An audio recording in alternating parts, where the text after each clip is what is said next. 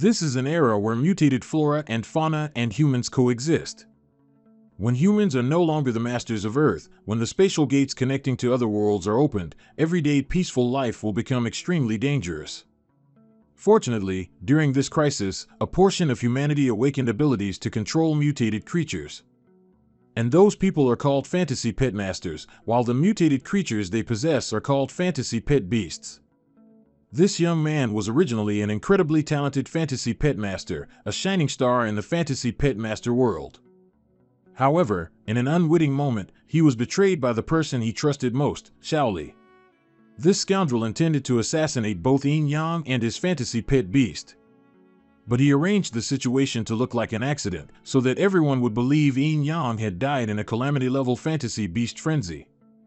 As his consciousness faded, Yin Yang swore that if he were given another chance, he would never let anyone harm him or his fantasy pet beast, Xiao Bai, again. And it seemed heaven had heard the plea of this unfortunate young man, as Yin Yang once again opened his eyes, waking up in his familiar bed. At first, he thought he was still alive after being harmed by Shaoli.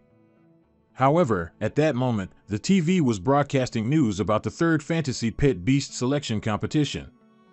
That competition took place when he was just 17 years old. Only then did Yin Yang realize that, more precisely, he had been reborn back to his school days. Moreover, upon being reborn, he also brought with him his God-tier spiritual power from his previous life.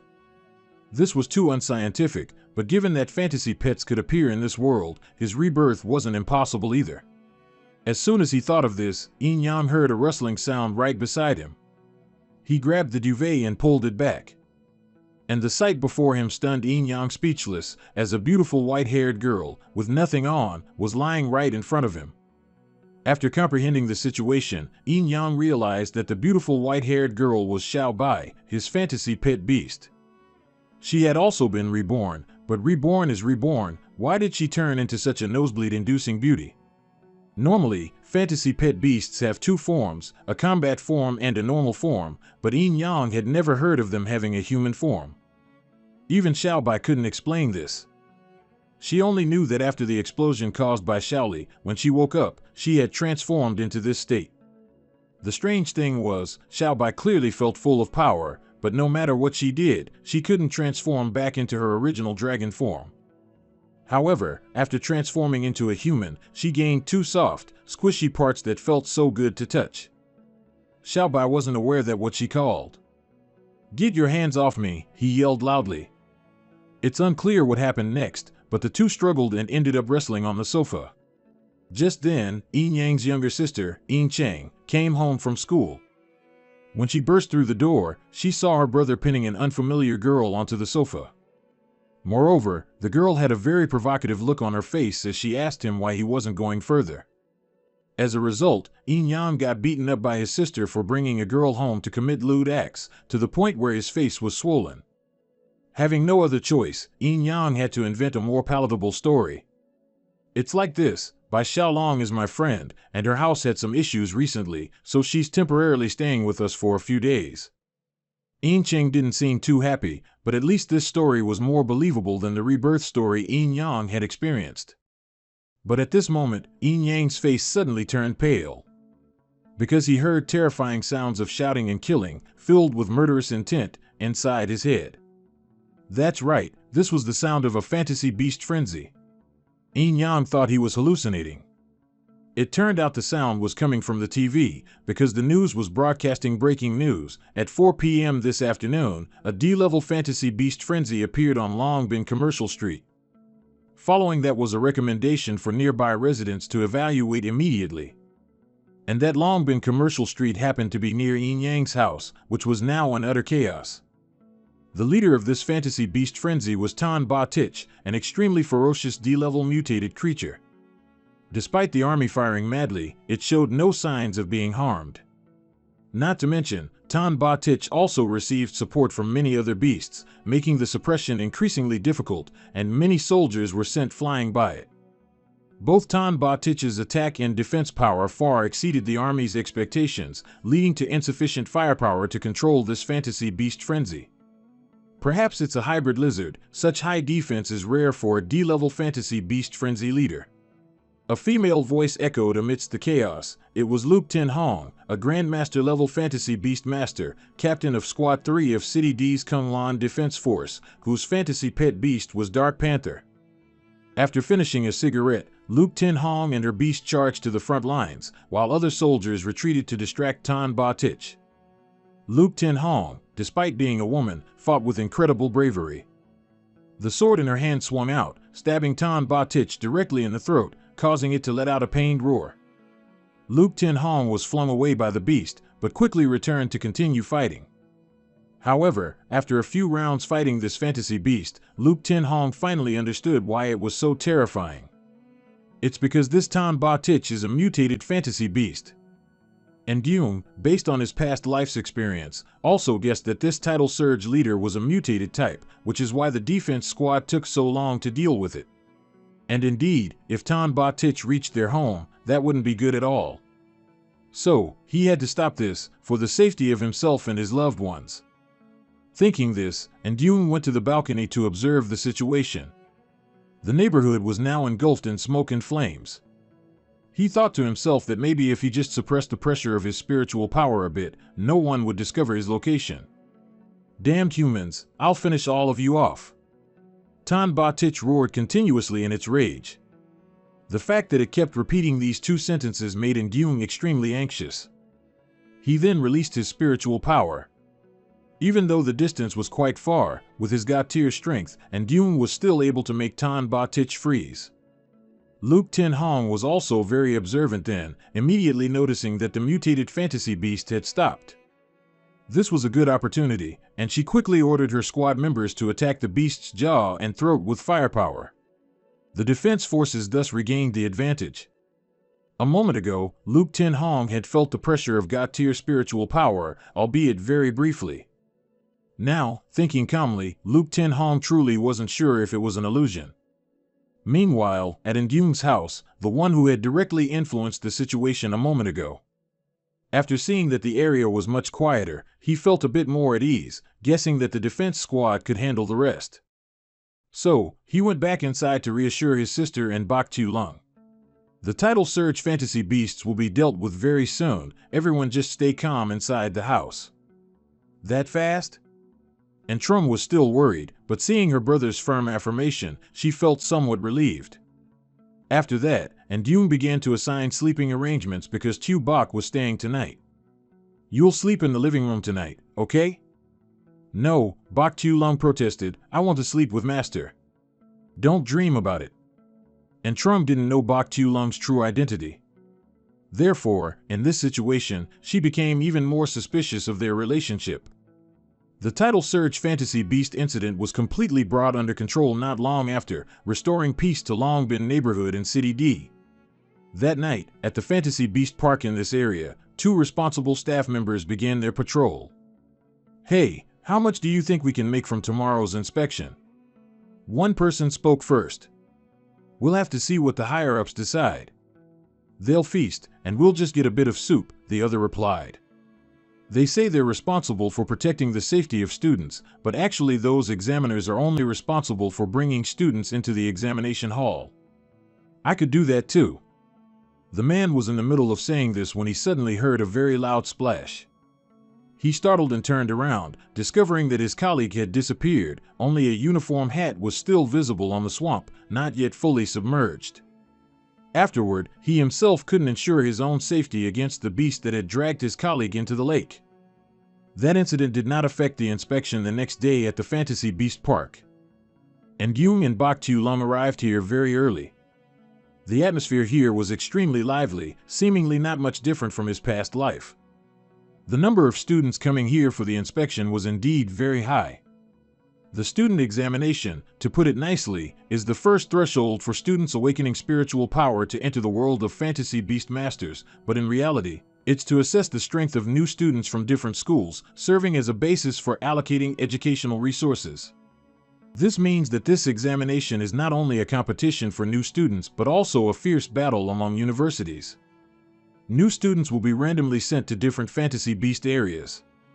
Normally, they only need to tame a normal level 1 fantasy beast to obtain the qualification of a level 1 fantasy beast master. Master, let's go home and sleep. I'm so sleepy. Bok Tu-Lung wasn't interested in the competition, so she tugged on Indung's sleeve and said loudly. These two words, master, were very misleading, and because of them, the two of them attracted the attention of several other students. Indung was extremely embarrassed. It was clearly agreed before going out that if others were present, she only needed to call his name, but Bok Tu-Lung simply wouldn't listen. I told you, just call my name when we're outside. That's a master's order. Indung said seriously. Fine. Their conversation was cut short when Indung heard another girl's voice calling him. Turning around, he realized it was Tam Mong Dao, the principal's daughter, the first friend Indung and Trung had made at the orphanage. He and Tam Mong Dao were also considered childhood sweethearts. I finally found you. You must do your best in today's competition. Tam Mong Dao said, her gestures and tone both extremely gentle. And as soon as Indung saw her, his eyes lit up. Thanks, Mong Dao, you too. Bok Tu-Lung observed from the side. She was just a phantom pet who had recently transformed into human form, so there were many things she didn't understand. She kept feeling that Tam Mong Dao's smile was very strange, and even thought that this girl had ill intentions towards her master. After greeting Indung, Tam Mong Dao then turned towards Bok Tu-Lung. This must be Tu Bok you mentioned on the phone yesterday, right? Hello there. In response to Tam Mong Dao, Bok Tu-Lung let out a very loud humph, leaving the other person surprised. Indung was extremely embarrassed and quickly explained that Bok Tu-Lung hadn't gotten enough sleep last night, so her mind was a bit slow and foggy. He also thanked Tam Mong Dao for helping him get a qualification for Bok Tu-Lung to compete. There's no need to be polite. It's rare for you to actively seek help. I couldn't be happier. Tam Mong Dao's demeanor made Indung feel as if he was standing before an angel. Indeed, whether in his past life or this one, she had always been so kind. He originally wanted to chat a bit more, but the next group of students was about to start their competition, so Tam Mong Dao urged him and Bok Tu-Lung to quickly head to the registration hall. It was only then that Indung remembered the important matter, and then pulled Tu Bok to leave together. Tam Mong Dao watched their retreating figures, the smile on her face gradually twisting. It turned out she wasn't actually an angel, but merely someone skilled at pretending. Tam Mong Dao stroked Yumin, her contracted phantom pet, in her hand, then gnashed her teeth and said, "What a headache." Suddenly, someone I don't know jumped out of nowhere. How can I make sure he only has eyes for me? Yumin could clearly sense his master's emotional state and thought to himself, it's happening again. At competition venue A, Indung had finished registering. Luckily, it wasn't too late. Now, he and Bok Tu-Lung just needed to wait for the competition announcement. But just then, a girl suddenly bumped straight into him. The other person looked very hurried, and her eyes seemed to be teary. The important thing was that Indung found her very familiar. He seemed to have met her in his past life. I told you to let me help you, didn't I? See? You bumped into someone, didn't you? Following behind the girl was a fat man. Seeing Indung's scrutinizing gaze on him, the man explained that the girl had low blood pressure and he was about to take her to the infirmary. However, looking at the girl's trembling, frightened appearance, Indung felt that this matter was not simple at all. Come on, let me take you to rest. You wouldn't want to perform poorly in the competition later, would you? The fat man whispered into the girl's ear, making her immediately lose all will to resist. Indung watched their retreating figures, his mind racing with thoughts. He wasn't someone who liked to meddle in others' affairs. But that man really didn't seem like a good person at all.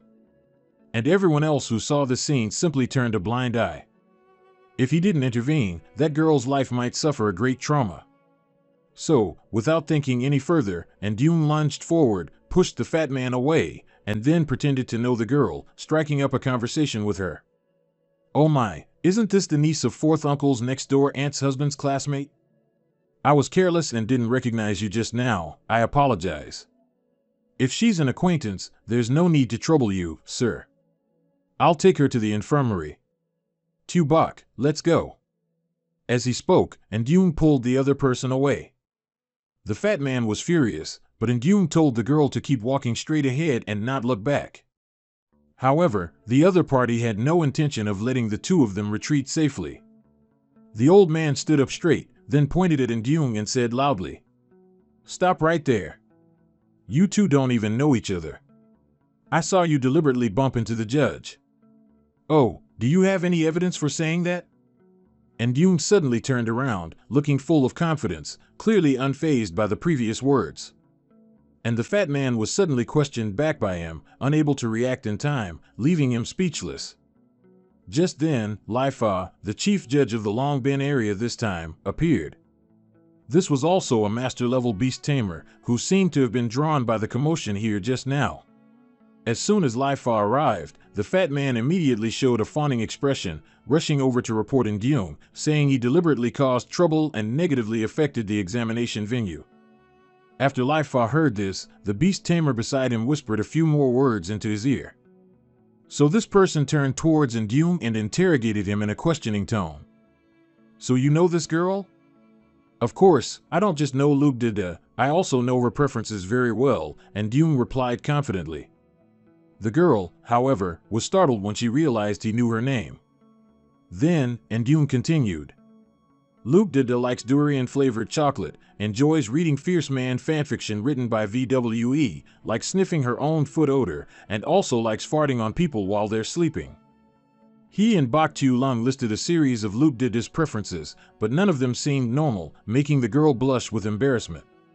Lai Fa, after hearing this, found the words quite convincing and announced, "All right, if that's the case, then I think this is just a misunderstanding. Everyone, please disperse." The fat man, having not achieved his goal, still wanted to argue, but when he met Lai Fa's icy gaze, he dared not say anything more. The story stopped there, and the crowd began to thin out. Not long after, an announcement was made, stating that in 5 minutes, the judges would guide students to their respective examination areas according to the list, asking students to be ready. Additionally, throughout the examination process, electronic cameras would closely follow and record every moment of the contestants. In other words, their every move would be monitored.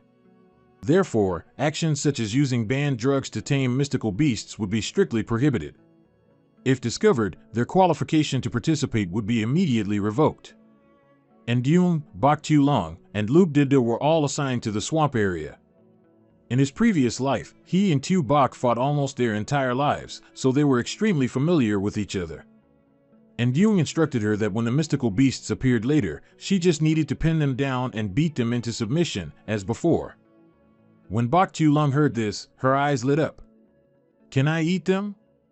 "Unfortunately, no," Indyung replied, making Bak Tu-lung visibly disappointed. After that, Luke Dida also thanked Indyung for helping her out earlier, and casually asked why he knew her name. As soon as Indyung heard the question, he became uncomfortable.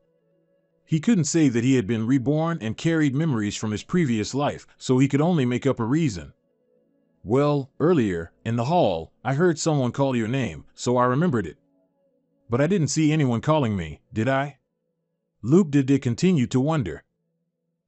No? You probably didn't hear it. If you heard it, you'd know. If you don't know, it means you didn't hear it, Indyung replied, frustrated.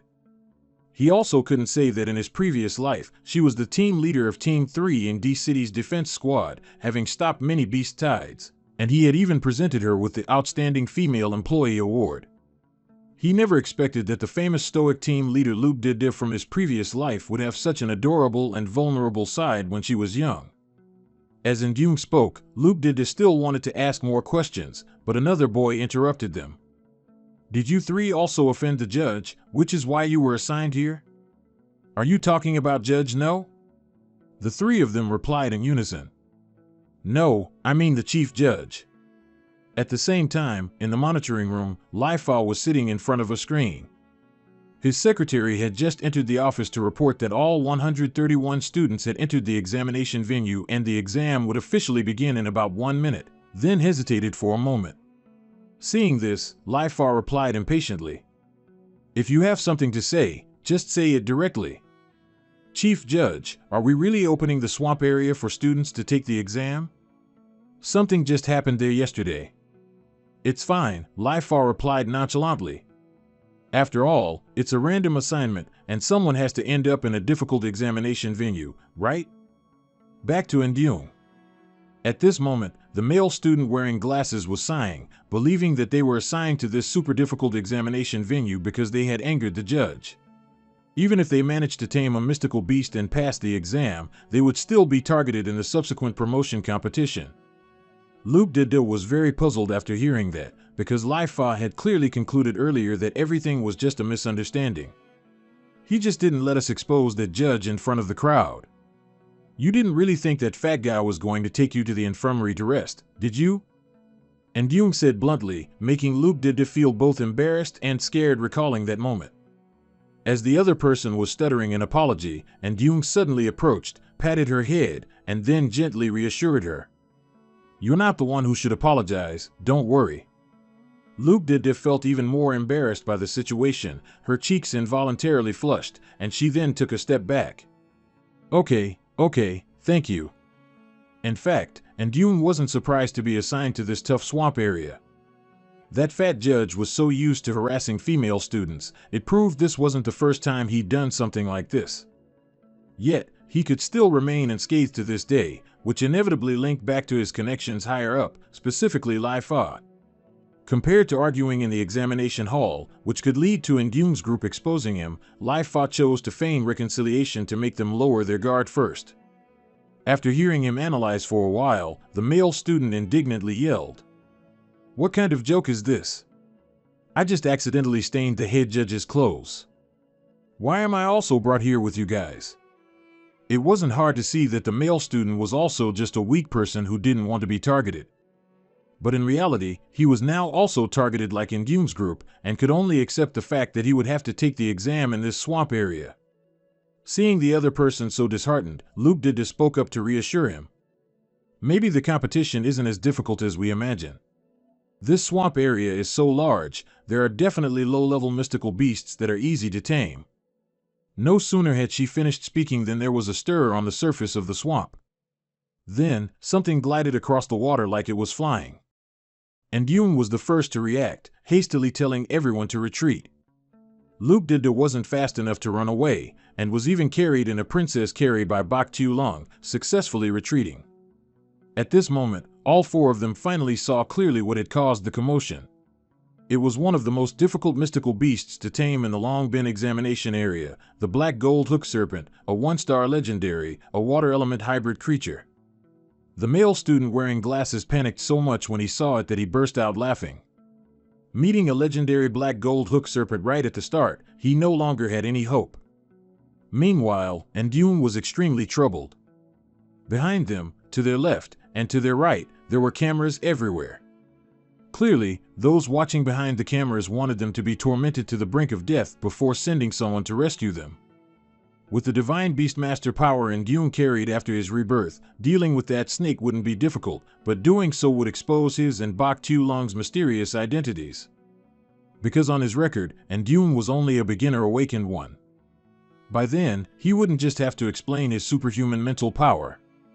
But if he wasn't careful, it could also expose Bak Tu-long as a human-transformed mystical beast, leading to her being captured and taken to a laboratory.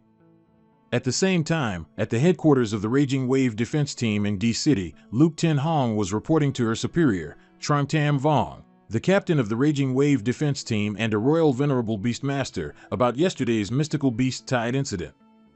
However, even more important than that incident was Luke Tin Hong's suspicion that a divine Beastmaster had appeared nearby, which was the main thing she wanted to report. After thinking carefully, Luke Tin Hong felt that the moment the mutated sonic wave was suddenly suppressed was not her hallucination. The mental power that suppressed it was released with extreme precision, both subtle and powerful, making her confirm it many times before daring to assert it. And the person capable of doing it had to be at least a Royal Venerable Beastmaster or higher. Trong Tam Vong fell silent upon hearing this. Because currently, all Divine Beastmasters were under government orders, heading to the desert region to handle the calamity-level beast tide. Logically, they shouldn't appear in the Long Bin area, unless a new high-level awakened person had emerged. But the situation was still unclear, so Trong Tam Vong advised Luke Tin Hong to keep that information confidential for now. At the same time, she needed to pay more attention to events in the Long Bin area in the coming days to find more clues about the mysterious person. Returning to Indyung, he was still struggling with the black gold hook serpent because he couldn't unleash his true power. Meanwhile, Luke Didi's mental power was still too weak to affect that monster. As for the male student, there was no need to say. Before the black gold hook serpent, he was so scared his legs turned to jelly, completely unable to stand up and fight. Then, this young man suddenly pulled out a strange potion from his pocket and flashed a bizarre smile. "That's right, I have this.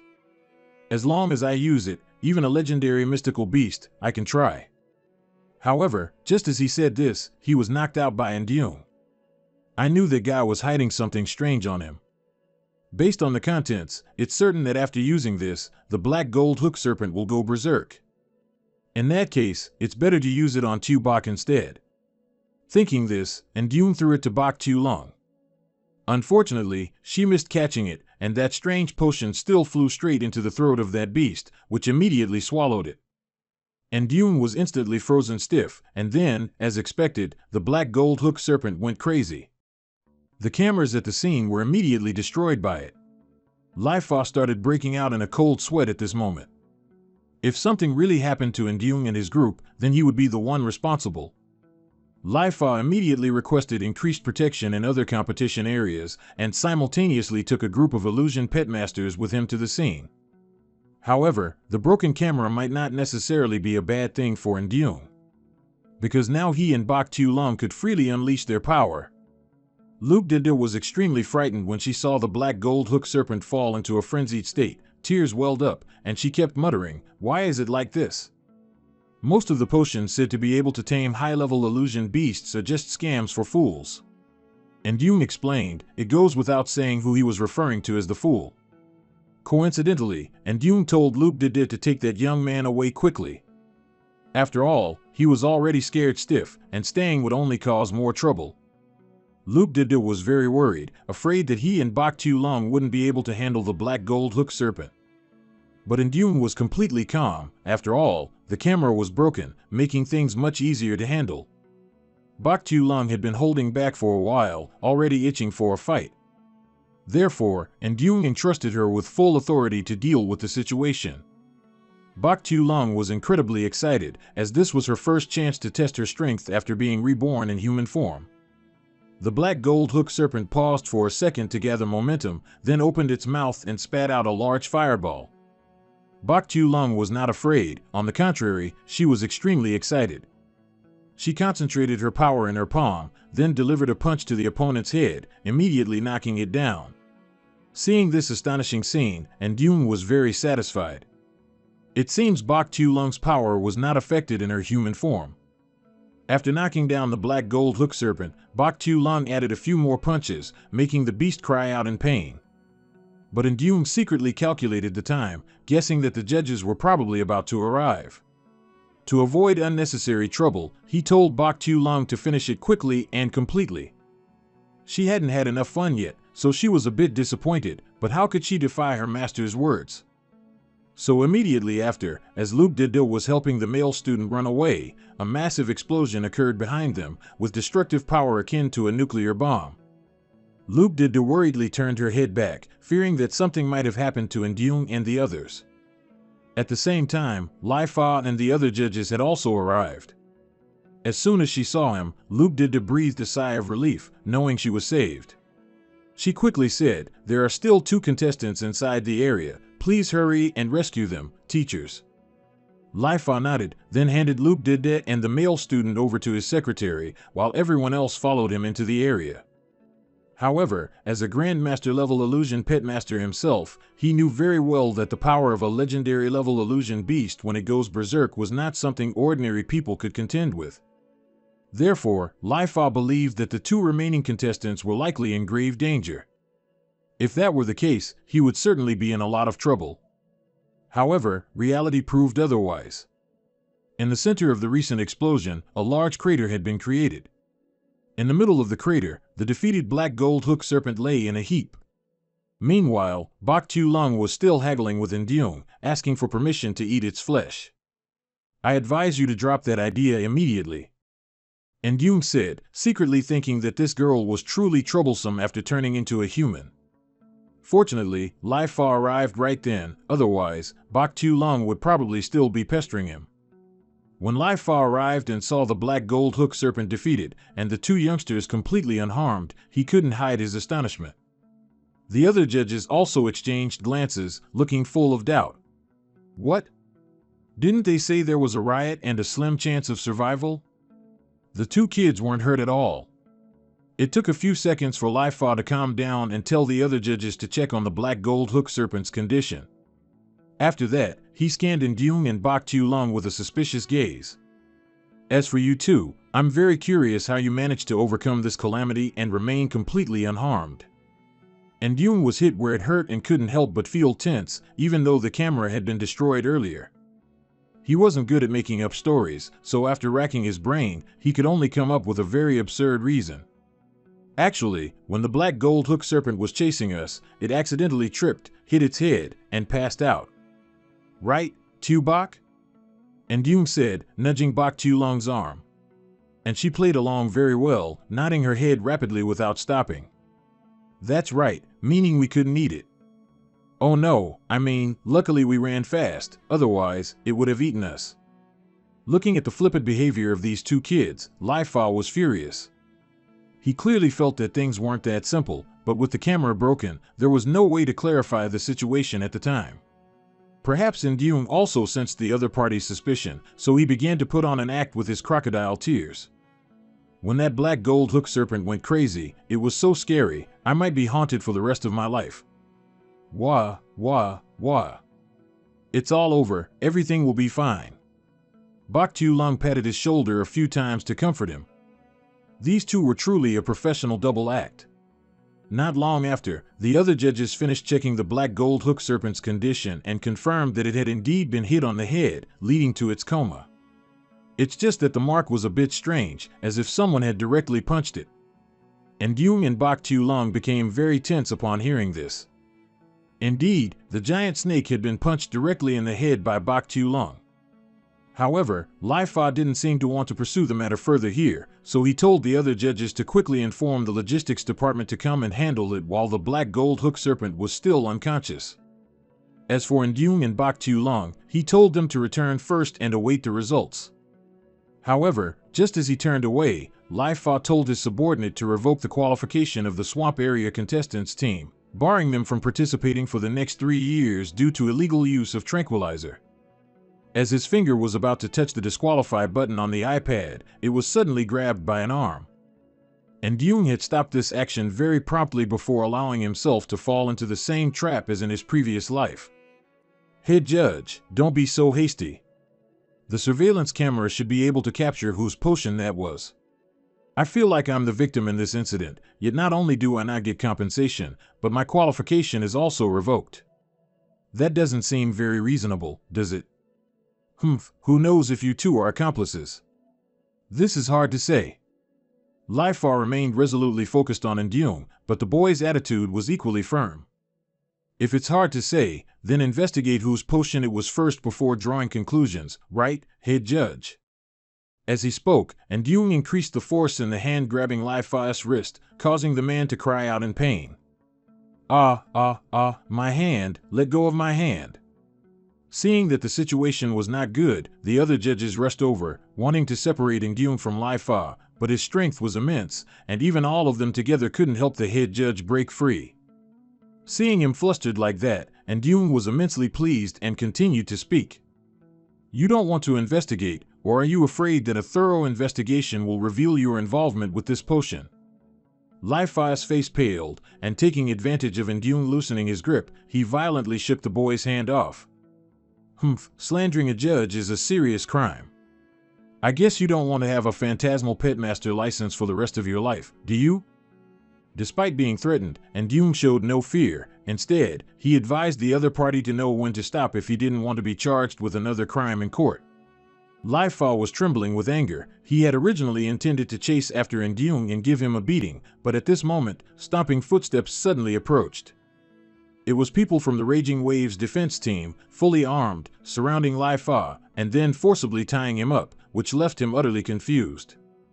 What's going on? Let me go.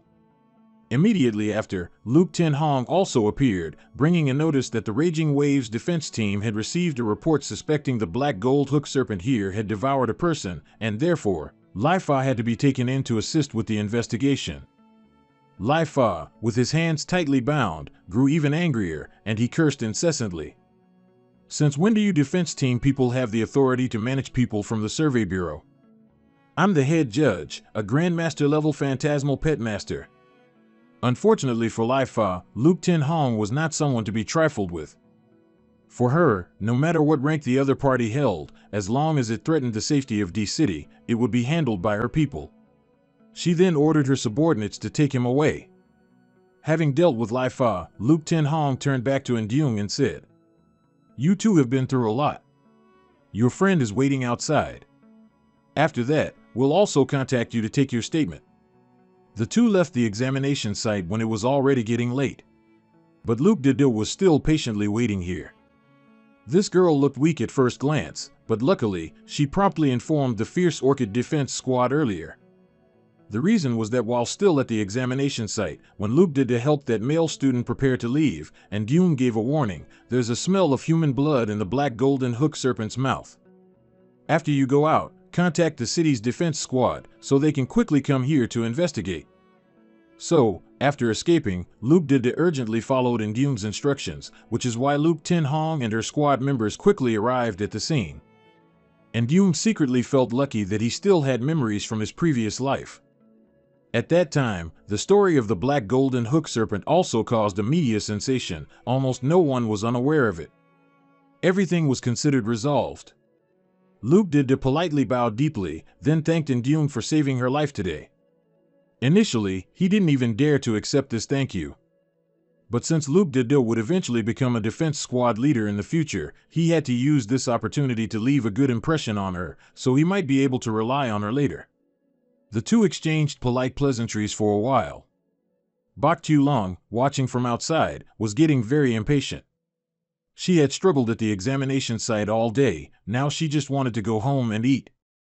After bidding farewell to Ndyung and Bok Tu-long, Luke Dede quickly ran back to the Fierce Orchid Defense Squad, who were currently escorting Lai Fa and that fat examiner No away.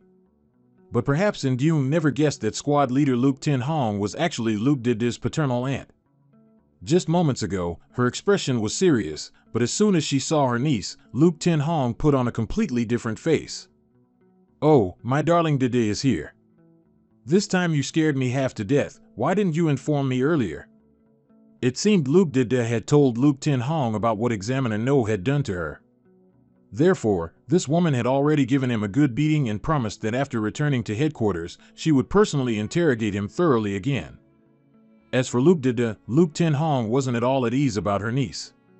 "Dede, I know you want to train yourself and not rely on family connections. But everything must be done step by step, or how about we switch areas with another case? Otherwise, what if you get bullied again?" "You still have me," Luke Dede replied with an angelic smile, making the heart of the niece-obsessed Luke Tin Hong pound rapidly. Then, Luke Dede continued, "Moreover, Ndyung encouraged me a lot. I can't disappoint him." When mentioning Ndyung, Luke Dede's cheeks unconsciously flushed. How could this escape Luke Tin Hong's hawk-like eyes? She had met Ndyung earlier and didn't have much of an impression, but if he was involved with her niece, it seemed she would have to pay more attention in the future. Meanwhile, at Ndyung's house, a decisive battle was taking place between him and Bok Tu-long. The reason was that there was chicken on the dinner table that day, but out of 5 drumsticks, and Trung had eaten 1. Bok Tu-long had eaten 3, and there was only 1 left, which she still wanted to fight Ndyung for. Neither side yielded until the phone in his pocket rang. While Ndyung was answering the phone, Bok Tu-long quickly snatched the drumstick and put it into her mouth. The person calling was Ndyung's high school deskmate, Daeng-gu. In his previous life, he had dropped out of college due to a large debt at the Illusion Pet Clinic, working odd jobs everywhere, and eventually suffered an accident at a construction site. If Ndyung's predictions weren't wrong, this phone call was the origin of it all. And just as his data suggested, as soon as he picked up, Daeng-gu's panicked voice came through from the other end. "Ndyung, quickly come to the Illusion Pet Clinic. Save me." I brought my bull pet for a routine checkup. I don't know why it suddenly became aggressive and injured the doctor. Now they're demanding compensation from me." As Daingu said this, the doctor in charge of the bull pet snatched his phone. This villain demanded that Yang bring 100,000 yuan before 7 o'clock, otherwise, something bad would happen to Daingu. As soon as he heard that number, Daingu's expression changed dramatically. 100,000 yuan, why don't you just go rob someone? After that, he yelled into the phone, telling Yang not to come, because he'd rather be beaten than be robbed in broad daylight like this. His voice was intermittent, mixed with cries of pain. It was clear he had been beaten. Then, the phone call was abruptly cut off. And Yang knew he had to go. Daingu's bull pet was a gentle-natured life-spirit pet. It couldn't possibly be aggressive. The last image of Daingu in his previous life still haunted him to this day. Not long after he passed away, the bull pet, overwhelmed with grief, also followed its master. Therefore, in this life, Yang vowed to protect both master and pet well. At that clinic, Daingu was still tied tightly to a chair by those unscrupulous veterinarians. His bull pet was also illegally held by them. After a long back and forth, these ruffians grew impatient when Yang still hadn't brought the money. Just as they were about to give Daingu another beating, Yang finally appeared. Seeing him, the ruffians were overjoyed and told each other to lock the door. "You little punk, 100,000 yuan was the previous price. Now you've injured my brothers again. If you want me to let this go, you'll have to compensate at least 200,000 yuan. If Daingu weren't tied up, he would surely be flailing about now. These bastards are getting more and more outrageous. This amount is nothing short of blackmail." However, contrary to his anxious demeanor, Yang seemed very calm, responding to the head doctor. "You're right, to resolve the spirit pet's aggressive phase, plus various other incidental fees, this amount is very reasonable. Humph, at least you're sensible. Hand over the money today, and we'll let you two go." "It seems there's a bit of a misunderstanding here. I meant you should give me 200,000 yuan. Yang said, and his words made those people furious. "What? Are you kidding me?" Yang didn't answer, but just then, the lights in the clinic suddenly went out. And in that darkness, a pair of large, glowing eyes appeared, and those quacks immediately panicked when they realized what was happening. "What's going on? How did a huge spirit beast suddenly appear like a ghost?" The owner of those eyes was Daingu's bull pet. Earlier, before coming here, Yang had instructed by Xiaolong to take the opportunity to release it. From the darkness, the bull pet appeared in a combat state, looking as if it was about to charge at any moment. Daingu was afraid it would endanger those doctors, making his situation even more unfavorable, so he quickly called out loudly. But the bull pet was no longer listening to him. And at that same moment, Daingu noticed movement behind him. It turned out that Bai Xiaolong was secretly untying him. And in less than a minute, Daingu was free. With his hands and feet released, he eagerly rushed towards the bull pet, but was stopped midway by Yang. "Daingu, calm down. Your bull pet seems very strange, as if it was stimulated by something and entered a frenzied state. Even if you go over there now, it won't recognize you because it has lost all reason. This is very dangerous." Daingu felt that Yang's words made sense, but he was still very worried about his spirit pet. Yang reassured him a bit, saying that compared to the bull pet, those ruffians were even more dangerous, so just let it deal with them.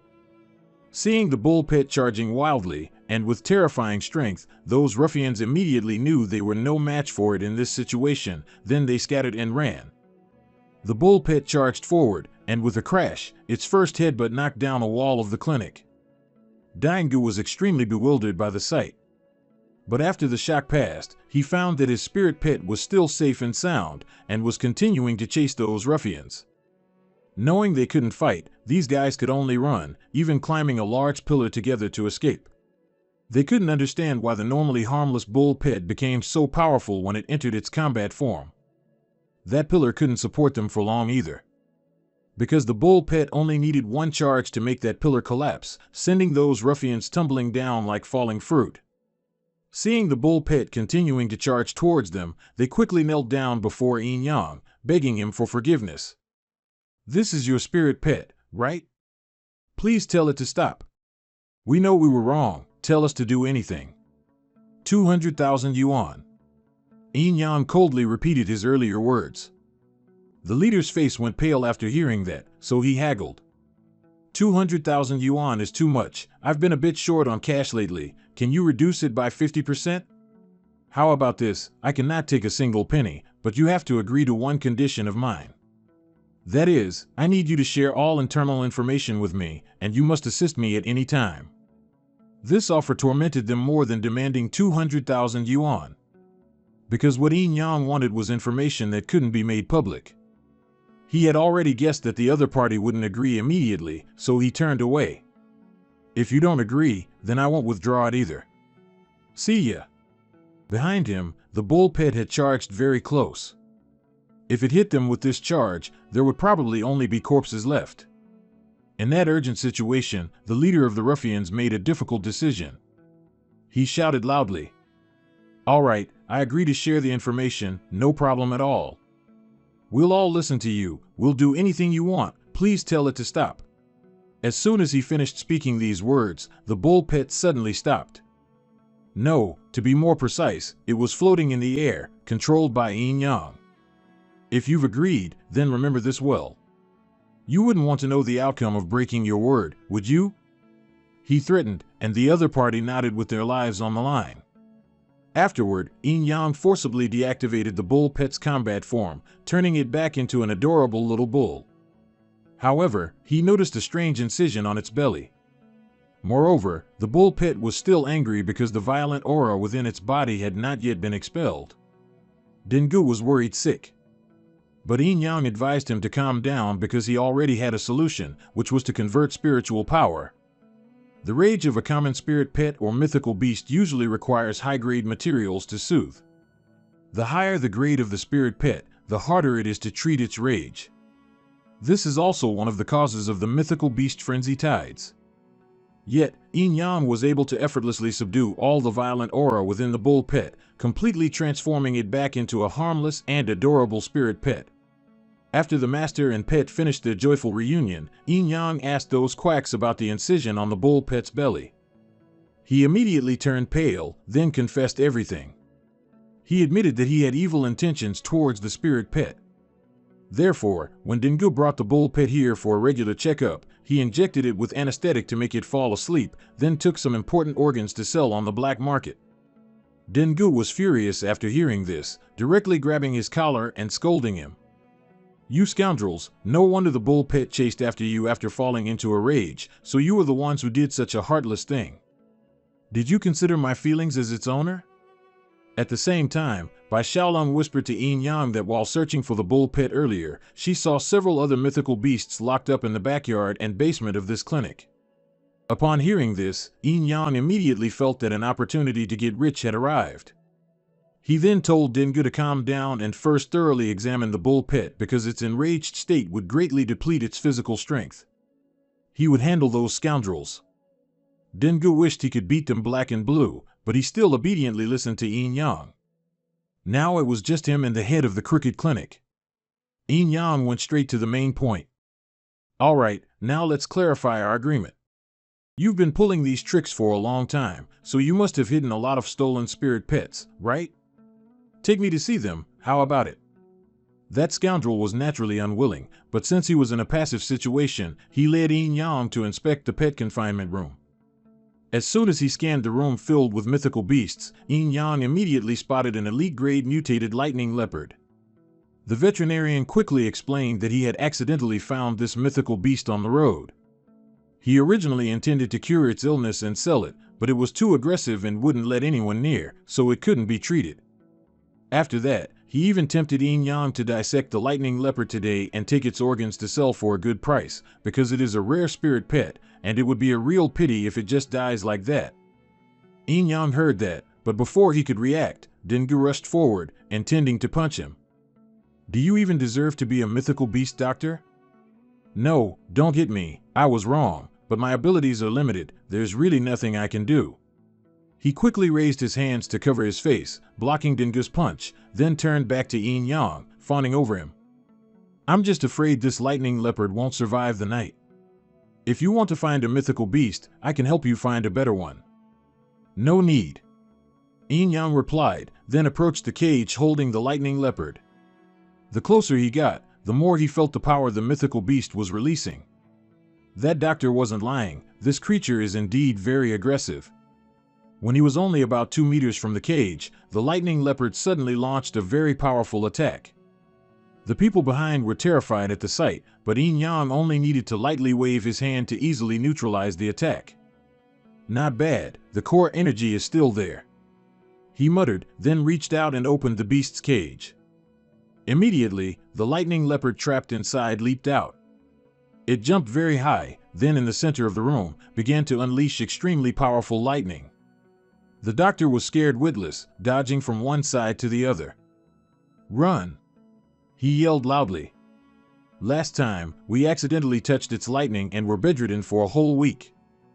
As he said these words, he noticed that Yin Yang was still standing in place, not moving, let alone frantically running away. He was surrounded by a strong barrier, completely nullifying the mythical beast's lightning. Yin Yang was very patient, waiting until the lightning leopard finished acting out before drawing it into his barrier. Even though he kept reassuring it not to be afraid, the lightning leopard remained very panicked. The conflict between the mythical beast and Yin Yang created a large explosion right in the room. Dengu and the others stood quite far away, unaffected by the explosion, just a little blinded by the light. He was extremely worried, fearing that Yin Yang would be harmed by the lightning leopard. However, when the blinding light faded, they saw that Yin Yang was completely unharmed, and was even subduing the lightning leopard, making it calm down. It's just that this little guy just desperately discharged electricity, so it almost completely exhausted its stamina. If this continues, I'm afraid it won't last much longer. Thinking of this, Yin Yang immediately formed a mental power contract with it. Not long after, the lightning leopard opened its eyes once more. But now, its appearance was like an adorable stuffed animal, completely unrecognizable from its previous frenzy. Yin Yang successfully signed a contract with the mutated lightning leopard, to the astonishment of everyone, especially Dengu. They had been friends since high school, but he didn't know when his seemingly useless friend had become this powerful. The lightning leopard is much better now. Because after a mythical beast and a mythical beast master sign a contract, the beast master's mental power can be used to heal the mythical beast's injuries. This was originally a good thing, but Bai Xiaolong, who had been silent until now, suddenly yelled. "I don't agree." The 3 men in the room all looked at her. The result was that Bai Xiaolong was enveloped by an extremely terrifying aura. This was not difficult to explain at all.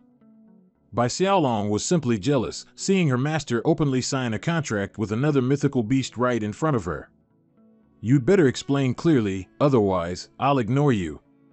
Yin Yang found himself in a difficult situation. He had only been thinking about saving the lightning leopard just now, so he completely forgot about Bai Xiaolong, and also forgot that Dragon Clan members like her have a very strong possessive nature. After pondering for a while, thankfully, Yin Yang came up with a solution. At Longbin Snack Street, bright lights shone, and people gathered bustlingly. The vendor's cheerful voice called out loudly, "Grilled pork hocks, over here." On this side, Xiaolong was giving Xiaozi an irritated glance. She coldly approached it, her demonic voice startling Xiaozi, "Don't touch my food." Her ferocity scared Xiaozi so much that it immediately leaped onto his shoulder. Yin Yang smiled, all right. Xiaolong quickly burst into tears, "I'll never pay attention to Master again. You clearly said it would only be me at first, you liar." Yin Yang looked at her like that, and couldn't help but be stunned. "Xiao Bai." He focused and recounted, "Do you still remember the mythical beast tied in Chuankong City?" On this side, Xiaolong's tears were still streaming down. Yin Yang added, "Back then, I had just become a Grandmaster level mythical beast master, and you had just reached legendary rank. The first time we encountered a calamity level mythical beast, it was an extremely ugly wild boar, and it buried almost all the people and mythical beasts of that city during that beast tide. Against such rampant beast tides, is the strength of just the 2 of us enough?" It seemed she understood what he meant. Xiaolong hesitated, saying, "But..." Yin Yang picked up a large drumstick. "Even at the God tier level, didn't we still fall victim to that scheme?" Speaking of which, Xiaolong remembered that despicable face. She gritted her teeth and growled, "That bastard Xiaoli." Yin Yang placed the chicken drumstick in her bowl. "Even if I form contracts with other mythical beasts, in my heart, you are irreplaceable." Xiaolong pouted, "All right then." He secretly thought, "More importantly, I never want to see you die in front of me again." But of course, Yin Yang didn't say it aloud. He looked at her with a bright smile. "Come on, come here and get to know Xiaozi." Xiaolong stepped forward towards the arrogant leopard and said, "Master has already named you. From now on, I am your boss. If anything happens, I'll protect you." Xiaozi glanced over, making a pouting face, showing disdain for Xiaolong's words. She immediately flared up in anger, ready to punch Xiaozi. Here we go again, Yin Yang thought bitterly. This rebirth, it might as well not have happened. The next morning, at Hongxiang Vocational Academy, a frantic voice rang out. Yin Yang ran forward frantically. He couldn't help but feel uneasy. "Oh no, old Lu, the unfeeling iron-faced one." The man smiled cunningly. "You want to get past me? No way. I'm the school security guard, old Lu."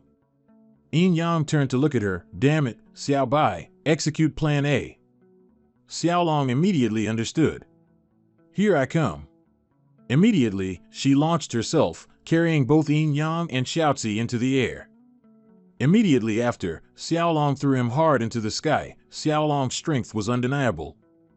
And just like that, Yin Yang successfully flew over the wall directly into the school, to the security guard's astonishment. Just a moment later, Yin Yang landed safely. He looked at old Lu, who was seething with anger behind him, and couldn't help but feel smug, surprised yet. "I'm not the same as before. This time, I swear I'll get it back." Before he could finish, Yin Yang's face slammed hard into someone's backside, startling him.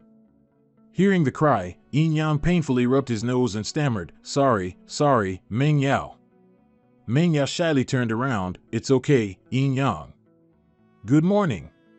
He watched her rub her backside and secretly groaned in his head, "I just bumped into." Meng Yao blushed when she saw him. "I didn't expect to meet you here.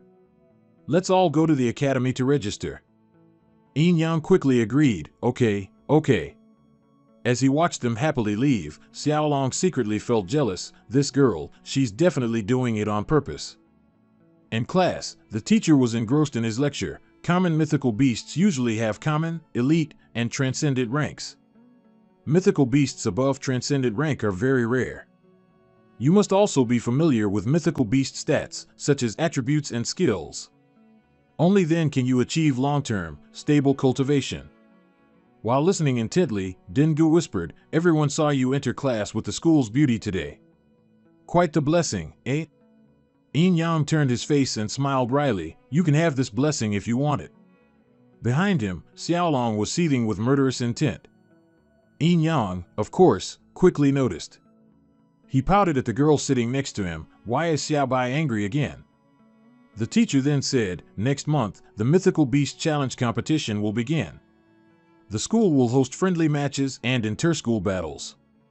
I hope everyone participates enthusiastically." Yin Yang now began to think seriously, recalling what Shaoli once said. That year, when XA and I defeated a bunch of people, easily winning the championship of the 3rd National Mythical Beast Battle Competition. At the time, he had simply responded boredly, yes, you've said that 100 times already." Yin Yang thought back. At the time, I thought he was joking. Shaoli is very secretive about his personal life. If I want to approach him and the forces behind him, I must start with this competition. Time was up quickly. The teacher then announced loudly, "That's all for this lesson. Class dismissed." Dengu muttered, "Oh, battles again." Every year, the friendly competition is suppressed by outsiders, giving other schools more achievements. Who'd want to participate? Meng Yao gently said, "If Yin Yang participates, then I'll participate too." He was touched, blushing. Meng Yao. Xiaolong also got excited. "Participate? So, we're going to eat good food?" Yin Yang was speechless. "Do you only think about eating?" At the same time, everyone buzzed. "Look! Li Tin is intimidating new students again." As soon as he finished speaking, a large dog full of murderous intent stood blocking the way. It was an elite rank hellhound. Everyone was panicked, the doors blocked. We can't get out. At this moment, people from outside also entered. That kid named Li Tin, as soon as he walked in, grabbed the collar of a classmate standing near him. Li Tin arrogantly demanded, "I'm asking you, who is Tam Mong Dao?" Over here, Yin Yang wasn't in a hurry to show himself. He silently observed, looking for Tam Mong Dao. Very quickly, Meng Yao stepped out and cautiously asked, "Are you looking for me for something?" Seeing her, he immediately released the other person. Then Li Tin stroked his hair. "All right, join my group. I heard your Phantom Beast is a transcendent nine-tailed fox, and I'm a level 6 Phantom Beast Master. We're a match made in heaven. No one can refuse my invitation." But Meng Yao smiled cheerfully and replied, "Sorry, I refuse." He couldn't help but yell in surprise, "What?" Li Tin babbled again, I'll give you another chance. Think carefully." A sly glint appeared in Meng Yao's eyes as she thought to herself, "So, I can't beat this guy up in front of Yin Yang." At the same time, he stepped forward. "Didn't you hear her refuse already?" Meng Yao was startled. "Yin Yang?" Li Tin smirked slyly. "Just playing hard to get, huh? Not choosing me?" He then pointed at Yin Yang and loudly shouted, "You mean, choosing him instead?" Meng Yao shyly whispered, "How did you know I wanted to be in a group with Yin Yang?" Hearing this, Li Tin looked as if he was about to spit blood. He clutched his chest, wounded. Outside, a student buzzed, "Quick, let's go watch the battle. I heard school tyrant Li Tin is challenging a new student to a Phantom Beast fight." The friend next to him also exclaimed, "Who dares provoke Li Tin like that? It seems to be a guy named Yin Yang." Hearing that name, Dede was startled, her inner self screaming, "Yin Yang?" After only a moment, the two were in the training arena, surrounded by students who had gathered, shouting. One of them nonchalantly said, "Li Tin is sure to win. Facing a new level 1 Phantom Beast Master, he'll probably just get beaten." Dede secretly worried, he then said, "During the entrance exam, because we didn't use our full strength to subdue the black gold dog serpent, the assessment board only gave us a 1-star certificate." Recalling, the power gap between different levels of Phantom Beast Masters and Phantom Beasts is huge. More importantly, high-level Phantom Beasts will have mental suppression over low-level Phantom Beasts. Li Tin was excited. "This is the first time I've met someone who doesn't know their own limits like you." The henchman behind him cheered, "Boss, finish him off." Yin Yang smirked, "Who doesn't know their own limits? We'll find out soon enough." He secretly thought, this is a good opportunity to get resources for Xiao Zi's advancement. Going back to about 10 minutes earlier, Li Tin was arrogant then, "Goddess Meng Yao wants to be in a group with you, so you must be very strong, huh? How about a match to broaden my horizons?" Meng Yao was displeased. "My wanting to be in a group with Yin Yang has nothing to do with you." Yin Yang interrupted, "It's fine." He then added, "If it's a match, there should be some stakes, right? If I lose, I'll serve you tea and water for 3 years. If I win, you'll give me the elite grade scarlet nettle in your bags. How about it?" His friend behind him was annoyed. "How did you know what was in our bags?" Li Tin was furious. "This kid is too arrogant." Yin Yang chuckled to himself. Just now, Xiao Zi smelled the unique fragrance emitted by the scarlet nettle. At this moment, Li Tin shouted loudly, "Very good, I challenge you to a Phantom Beast battle." Xiao Long sneered, "Another fool tricked by the master." Back to the present time, Dede was still staring intently at him on the arena. Yin Yang stroked Xiao Zi and instructed, "Xiao Zi, just seize the opportunity." Xiao Long stood outside and cheered loudly, "Go, Xiao Zi. Make the boss proud." Meng Yao secretly thought, Yin Yang seems much more confident than before, but how can he beat Li Tin? On this side, Zi Long was extremely angry, "That little brat, Xiao Zi." Meanwhile, Li Tin's dog was still glaring and attacking Xiao Zi. At this moment, General rushed forward, its eyes blazing like headlights. Xiao Zi, however, just stood there, staring blankly at General, like a small weasel. But as soon as General lunged, Xiao Zi quickly jumped up. General's gaze, along with its hellish aura, sent shivers down everyone's spines. Its unleashed power sent Xiaozi flying uncontrollably. The dog continued its attack, the purple flame aiming at Xiaozi to burn it. Of course, it wouldn't surrender to that dog. Xiaozi leaped and bounced through the air, dodging all the dangerous blows. Everyone around was amazed and exclaimed, "Li Tin's phantom beast feels even stronger now. This electric lightning leopard is the fastest I've ever seen." But running away isn't a solution. It doesn't have any strength at all. It looks like it's going to die horribly. Li Tin smugly said, "I advise you to surrender. I'm afraid your little mouse won't be able to last much longer." On this side, Yin Yang still stood majestically, showing not a hint of fear. This made Li Tin feel a little uneasy. What's going on? He doesn't look worried at all. Before he could finish his thought, everyone around started buzzing and pointing. Look! On the arena, General is now surrounded by Xiaozi's lightning. Li Tin angrily shouted, "Scarlet Abyss mental suppression, attack it from below." As soon as he gave the order, General's eyes lit up. Then it shifted from a passive stance to a continuous attack. Xiaozi quickly turned and ran. A silver light emanated from its body, momentarily stunning the dog. Meng Yao grew anxious again. She watched the match, startled. It's over. On this side, Dedu was even more panicked. Was it still too much of a struggle, after all? At this moment, Xiaozi was struck and thrown to the ground. That tiny figure seemed as if it could no longer get up. The tiny leopard lay curled up, unconscious on the ground. Just then, Li Tin's crimson hound slowly advanced, its sharp, cold eyes fixated on Xiaozi. General now looked as if it wanted to tear apart the motionless opponent. At this moment, Crimson Hound slowly opened its sharp fangs. Suddenly, Xiaozi opened its eyes wide, staring intensely at its opponent. Immediately, Crimson Hound was electrocuted, its head spinning. It couldn't bear it and immediately let out a loud howl. The dark flames on its body then gradually extinguished. Xiaozi, as if it had never been injured, now stood proudly, glaring and growling loudly at Crimson Hound. Immediately after, it roared and rushed towards Crimson Hound like a gust of wind. Xiaozi's entire body charged quickly towards its opponent, striking it hard.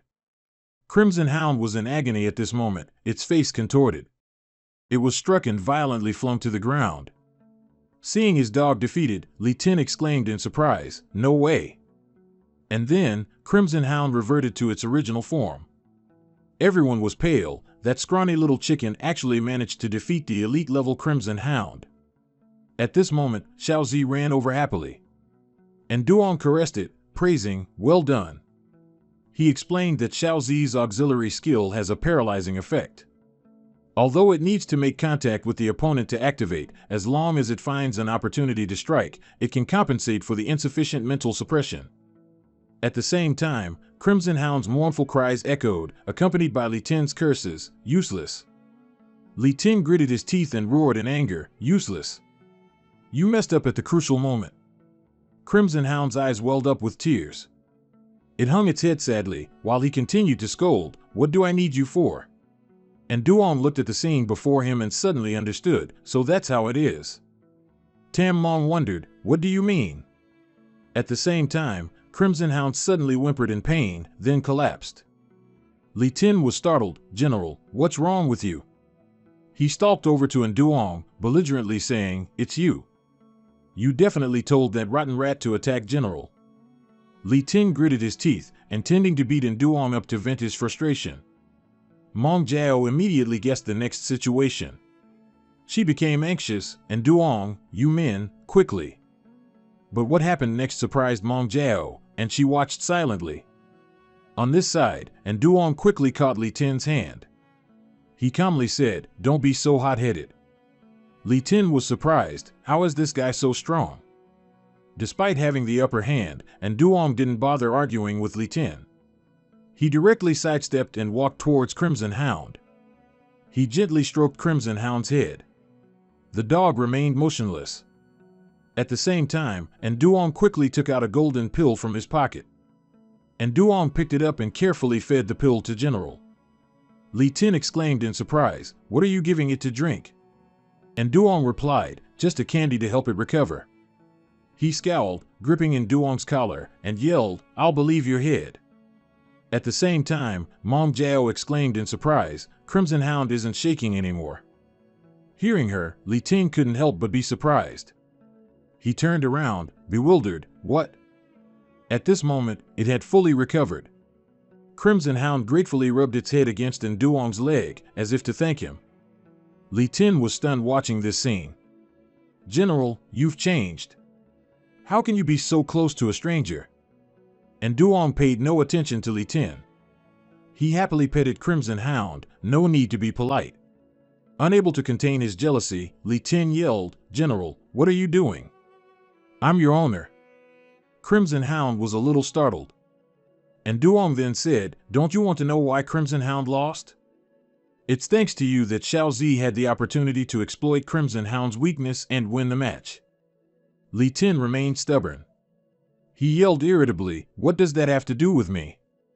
Ignoring him, Duong still explained, "A spirit beast's mental state will affect its performance during battle.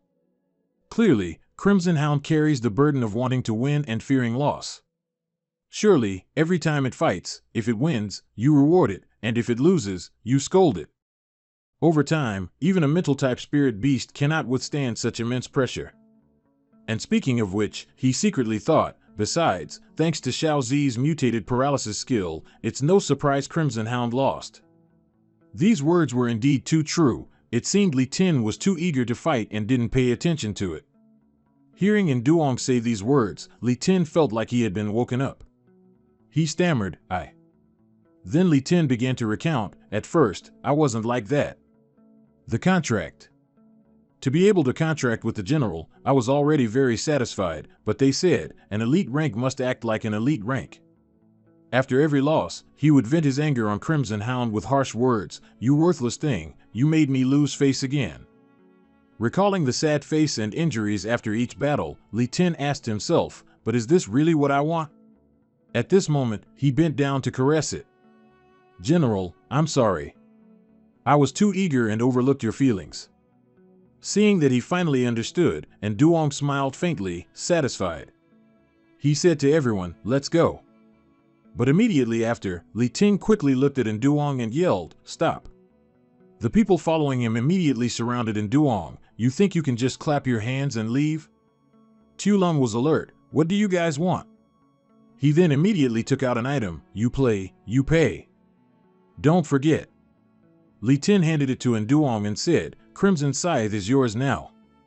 After they left, Mong Jiao couldn't help but marvel, "I can't believe that after just one day, you've contracted with an elite rank Thunderclap Leopard and even defeated Li Tin." Duong forced a wry smile, "It's all thanks to luck." He secretly groaned, "Oh no, I really wanted to be humble." As soon as they arrived at the bus stop, everyone was immediately drawn to a notice board on it. Duong read it, "The friendly competition is in 1 week. A 5-on-5 team battle, 1 match decides the winner." It's not like the national competition. The friendly competition is just a 5-on-5 team battle, 1 match decides the winner. Normally, friendly competitions are for strong teams to build momentum. Hong Tuong's opponent is Hua Dong School, ranked 1st in the region. This is the list of those ranked 1st in the region. Mong Jiao couldn't help but pout, "That's why we lose terribly every year." Duong casually hugged Xiao Zi and walked ahead. "This year, Hua Dong's winning streak will end." Mong Jiao asked curiously, "How do you know?" He happily replied, "Because I want to participate in the competition." The next morning, at Hong Tuong Vocational Academy, everyone had already settled into their classrooms. Duong walked around glumly. Although Mong Jiao agreed to join yesterday, there still aren't enough people. He racked his brain. "Xiao Bai can't participate. Where can I find 3 more people?" At the same time, a voice rang out, "Count me in." Duong reflexively raised his hand to greet. He secretly thought, "Luke Dida?" She looked at Duong sincerely, "Don't forget me. You can command me as you wish." Duong was startled and surprised. "That's right, how could I forget her?" Dida whispered, "Yesterday's confrontation was spectacular. I just heard you're preparing to participate in the friendly competition.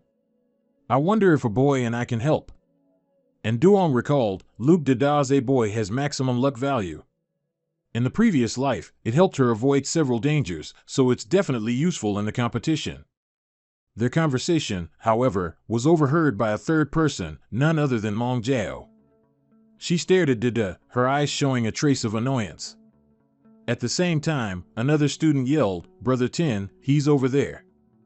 Mong Jiao heard it and couldn't help but feel nervous. Oh no, why is Li Tin's group here again? Dida and Nduong were quickly surrounded by them. She was a little flustered. "Hey, what do you guys want?" But contrary to everyone's expectations, Li Tin quickly yelled, "Hurry, greet Big Brother." As soon as he finished speaking, everyone bowed in unison and respectfully shouted, "Big Brother." Li Tin rushed over and put his arm around Nduong's shoulder. "Big Brother, yesterday I followed your advice and opened up to the general. It was very effective."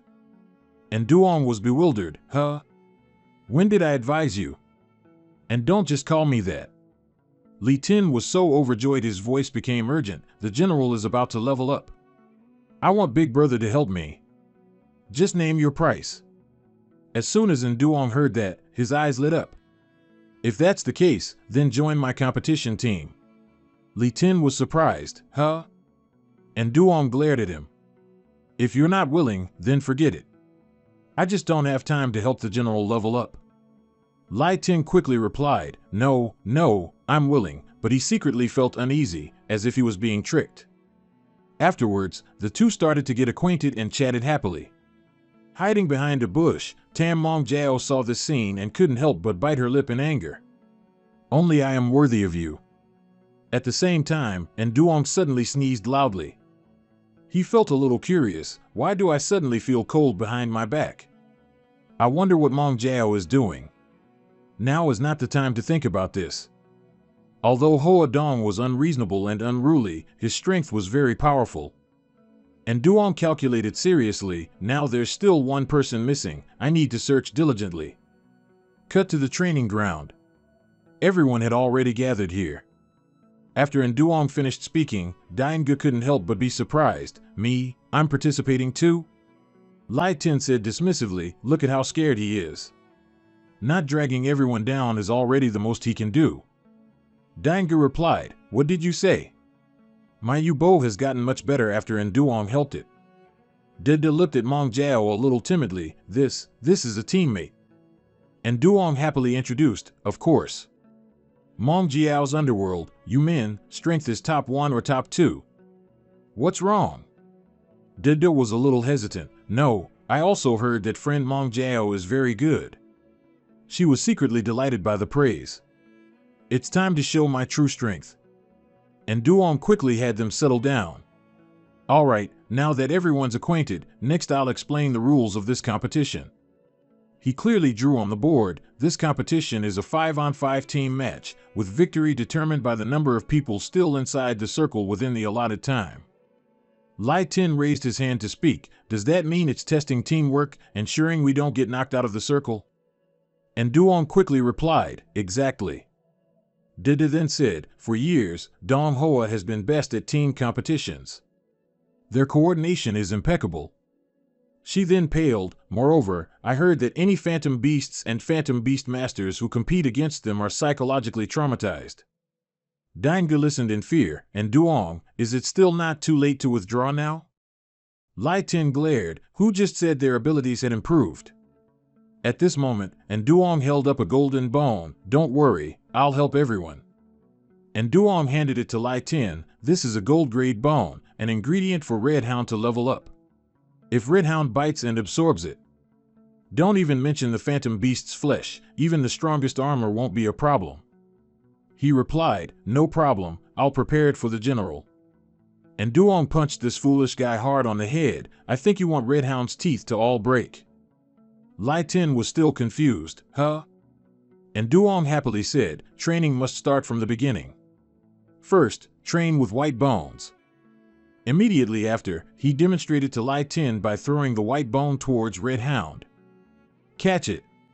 Li Tin watched his dog learn so quickly, he too became excited.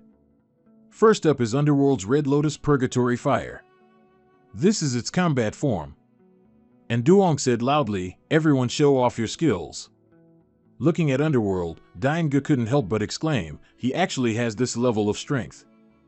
The intimidating combat form of Underworld was truly astonishing. After displaying its talent, it reverted to being a small fox.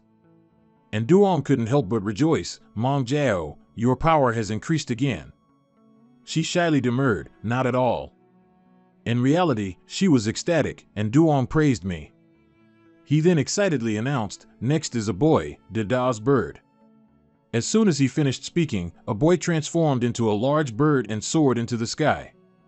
Seeing the scene before him, and Duong exclaimed in surprise, looks pretty good. The word much then escaped his lips again when its attack was only enough to make Duong's hair fly up. A boy was startled at first glance. Dada was a little embarrassed. I forgot to mention that a boy's skills aren't very stable. I was afraid it would cause you trouble. And Duong quickly replied, it's okay, take your time. At the same time, Dainge's panicked voice rang out, everyone, get out of the way. His illusion pet was agitated, constantly charging forward. Dainge gradually lost his calm. Moo, slow down. Can someone help me take down that red door? Seeing this scene, and Duong couldn't help but frantically shout, oh my goodness. The scene gradually became chaotic. And Duong paled and sighed in exasperation. What kind of situation is this?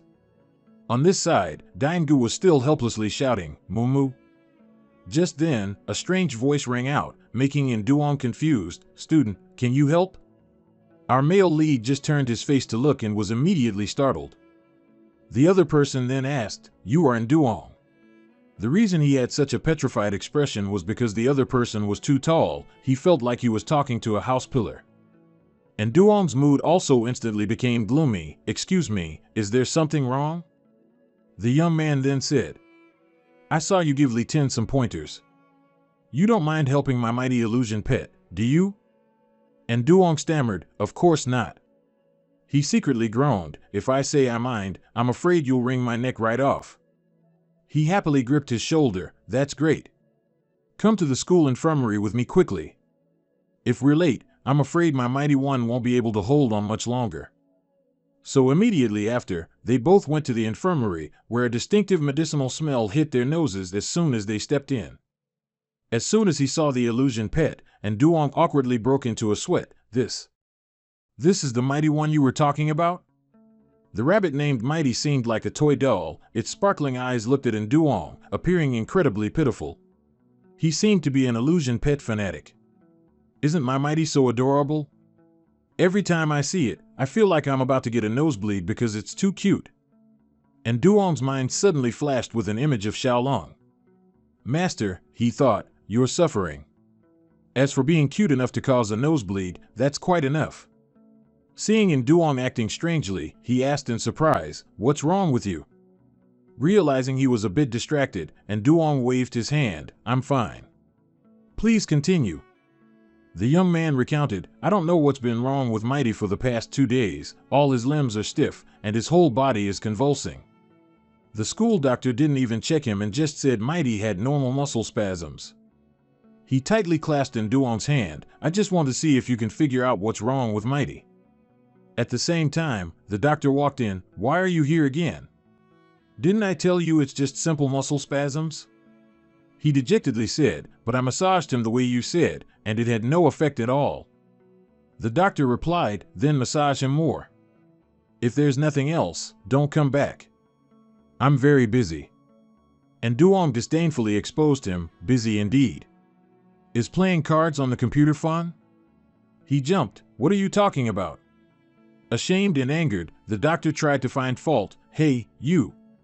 You're here for treatment. You have no right to ask what I'm doing. And Duong pointed to Mighty, then please take a look at this illusion pet for me. Having no other choice, the doctor placed a stethoscope on it. It'll be the same no matter how many times I check. Normal heartbeat, just muscle spasms. Poor Mighty trembled uncontrollably and couldn't help but foam at the mouth. And Duong secretly observed white foam at the corners of its mouth, convulsions. Looks like food poisoning. Seeing him about to inject something into Mighty, and Duong was startled. What are you doing? The doctor haughtily said, hey, are you the doctor or am I? Get out of the way. He injected the medicine into Mighty and casually said, what do you know, waving your hands around here. Just wait, one sedative shot and it'll be fine. As soon as the injection went in, Mighty's eyes suddenly changed. It became more aggressive, then its fur bristled, and the doctor was Mighty's first victim, getting bitten hard on his finger, screaming in pain. And Duong couldn't help but be surprised by Mighty's behavior. Its eyes turned green. He looked at his illusion pet full of worry. Mighty, Mighty. And Duong, what should I do? Seeing the situation was not good, and Duong stepped forward. Don't be scared, hang in there, it'll be all right soon. Then he urgently said, quickly prepare 10 grams of purple spirit grass, 1 water turtle spirit stone, and 3 ghost vine roots. The doctor was startled. All right. After a long while, Mighty showed signs of recovery, its face also looking more relaxed. The young man couldn't help but ask him worriedly, and Duong, what illness did Mighty have? And Duong explained, it's not an illness, it's an overdose of medicine. He secretly thought, this medicine is called Dream Heart. It can stimulate an illusion pet's power, but too much will make the pet's eyes flash green, causing convulsions and madness. As in Duong knew, it used to be a popular item on the black market. But had Dream Heart started being used this early? He scratched his head, confused. No way. My Mighty's food and medication are all strictly chosen by a nutrition expert. And Duong was surprised. Medicine? He recounted, yes, I brought Mighty to the Space-Time Training Center for the nutritionist to train it, and he's also the one who prepared the medicine. And Duong explained, first, stop using that person's food and medicine. When you go home, give Mighty Mach Lane elixir for 3 days. Just feed and water it as usual. He patted the young man's shoulder reassuringly, don't worry, Mighty will recover quickly. If there's nothing else, I'll be going now. The young man paused, wait. Then he was overjoyed, thank you so much, and Duong. From now on, if you need anything, just say the word. And Duong blushed, it's too formal. I'm almost out of breath. So, when it was all done, and Duong walked back alone, his mind in a daze, and my previous life. Because this medicine had too many side effects, it was banned. This space-time training center must have harmed quite a few illusion pets. At the same time, a strange bird suddenly appeared in the sky. And Duong curiously looked up. As soon as he saw it, he knew it was Zhao Xian's illusion pet. The scene shifted to inside Hua Dong Academy, where the surroundings were completely deserted. Meanwhile, Zhao Xian led the group. He looked at his watch, wondering why Xingfeng was still taking a detour with Hong Tuong. The 2 young men behind them scoffed, if those guys knew they were fighting us, they'd probably pee their pants. Xingfeng is too cautious. There's nothing to worry about with those trashy Hong Tuong guys. Zhao Xian smiled slyly. This year's competition had better have something new to keep Xingfeng and me interested. On this side, and Duong gathered everyone and began to explain the opponent's strengths and weaknesses. First, Zhao Xian's Xingfeng loves blood. If a low-level blood pet confronts it, it will either die or be crippled, no exceptions. He told everyone there, I don't need to say much about Hua Dong's power. Lai Ting gritted his teeth, annoyed, that's because I didn't participate last year. Otherwise, how would it be their turn? And Duong smiled brightly, I really like this confident look on you. So, the vanguard position is yours. He suddenly gave a wry smile, me? Fighting the first battle? Everyone, seeing how scared he was, teased, cool for less than 3 seconds, huh? And Duong then said, now that you all have a basic understanding of each other, we will proceed with a week of intensive training. Time flew by quickly until evening. Tu Lu was busily cooking, creating extraordinary flavors from ordinary ingredients. And Duong was also diligently showcasing his skills, high-quality ingredients only needed simple cooking. He meticulously kneaded the dough, his unique technique making the warm, enthusiastic vermilion glow emit a fragrant aroma. Finally, it was done. And Duong wiped the sweat from his forehead, looking at his achievement with satisfaction. Immediately after, Tu Lu brought out a bowl of food. And Duong looked at his illusion pet, smiling lightly, hey kid, come here.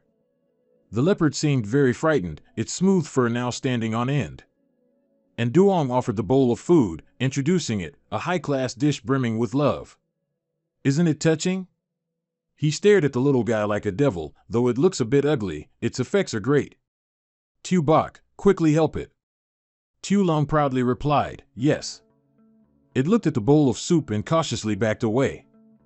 Tu Long then said, little one, I suffered a lot more than you back then. She fiercely pinched the little one's mouth, forcing it, sweetie, drink it obediently. The pitiful little one seemed to be very agitated by the soup, its electricity shot strongly throughout the rooms. And of course, this also affected the surrounding houses. Why is the power out again? Screams echoed in the night. I was just withdrawing money. Give me back my Thunderbolt General. What's going on? Darn it, whose house is that? And Trung, carrying a pillow, rubbed her eyes and walked out. Brother, what are you doing in the middle of the night? And Duong looked at the changes in his illusion pet with smug satisfaction. And Trung looked over and couldn't help but gape in surprise.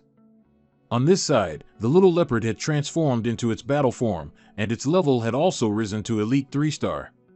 She couldn't help but silently wonder, the little guy broke through so quickly? What did he do? He hugged the little leopard close, explaining, I'm preparing to take the little one to compete with Hua Dong. Meanwhile, Tu Long couldn't help but feel jealous. She pouted and scolded, new love, old forgotten. And Trung then said, Hua Dong, the #1 school in the district? They're the seeded team that represents our district every year in the competition. He looked at her, smiling happily. At that time, your cheers will be essential. Who knows, I might perform exceptionally well. She pretended to be cunning. All right, I want to see how you'll have to admit defeat. And Duong secretly gloated, I'll use this opportunity to close the gap between us siblings. I'm so clever. Following that was a week of his training. The illusion pets had to undergo a rigorous training process. Time quickly passed, and finally, the day of the friendly competition arrived. The referee stood above and announced loudly, welcome to the friendly competition between Hua Dong School and Hong Tuong. He quickly introduced, first, welcome the Hua Dong team to the stage. Inside, Zhao Xian led his teammates out. His side also consisted entirely of outstanding individuals, rigorously selected for this competition. As they walked out, the audience cheered, Hua Dong makes a move, the world is in their hands. The referee immediately continued to introduce the next team. Next up is the Hong Tuong team. In stark contrast to Hua Dong's surging momentum, everyone on his team was yawning and looking dejected. Needless to say, the audience immediately found it amusing and scoffed, what kind of team is this? A motley crew? They actually dared to disrespect their master. Xiaolong was unwilling. She also held a bright red cheer banner, straining her neck and shouting loudly, Hong Tuong, extraordinary power. Yin Jing looked over and couldn't help but smile wryly, not knowing why he felt so embarrassed. Back on the field, everyone quickly came out to meet their opponents. The referee then continued to raise the mic high and say loudly, captains of both sides, please shake hands. Zhao Xian scornfully replied, I don't think that's necessary. Shaking hands is only for teams of the same caliber. Yin Yang didn't get angry. Instead, he calmly replied, what a coincidence. I think so too.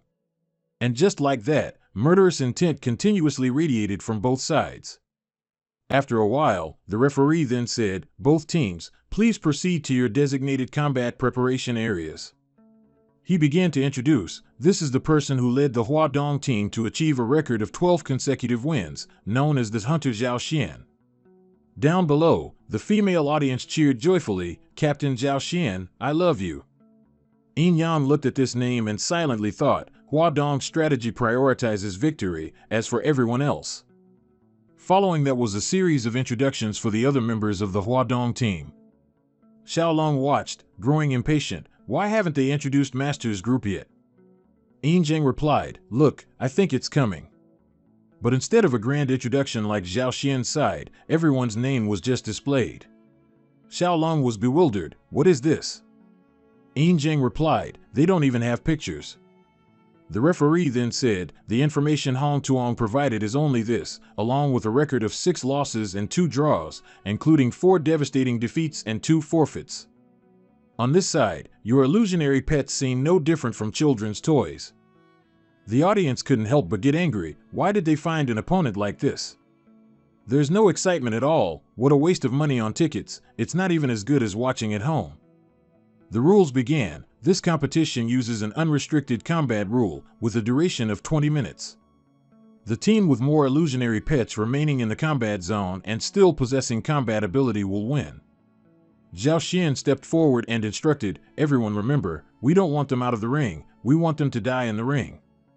As he spoke, a deep, gloomy glint appeared in his eyes. Once both teams were ready, the referee blew the whistle, signaling that the competition had begun. The beast pets on the other side had temperaments as unpleasant as their masters. As soon as the announcement began, they all ferociously flew up. And on Yin Yang's side, the illusionary pets quickly returned to their combat forms, looking no less formidable. First up was Bloated Bovine, fighting against Ancient Heaven from the Huadong team. Initially, Bloated Bovine seemed to be at a disadvantage. It charged in but was immediately slapped by Ancient Heaven. Very quickly after, Yin Yang's large bloated bovine became dizzy and fell, knocked out. Great Ox watched in panic and shouted, "Bloated bovine!" Ancient Heaven was determined to pursue and kill. It didn't give the opponent time to think and immediately charged again, but at this moment General also lunged, biting fiercely into its front leg. Ma Fong angrily shouted, directing his illusionary pet, "Cold Sting, go!" But Zhao Xian still maintained a scornful expression, "Overestimating yourselves." Berserk Rage and Cold Sting immediately launched its sharp needles towards General. Our Red Hound looked on with a hint of fear. Ma was pushing it when suddenly a spiky ball rolled over fiercely from somewhere, making General scream in pain. The Hedgehog then launched a fierce attack. In just a moment, General fell. Changing targets again, this time Little Purple would fight Cold Sting. Meanwhile, Gloom and Abe here were preparing to attack Victory Wind, even facing two opponents. That bird was full of confidence. It was obvious at first glance that the referee was very biased towards Zhao Xian's side. He smiled cheerfully and said, as expected of East Hua, their coordination is incredibly seamless. Li Xing was now somewhat worried. If this continues, we won't last much longer. Great Ox was teary-eyed, bloated bovine. But everything seemed to have been anticipated by Yin Yang. He calmly said, "Don't worry, proceed with Plan B." In the spectator seats, Xiao Long reassured, "Don't worry, nothing will happen to Master." Yin Jing also couldn't help but feel uneasy. "Don't let anything happen." Zhao Xian scornfully said, "Trash is trash. Stop playing, let's end this." Tai Hum feigned sadness. "That's right, my dark figure hasn't even warmed up, and they've already fallen." The referee at this point couldn't help but be excited. This match only took 5 minutes. Is there really no one who can stop East Hua High School's continuous winning streak?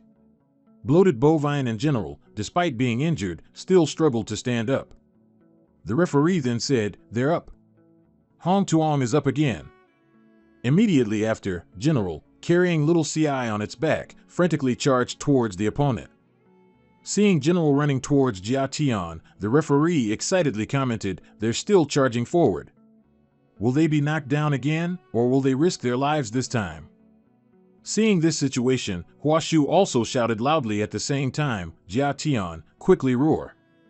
Following its master's command, it immediately opened its mouth and roared loudly, from which a huge wave of power was released, aimed directly at Scarlet Hound. But this time, little CI quickly charged forward to block in front of General. Using its tiny body, it flew straight at Jia Tian's head, striking the opponent's eyes. The referee looked on in awe. Jia Tian's eyes have been covered. The electromagnetism in little C's body immediately surged through, and it roared loudly in pain. At this moment, Big Bull also seized the opportunity. Bloated Bovine, charge. Jia Tian, still struggling from the previous jolt and not yet recovered, was immediately rammed hard by Bloated Bovine. Just like that, the opponent easily flew far away. The referee couldn't believe his eyes. How is this possible? Jia Tian has been knocked down. Ji Shu trembled with anger. "No way. No one can kick my Jia Tian out. They must have cheated." She anxiously grabbed Zhao Xian's hand. "Brother Xian, what should we do?" He calmly replied, "Don't worry, this is just a minor interlude, it won't change the outcome." Jia Tian has been eliminated, leaving only 4 creatures on the enemy side. The referee announced again, East Hua's Jia Tian has been knocked out of bounds. Was that a mistake? The audience couldn't help but murmur. Are my eyes playing tricks on me?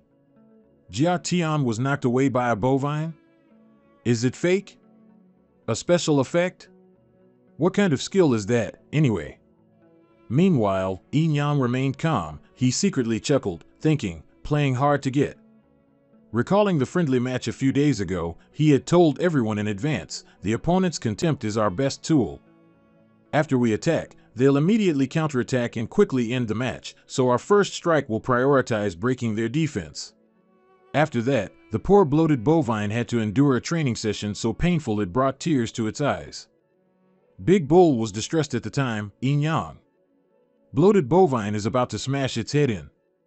But Yin Yang said, to knock Jia Tian away, bloated bovine must advance past level 6. Returning to the present, Zhao Xian gritted his teeth, but they look so pitiful, let's go easy on them for a bit. He then seriously told his teammates, all right, no more fooling around, let's finish this match quickly. And so, the master of the illusionary beast on this side coldly commanded, kill. The beasts immediately surged forward with renewed vigor. As the shadow map landed, the ground beneath it shattered, and General was sent flying far away. Bloated bovine on this side suffered a similar fate, their bodies were now covered in wounds. The referee announced again, Hong Xiang's bloated bovine has lost the ability to fight and cannot continue. The score between the two teams is now tied. The spectators exclaimed, they eliminated one so quickly. That's East Hua for you. Yin Yang quickly looked at the two girls, it's Yin Ming and Abe's turn now. On this side, the cold needle continued to shoot needles, and Abe was also flying up, approaching the target. It flapped its wings powerfully. This counterattack was called piercing wind movement. Immediately, a strong shield was created around it. Yin Cheng was surprised, they're using a shield to protect the audience too? Does the illusionary 100 Spirits bird have such a powerful move? Little Lung replied, after all, it was trained by its master. Seeing that the situation was not good, the East Hua side immediately shouted, Cold Needle, retreat. But it seemed too late, the bee was knocked flat onto the ground. The audience gasped and chatted. What's going on? Is this year's competition that exciting? I came here to watch East Hua sweep them. Xiang Wei was anxious inside. She continued to command, Shadow Map, Ball, now. No sooner had she finished speaking than the hedgehog rolled towards little Ci, and the poor leopard cub was knocked flying with a single hit. The referee announced, 5 minutes remaining. The numbers on the field are now tied at 3 each. Thunderous roar reports little Ci is out. At this moment, Yin Yang smiled triumphantly, secretly calculating, it's time to counterattack. Recalling his lecture, we've withstood 15 minutes of East Hua's attack. If nothing unexpected happens, the opponent still has Victorious Wind, Ball, and Shadow Map. The important task of restraining Victorious Wind and Shadow Map is entrusted to Yin Ming. Remember, you must separate Victorious Wind from its teammates. Meng Jiao looked at him adoringly, no problem. At that moment, Li Jing also eagerly spoke up. Leave Ball to General. Back to the present, East Hua shouted orders, Ball, stab it to death. And just like that, the hedgehog rushed into Red Hound's belly, but it hugged its opponent tightly, following what it had learned. And so, both rushed out of the ring together. Outside, the commotion continued, what's happening? East Hua is out again. Li Jing smugly said, Xiao Su didn't just get out by accident. It was to provoke that stinky hedgehog, making it uncontrollable. He was so smug, look how well my boss analyzed it. Yin Yang watched and gave a wry smile. The referee above then said, a very good tactic. There are 3 minutes left in the match. Can Hong Xiang's 2 remaining spirit beasts defeat Victorious Wind and Shadow Map? Zhao Xian bit his lip in anger. Those 2 amateurs, Victorious Wind alone can handle them. But Yin Yang remained calm. Yin Ming, Abe, success or failure depends entirely on you two.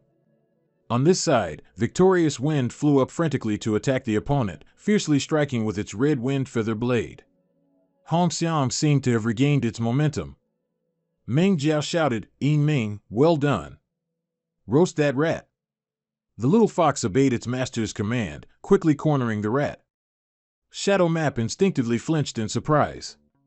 Tai-hung watched, unable to help but scorn. "You want to injure Shadow Map?" The referee continued to commentate. Shadow Map quickly dodged Foxfire's attack by swiftly digging a hole.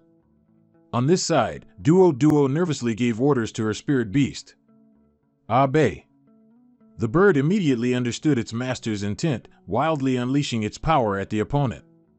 And just like that, Yin Ming's fire combined with Abe's power to seal all the holes Shadow Map had dug. The referee found it interesting. Abe, the 100-spirit bird, changed Foxfire's flight path. As expected, Shadow Map couldn't endure the heat and had no way to escape. It was then burned by the fire. The referee announced, "Shadow Map has lost its ability to fight and is eliminated." And the score between the two teams is now 2-1. Time's up, the match is over, Hong Xiang wins. Xiaolong and Yin Cheng happily hugged each other. She couldn't help but praise her brother. "You're so cool." Zhao Xian, usually so arrogant, was defeated at this moment. He trembled in a daze. "No way." Zhao Xian's face was veined with anger. "I can't lose." "Victorious Wind, kill them." The bird immediately obeyed its master, pouncing towards Abe as if to devour it alive. The audience couldn't help but be surprised. "Look! Victorious Wind is still attacking." Duo was so worried she almost cried. She couldn't help but shout, "Abe!" At the same time, Yin Yang quickly intervened in the battle, using his God-tier mental suppression. Seeing that Victorious Wind had been blocked, Meng Jiao immediately seized the opportunity. "Yin Ming, good chance." The fox fiercely charged at Victorious Wind. The bird was startled, but at this point, it couldn't run anymore. And just like that, with Yin Ming's bamboo cloak, Victorious Wind was knocked out. Zhao Xian sank to the ground in a daze. "No way. No way, I lost." The man above was furious. "Is this the result the school guaranteed to the judges?" The principal worriedly said, Sir, please let me explain first." Below, people started criticizing Zhao Xian. Wouldn't it have been over if Victorious Wind had dealt with them from the start? Ma Fong also irritably continued, "Wasn't it because someone wanted to play? Look what happened now, we were defeated by a bunch of good-for-nothings." Zhao Xian exploded in anger, shouting, "Shut up! What do you guys know?" Recalling what the principal once said, "If we win this competition, the leader of the judging panel will let you represent us when we participate in the National Fantasy Pet Competition. I believe you can do it." At this moment, he was filled with regret. Just as he finished his thought, an irritated voice rang out, "Zhao Xian." He was startled and looked over. Zhao Xian couldn't help but break into a sweat. He clenched his teeth, bowed his head in fear. "I'm sorry, Principal." Zhao Xian said again, "Please give me another chance. Next time, I definitely." He yelled, "Next time? You've completely disgraced Huadong." The principal was furious. "Go write me a self-criticism report. Your position as team captain should also be changed." As soon as he finished speaking, he coldly turned and walked away, leaving Zhao Xian trembling behind him. "Principal." He was useless, yet he blamed others, but at this moment, he felt hatred for Yin Yang. "It's all your fault." The audience quickly left after the match. They were utterly disappointed with Huadong today. Li Xing joyfully said, as expected of the boss. He clearly predicted their actions. "See? This is my amazingness." Denyo asked blankly, "How did it become your amazingness?" Li Xing remained smug. "To be able to cling to the boss's big thigh, that's my amazingness." Duo blushed. "Luckily we had you this time, that's how we were able to beat Huadong. I hope we can compete with you again next time." Yin Yang looked at the two girls, who were radiating killing intent, and couldn't help but give a wry smile. Of course. Xiaolong and Meng Jiao, who usually bickered, now both looked at Duo with the same sulky and gloomy expression. Xiaolong couldn't hold back anymore and directly hugged him. "Next time it's Xiao Bai's turn to help master." Meng Jiao immediately pushed her away, while looking at Yin Yang with a bright smile. "You Ming and I aren't weak either." Before long, the two girls were facing off again. Yin Yang sighed helplessly. "What kind of strange direction is this going in?" After everyone left, Xiao Xi seemed to sense something, and it stood staring intently into the distance. In the crowd, a strange man suddenly noticed Xiao Xi on this side. He held several small knives in his hand. Don't be scared, it'll be over in a moment. Xiao Long immediately transformed into her combat form, roaring fiercely. The scene shifts back to Yin Yang. He and everyone else followed the crowd towards the exit. At this moment, Yin Yang was startled. Where's Xiao Xi? Meng Jiao replied, everyone was too happy just now, and with so many people leaving, it seems like we lost it. Li Xing quickly stepped forward and confidently said, let me have General go look for it. The red hound quickly lowered its nose to the ground, instinctively beginning to sniff and track. After a while, Li Xing said, General, I smell Xiao Xi to the south. The strange thing is, there seems to be someone else's scent as well. Hearing this, Yin Yang's expression suddenly turned grim. But he still tried to appear calm. Maybe it got lost. Everyone don't worry, go home and rest. Xiao Bai and I will go find it. Xiao Long pounced over and hugged his neck. Don't worry, I'll protect Master. Meng Jiao's eyes looked at her as if she wanted to chew her bones. The stranger was currently walking towards a deserted road, carrying something in his hand. It was Xiao Xi's voice. It was struggling nonstop within that confined space. The man said coldly, are you here to get revenge on me? It seems your current master treats you well. Your skills have improved quite a bit.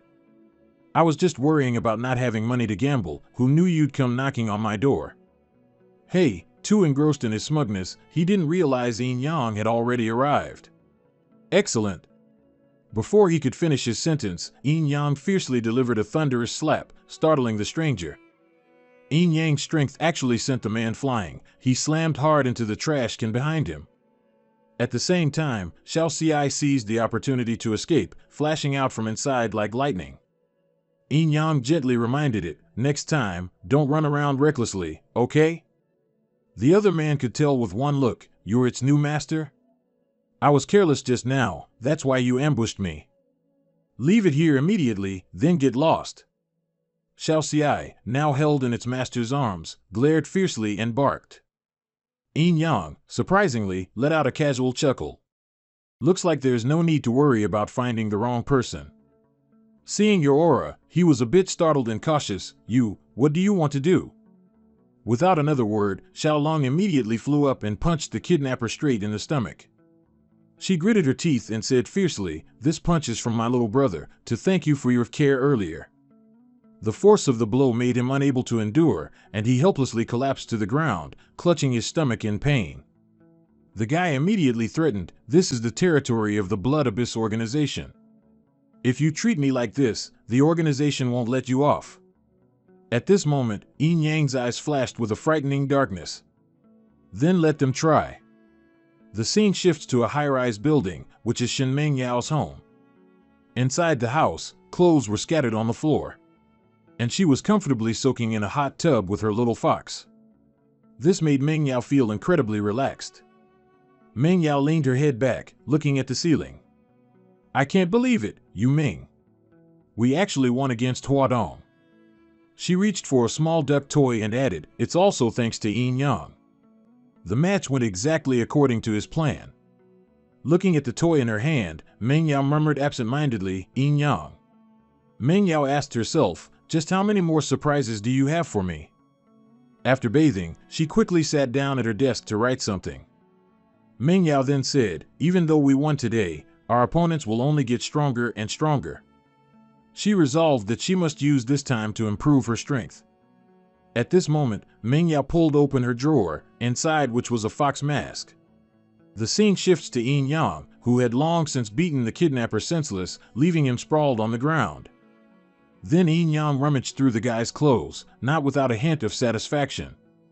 Found it! Xiao Long wondered, what is this? Yin Yang explained to her, this is a pass for the underground black market. Looking at the guy, he recognized him. He's from the Blood Abyss organization. This organization deals in the black market. According to Yin Yang's secret deduction, those drugs were very likely leaked from the black market. Then he turned his back, not forgetting to tell Xiao Long, let's go, I'll take you to somewhere interesting. Soon, they arrived at their destination. Outside was an amusement park. Xiaolong was like a child. She excitedly cheered, "Wow, master, this place looks fun." Seeing her excitement, he thought to himself, after Xiaobai becomes human, she's never experienced these things. I'll bring her here to play if I get the chance. On the other side, the vendor announced, "Today is mask day. The entire store is offering a 20% discount on masks." After Yin Yang entered, Xiaolong was dressed in a different, prettier outfit. She couldn't help but wonder, why do I have to change clothes? Yin Yang stepped out and calmly replied, "When you go on a rampage, you naturally have to conceal your identity." After they had played enough, it was already evening. Xiaolong's voice rang out, "The yellow light shining from outside makes this look no different from a decoration." Xiaolong pressed against him in a hug. Despite that, she was still uncomfortable. "Master, it's too cramped." Her full chest pressed tightly against him. Yin Yang secretly told himself, "Don't look at what is improper, don't look at what is improper." Then, he handed over the pass. Yin Yang's face couldn't help but turn bright red. The structure here was incredibly strange. A phone booth was actually where you inserted the pass. As soon as the card was inserted, a ding sound immediately rang out. The mechanism in this room finally activated. The clicking sound of metal echoed. And just like that, the two were lowered into the basement below, as if in an elevator. Soon, he and Xiaolong arrived at this place. This is the main hall of the black market. Both of them covered their faces, then they also went inside to observe the bustling activity around. And Duong recalled that in his previous life, many illusion pets died tragically here, the most famous being the spirit-grade shadow master, Tien Pham. In his previous life, when the black market was eradicated, Tien Pham was judged to be a rampaging illusion beast. It was scheduled for destruction, having been forced to become a money-making tool since it was young. It was also a victim. Remembering its appearance at that time, a feeling of pity suddenly arose in him. And Duong frowned. He secretly made a decision. "In this life, I'll help you." Then he calculated, to release Tien Pham, he first had to win the black market arena. But now the kid is no match for it. The two continued to go deeper inside. It seems he needs to gather information here. At the same time, passers-by were discussing. "I heard that tonight they're auctioning a kung fu hair. The item's not bad." Xiaolong hugged his arm tightly. "Master, let's go to the auction hall to see." And Duong replied, "All right. Let's scout the situation first." On the stage, a person spoke loudly, "Everyone, we can sell things that you can't buy on the market. Everyone understands the rules, and if you violate them, you must remember where you are." The screen lit up. Purebred supergrade kung fu hair, starting price 400 gold coins. An essential item for the beloved illusion pet's dinner. Xiaolong was surprised. Dinner? She was annoyed. How could that be? Treating illusion pets as food. And Duong reminded her, "Don't get agitated. Let's take our time." Below, the crowd of customers quickly shouted, "I bid 500, 1,000, 2,000. 2,000. The man in the white shirt held a notebook in his hand. He smiled faintly. And Duong looked and immediately knew that only VIP guests could have an auction notebook. "You're not simple, are you?" He looked at Duong, the corner of his eye curving. "Is anyone who comes here simple?" He replied again. "That's true. Do you happen to know where to sign up for Tien Pham's arena competition?" He looked at Duong's reaction, then calmly asked, "First time here?" "The entrance to the beast fighting arena below is where you sign up, but if you want to take Tien Pham away, it won't be that easy." And Duong insisted, "I have to try anyway. It would be a shame to come here and not take a chance." The man found him so stubborn and couldn't help but be amused. Very interesting. This person's task seems to be registration. He told Duong, "Win 2 battles within 3 days to qualify to challenge Tien Pham." During the competition, the life or death of the illusion pet is not related to the organizers. If you have no objections, sign here. He also quickly put the pen down and clearly signed his name. It's signed. He picked up the paper and looked it over. You look strange. The 2 matches will be scheduled for you tomorrow and the day after. And Duong turned and left. No need, just arrange them for the same match. Meanwhile, in another location, someone quickly entered to report. Boss Lan, in the upcoming competition, there's an idiot. He wants to fight 1 against 2. The girl, toying with the snake in her hand, gave a faint smile. It's truly the first time someone dared to do that. It could add some excitement to the competition. There's no reason to refuse. She instructed, also, retrieve the supreme bone-piercing elixir from the storage as a prize to attract other challengers. That person bowed respectfully. Yes. The person on the stage introduced. Appearing first today is our bloodthirsty demon, Kim Song. Kim Song's best record is defeating an opponent in 20 seconds after an undefeated streak, knocking out opponents on the spot 4 times. The MC introduced again. Today's match is a bit special. This challenger wants to fight 1 against 2. The crowd gasped in awe. Who's so reckless? Below, people whispered excitedly, 1 Kim Song is already enough. Looks like today will be exciting. The MC introduced again. Our challenger is an elite grade mutated lightning leopard. The spectators couldn't help but gasp in shock. An elite grade dares to challenge a transcendent grade? Tu Lung hid behind him. Master, is this really okay? And Duong spoke up. I trust the kid. It didn't stop there. The second to appear is our whirlwind howler, Dilly. Everyone looked at the kid with pity. A leopard cub. It will surely be killed. Huyet Yuyan really knows how to play this game. The owner of Silver Fox stepped forward. Kid, your little one isn't even enough for Dilly to eat. There's no need for Kim Song to even get involved. And Duong scoffed, so, you 2 are raising a literal glutton. The other guy couldn't help but sneer. It seems you can only act tough offstage. Then he ordered his illusion pet, Dilly, tear that little rat to shreds for me. As soon as its owner gave the command, it charged straight towards the kid with a soul-reaping claw attack. The kid, utilizing its small body, immediately flew into the air to dodge. The kid slowly ran on the arena's railing, electricity constantly crackling around its body. Suddenly, its eyes fixated on Dilly, as if the kid wanted to probe its opponent. It temporarily stood high up. The barrier below was surrounded by electricity, so Dilly couldn't approach it for now. The other guy outside impatiently said, Coward, come down and die. Even though the electrified barrier was extremely dangerous, its owner still ordered, Dilly, go up and drag that rat down. But at this moment, the silver fox was already trembling from the kid's electricity. It cried out loudly in pain. Only then did that guy startle. That's not right. Quickly, tell Kim Song to go up. Meanwhile, the other guy also nervously followed suit. He looked at Tuet Lang and then said loudly, Kim Song, go.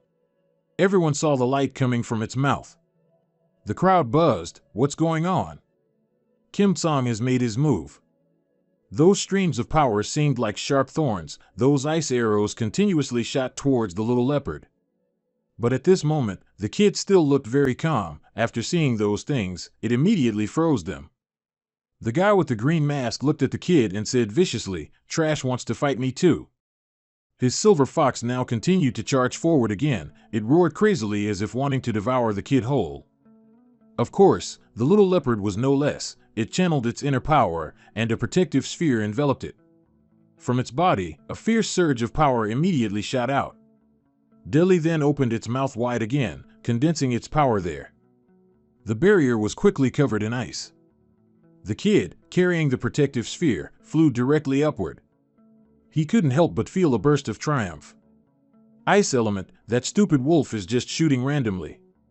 This entire area has been transformed into a lightning system by the kid. Only then did he startle, unable to help but scream. It's over. And Duong scoffed coldly in disdain. Only now do you realize it's over?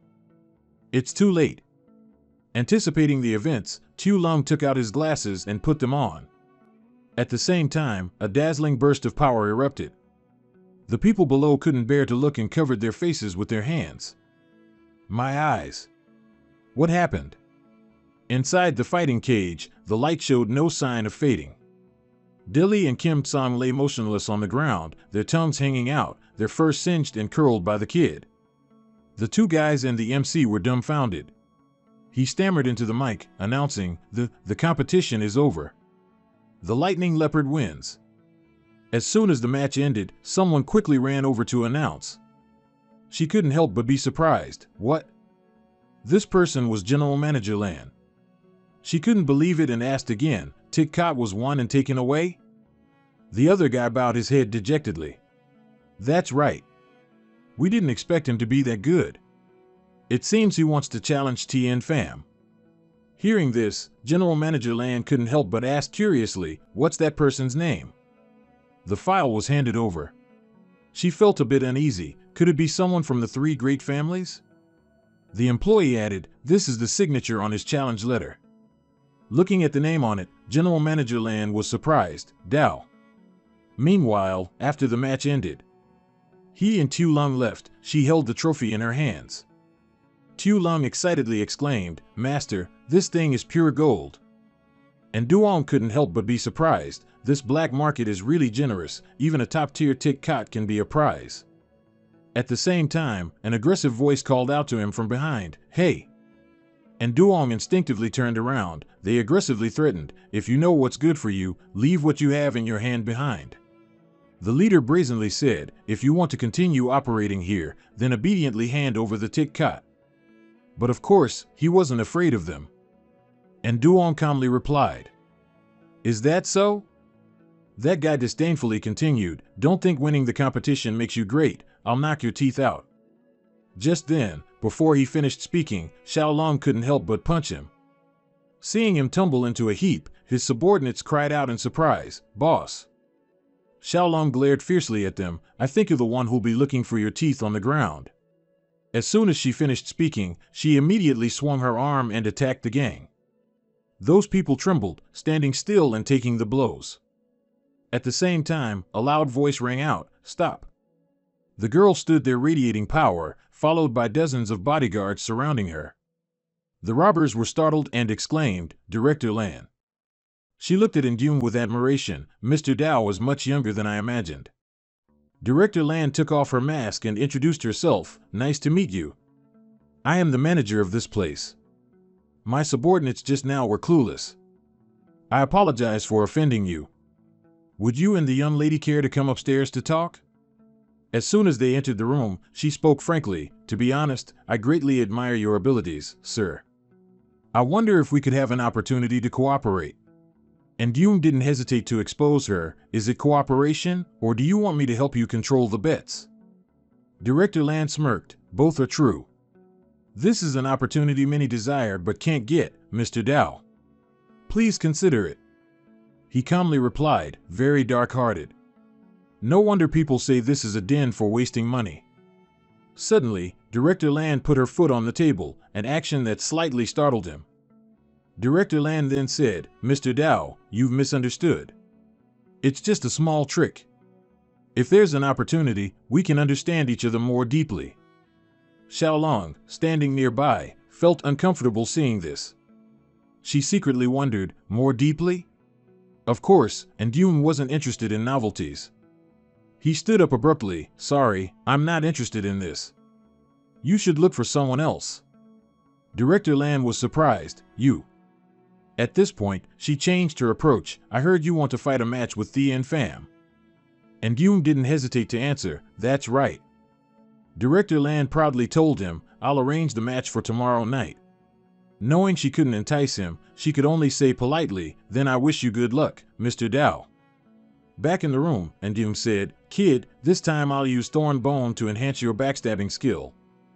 Immediately after, little kid's form changed slightly. Its whole body was enveloped in lightning, and a horn grew on its head.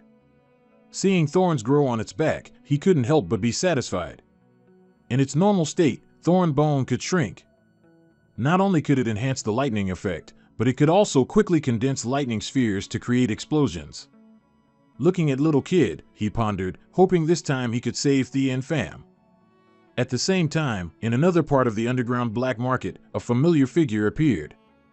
Mom Dao secretly thought, Phantom will star, enhances poison resistance for phantom pets. It doesn't seem to be of any use to you men.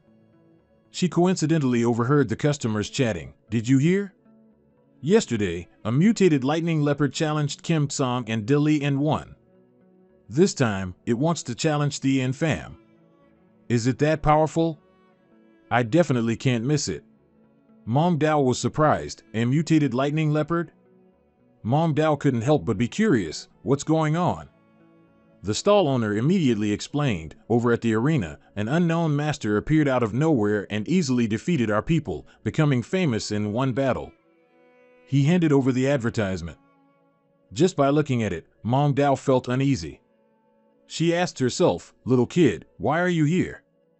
Soon, it was time for the match. The excited MC announced, now, please welcome our underground king.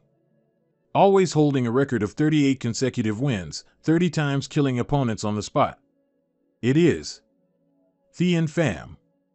Finally, what he had been waiting for was brought into the arena. A rapid drum roll echoed to heighten the drama of the match. The MC shouted, let the competition begin. The Infam majestically entered the arena, seemingly like a mythical beast from ancient legends. Both quickly stepped onto the stage. At this moment, it and little kid silently observed each other. Director Lan seemed unable to wait any longer. She haughtily ordered, the Infam, what are you standing there for? Following its owner's command, it began to bare its fangs and channel its inner power. The first attack targeted Little Kid, with dense hidden weapons carrying the breath of death. Little Kid used its old trick, leaping onto the iron cage's barrier to evade the opponent's dangerous attack. Immediately after regaining its composure, Little Kid summoned lightning and began to counterattack. It carried lightning around its body, rushing straight towards the Infam. Faced with Little Kid's power, that large beast was actually scared and retreated. Everyone couldn't help but marvel and discuss, am I seeing things wrong? The Infam actually avoided that little leopard's attack. Avoiding the Infam's attack and even counterattacking in a short time, what's so amazing about this? It's just a mixed breed leopard, wanting to deal with a spirit-level illusory beast? Dream on. But of course, the Infam is not just a name, it again channeled its internal energy, preparing to attack Little Kid again. The little leopard quickly set up a protective circle for itself, it now seemed not to fear that attack at all. And indeed, the Infam's power shot through and did not harm it in the slightest. And Dune couldn't help but secretly feel satisfied. After Little Kid leveled up, its agility and defensive skills had greatly improved. Meanwhile, Manager Lan calmly enjoyed the match, saying coldly, playtime is over. Just then, the Infam's eyes immediately turned blood red. Its power surged out rapidly, forming a cage that enveloped Little Kid. The little leopard tried to run, but it was surrounded on all sides, making escape impossible. From above, the Infam stared fiercely at Little Kid, as if about to devour its opponent. Manager Lan was very pleased. She said confidently, it can end now. But Indune remained completely calm, as if he had foreseen everything. At the same time, Little Kid roared, growing several large, sharp spikes on its back, surprising Manager Lan. What? But then the Infam ferociously charged, sending Little Kid flying far away. Manager Lan was extremely pleased with this situation. She leisurely crossed her legs, saying, it's just useless struggling. At this moment, the Infam unleashed its most powerful move, the Realm of Chaos. The entire arena cage emitted a terrifying aura, and hundreds of glowing red eyes stared around, looking utterly gruesome. Manager Lan stood up. No illusory beast has ever survived the Infam's Realm of Chaos. At this point, Little Kid's protective circle gradually cracked from the attack. The crowd below buzzed, hey, something's wrong, this Realm of Chaos seems even stronger than before. At this moment, the circle finally couldn't hold on, and it gradually shattered completely. The audience below flinched, covered their heads, and ran in a panic, run. She now felt uneasy. Oh no, it must be too much enhancer, the Infam has lost control. It turned out the little leopard could still resist, it even seemed to be trying to counter the Infam's attack. The fierce shadow lion was almost panicking at the little leopard's imposing presence before it. But immediately after, it clenched its teeth and bit through, sending our little leopard flying. And Yoon looked at his illusory beast. He couldn't help but worry, little kid. Seeing it fly out of the arena cage, he quickly darted up to catch it. And Yoon held the little leopard in his arms and gently asked, little kid, are you okay? Wake up, please. Meanwhile, Thien Pham growled and lunged towards Yoon, intending to attack him. Immediately after, as if quickly realizing, he hugged little kid tightly and lay down, dodging the attack. Thien Pham didn't give up. It fiercely bared its fangs and claws at him, as if threatening.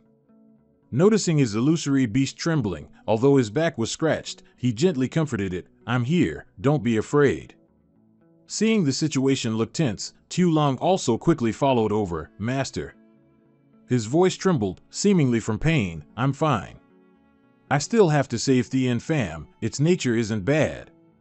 Tu Long looked at her master like that and couldn't help but feel heartbroken. Behind Yoon, a loud roar echoed again, startling him. And Yoon then looked anxiously at Tu Long, little white, be careful. Its claw struck down, but Tu Long easily blocked it with a single blow. Two horns quickly grew on Tu Long's head, and small scales appeared on her face.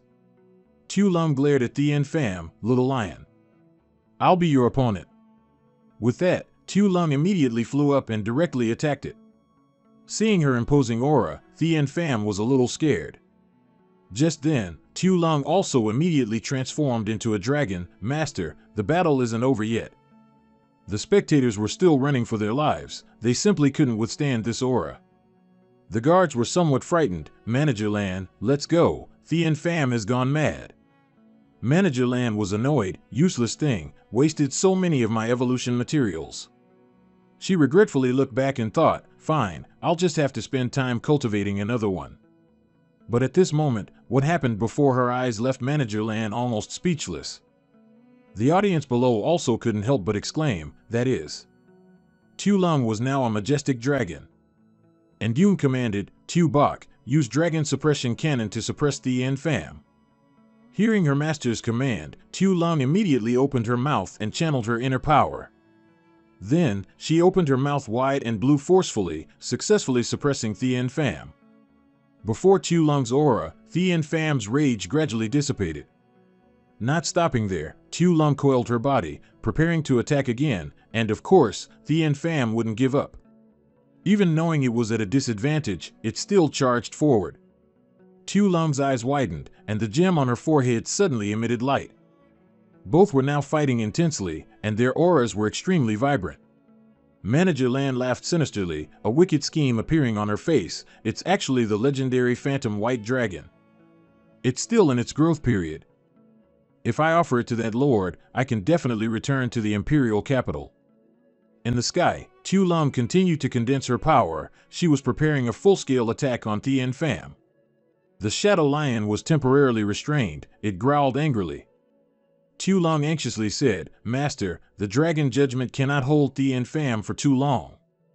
He calculated, now Tu Baka's level isn't what it used to be. If Thien Pham continues to strengthen, both will suffer casualties. Immediately after, Tu used his skill, spiritually connecting with the royal pet. The beast now felt its mind being attacked. It gritted its teeth and struggled. Meanwhile, on his side, a sudden sharp pain shot through his chest, making Yoon collapse. His eyes now showed a sorrowful expression. It was Thien Pham's memory. In that memory, the poor beast suffered all kinds of torment. Useless thing, it took so long to win. This formula isn't working. Change it. Increase the concentration and quantity to make it level up. At that time, it was incredibly lonely and scared. Thien Pham didn't understand why it was treated like that. Over long months and years, living in that harsh environment, Thien Pham gradually changed without realizing it. Its eyes and mouth now seemed to be bleeding, and a sorrowful look gradually appeared on its face. It stood before Yoon, panting exhaustedly, and bowed its head to him. Yoon looked at it, his heart also aching. Unable to resist, Yoon reached out his hand. It stared blankly at him for a moment. Thien Pham couldn't believe it would ever be petted. Yoon gently removed his mask. You must have been really scared just now, right? Don't be afraid, we're here to save you. A warmth surged within Thien Pham. The savage beast actually shed tears. Seeing it stand still for him to pet, the audience couldn't help but be surprised. A spiritual level, enraged phantom beast has calmed down. Who is this person, exactly? Up here, both simultaneously closed their eyes. Tien Pham, this contract will allow me to take you away from this place today. Manager Lan urgently said, he's forming a contract with Tien Pham, stop them. The bodyguards drew their guns, firing wildly at Ndyung. But of course, our Tu Lung wouldn't let that happen, she glared angrily. Immediately after, Tu Lung disdainfully swung her dragon tail powerfully towards those people, sending them all sprawling. Manager Lan couldn't help but act directly. She hastily drew a gun from her jacket. Damn it. Tu Lung immediately displayed her might. She quickly moved to block that aggressive woman. With a flick of Tu Lung's tail, Manager Lan was sent flying like a leaf in the wind. After the contract was complete, Ndyung didn't linger. Tu Bok, it's time to go. She immediately obediently, Tu Lung coiling her body, preparing to transform. A gentle arm reached out. Tu Lung then reached out and took Ndyung, a truly beautiful scene. He looked contentedly at the small Tien Pham on his shoulder. Not bad. It wasn't a wasted effort. Meanwhile, Manager Lan was still unconvinced. She struggled to her feet and shouted, stop. But at this moment, Manager Lan's eyes seemed to lose some of their smugness. Dao Xianqing, we are destined to meet again. Immediately, more than 10 people in military uniforms, guns in hand, aggressively entered. Manager Lan gritted her teeth. She looked behind the group and shouted, Defense Bureau. The Defense Bureau officers immediately arrested her that night. Move quickly, be cooperative. Manager Lan was handcuffed. She angrily gritted her teeth. Don't touch me, I'll go by myself. The press and paparazzi were inexplicably here. They couldn't help but be excited. This is big news. And Duong thought to himself, sure enough, the script from his previous life was repeating. It's just that Tien Pham's fate has been rewritten. Over here, she was screaming maniacally, Dao, you harmed me, sooner or later I'll settle the score with you. Tin Hong stepped forward, Manager Lan, right? I advise you to save your strength. You'll have a chance to talk in the interrogation room. Manager Lan was annoyed, damn it. After that, Tin Hong instructed her people again, everyone, watch your step. In the bustling crowd, Tin Hong's eyes suddenly scanned over Duong and his group. She immediately recognized him, but was also very surprised. Oh, why are Dada's friends here? But at the same time, a teammate stepped forward to report, Team Leader Luke, all the black market employees have been brought in. Tin Hong immediately replied, all right, I'll be right there. After that, she hesitated and looked back in Duong's direction to find him. But he was nowhere to be seen, only a sea of masked people in front of her. Tin Hong couldn't help but be surprised. Did I see wrong? Tu Lung recounted, when Master was injured, I just felt so angry, I don't know why I transformed back into my dragon form. She looked at her hands. After the battle, I returned. Could it be related to my emotions? And Duong replied, I'm afraid it's not that simple, it's probably related to your race. He pondered with a dark expression. Among phantom beasts, the phantom white dragon is the most mysterious, considered by everyone as a fairy tale. If I hadn't accidentally discovered Tu Bok in my previous life. Tu Lung recalled, I was born in the cave. Could the secret of my race be there? He continued, given the time, it's still several years until that mountain is explored. Hearing this, she couldn't help but get excited. If Tu Bok can freely change forms, then in the future she can do a lot of things for Master. Seeing Tu Lung so happy, and Duong also felt a warmth spread to him.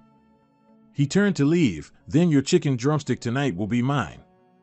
She trailed behind, the chicken drumstick doesn't count. It was late at night, and Duong gently opened his front door as if he were a thief. He tiptoed and whispered, be quiet, don't let Nchung know we didn't come home last night. But at that moment, Nchung appeared like a ghost, standing there, let me see who didn't come home. He forced a laugh, I went for a morning jog. Tu Lung chimed in, that's right, I can vouch for him. Nchung didn't hesitate to expose them, jogged all night long, huh? Suddenly, her gaze shifted to the small beast walking beside Duong, and Nchung couldn't help but stare blankly. Little Tien Pham looked at her innocently. Nchung asked again, this is? He quickly introduced, Tien Pham, This is the phantom pet I just contracted. Its name is Tien Pham. Don't be scared." They both looked at each other, their eyes filled with indignation. The next second, and Chung's attitude changed instantly. She hugged Tien Pham affectionately. "So cute, let me hug you." And Duong secretly forced a smile. He thought to himself, "It seems I overthought things." Scene change. In a dilapidated place, that figure stood tall inside. It was Tru Hien. His expression seemed incredibly gloomy. "I have completed your request." Fresh blood dripped from his body onto the ground. Tap, tap. It was unclear what was happening.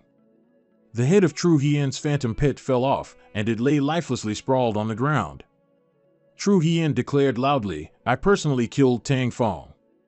The person in the shadows looked at him, then couldn't help but commend him with satisfaction. "Excellent." He spoke from the shadows. "The organization has seen your determination. This potion is your reward. Drink it and your spiritual power will be enhanced. Taming purebred high-level phantom beasts will be incredibly easy." Tru Hien stepped forward to receive it. He was resentful. "And Duong, you just wait. This is all because of you." No matter what that thing was, he tilted his head back and drank it all in one gulp, seemingly blinded by hatred. The potion made him furious. Hybrid phantom pets don't deserve to exist in this world. Kill them all. Kill them all. The other person couldn't help but be satisfied seeing this result. That's more like it. Scene change. Currently in the reception room of Hong Tuong School. The surrounding atmosphere was extremely solemn. The principal happily introduced him as a source of pride. "Director Lai, this is Nduong. This person is Lai Hai, the director of the D-City Examination Board." He said, "I believe Nduong will definitely be able to represent our city and achieve good results in the national competition." He then secretly thought, "Although I don't know why that person specifically named this kid." Recalling a few days ago, as soon as he heard the news, he was surprised that Nduong would represent D-City to compete. But Tru Hien is an excellent seeded player. This time Nduong only won due to an oversight. This man is Chao Bang, a regal tier illusion pet master. He smiled. Even if Tru Hien hadn't underestimated him, Nduong could have won by other means.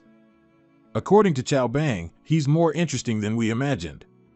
Lai Hai asked blankly, "Isn't he just a level 1 illusion pet master?" It was then that Chao Bang's face turned cold, someone who survived the Golden Hook Kraken's attack, and even defeated Hoa Dong. "You think he's really just level 1? I won't pursue the matter of you taking money from Hoa Dong and favoring them." Hearing Chao Bang's every word, Lai Hai broke out in cold sweat. He stood up impatiently, "But if you want to stay in this position, you should know whose words to listen to." Chao Bang's face remained smiling, but his words carried murderous intent. "The important thing is, the old man values him highly. You should put away your intentions and let him participate in the competition smoothly." Hearing this, he broke out in sweat. "Yes, yes." Back to the present, and Duong forced a smile. "I don't plan to participate in the competition." The principal became anxious. "Why?" He secretly wondered, sweating. "What is this kid thinking? Is he crazy? Such a good opportunity and he doesn't want it?"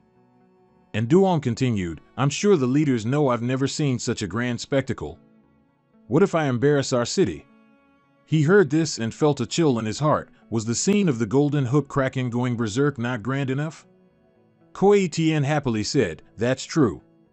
Although I believe in Nduong's potential, that's a national competition. He needs more training." His face drooped as he whispered to the principal, "Principal, please don't say any more." And Duong then said, "I feel like I'm stuck at the promotion level. If I had good training aura and resources, I might be able to level up." Lai Hai then advised, "Student N, don't worry. There are still 2 months until the competition. The city will provide you with ample resources to prepare for the competition." Koi Tien pondered for a moment, then said, "It's also time for the school's outdoor practical training. I remember last year, students gained quite a bit of experience from it." Lai Hai then said, "As long as Nduong has the confidence to participate, we will arrange the outdoor practical training location." And Duong's eyes lit up. "If the leaders are so supportive, then I will definitely participate." The principal added, "Thank you, Director Lai." Scene change. Currently at the IAS Wilderness area. The scenery here is extremely pristine with mountains and rivers. Everyone was chatting excitedly, laughing. Once we get there, I'll catch 9 or 10 illusion pets. You're just bragging. I wonder if the mission will be difficult. Seeing in Duong's excited gaze, Meng Yao felt secretly sad. Who is he thinking of? In fact, and Duong's mind was constantly screaming with joy, promotion resources, here I come. As soon as they got off the bus, someone standing by shouted, gather. And Duong and the others simultaneously moved forward, and the crowd gradually gathered in one place according to the leader's command.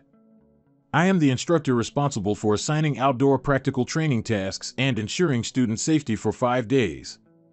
You must explore the wilderness area on your own and complete the investigation of designated illusion pets. Lai Tin spoke up, since we're already here, why can we only operate within the wilderness area? After a pause, the instructor's face suddenly broke into a sly smile, unless you want to die here. After hearing this, everyone began to murmur, what? Is it that dangerous? The IAS mountain range is one of the places where illusion beast tides occur. Its danger level exceeds our imagination.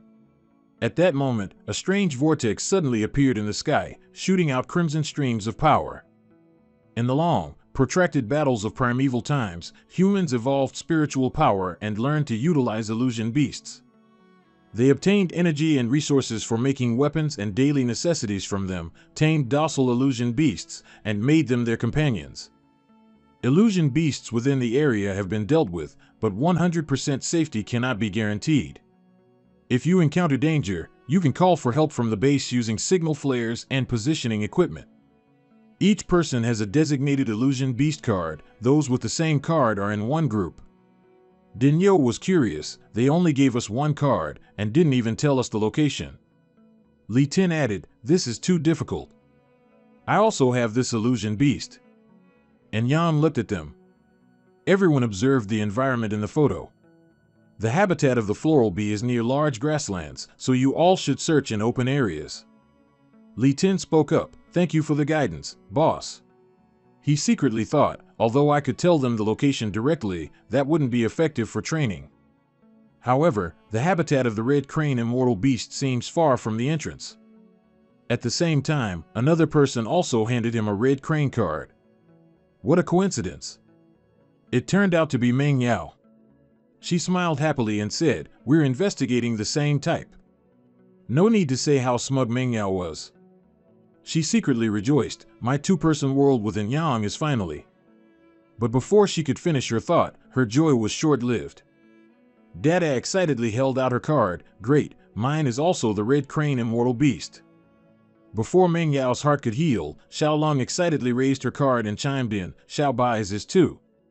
And so, our Xiaolong became a rival to those two fierce girls. Just then, the instructor announced, you can depart now. Xiaolong hadn't walked a few steps before pouting, when can we have snacks? Xiao Bai's hungry. And Yang was speechless. Did he think this was a primary school field trip? He looked at the boys retreating back and disdainfully muttered, what's so special about this kid that the boss told me to look after him? Meng Yao walked and talked, the red crane immortal beast is a water-type illusion beast. They mostly live in deep lakes and require a very high-quality water source. She held the map and observed, the closest lake to us is in the southwest, about 40 kilometers away. And Yang calculated, let's head that way first and find a water source to spend the night. Just then, Dada seemed to notice something above her head. An acorn shot straight down from somewhere, falling forcefully towards Dada. As if it had eyes, it hit her chest directly and bounced off. And Yang asked worriedly, what's wrong? Dada stammered, it's nothing, just an acorn that fell from the tree and hit my head a moment ago. He silently looked at the acorn on the ground, while Dada whispered, blushing. Then the whole group left, it's good that you're okay. Let's keep moving forward. Along the way, everyone encountered many strange things, such as these butterflies. Meng Yao even used nether to catch wild chickens for food, which made the other two girls admire her. Gluttonous Xiaolong, countless times along the way, demanded to eat roadside mushrooms due to hunger, making Yang extremely distressed. Night quickly fell, and at this point, Yang suggested, let's sleep here tonight. Because of Little Fox, lighting a fire became easier as it possessed fire elemental power. Everyone gathered around, and Dada exclaimed, with Nether, "We don't have to worry about a campfire tonight anymore." Xiaolong only cared about one thing: the chicken leg is mine. Ming Yao then said, "It would be even better if someone could help keep watch at night." And Yang said confidently, "There will be." Dada was surprised. "Huh? Someone else wants to join our team?" He chuckled softly, "Probably." He secretly thought, though not necessarily a person. Meanwhile, the fire was still blazing, and the nearly cooked roasted chicken emitted a fragrant aroma. Xiaolong's eyes lit up as she looked at the chicken. She quickly said, "Xiao Bai is going to eat now." Everyone was busy chatting and eating, unaware that in the bushes, pairs of red eyes were watching them. They seemed to be monkeys. These forest monkeys were probably the ones who threw that acorn at Ming Yao earlier that morning. As soon as they saw the food, they shot into the air, flying wildly around at astonishing speed, surprising everyone. "What are those?" Meanwhile, while everyone was looking up at the sky, another monkey quickly ran over, grabbed the food, and ran away. Xiaolong's face turned pale. "My roasted chicken." "Not only the chicken, but they also took all our belongings." And Duong worried, "Oh no, they took our bags. The supplies are still inside." Ming Yao couldn't help but get annoyed. She yelled loudly, threatening them, "Give us back our stuff now." But the monkeys didn't seem scared. They even playfully stuck out their tongues and slapped their butts, as if to say, "Dream on." Having her food snatched, our Xiaolong was already furious, not to mention their defiant attitude. Ming Yao also yelled angrily, "Damn it, Netherworld." Before she finished speaking, Xiaolong charged forward. Meanwhile, those monkeys were still sticking out their tongues and rolling their eyes, mocking everyone, probably thinking this group was really stupid. But their joy was short-lived. All three of them were then smacked without missing a beat. These blows came from our Xiaolong. Just like that, all three mountain monkeys were beaten and lay sprawled on the ground. Seeing Xiaolong land, the mountain monkeys were scared to death. She said coldly, "Tonight, besides grilled chicken, I also want grilled monkey." Seeing the murderous aura emanating from Xiaolong, the mountain monkeys turned pale and fled in a hurry. But how could she let them off? Xiaoxi's lightning quickly turned them into three fake skeletons. The three monkeys were shocked to the point of kneeling and begging for mercy. And Duong then said, "You were the ones who threw the fruit earlier, right? And you stole our stuff. You won't get away without apologizing." His eyes became cunning. "You monkeys probably have a hidden treasure trove of food, don't you?" Scene change, at this moment, in the surveillance room at the base. It turned out they all had surveillance cameras installed everywhere to ensure safety. The instructor looked at the screen disdainfully. "These students are too weak. I think we'll have to provide them with supplies tomorrow." Suddenly, the security staff panicked. "Instructor, there's a problem with camera number 377. He was surprised. "What's wrong?" "Someone needs rescue." The security staff quickly replied, "No, come over here and see for yourself." Seeing in Duong's group being served by the mountain monkeys, the instructor couldn't help but find it interesting. How surprising. When did the evil mountain monkeys become so well behaved? The bruised mountain monkeys still happily brought over tea and poured water. "Sir, please have some tea." The instructor's face turned pale. It seems the monkeys who usually bully students have met their match. It quickly became dawn. After eating and drinking to their fill with the mountain monkeys, they had a long sleep. And Duong opened his eyes, feeling sluggish. "Why are my waist and back so sore? Did I have sleep paralysis last night?" He closed his eyes and rolled over. "It must be because I slept in the wrong position." And Duong dimly opened his eyes, and what he saw was Ming Yao sound asleep, wearing pajamas that couldn't be more revealing. Still groggy, and Duong hadn't fully grasped the situation. He casually said, "So Ming Yao is sleeping here." Then he rolled over to the other side, intending to continue sleeping, but the sight before him startled Duong. And Duong's inner thoughts cried out, "Did it too?" No wonder. After a moment, as memories flooded back, and Duong was shocked, "Wait, why are they in my tent?" He gritted his teeth in annoyance, recalling, "It seems that damned monkey played a trick on us." Ming Yao was woken by his shout. She lazily yawned. "What's wrong?" Did they also happen to wake up? She calmly looked at everyone. Morning tea. The atmosphere in the tent was awkward. Xiaolong was still fast asleep, and Xiaobai still wanted to sleep. And Duong forced a smile. It's nothing, my leg has a cramp. If everyone's awake, let's depart early. And so, they moved together. The map displayed. And Duong said, if we follow this stream, we can reach the nearest lake. Just then, by that dry tree trunk, Xiaolong seemed to see something. She watched intently. Indeed, there were small bubbles rippling all around in the water. Just then, a large pufferfish, as if lacking oxygen, quickly surfaced to breathe. Xiaolong sat down and gazed at it intently. A cunning expression appeared on her face. Excellent, you're my lunch today. And Duong, just at this moment, annoyed, gave this gluttonous girl a smack. Xiaolong was also slightly startled. He held up his identification card. Don't eat just anything. This is a lost young red crane immortal beast. Eating it means provoking the red crane immortal beasts. After that, and Duong immediately pulled it free and lifted the log that was pressing on its body. Suddenly rescued, the red crane was extremely happy, wagging its tail and looking at Duong as if to thank him. Manhwa was a bit puzzled. This place doesn't look like where red crane immortal beasts live. Why is it here? And Duong replied, perhaps it got lost by accident. The red crane seemed not to be wary of Duong. He picked it up and then attached a tiny device to its belly. Dada immediately knew upon seeing it that what was attached was a locator. And Duong explained, if it encounters danger, we can come to its rescue in time.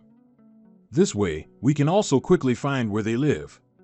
The three girls at this moment all had the same thought, so Duong is actually the most cunning one. After that, Duong let it go. Watching the red crane, he secretly thought, I hope it can return home safely.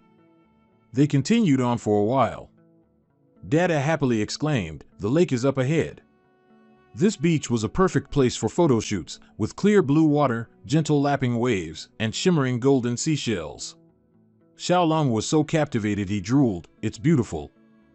Dada added, the teacher once said that these are kim chow, one of the basic ingredients for upgrading water-type illusory beasts. According to Dada, the deeper the water, the more kim chow there were. Xiaolong immediately dropped his bag on the ground. I'm coming. Perhaps due to their haste or the distance, they didn't notice something emerging from under the water. And Duong held the detector. The last known location of the young red crane immortal beast is nearby. At this moment, Manhwa was startled and pointed, and Duong, quickly look over there. From a distance, Dada and Xiaolong were running back frantically as if being chased by ghosts. A fierce school of red cranes with sharp teeth made Xiaolong scream in terror, help! And it seemed the school of fish regarded them as enemies, determined to pursue them to the very end. And Duong looked on in alarm, shouting, what on earth did you do? Xiaolong held up the object and calmly said, I just picked up a kim chow from its head. And Duong was startled and speechless, saying, that's their birth pearl. He explained, a young red crane immortal beast plus a kim chow equals an adult red crane immortal beast with a kim chow on its forehead. During maturation, red crane immortal beasts will combine with kim chow, forming a symbiotic relationship. At the same time, Xiao Tu, seeing Xiaolong being bullied, immediately shot forward. And Duong panicked, Xiao Tu, stop. It also obediently stopped and looked at him. And Duong explained, that place is all water. If we use electricity, it will shock a large area. Manhwa added, the fire of the underworld can't burn underwater either. What should we do now? At this moment, a mischievous small fish flew up from the river. And Duong immediately recognized it as the little one from before. The little fish seemed to be stopping its companions. They looked at it and temporarily stopped attacking. Xiaolong couldn't help but ask out of curiosity, what are they doing? And Duong said, give me that pearl, I'll go return it. You stay here quietly, don't provoke them anymore. Xiaolong was sad but obeyed. He slowly approached them, raising the object high as a sign of peace, I'm returning these to you. The red crane that had lost its item, upon seeing him, frantically charged over. Seeing this scene, Manhwa was startled and cried out worriedly, and Duong. Suddenly, the sight before Manhwa made her freeze. And Duong hugged it tightly, smiling happily, and explained, "It's thanking us." Finally, the fish calmed down and submerged half of their bodies into the water. Immediately after, they suddenly leaped onto the water's surface. Manhwa curiously asked, "What does it want to do now?" Looking at their reaction, and Duong immediately guessed, could it be that they want to take us somewhere? The little fish seemed intelligent. As soon as it heard him speak, it bent its body up and down, signaling. After that, they walked along the shore, with the small red crane leading the way underwater. It even intentionally swam close to the shore so everyone wouldn't get lost. Along the way, Dada saw a tree with red fruits and happily said, "I heard the instructor say that the entire IAS mountain is full of treasures." On this side, Manhwa saw crystal-like fragments growing at the foot of the mountain. She couldn't help but exclaim, "It's beautiful." Seeing the girls so delighted, and Duong said, "I think this is just one corner of the IAS mountain range. Most of the treasures will be in the deeper areas." Suddenly, and Duong discovered something in front of him that made him stop short. Before them was a place that looked endless. Xiaolong then said, "Will there be any treasures in this mountain cave?" Underwater, for some reason, the red crane shook its head vigorously. Its strong reaction made Duong look over. He asked curiously, "What's wrong?" Then, as if understanding its intention, he happily complied, "All right, we won't go into that mountain cave." As soon as he finished speaking, the red crane immediately jumped with joy on the water's surface. Mong Dao saw him distracted and asked curiously, "What's wrong, and Duong?" And Duong said, "This young one's reaction indicates there's danger in the mountain cave. Let's find a place a bit further from here to set up camp."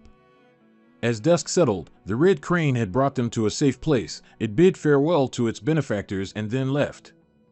They chose to camp far from the cave. As night deepened and everyone fell asleep, the campfire also went out.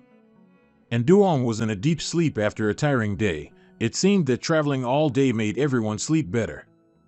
Suddenly, a sound echoed in the silent night. The loud noise gradually woke him up, and Duong couldn't help but wonder, how can there be monkey cries here too? The cries grew more mournful and panicked, and Duong jolted awake. It turned out, just as he suspected, the sound came from the mountain monkeys. Their companions were being dragged away by something extremely dangerous with glowing red eyes. He immediately got up and ran towards the sound, but by then, the mountain monkey had already been dragged down the cliff by that thing. The three girls quickly realized he wasn't in the tent and ran over. Mong Dao cried out anxiously, and Duong. As soon as she saw him, Xiaolong also anxiously stepped forward. She looked around to observe and then spoke, "Master." Meanwhile, the mountain monkey was still being dragged on the ground. It painfully closed its eyes tightly. Mong Dao looked at it, stunned. "What is that? Did it turn pale? It's so scary." Xiaolong immediately switched to combat mode. "Master, I will protect you." And down below, the little leopard also began to gather its strength, preparing to pounce. And Duong called out, "Xiao Su." Mong Dao quickly stopped him. "Wait, Xiao Su will generate electricity, let Yu Ming go." As soon as she finished speaking, the little fox transformed into its combat state. Then, Yu Ming turned and pounced towards the endangered mountain monkey. Yu Ming's flames burned its entire body. The strange creature quickly released the mountain monkey and writhed in pain. Suddenly attacked, it was very furious. The mountain monkey, now clutching its injured body, seized the opportunity to escape. And Duong recognized it at once. This is a tank killer. This thing is one of the top predators in Mount IAS. Inside this creature is a type of crystalline body that can be used as an upgrading material and to create anti-poison medicine. According to what Duong knew, its shell was as hard as a tank.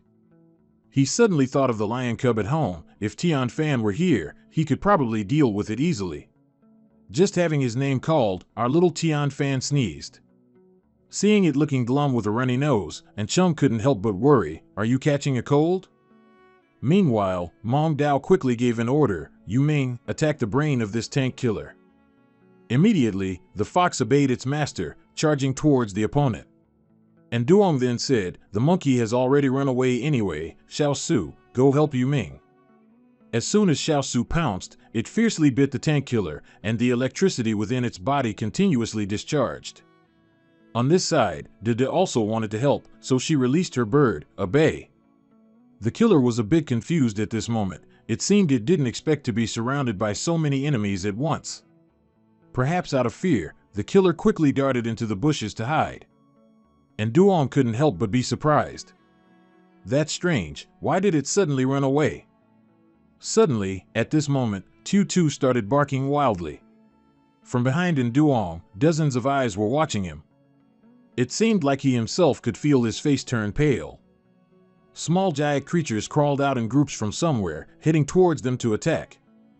On this side, another group was leisurely camping. We've found the mission's illusionary beast, so we can consider it a success. The legs of those giant creatures crawled quickly on the ground, and the leaves and grass rustled continuously. One of the young men spoke up. Did any of you hear anything? Another person said, let's go see. And so, two young men from the group stood up, holding flashlights, to check around. In the large bush, the shadow of a giant Xe appeared very close to them. The two of them turned pale. Could it be the illusionary beast we found during the day, a relative of the Nguti Xe? I don't remember them being this long and big. On this side, Zichuan also seemed to sense danger, barking loudly without stopping. Lai Tin was puzzled. Why is General shouting instead of sleeping? Daingu replied, General must have smelled something. After that, Lai Tin also cautiously shone a flashlight towards the bush. A terrifying scene quickly appeared. A swarm of giant creatures crawled out from the bushes. In the security room, the instructor couldn't help but jump up. The base detected a giant riot. We're done for. As soon as everyone saw the gigantic giant Xe, they couldn't help but be terrified. Loud screams echoed, run. The supervisor watched the screen. It seemed this situation was too much for him. It's over. He urgently grabbed the walkie-talkie to announce, emergency situation. The messenger bird quickly broadcast throughout the forest, attention all outdoor students, emergency situation. There's an illusionary beast riot in the Ia mountain range. Daingu's group also received the announcement, an illusionary beast riot has occurred. All students must immediately stop their illusionary beast investigation mission and return to base at once. Mong Dao was also anxious. We need to find a way to quickly return to base. And Duong just happened to give the order, everyone, prepare to break through the encirclement. Tutu channeled its inner energy and began to shoot powerful electricity towards the giant swarm. Yumin and a boy cooperated perfectly. As soon as the fox breathed fire, a boy used its wings to fan it towards the multi-legged creatures. That gigantic giant targeted Yumin and attacked, charging with terrifying speed. As Yumin dodged, the giant used its momentum and lunged straight at Mong Dao. Taken by surprise, she couldn't dodge in time, but fortunately, Tu Lung quickly gave it a strong kick. She looked at Tu Lung and happily said, thanks. Her illusionary pet proudly responded, no problem. And Duong observed the surrounding situation. He was a bit worried because of the overwhelming number of giant creatures. Then Duong immediately commanded, Tu, large-scale attack. They were paralyzed by Tutu's electricity, and their movements gradually became restricted. After that blow, they seemed to be deterred and ran back into the dense bushes to hide. Everyone was surprised. The giant creatures are retreating.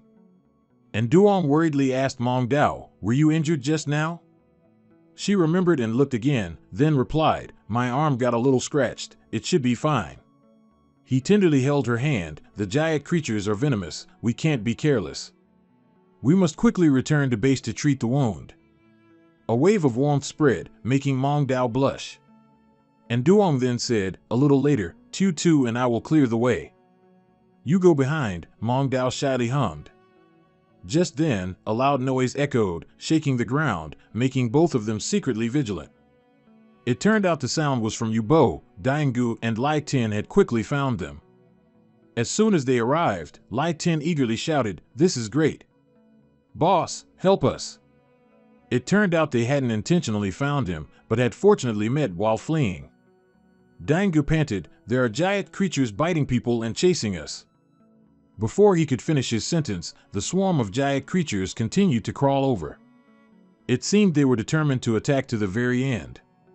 Noticing the escalating tension, and Duong quickly said, Lai Tin, Mong Dao is injured.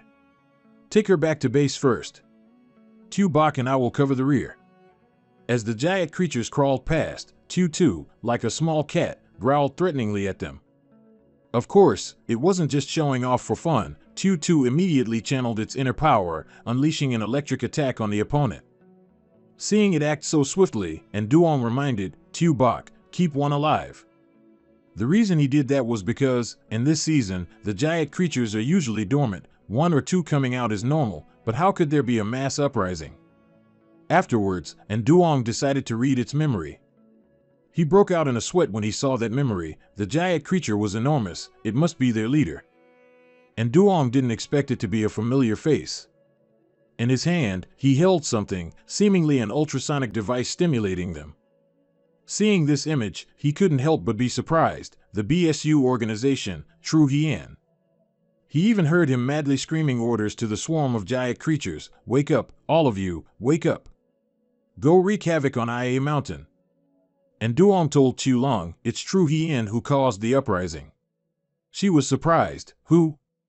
I remember now, it's that guy from the friendly competition last time.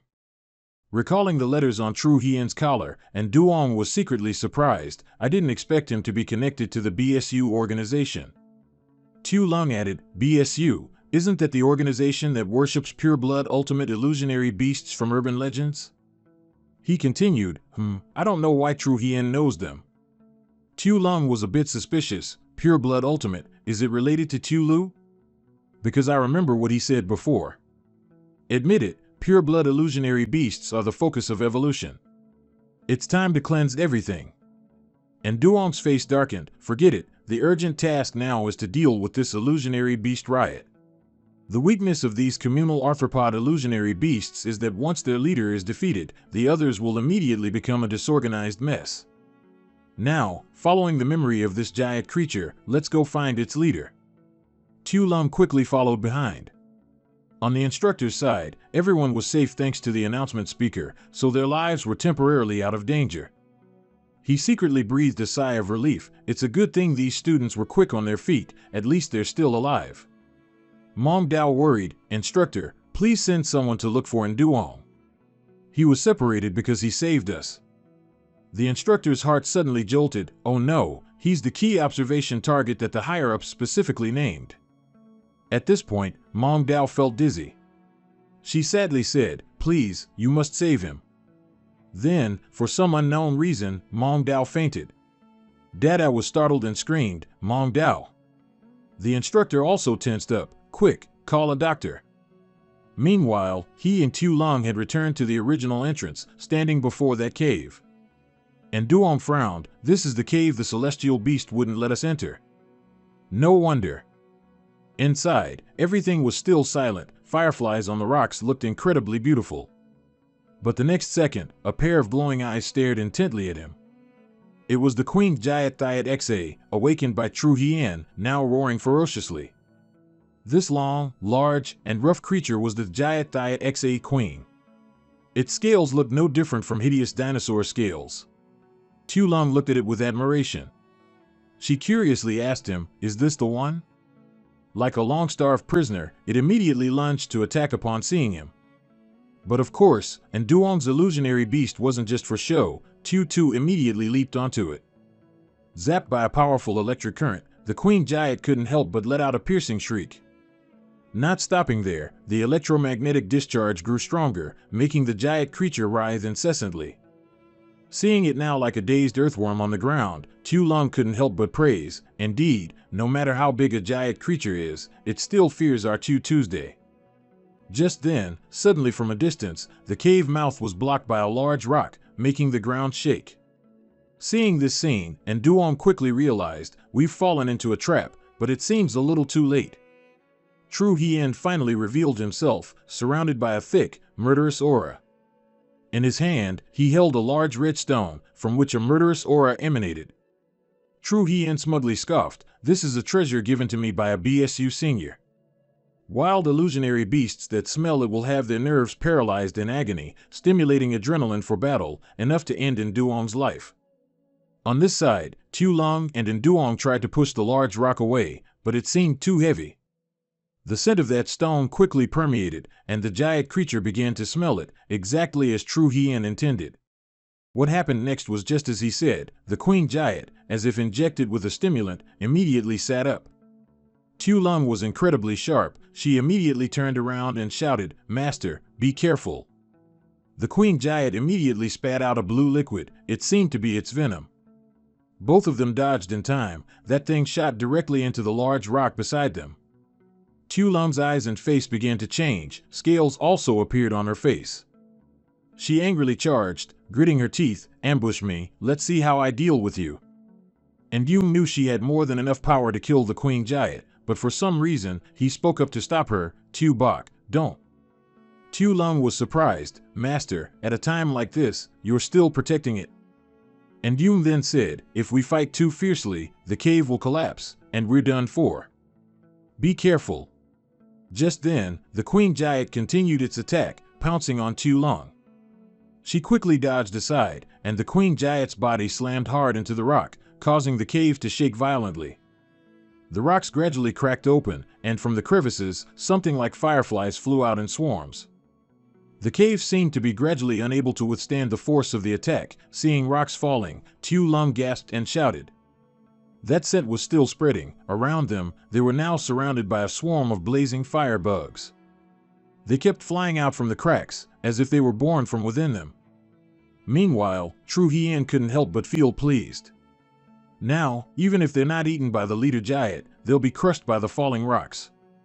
He held the red stone in his hand, and seeing it continuously emit its scent, he smiled broadly with satisfaction.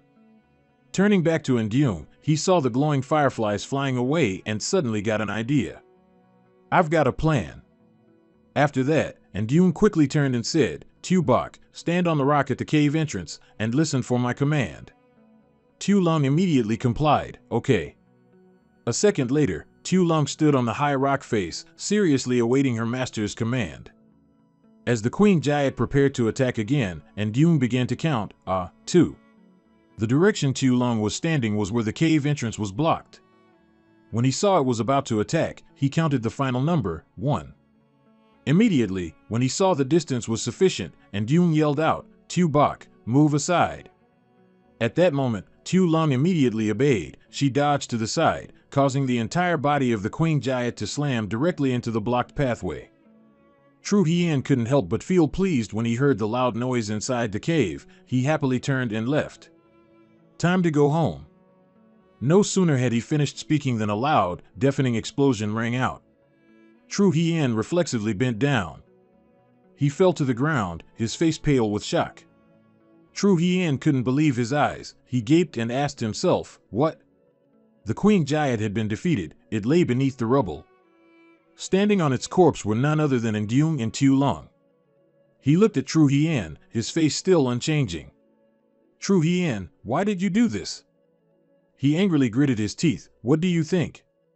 The spot in the national competition was originally mine." True Hien seemed agitated. "Don't think that just because you were lucky enough to steal Hoa Dong's spot, I'll let you live to participate." Tu Lung irritably rolled up her sleeves. "So you've admitted to creating the beast tide, then?" He smiled brightly. "I just took advantage of this beast tide to eliminate all of you." And Yoon took something out of his pocket. He said with satisfaction, "Very good." True Hien nonchalantly replied, "So what if you recorded it? You still need to be alive to get it out." And Yoon then said, "True Hien, just because I defeated you last time, you're resorting to all these tricks against us." Immediately after, he chuckled smugly and said, "Ninja, it's your turn to appear." From behind him, 2 pairs of eyes glowed brightly, carrying large flames.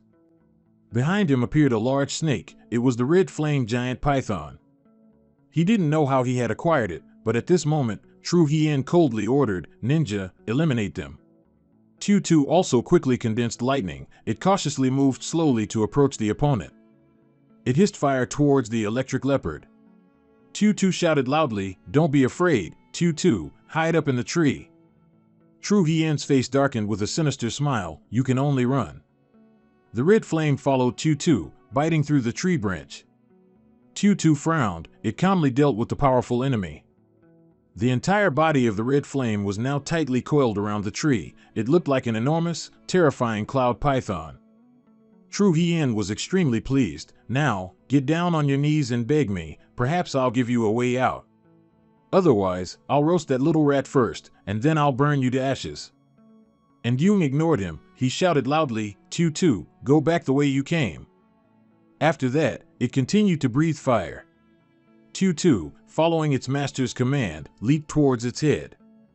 The electric leopard maneuvered its small body onto the red flame. Its every step seemed to cause its opponent some confusion. And Jung then said, Tu, stab its vital spot. After that, it arched its back and thrust its sharp quills towards the red flame's body. Immediately after, the red flame fell to the ground, foaming at the mouth. True Hien was startled. "Ninja."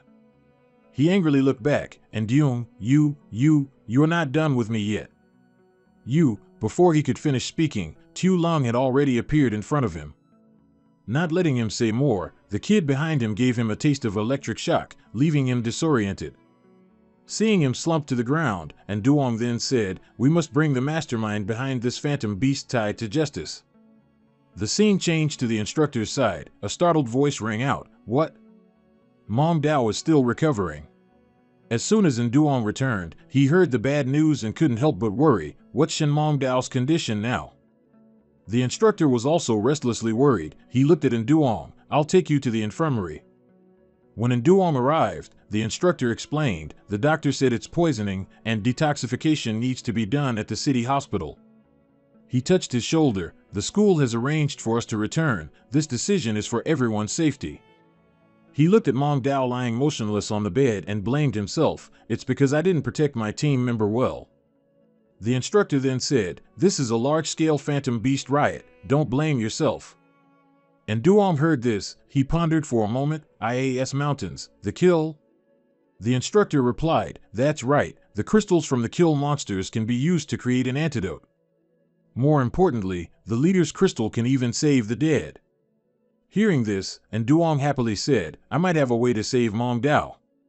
The instructor said sternly, "And Duong, this is a matter of life and death. I understand how you feel." And Duong handed over the crystal. "This is a crystal taken from a kill. It can extract anti-venom serum." The instructor quickly said, "No, while there is a way to save people, using normal kill crystals carries a risk of failure and can sometimes even worsen the condition." He smiled lightly and countered, "Instructor, you're right, lives are important, Tu Bok." Finally, he agreed to his request, and then Nduong was allowed to open the infirmary door. He looked coldly at Mong Dao's health status on the screen, and Duong seemed very tense. He focused intently, his hands continuously manipulating the screen. Outside, the instructor couldn't help but grumble, and Duong is too much, acting on his own initiative like this. He darkened his face and thought to himself, although this person needs to be taken care of according to orders, Shen Mong Dao is the principal's daughter. Inside, he remained completely focused on his work. Mong Dao's body suddenly became covered in intricate blue veins, and tears of pain involuntarily streamed down her face. The nurse saw Mong Dao's condition and panicked, Doctor. So the doctor quickly entered, and Nduong outside worriedly called her name, Mong Dao. And Duong's sweat also streamed down. "Mong Dao, you have to hold on." The data stream on the screen was still running. Her body and the Queen Kill monster's crystal were still combining. Time seemed to pass slower now, and Duong's breathing grew heavy. And Duong then vaguely remembered, "Mong Dao, although we've known each other for a long time, in my previous life I always..." He paused for a moment and then thought, "I wonder if you escaped the phantom beast tide in the previous life." And Duong clenched his hand and secretly resolved, "This time, I definitely won't let you be in danger." In the emergency room, Mong Dao struggled to breathe and coughed heavily a few times. The doctor remained worried. The patient's condition is very poor. The combination index was now nearing completion, and Duong nervously urged, "Faster, hurry up." But at this moment, with only a little left, the monitor suddenly stopped running and the display bar also froze. And Duong was startled and gripped the machine. He anxiously said, "It failed?" "That's impossible." The doctor was also anxious. "The patient's heart rate and respiration are problematic. Immediate resuscitation is needed." The machines beeped rapidly, and the entire room was filled with tension. It seemed heaven helped those who helped themselves. Finally, Mong Dao's body successfully combined. And Duong watched, overjoyed. The serum extraction was successful. At this moment, he grabbed a large syringe and rushed into the emergency room. The doctor didn't stop him, and Duong lowered his face and carefully injected the serum into Mong Dao. She gasped for breath, but very quickly, Mong Dao's face relaxed, and she slowly opened her eyes. Seeing him, Mong Dao was incredibly moved. The scent of affection radiated around her as she cried tears of emotion, and Duong. Mong Dao sat up abruptly and embraced him tightly, and Duong, I just had a very long dream. I thought I wouldn't wake up, wouldn't see you again. He also gently wrapped his arms around her waist. Aren't we together again now? On this side, the instructor and Tu Long also quickly entered, and Duong spoke up. I'm sorry, that was unavoidable. I'll accept any punishment. He looked at Mong Dao, secretly surprised. Even if the poison is cured, she couldn't possibly recover so quickly, unless... Though he thought so, he still said coldly, considering you saved someone, and student Shin is fine, don't do that again next time. Finally everyone returned. A voice echoed on the vehicle, respected leaders, after confirmation, the Phantom Beast riot in the IAS Mountains has ended. According to the evidence obtained, it was Duong who stabilized this riot. Meanwhile, Mingyao happily leaned her head on his shoulder and closed her eyes, a very affectionate scene. The scene shifts to the D-City Defense Bureau, a massive building with a complex structure. In the interrogation room, a familiar voice rang out, furthermore. Jing Hong looked at Zhao Xian and said sternly, tell me, who ordered you? Zhao Xian was brought here, his face darkened, but he didn't utter a single word. Jing Hong calmly sat down. Zhao Xian, what was your motive for creating the Phantom Beast riot? He forced a smile and said, I already said, I did it out of hatred for Yin Yang. Looking into his eyes, Jing Hong seemed to see right into his heart. Zhao Xian, what exactly are you hiding? I don't believe a student could instigate a Phantom Beast riot. You were missing for a while, where did you go? His hands were tightly cuffed, and he weakly bowed his head in silence. Jing Hong continued, those devices for luring phantom beasts aren't something a student could possess. Is there someone behind you giving orders? He saw the device he had used to manipulate the phantom beasts and quickly became agitated. No, there isn't. Jing Hong didn't hold back and directly exposed him. The clothes you're wearing bear the symbol of the extremist organization PSU. After all, he was just a student, and being interrogated like this, he turned pale and stammered, I don't know. Jing Hong recalled her old acquaintance, who had been dying in her arms, yet kept saying, quick, quick, chase them. Jing Hong's eyes became somber. 5 years ago, we confronted this organization. She then remembered how she had frantically chased that person. According to Jing Hong's memory, that person's collar also had the same symbol as Zhao Xian's now. With that thought, Jing Hong leaned closer to him. It was someone from PSU who ordered you, wasn't it? Zhao Xian screamed in fear, no, no. Jing Hong then turned to her subordinate and said, based on Zhao Xian's recent movements, investigate clues related to PSU. The subordinate quickly replied, understood. The scene shifts to the Zhou Corporation, one of the 3 major families. Inside the room, everyone was holding a serious meeting. This was drone footage recorded in the IAS mountain range. Yin Yang's image appeared on the screen. This person prevented this phantom beast tide. A middle-aged man replied, according to the report, PSU's shadow is behind this riot. One of the girls among them, hearing this, asked doubtfully, what is PSU? He continued, it's a group of people who believe pure-blooded phantom beasts are top-tier phantom beasts. They're just small-time troublemakers, no need to panic. Hearing this, the girl nodded, secretly sighing in relief. At the same time, an old man with white hair rushed in. The person at the top spoke, Vice President Zhou, please keep your voice down. My apologies, I just came from the chairman's office. He spoke up, let's keep it brief, the chairman's intention is. Then the vice president looked at the screen. Yin Yang, who stopped the phantom beast tide, is a genius. We need to pay attention to him. That man interrupted. The Blood Abyss branch caused trouble in D-City, allowing the Defense Bureau soldiers to capture its mastermind without bloodshed, and now he stopped the riot. Mr. Zhou added, the problem now is how to approach Yin Yang without making him wary.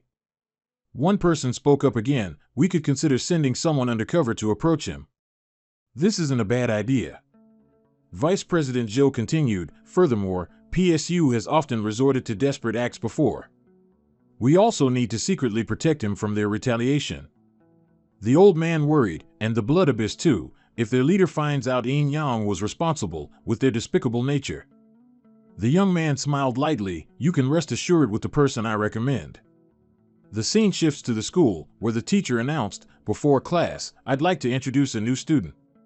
The girl happily spoke up, hello everyone, I'm Zhou, from the Imperial Capital.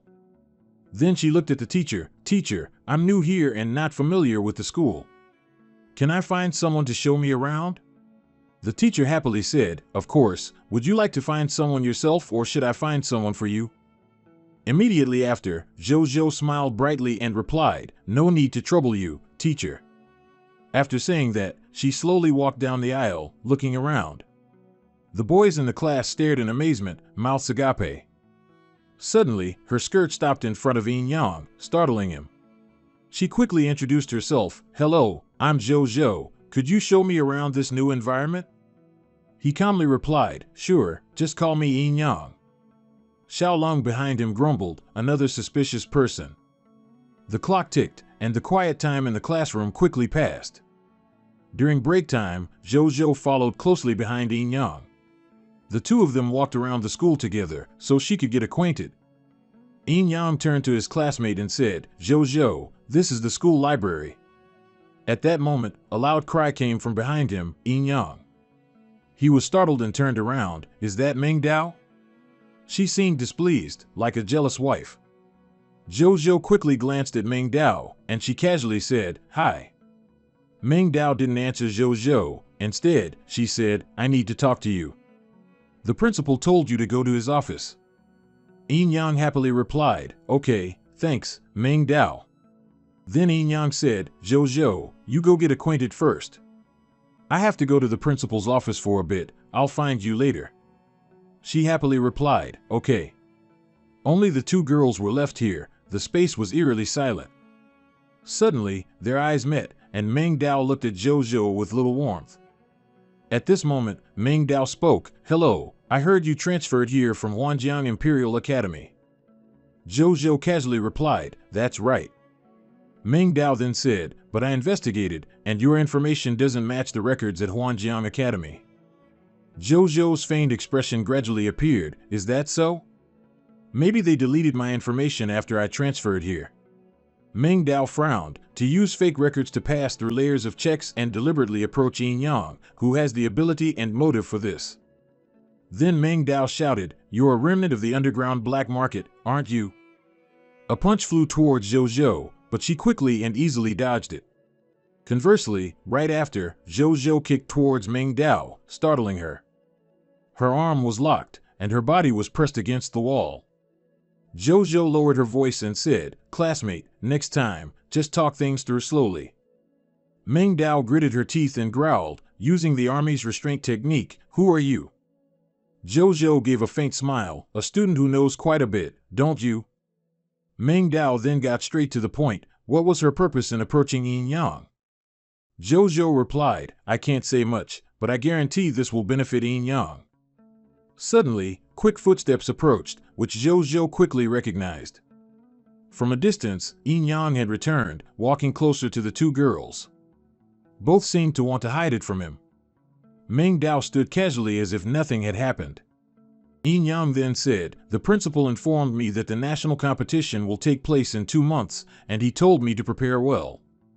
Meng Dao couldn't help but secretly rejoice, so, during the competition, you and I will go to the imperial capital together, but she suppressed her emotions, just the two of us. Zhou quickly said, my relatives live there, I can help you get acquainted with the environment then. Moreover, I've watched many past seasons of the competition and understand the rules very well. According to Zhou, the competition involves 64 elite youths from 5 provinces nationwide. These 64 contestants are divided into 4 groups with their phantom beasts. Each person brings 3 phantom pets, and each match will have 3 rounds. She continued, after that, the top 4 from each group will be selected, totaling 16 people. Then there will be qualifiers, semifinals, and finally, a champion will be chosen. Hearing this, Yin Yang recalculated and said, "Wait, that means I'm still missing 1 phantom pet." Meng Dao happily looked at him and then said, "Leave this to me." Scene changes to D-City's Phantom Pet Incubation Center, primarily a trading market for phantom pets for phantom pet masters. After walking around, Meng Dao said, "The preparation time is too short. I suggest choosing an already matured phantom pet." She picked up a chicken. "I think this one is good." Yin Yang was startled. "The price is too high. Let's look at others first." The 2 of them passed on that one and went to the incubation area. Yin Yang looked at the price of each egg and couldn't help but smile bitterly. This place is even more expensive. Meng Dao then said, "If we can't find a suitable phantom pet here, where should we go?" "Up ahead is the discarded egg section." He asked again, "The discarded egg section, does that mean items to be disposed of?" Meng Dao replied, "Not exactly. It's where eggs that haven't hatched for a long time are placed and then discounted. Very few of these eggs can successfully hatch, and even if they do, they're often weak or sickly phantom pets. Only a few rich players like to gamble their money on them." Yin Yang couldn't help but smile brightly. "Then let's go there and see if we can find anything." And so, the 2 quickly went to the discarded egg section. Meng Dao focused on selecting eggs. She looked at a purple egg in her hand and couldn't help but regret, what a waste of resources.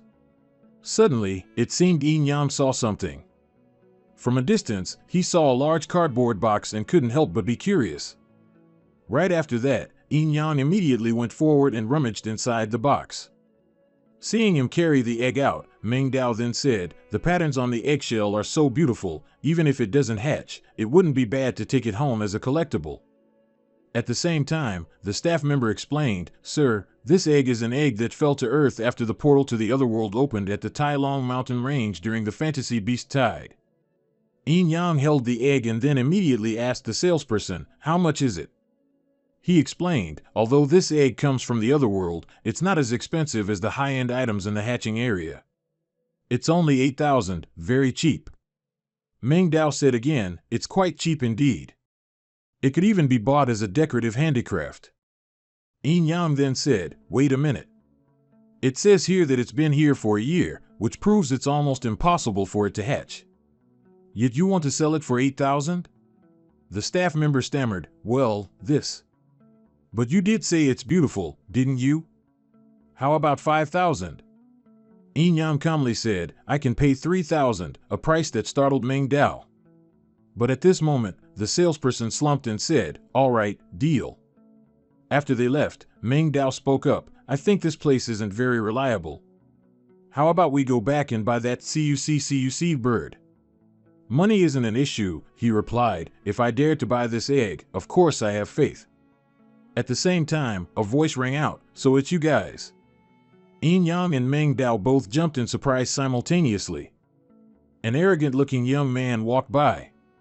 "We had our eyes on this egg before, but who knew someone else would snatch it first?" Yin Yang replied, "Regardless, we've already bought this egg. You wouldn't openly snatch it, would you?" The other guy said, "You must have misunderstood. I just want to play a game with you."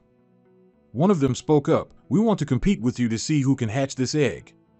The fantasy pet that hatches will belong to the winner." He didn't feel inferior at all. On the contrary, he was confident. "No problem, let's play now."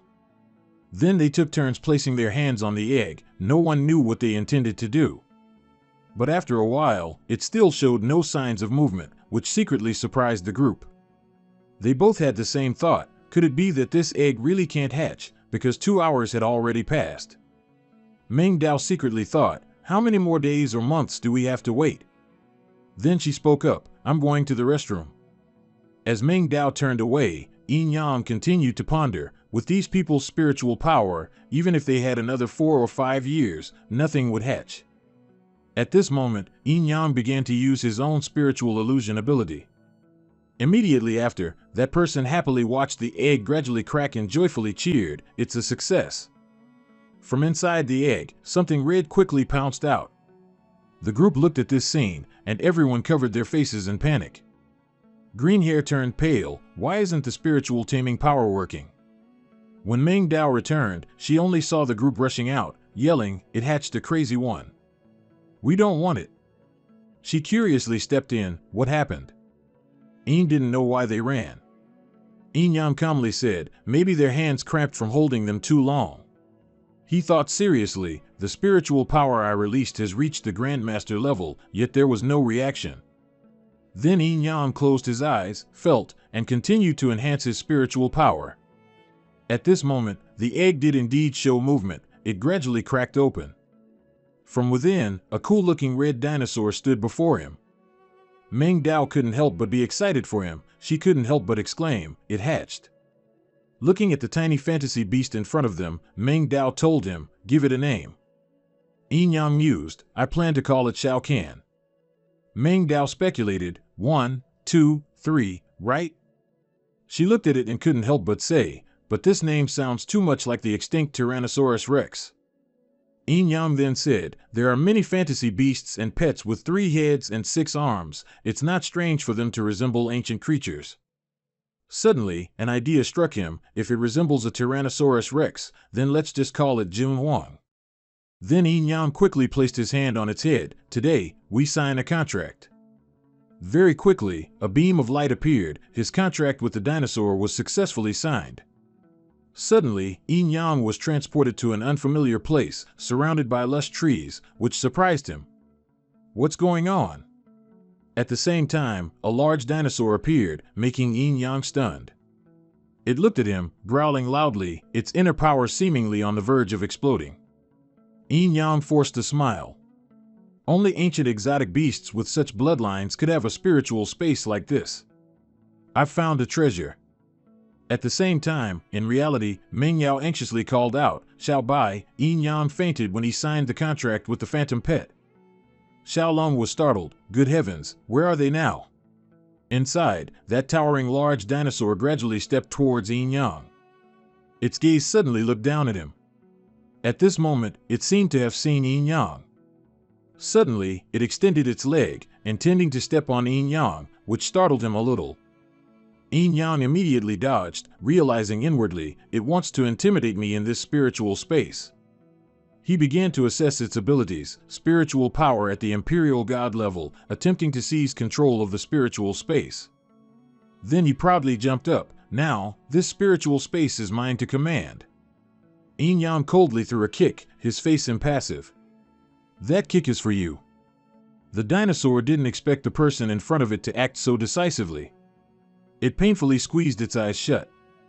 And immediately after, just one blow from Yin Yang knocked the dinosaur out cold, lying sprawled on the ground. It looked at Yin Yang in disbelief. Someone had actually defeated it with a single blow. He approached it.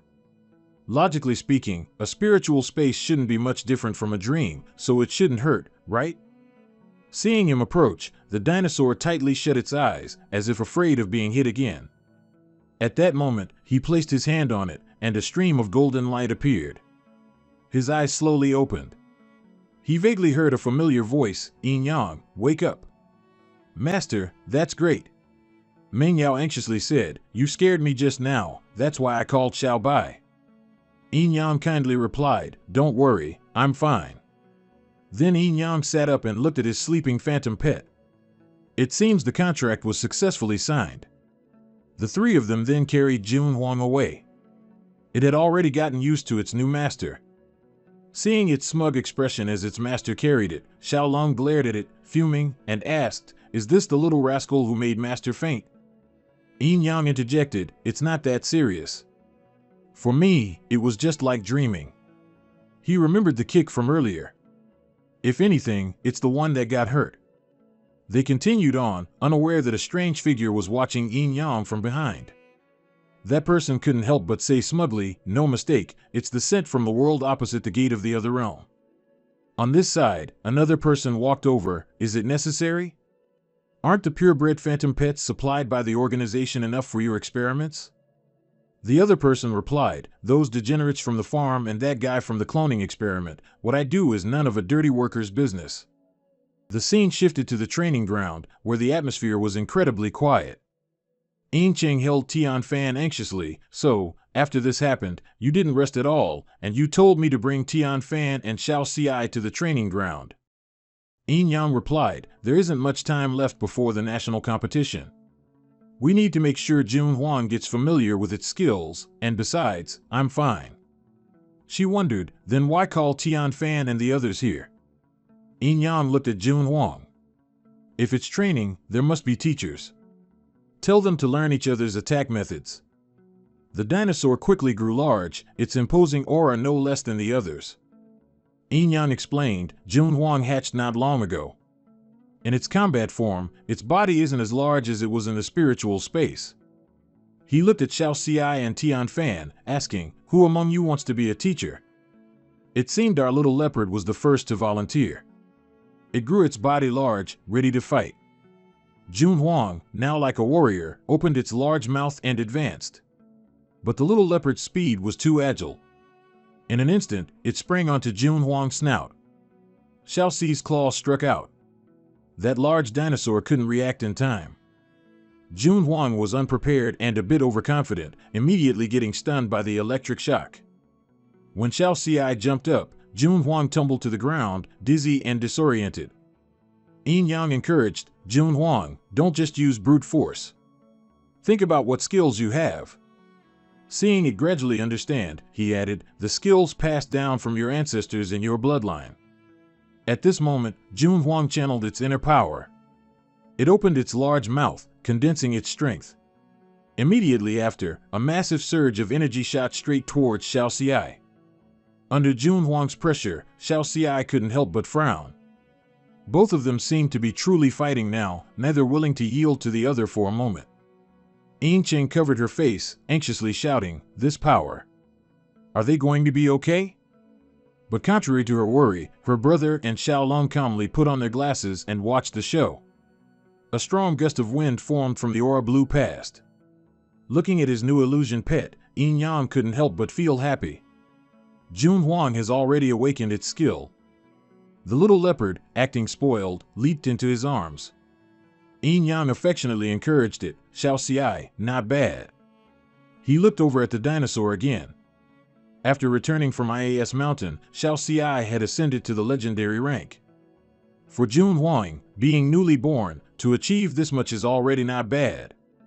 Yin Yang happily asked it, how do you feel? Can we continue training? Jun Huang stood with its hands on its hips.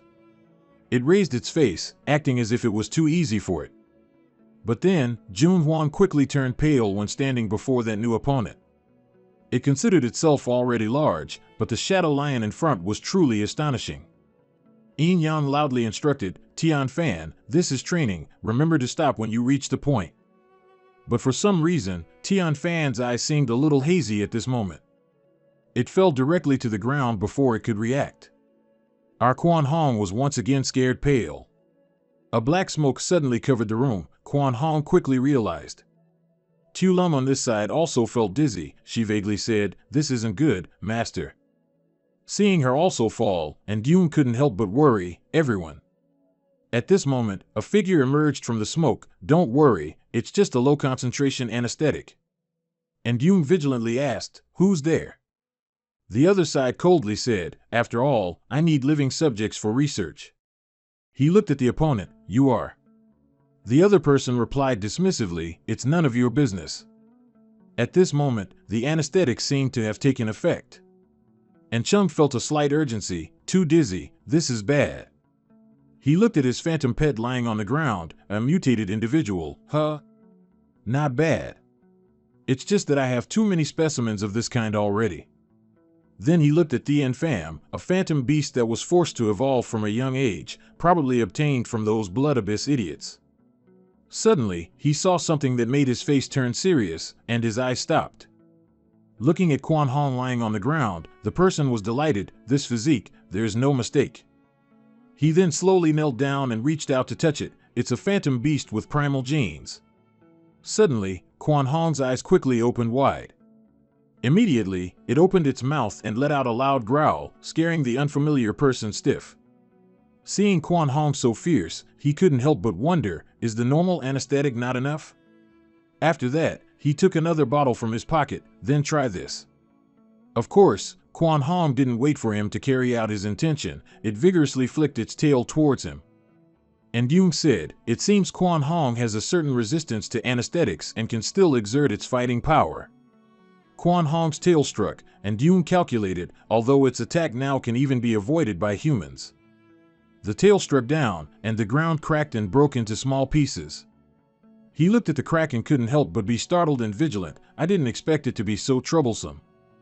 Suddenly, he looked at Quan Hong and then coldly said, "Number 43. This person also had the letters PSU on his collar. As soon as he finished speaking, a blurry figure immediately appeared from the air. Its name is Number 43, nicknamed Scorpion Leopard. It has many sharp spines along its back. It looked at Quan Hong with hunger, saliva dripping from its mouth. As soon as it was summoned, it immediately lunged and bit Quan Hong hard. It seemed to be overconfident. Our Quan Hong flicked its tail lightly, and the Scorpion Leopard was thrown far away like a ball. The person was stunned. Number 43's species lives in environments full of toxic gas and poisonous insects all year round. Even here it can unleash 100% of its combat power. But then Quan Hong was quickly counterattacked. That you could resist until now is truly beyond my imagination, but you're only exerting less than 40% of your strength." And Yoon watched the fight. His face gradually turned pale. This won't do. He glared and then channeled his internal energy, and Yoon used his mental power to suppress. Immediately, the Scorpion Leopard's head reeled. A wave of pain rendered it unable to fight. Seeing its opponent like this, Quan Hong was also slightly surprised. Meanwhile, and Yoon also seemed to gradually lose his ability to resist after using that power, coupled with the anesthetic smoke, causing him to pass out. The man sweated. Just now, a huge mental force suppressed Number 43. He scratched his head and thought, could there be another master? But in D-City, besides Sanwon Academy, there are no other such powerhouses stationed. Just as the opponent lowered his guard, Quan Hong fiercely opened its mouth, intending to bite him. Faced with Quan Hong's aura, the person was so frightened that he fled on all fours. After the enemy disappeared into the distance, Quan Hong looked back at its unconscious comrades on the ground. The PSU member was panting after escaping. He calculated, this isn't good, this preparation was insufficient. That wicked person secretly vowed, next time, I'll find someone to do the dirty work. Just then, Chu Chao appeared out of nowhere. She directly struck him hard on the nape of his neck. The person immediately fainted. Chu Chao then called someone to report, I've got him under control. The other end of the line said, you go deal with the anesthetic gas first, someone else will handle the rest later, don't reveal your identity. On Yoon's side, everyone gradually woke up. He asked worriedly, is everyone all right? Mong Jiao said, we need to quickly inform the Defense Bureau. He immediately agreed. Scene shifts to the Defense Bureau of D-City's Kwangwon. After Yoon reported the situation, he received news. He said, that person has been arrested. Who arrested him? The other person replied, sorry, this is classified. He vaguely thought, I remember that person had a PSU logo on his shirt. He was clearly targeting Quan Hong with purebred blood. Who exactly dealt with him? When he was alone at this moment, the thought still lingered in his mind. That person earlier also had PSU markings. He couldn't help but be confused. Xiao Bai, do you think this organization is related to the force behind Shaoli?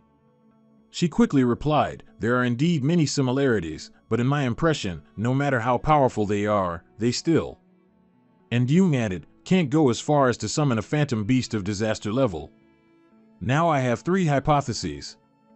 Either it's just a coincidence, Shaoli is a member of PSU, or they have contact with some major force. Saying this, she was full of determination, so we must go to the national competition to investigate that Shaoli. If I get the chance, I want to give him a piece of my mind. After that, Quan Hong underwent more rigorous training. And Yoon looked at the little leopard, kid, a little faster. While he was busy, the phone rang again. And Yoon was startled and looked at his bag. Then he quickly picked up the phone. Hello, Mong Jiao, what's wrong? On the other end, she was anxious. There's a problem on this side. Is your Phantom Beast Master level still level 1? This level can't go to the Imperial capital. We'll immediately arrange for you to get a new level assessment. And Dune quickly arrived. This is the D-City Assessment Bureau. The man looked at him. You are Dune. You're the one the city arranged to attend the national competition, right? If you're only level 1, you'll be laughed at. He continued, you already took the level 1 test before. This time it will be different. You need to directly tame the Phantom Beast we arrange. And Dune replied, no problem. After that, he stepped forward, solemnly watching Dune show his skills. He watched him through the screen, then said, according to the higher-ups, we'll arrange an elite level 1. Suddenly, Chu Chao called out from behind, use the 9-star transcended level 1. Her words made him gasp, huh? The man then shouted in anger, are you messing around? Don't you know how dangerous that would be? Chu Chao then coldly told him, this is the higher-ups' idea. On this side, Dune secretly calculated, according to what Mong Jiao said before, this is a level 10 Phantom Beast Master competition, so I'll be facing a 9-star elite level Phantom Beast. He hadn't even finished his thought when the claw lunged out. A huge black wolf rushed out. It was a 9-star transcended level destroyer wolf. And Dune quickly released his mental power. He thought to himself, I don't have time to waste here. I have to go back and train the youngsters. The man observed the situation in front of him. He couldn't help but gasp in surprise, what's going on? On the screen, Dune was tenderly stroking the giant wolf, watching it lie on its back comfortably enjoying it. The man was so stunned he almost fell backward. Did he succeed that easily? After he had seen enough, he hurriedly went over to Dune, who was still stroking the large pet. The man spoke up, you've passed the test. Your master level certificate will be given to you within a week. Dune was surprised, master level? Not level 10? The man then said, our system had an error, actually, that one was transcended level. Dune quickly replied, no problem. Getting master level qualification is even better. Time flew by, and the next 2 months were spent on training.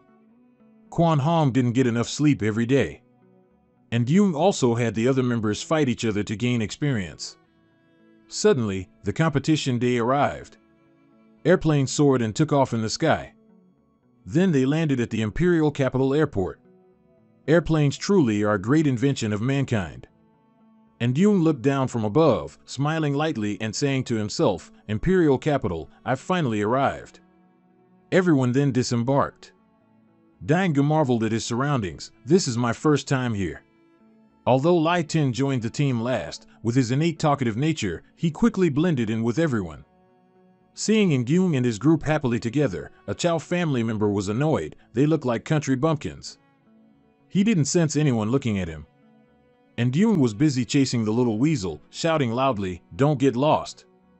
It was running happily when suddenly a large shadow startled it. A huge black leopard glared menacingly at the little fellow, seemingly wanting to devour it whole. Dune was startled when he saw the leopard. Kid, get back here. At the same time, a hand gently stroked the leopard's head, and it immediately returned to its gentle original form. The young man, seeing Dune's concern, quickly spoke up, don't worry, my Due Dain is just attracted to phantom beasts with similar attributes. He replied, oh, your phantom beast is also lightning type. The young man wearing glasses smiled lightly and introduced himself, yes, I'm Trung Vien Chu. It's a pleasure to meet a contestant with a phantom beast of the same type as mine. Dune extended his hand happily and introduced himself, nice to meet you, I'm Dune, a contestant from City A. He secretly recalled that in his previous life, he had an impression that this was Trung Vien Chu, a famous young genius from the Trung family, one of the 3 major families. Seeing the two of them shaking hands, Feng Duong, who had been displeased earlier, couldn't help but feel uncomfortable. After exchanging a few greetings, Vien Chu led his phantom beast away. At the same time, a familiar voice suddenly spoke up behind him, classmate. Dune was confused, this voice sounds so familiar. This familiar face was none other than Shaoli, the person who betrayed and killed Dune in his previous life. He softly spoke, you're Dune, right? Xiaolong cautiously huddled behind him. Master. And Yun frowned. How do you know me? The reason for this reaction was that at this point in his previous life, they hadn't met yet. How could he know him? Xiaoli smiled brightly. The names and photos of all contestants can be seen on the competition page. I just wanted to make some new friends. And Yun and Xiaolong looked at each other with bitter smiles. Xiaoli then said, I didn't expect us to meet so soon. Xiaoli appeared very friendly at this moment. Mo2, say hello to Ndyun. His phantom beast looked like a small cat with sparkling, incredibly adorable eyes. But as soon as it looked towards Ndyun, it stiffened as if struck by lightning. Immediately after, it bristled and growled, and Thien Pham also refused to back down. Both were like fighting cocks, constantly clashing. A second later, Mo2 transformed into its combat form. Its original form was the golden fox. And of course, how could the mighty Thien Pham concede? It was also ready to meet the challenge. But at this moment, Xiaoli played the part of a gentle supporting male character. He quickly yelled at his phantom beast, Mo2, don't be rude. The phantom beast was also very obedient. It immediately returned to its original form. Xiaoli bowed apologetically and said, sorry, my Mo2 can't control itself and wants to fight whenever it sees a strong phantom beast. And Yun was flustered. It's fine, I've heard that golden foxes are all skilled fighters. After chatting for a few sentences, Xiaoli bid farewell. I'll go rest now, I won't bother you anymore. And Yun happily replied, see you at the competition. Xiaolong couldn't hide his indignation. Master, we should have let Thien Pham teach them a lesson just now. He explained, this time, we're mainly here to probe his abilities, let's not alert the enemy. Just then, Chu Chao walked past simultaneously. The car's here, let's go. Suddenly, Chu Chao inexplicably said to him, this Xiaoli, he must be investigated. Then she stepped forward and hooked his arm. And Yun, my cousin's house isn't far from the arena, and the competition is still a week away. These few days. And Yun quickly cut in, no, we'll just go to the hotel provided by the organizers. Scene shift, at this moment, at the hotel for competition participants. And Yun was gazing into the distance, deep in thought. As long as I can make it to the finals, I'll be fighting Xiaoli, the national champion. Thinking of this, he felt a hidden sadness. At that time, I can investigate the forces behind him.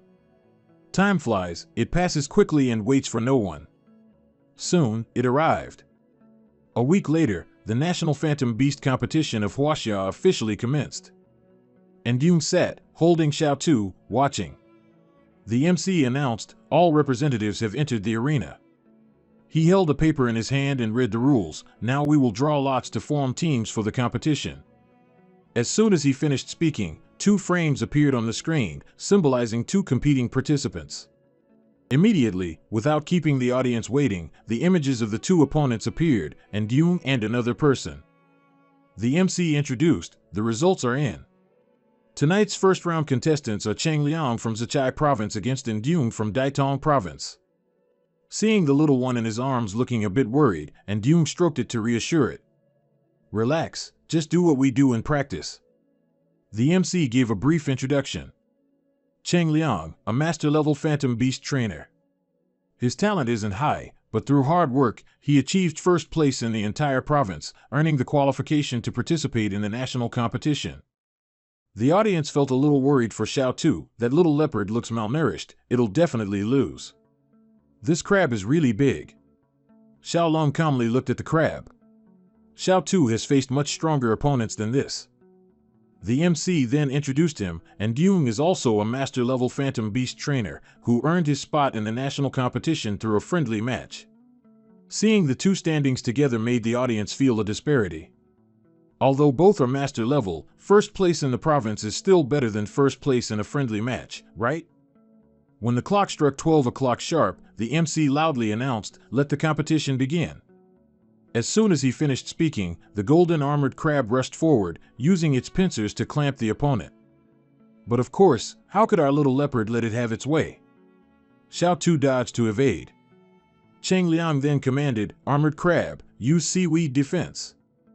Immediately, the crab obeyed its master. It channeled its inner power, and a mass of roots wrapped around its body. Xiao Tu stomped on it, but it seemed this tangle had an insulating function. Immediately after, the armored crab violently flung Xiao Tu to the ground.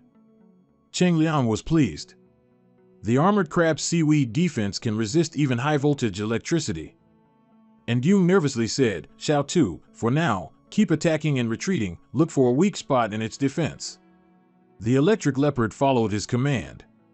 It let out a cry in response and then ran around its opponent.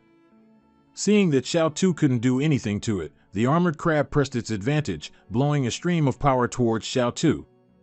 The two then continued their chase, but the little leopard still couldn't subdue it. And Yung observed the situation for a long time, then he secretly thought, "I've got a way." He loudly ordered Xiao Tu, "Go get some water." Our electric leopard cried out, indicating it understood. On this side, the armored crab continued to attack, making Xiao Tu momentarily nervous. Not stopping there, this crazy crab, of course, wouldn't give its opponent a chance to rest. At this moment, it was condensing power again. Cheng Liang's intentions were unknown, but at this moment, he immediately ordered his phantom beast, quickly retrieve the water ball. But a second later, Cheng Liang was startled. It's too late. On this side, Xiao Tu was running towards the armored crab. And so, at the same time, it discharged electricity, giving the crab a terrifying shock. In anger, the armored crab used its pincers to clamp Xiao Tu. As soon as Ndyung saw his phantom beast in danger, he couldn't help but shout, "Xiao Tu!" It was in so much pain that its whole body trembled and sweated, its eyes tightly shut. Seeing that its attack was sufficient, the armored crab then violently threw Xiao Tu to the ground. The MC couldn't help but be surprised. I didn't expect the armored crab to still have the ability to counterattack. As long as it throws Xiao Tu out of the arena, it'll win. Suddenly, something like smoke emanated from its body. He yelled out again, "Wait, something's not right with the armored crab." It had lost its fighting ability. Just as the MC finished speaking, the armored crab fell to the ground. Meanwhile, after that attack, Xiao Tu also fell out of the arena. The MC exclaimed, "This is truly an unexpected outcome." Going out of bounds and losing fighting ability happened almost simultaneously. I'd like to ask the esteemed judges outside how this situation should be ruled. The supervisor on the screen spoke up. "A mythical beast that is knocked from its battle state back to its normal state and knocked out of the arena will be considered to have lost. In this situation, we must see which side met the conditions for defeat first." According to the video replay, the armored crab fell 0.5 seconds before Xiao Tu was knocked out of the arena, so the winner is contestant Ndyung. After that, there was a break for the two opponents to rest. After a while, the MC announced again, "The intermission is over. Let's continue the match." The armored crab was currently placed in a water tank. It seemed the little crab needed to recover. Trin Luong looked at his mythical beast with a heavy heart. "You performed very well." At the same time, octopus tentacles appeared out of nowhere behind him. Trin Luong glanced at it and quietly asked, "Do you want revenge?" And for the next round, Trin Luong sent out the octopus prince. The crowd gasped. This mythical beast's name doesn't match its image at all. Trin Luong's mythical beast's name and physique are completely opposite. Looking over at Thien Pham, and Yoon's mythical beast for this round was completely different from the lightning leopard before. Before his mythical beast entered the arena, and Yoon didn't forget to instruct it, "Don't go too hard, this isn't a battle to the death." The MC immediately shouted, and Yoon and Trin Luong, "Second round, begin." Right from the start, Thien Pham aggressively lunged forward. It used its sharp claws, then forcefully dug them into the octopus's tentacles. But of course, the severed part quickly grew back. It seemed the prince was a tough opponent too. Not letting its opponent wait long, the prince immediately counterattacked. It launched itself, preparing to fly up. Before Thien Pham could react, that tentacle had already wrapped tightly around its body. But the Shadow Master's reaction was incredibly leisurely. It calmly surprised the MC. Thien Pham even yawned. The prince struggled with all its might, but Thien Pham was like a stone lion, rooted to the spot, not moving an inch. The situation was a bit awkward. The MC was amused. The little prince wants to pull Thien Pham out of the arena, but it seems its strength isn't enough. At this moment, our bot Kwang calmly began to walk. The octopus struggled to hold on. The MC then added, now the little prince is being dragged along by Thien Pham. And Dung on the outside immediately ordered, use the chaotic realm to end this match. Thien Pham quickly obeyed its master. It opened its mouth wide, concentrating its power. And immediately after, a terrifying vortex rose up. This was the chaotic realm. The octopus was beaten to a pulp by Thien Pham's attack. The MC quickly concluded, the little prince has been knocked out of the arena. Trin Luong feared for its life. He rushed out, carrying the water tank, to catch his mythical beast, his voice filled with worry, little prince. Thien Pham then returned to its normal form, standing majestically as the MC announced, the outcome is clear. The winner of Group B is Dung. He and his mythical beast left the arena. The MC then continued, next, we'll watch another group. Despite losing, Trin Lu happily approached Dung to chat, thank you for going easy on me. Dung gave a forced smile and replied, thank you, you're very skilled too. Trin Lu scratched his head with a bitter smile, compared to you, I'm far inferior. Dung thought with a hint of regret, if he hadn't had the bad luck of meeting me in the very first match, his strength would have been enough for the top 16. Trin Luong then showed great interest, your Shadow Master is actually a spiritual level. Dung was surprised. Ah. Seeing his bewildered look, he continued, spiritual level mythical beasts are only second to primordial and mythical levels. Even in previous national competitions, only a few spiritual level mythical beasts participated. Dung secretly thought again, in my previous life, I dealt with so many high-level mythical beasts that I forgot most people might not even encounter a legendary level. Then thinking of Tu Lu, his face darkened.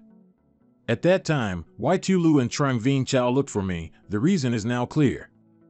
As soon as they finished speaking, a loud noise suddenly came from afar, heading towards them. Trin Luong was thrown far away, and reporters swarmed around him, this news is mine. Contestant Dung. If you win one more time, you'll be in the top 16. How do you feel right now? Dung was startled, whoa, everyone, slow down. Up above, Feng Duong looked down on him disdainfully, what an ignorant country bumpkin. Vien Chu still maintained that affectionate smile, he happily watched the match. Thien Pham then bravely knocked out other enemies. Its momentum was incredibly powerful. And after that, Quan Hong didn't show any weakness either. After this match, the MC announced, contestant Dung wins and advances to the top 16. Soon enough, it was time for the last match of the small group, Tu Lu versus No Truong though. Dung fell silent, he quietly thought about this name in his head, Tu Lu. Behind Tu Lu, a figure loomed. Contestants with spiritual level phantoms, including Dung, were a threat to him winning the championship. He coldly removed his benevolent mask, saying, if all the opponents are trash, what's the point of winning the championship? Then he smugly added, however, if he weren't an opponent, I'd really want to be friends with him. As soon as the match began, the MC excitedly shouted, Tu Lu wins. He looked up at the leaderboard again, the top 16 contestants had appeared, preparing for the round of 16 competition, after which the drawing for groups would proceed. Finally, today's matches concluded. The semifinals will begin at 9 a.m. tomorrow. As soon as Dung left the venue, a motorcycle sped towards him. Dung looked at the person in front of him, he quickly recognized him, it's him. He looked at him, may I ask what you want?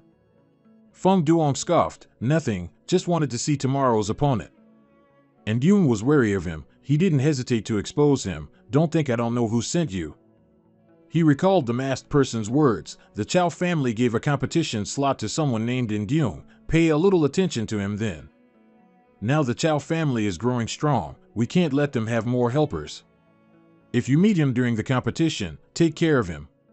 Feng Duong then said coldly, it just so happens that I also want to see how capable you are. Then he got back on his motorcycle and put on his helmet, I'm really looking forward to our fight tomorrow. The motorcycle then sped down the road, and Dung silently watched him go.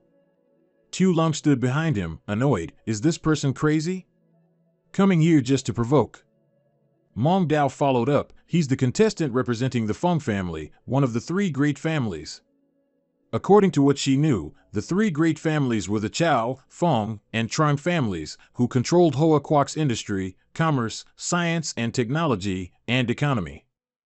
Most of the winning contestants so far have connections with these three families. Perhaps he thought you were connected to one of the other two families. He smiled helplessly. Is that so?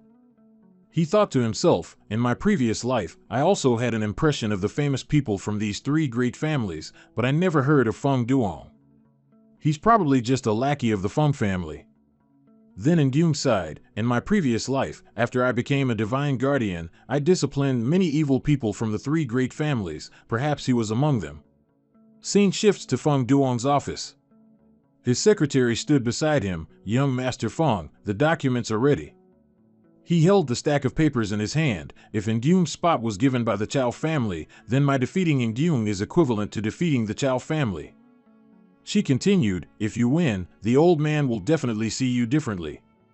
However, we need to prepare a contingency plan first. He then looked at the others. I want to hear everyone's thoughts on this match.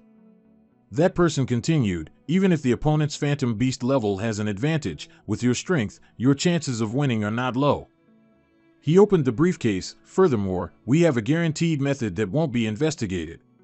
Scene changes again to the contestant hotel, where Nguyen was staying.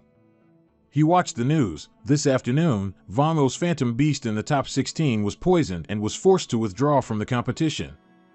Hearing this, he was a little startled. The broadcast then reported, additionally, one of Dune Kok's Phantom Beasts has gone missing. And Nguyen became somewhat cautious. This competition doesn't seem to be peaceful. No sooner had he finished thinking than someone arrived outside. The knocking at the door startled him. In a flash, it was time for the match.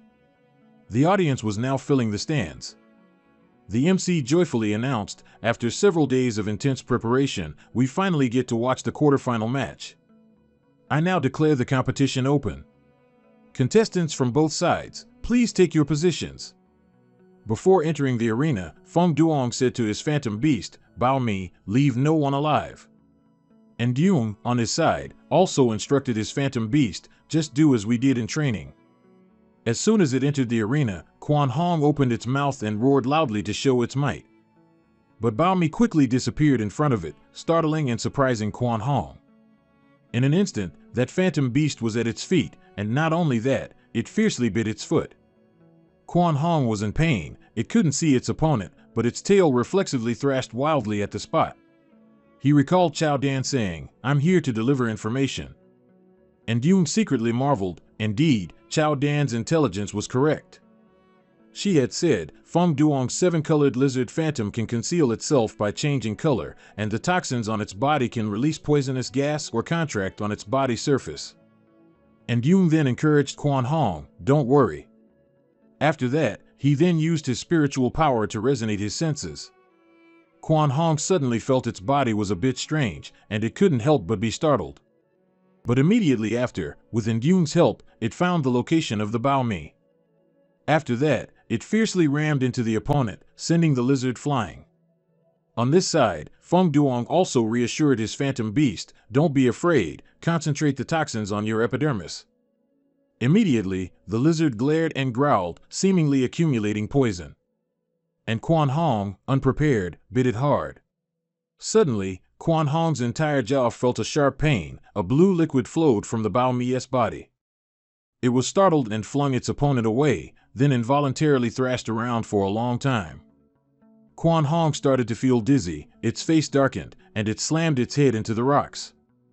Feng Duong smiled smugly. The Bao Mi's unique toxin can fell opponents much larger than it. On this side, Quan Hong continuously vomited the blue liquid, and its expression was also a bit grim. But a second later, Quan Hong roared loudly, its voice echoing. And Nguyen looked at his Phantom Beast and speculated, it seems those opponents don't have poison resistance. Feng Duong quickly used his spiritual power to suppress him, smiling lightly, don't get cocky, let me show you Grandmaster level spiritual power. And Nguyen said coldly, for your own good, I advise you to stop. He smirked, ignoring him, who doesn't know how to threaten? Immediately after, Ndung smiled smugly, using his suppressive spiritual power to overpower his opponent.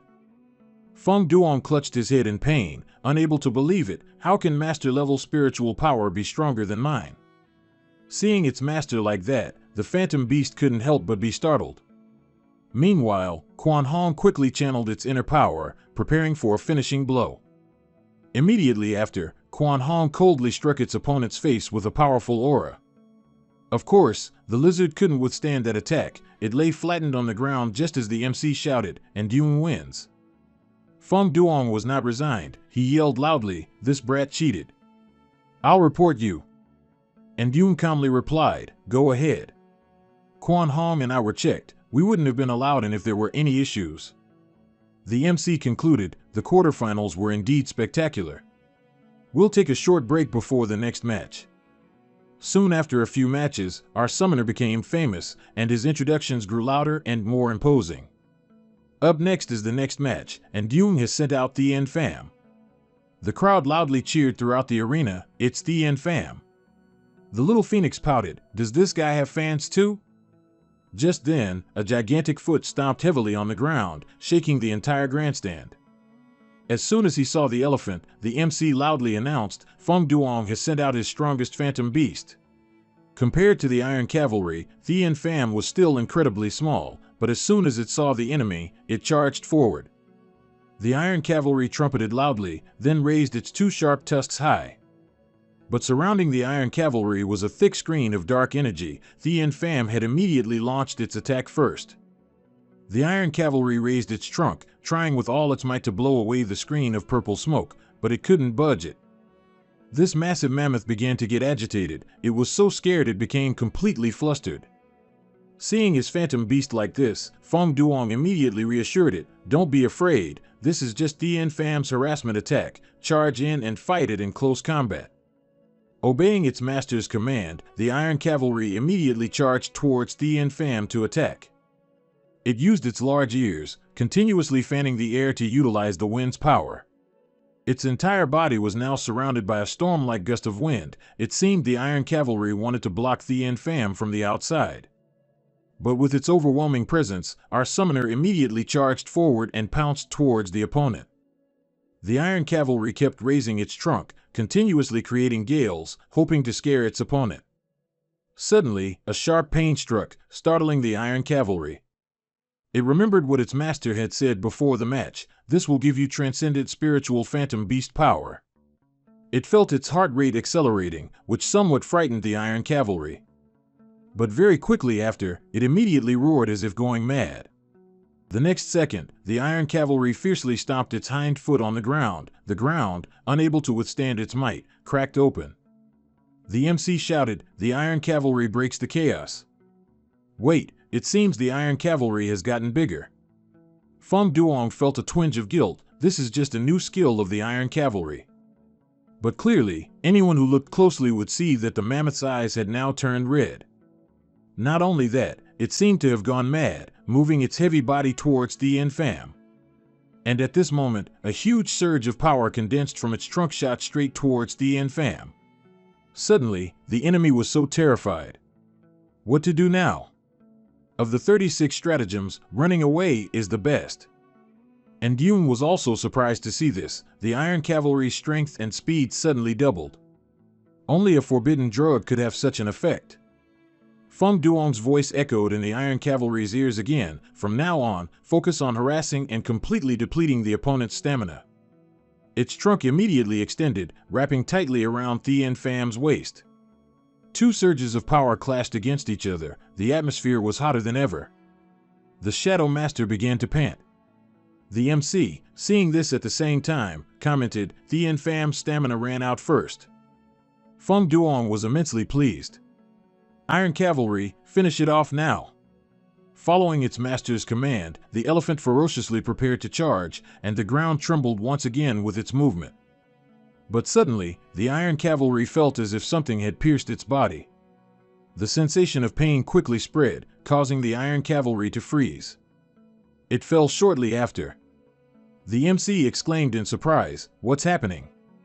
At such a crucial moment, the Iron Cavalry has fallen. And Ndung wins. Feng Duong quickly entered the arena. He questioned the doctor anxiously, "What's wrong with the Iron Cavalry?" The doctor seemed somewhat frightened. Its stamina exceeded what its heart could endure, leading to acute heart failure. Fortunately, we rescued it in time. He gritted his teeth in annoyance, never expecting to be affected by Ndung's attrition tactic. Ndung looked at the Iron Cavalry with a touch of pity.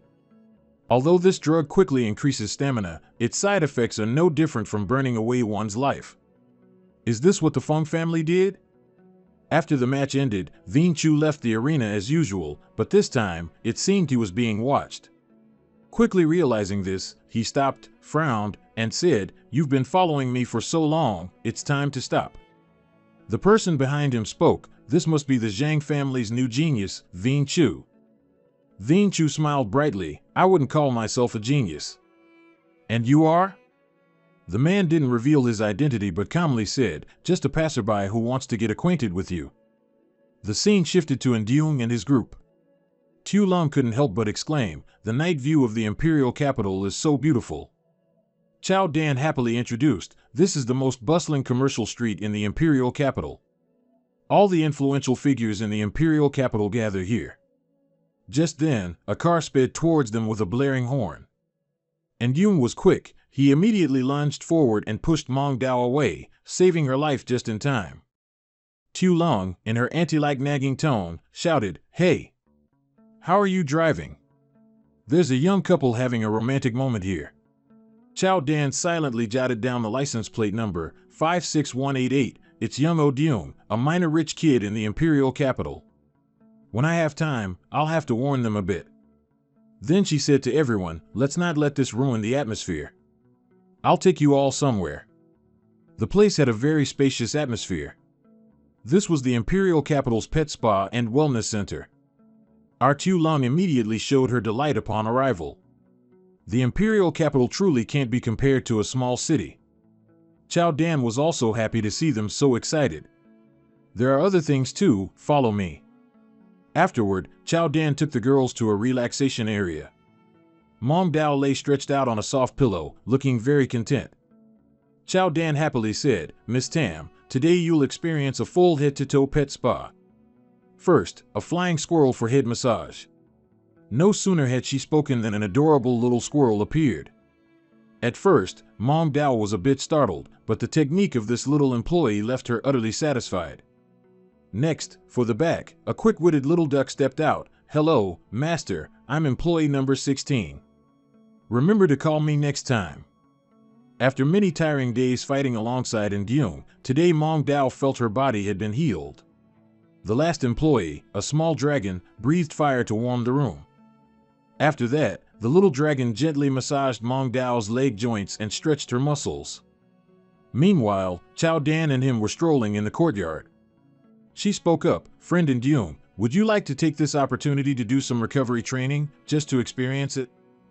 But he quickly politely declined, "No, I don't think that's suitable for me." Just then, Tu Lung's voice rang out, "Master." He and Chao Dan both looked back at the same time. Tu Lung naughtily flicked her hair. She pouted and said, "Master, I saw a pool here, so I went in. It's been so long since I've been in the water. Do you want to come with me?" Looking at Tu Lung's fiery body and graceful curves, Ndung's face instantly flushed. Ndung quickly turned around, covering his face. "No need, I'm a terrible swimmer. You just take your time and enjoy yourself." Tu Lung was puzzled. "I remember Master knows how to swim." Chao Dan found it amusing and cruelly exposed him. "You're actually embarrassed." Ndung immediately left afterward, and he didn't forget to secretly rejoice. It's a good thing he turned away quickly. If he had gotten a nosebleed there, it would have been so embarrassing. Just then, a loud scream echoed from a distance, startling Ndung slightly, "Help!" It turns out Vin Chu looked at the name of PSU, puzzled. "It's just a brush off, why?" He said coldly, "It's just a commissioned task." That madman looked at Vin Chu again. "You just need to reduce the number of your illusion beasts by 1. Choose that hybrid Black Panther." Facing the aura of that brocaded horned deer, Vin Chu's Black Panther fearfully hid behind its master, and he didn't hesitate to use his body to shield it. As the deer attacked, a massive force immediately struck towards it from a distance, simultaneously protecting Ving Chu. The other person saw the scene and couldn't help but be stunned. This is. The deer immediately looked warily towards that spot. It turned out Ndyung and Tu had arrived just in time. As soon as he saw him, he quickly recognized him. "You're from PSU." He didn't deny it. Instead, he casually admitted, "You actually know us." And Ndyung continued, "Purebreds are the ultimate point of illusion beast evolution, and purifying hybrid illusion beasts is your theory, isn't it?" He was surprised. "You know about these things too?" And Ndyung thought to himself, "These are the things Chu Lu mentioned last time." Suddenly, Ndyung said coldly, "Are the people who had accidents in the previous competition related to you? What exactly is your objective in this national competition?" He said dismissively, "For me, this is just a business trip. Also, stop asking so many questions. But if you're willing to join PSU, you'll know these things." And Ndyung scoffed, "What a coincidence, I also have a way." Below, Tu was gradually accumulating internal power. But that person turned and left, without a spiritual illusion master by your side. "Do you think you have a chance to win?" And Ndyung replied, "I don't rely on the illusion beast's rank." Meanwhile, Thien Pham sneezed. This kid was too sensitive.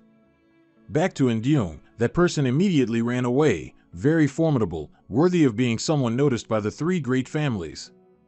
He quickly chased after him, trying to run. That cowardly person looked at Ving Chu. "I wouldn't dare not run." The guy behind just called for reinforcements from the Zhang family. He hastily threw open the stable door. Tu growled, watching it, also intending to chase it to the very end. Seeing Tu attack its master, the deer immediately stopped to block the blow, buying time for that person to escape.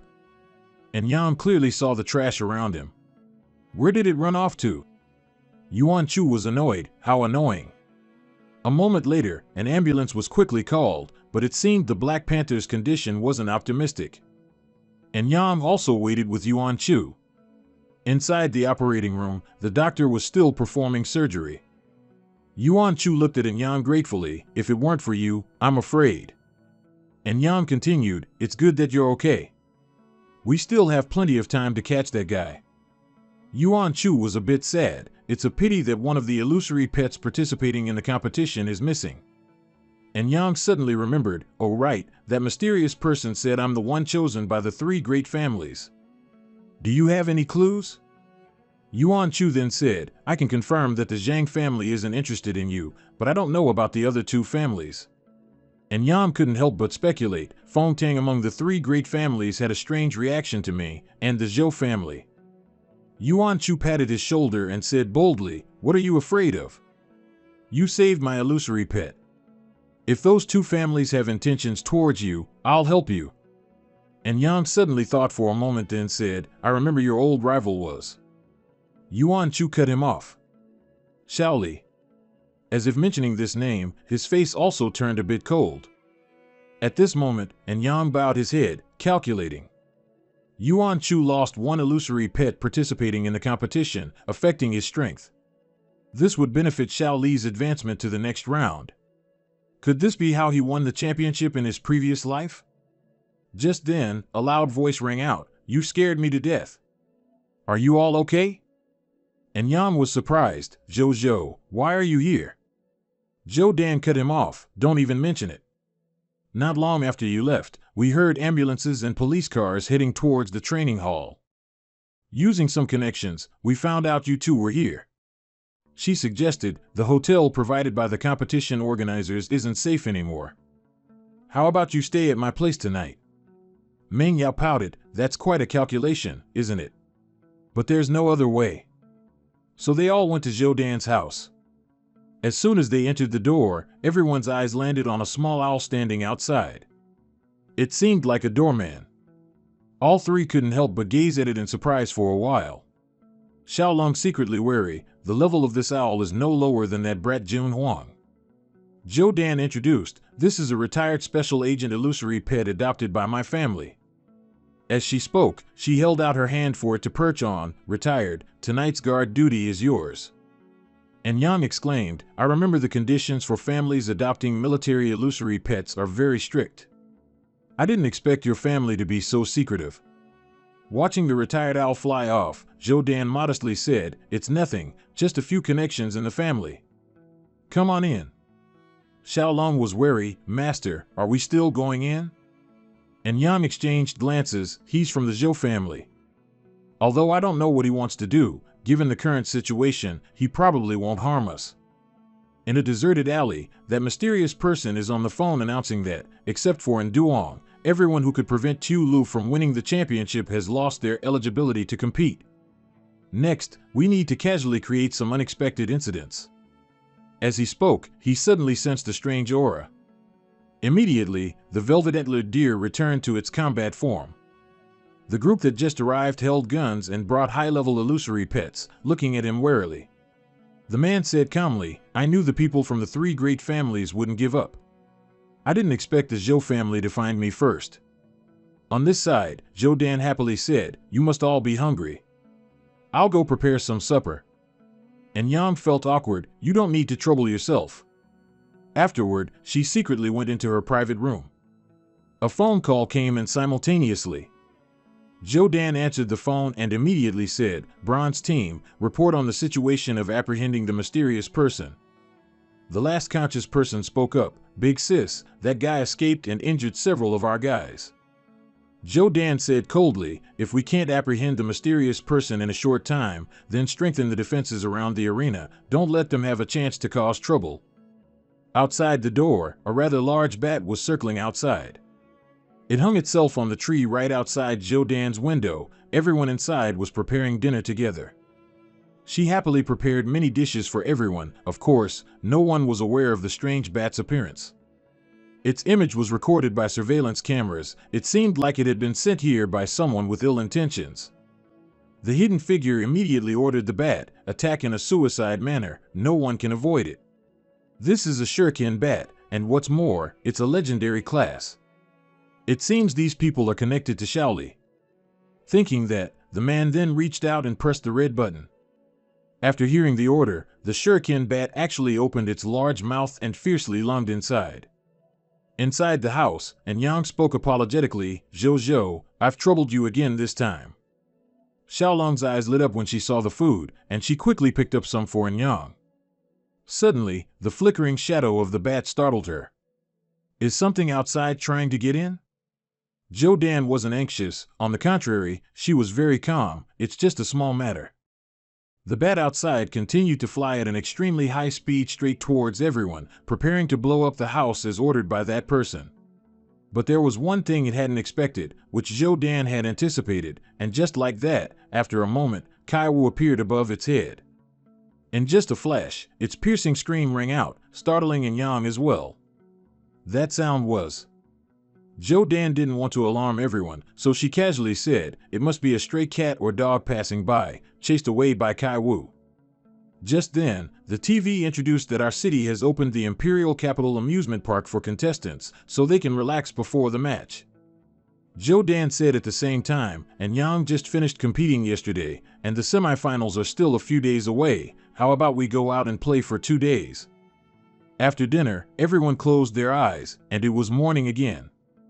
As Zhou Dan said yesterday, everyone is now at the newly opened amusement park. A voice announced, "Welcome to Imperial Capital Amusement Park." As soon as they entered, Zhou Dan introduced, "When you come to the Imperial Capital, you must try flying horse riding." Xiaolong quickly got to try this activity. When she got on the horse's back, she was so thrilled she cried out. But it didn't stop there. The horse quickly moved its legs, preparing to take flight. And just like that, it carried Xiaolong soaring through the air. She yelled down below, "How do I get down?" After playing with the horses, Zhou Dan took everyone to the beach area. She happily told everyone, there aren't many opportunities to swim with illusion pets on land.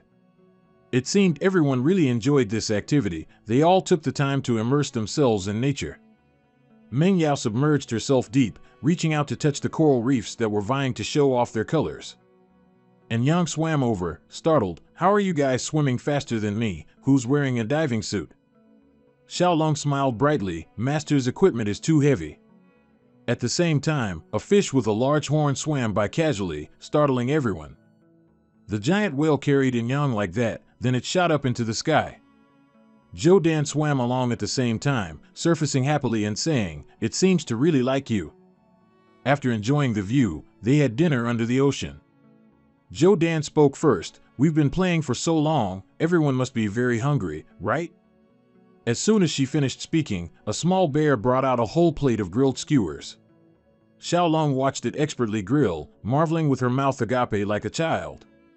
The bear handed the meat to Xiaolong first. Her eyes sparkled, and she immediately reached out with both hands to take it. "It smells so good." And Yan looked at her, couldn't help but jokingly scold, "Little glutton." At this moment, Zhou Dan stood up again. "Everyone eat first, I'm going to the restroom."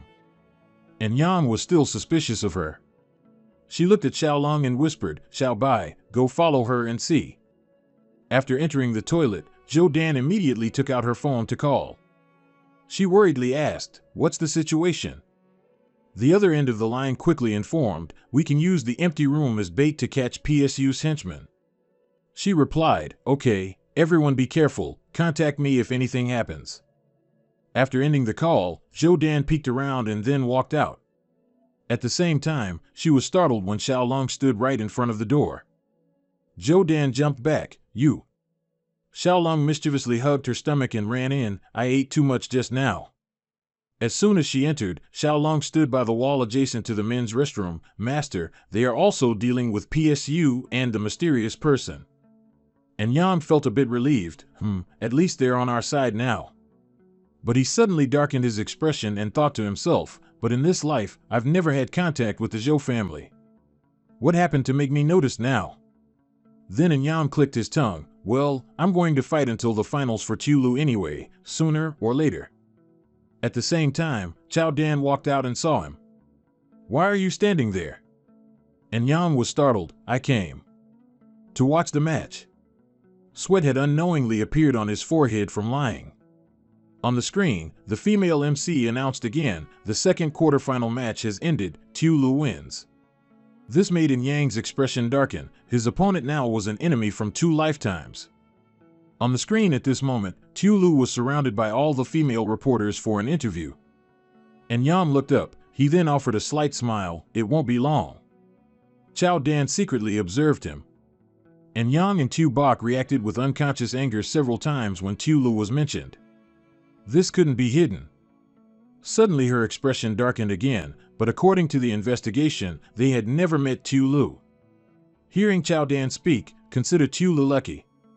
According to the best-of-3 rule, Trim Nguyen Chu only had one phantasm pet left participating in the competition. "I'm afraid losing even one round would mean elimination." And Yang then spoke, "There's something I'd like to ask you to do. Could you help me investigate Tulu's information?" Zhou Dan replied, Although the next opponent is still unknown, it's reasonable to research information on strong enemies." In the following days, everyone ate and lived with Zhou Dan. After the mandatory gatherings, Yang and Zhou Dan would sit and review information in their private room. And of course, he couldn't be negligent. Every day he had his phantasm beasts spar and train with each other. Before long, the semi-final competition finally arrived, and the audience cheered, awaiting In Yang's appearance. Quan Hong handled the situation and controlled the opponent extremely well. The 3-headed dog was quickly beaten with no way to retreat. Then Thien Pham entered the arena. Compared to the opponent, our Shadow Master was much more formidable. And very quickly he reached the semi-final competition, and Yang. The girl confidently told him, "Although my phantasm pet hasn't reached the spiritual level, my dad has defeated spiritual level opponents before. It was a white wolf named Yumin. This opponent's interface looked like no joke." Yumin advanced, demonstrating its power with a ghostly attack, Vong Luong. And Yang remained silent. A lion can never lose to a wolf. Thien Pham used Chaos Realm. And immediately after, those few powerful ghost figures were terrified by Thien Pham's whirlwind. Just like that, Yumin couldn't even withstand the first attack. The girl was startled, hugging her phantasm pet. I lost. It's true that I hadn't faced a strong opponent before." And Yang looked at her and thought, although she and Trung Vien Chu are young, they possess such strength, their talent is truly extraordinary. The MC quickly approached him. First, congratulations to Yang for winning the semifinal match. So, you will now face Tu Lu and runner-up Qin Tri-Huyen from the Four Nations competition. What are your thoughts? And Yang casually left a few short words. I'm very much looking forward to it. The atmosphere in the stands was heating up. The battle between Yang and Tu Lu was about to begin. On this side, he was still helping his two phantasm beasts restore their strength. Vinh Chu ran back with news. While he was training in the afternoon, Tu Lu had defeated the runner-up of the Four Nations competition, Qin Tri-Huyen, in the semifinals. And Yang then said, the Four Nations competition Qin Tri-Huyen participated in only had 4 contestants. It was practically an exhibition match. Just then, and Yang's phone suddenly rang, startling him. An unknown number called, and Yang cautiously answered. Hello?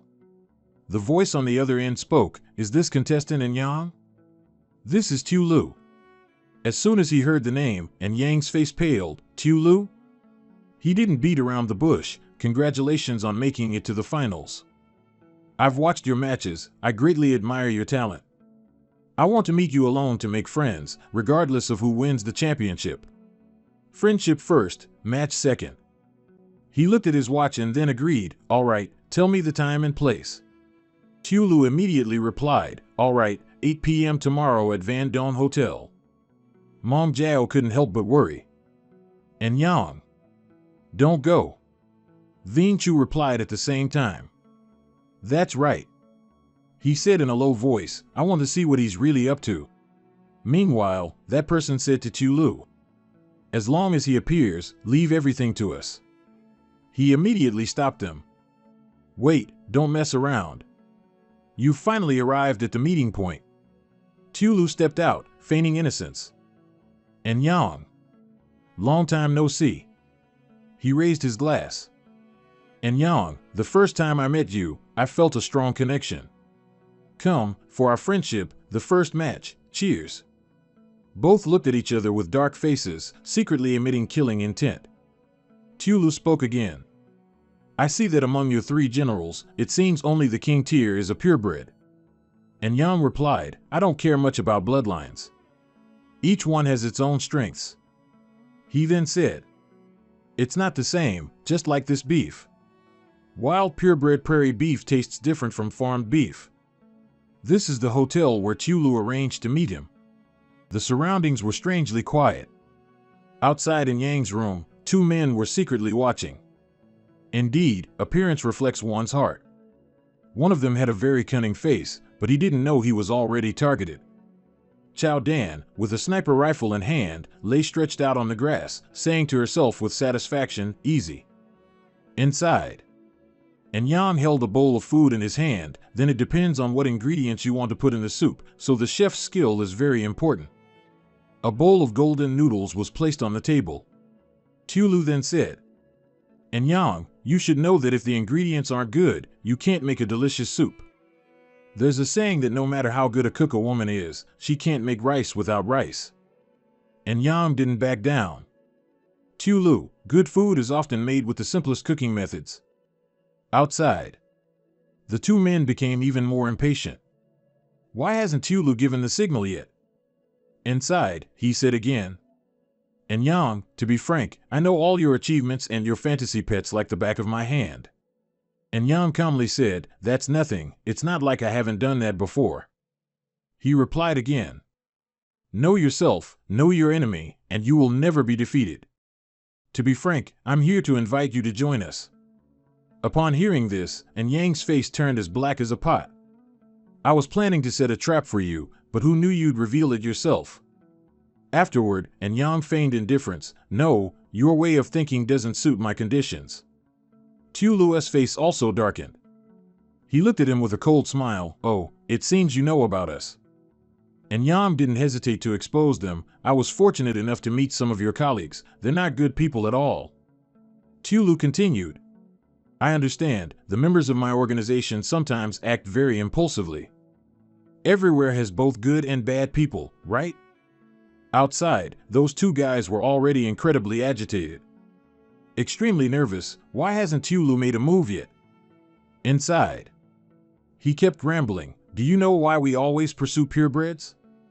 The door to the alternate world opened several centuries ago, leading to the destruction of human civilization.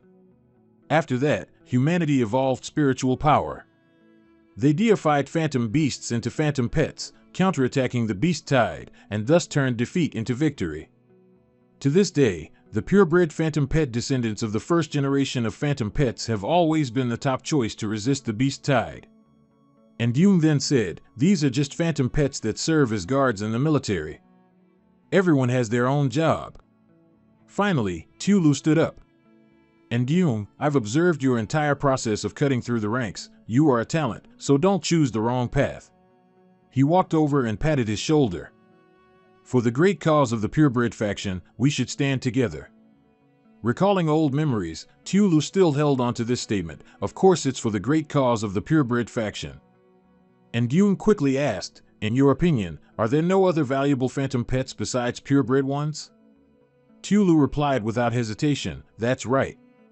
He suddenly spoke in a cold voice, what about the people and phantom pets who had no conflict with you, but were harmed by you? Tulu cunningly looked straight at Jung, that is a necessary sacrifice, even if it's my life, I can give it up. He recalled his previous life once more. At that time, Tulu cruelly screamed wildly, sooner or later there will be a great purge, and finally, purebreds will stand at the pinnacle. And in reality, he continued, I know this is cruel to you, but there's no other way. Suddenly, Jung also looked at him. He asked coldly, a necessary sacrifice? After that, Jung forced out a smile that couldn't be any brighter, that's easy. Tulu thought he had agreed and was also happy, I didn't think you'd come to your senses so quickly. Then, he simply splashed a glass of water straight onto his face. That's easy. Tulu shouted, Jung, what are you doing? Then, Jung put all the grievances from 2 lifetimes together and punched him straight in the face. Tulu started, rubbing his aching cheek, and stared at Jung, asking, what are you doing? Are you crazy? He raised his fist and glared at him. Today, I'm absolutely crazy. A shrill scream echoed in the room, no one knew what had happened inside.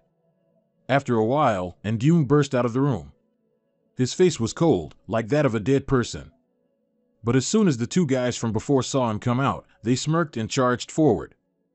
Meanwhile, Chao Dan had already aimed, carefully prepared, so if they attacked Jung, Chao Dan would show no mercy. Her hand was already near the trigger. The lives of those 2 guys were also in extreme danger.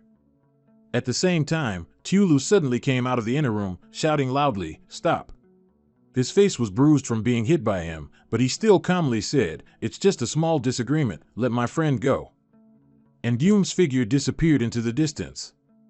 Those 2 couldn't help but be surprised. If we had acted just now, we would have caught him. Tulu replied with a cold face, no, you just got your lives back. The blood-red eyes in the high tree were staring at them, and he had noticed. As soon as he arrived home, Mong Jiao immediately ran over, her hands trembling as if she was about to cry. And Jung. Mong Jiao rushed over and hugged him tightly, you scared me to death, I thought something had happened to you. And Jung smiled happily and also hugged Mong Jiao, gently reassuring her, don't worry. Seeing this affectionate scene between the 2 of them, Chao Dan couldn't help but pout. At this moment, he had gone to the lab to conduct research. Tu Lung exclaimed, Master fought so well. If I had known I could also beat him up, I definitely would have followed. She was furious. Just 1 beating was too easy for him. And Jung then said, calm down, his punishment won't just end there. The day Jung had been waiting for finally arrived. Today was the match between him and his arch-nemesis, Tulu. The MC loudly announced, welcome everyone to today's final match. And the eagerly awaited name, the first contestant to enter the arena, is Jung. He calmly stepped forward with his 3 fantasy beasts. Everyone has entered the arena. Tu Lung sat in the audience seats. She excitedly shouted, go, Master. And the MC continued to introduce, welcome our champion seed, Tulu. A body full of legs, along with formidable scales, immediately entered the arena. This was the first fantasy beast Tulu sent out, the centipede. The audience below continuously chanted his name, Tu Lu. Upon hearing this name, our two girls couldn't help but feel annoyed. And Yoon looked at it, unable to help but feel impressed. It's a poisonous creature, then let Kwon Hong go up. At this moment, Tu quickly let out a cry and leaped onto his shoulder. And Yoon asked for its opinion, do you think you can deal with it? Immediately after that, he sent out Tu. The MC was excited, and Yoon didn't send out Kwon Hong, who has poison resistance, but instead deployed the Thunder Leopard. Mong Jiao then said, the centipede ranks in the top 10 on the global poison creature leaderboard, and Kwon Hong's poison resistance might be limited. It might be more effective to send out Tu, who has high adaptability. Tu moved lightly, observing its opponent, while the centipede stared back intently. Just then, the centipede opened its mouth wide and spat venom towards Tu. Tu Lu revealed his true colors. He grimly commanded, press the advantage. And Yoon observed Tu's fight, quickly guiding it, 7 o'clock. Tu Lu's face hardened, what does that mean? The audience exclaimed, the opponent has been cornered by the centipede. The electric leopard shot forward swiftly, the centipede couldn't even follow its figure. Trained by Yoon, Tu was now craftier, it spun around, aiming to stab the centipede in the back. Then, Tu jumped to the ground, crying out repeatedly, that snake is using the flying formation again. Tu's leg was stuck to something, seemingly very sticky like glue. And Yoon also grew anxious, then shouted, Tu, just release electricity. Obeying its master's command, Tu immediately crouched down and crackled with electricity. The centipede was instantly startled by its high voltage current, the opponent temporarily retreated. Seeing the tense situation, Tu Lu also immediately shouted to his fantasy beast, use that thing. Seeing the enemy like this, Tu, however, wasn't scared, it glared, furrowed its brows, and prepared to charge. Even at this point, Tu could still upgrade itself, it was now entirely covered in very sturdy armor. At the same time, the centipede bit into Tu's back, but it had no effect anymore. The MC excitedly exclaimed, the Thunder Leopard suddenly grew armor. It seems the centipede's venomous fangs are useless. The audience below murmured, am I seeing things? The Thunder Leopard can also enhance its defense? I didn't expect Yoon to still be hiding this move. Tu Lung joyfully exclaimed, the materials obtained from killing the Iron Chariot last time have already taken effect. On the arena, that bug was continuously shocked by electricity until it was paralyzed. Seeing it shocked to the point of almost shriveling up, everyone held their breath in fright. Soon, Tu's opponent was flattened. The MC loudly announced, the first match in the finals, and Duong wins. Tu Lu was not flustered. On the contrary, he was smug, stating that it's only just begun. For the second match, the next contestant Tu Lu sent onto the arena was the White Tiger, Mu Tu. The MC joyfully announced again, everyone must have been looking forward to this game for a long time. As soon as it entered the arena, Mu Tu roared defiantly. Tien Pham, of course, wouldn't concede defeat to it. A lion fighting a tiger, spirit against spirit. The spectators couldn't help but look forward to it, the stands were heating up due to this classic match. As soon as the MC shouted, let the match begin, the two illusionary beasts charged at each other with immense power.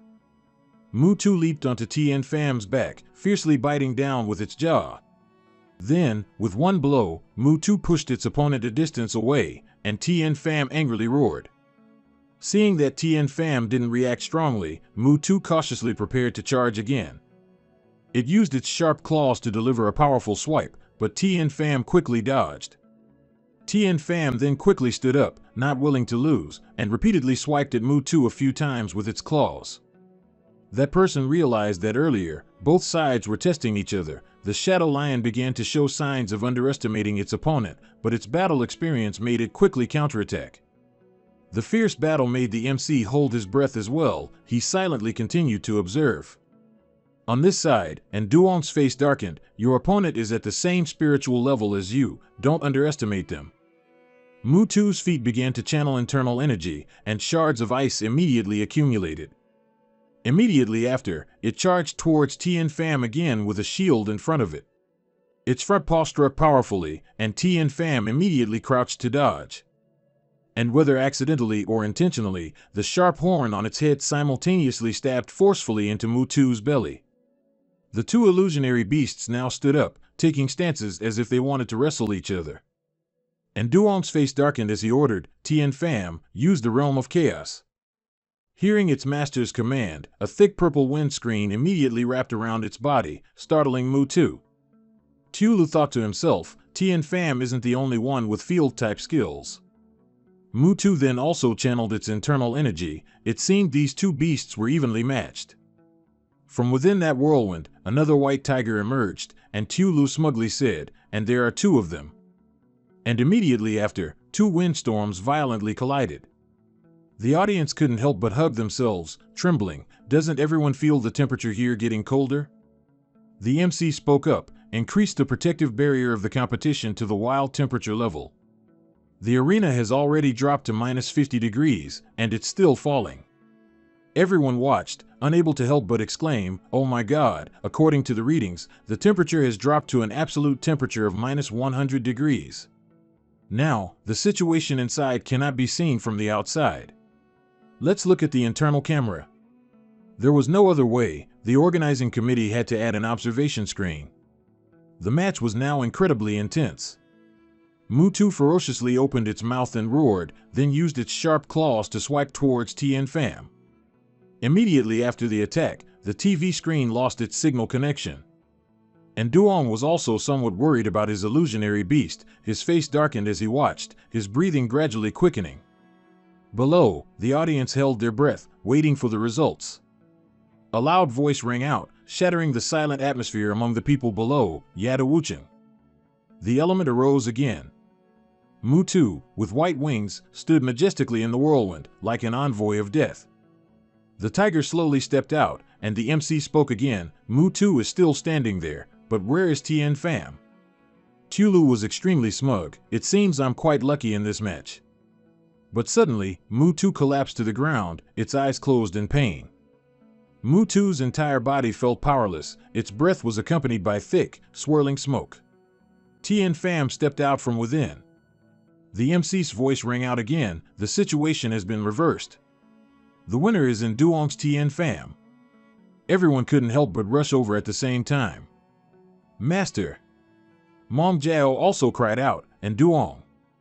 Tu Lung joyfully hugged him. And Duong happily said, this is Tien Pham's doing.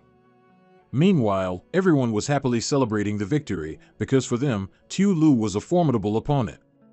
Tu Lu was unwilling to accept it. He turned his back and said, becoming a national champion isn't easy, you know. After saying this, he nonchalantly left. Humans fear fame, pigs fear getting fat. And Duong, right now you're the fattest one. On this side, the reporters quickly swarmed forward. And Duong was startled, they're here already? Now, and Duong was surrounded by reporters like a famous celebrity. Two people were standing and watching him. One of the girls coldly spoke up, invite him to the building for a talk. At this moment, Tulu felt a bit lonely. It seemed he couldn't believe the fact that he had lost to Nduong. On his side, a barrage of questions was continuously thrown at him. Excuse me, do you have any statement regarding your win?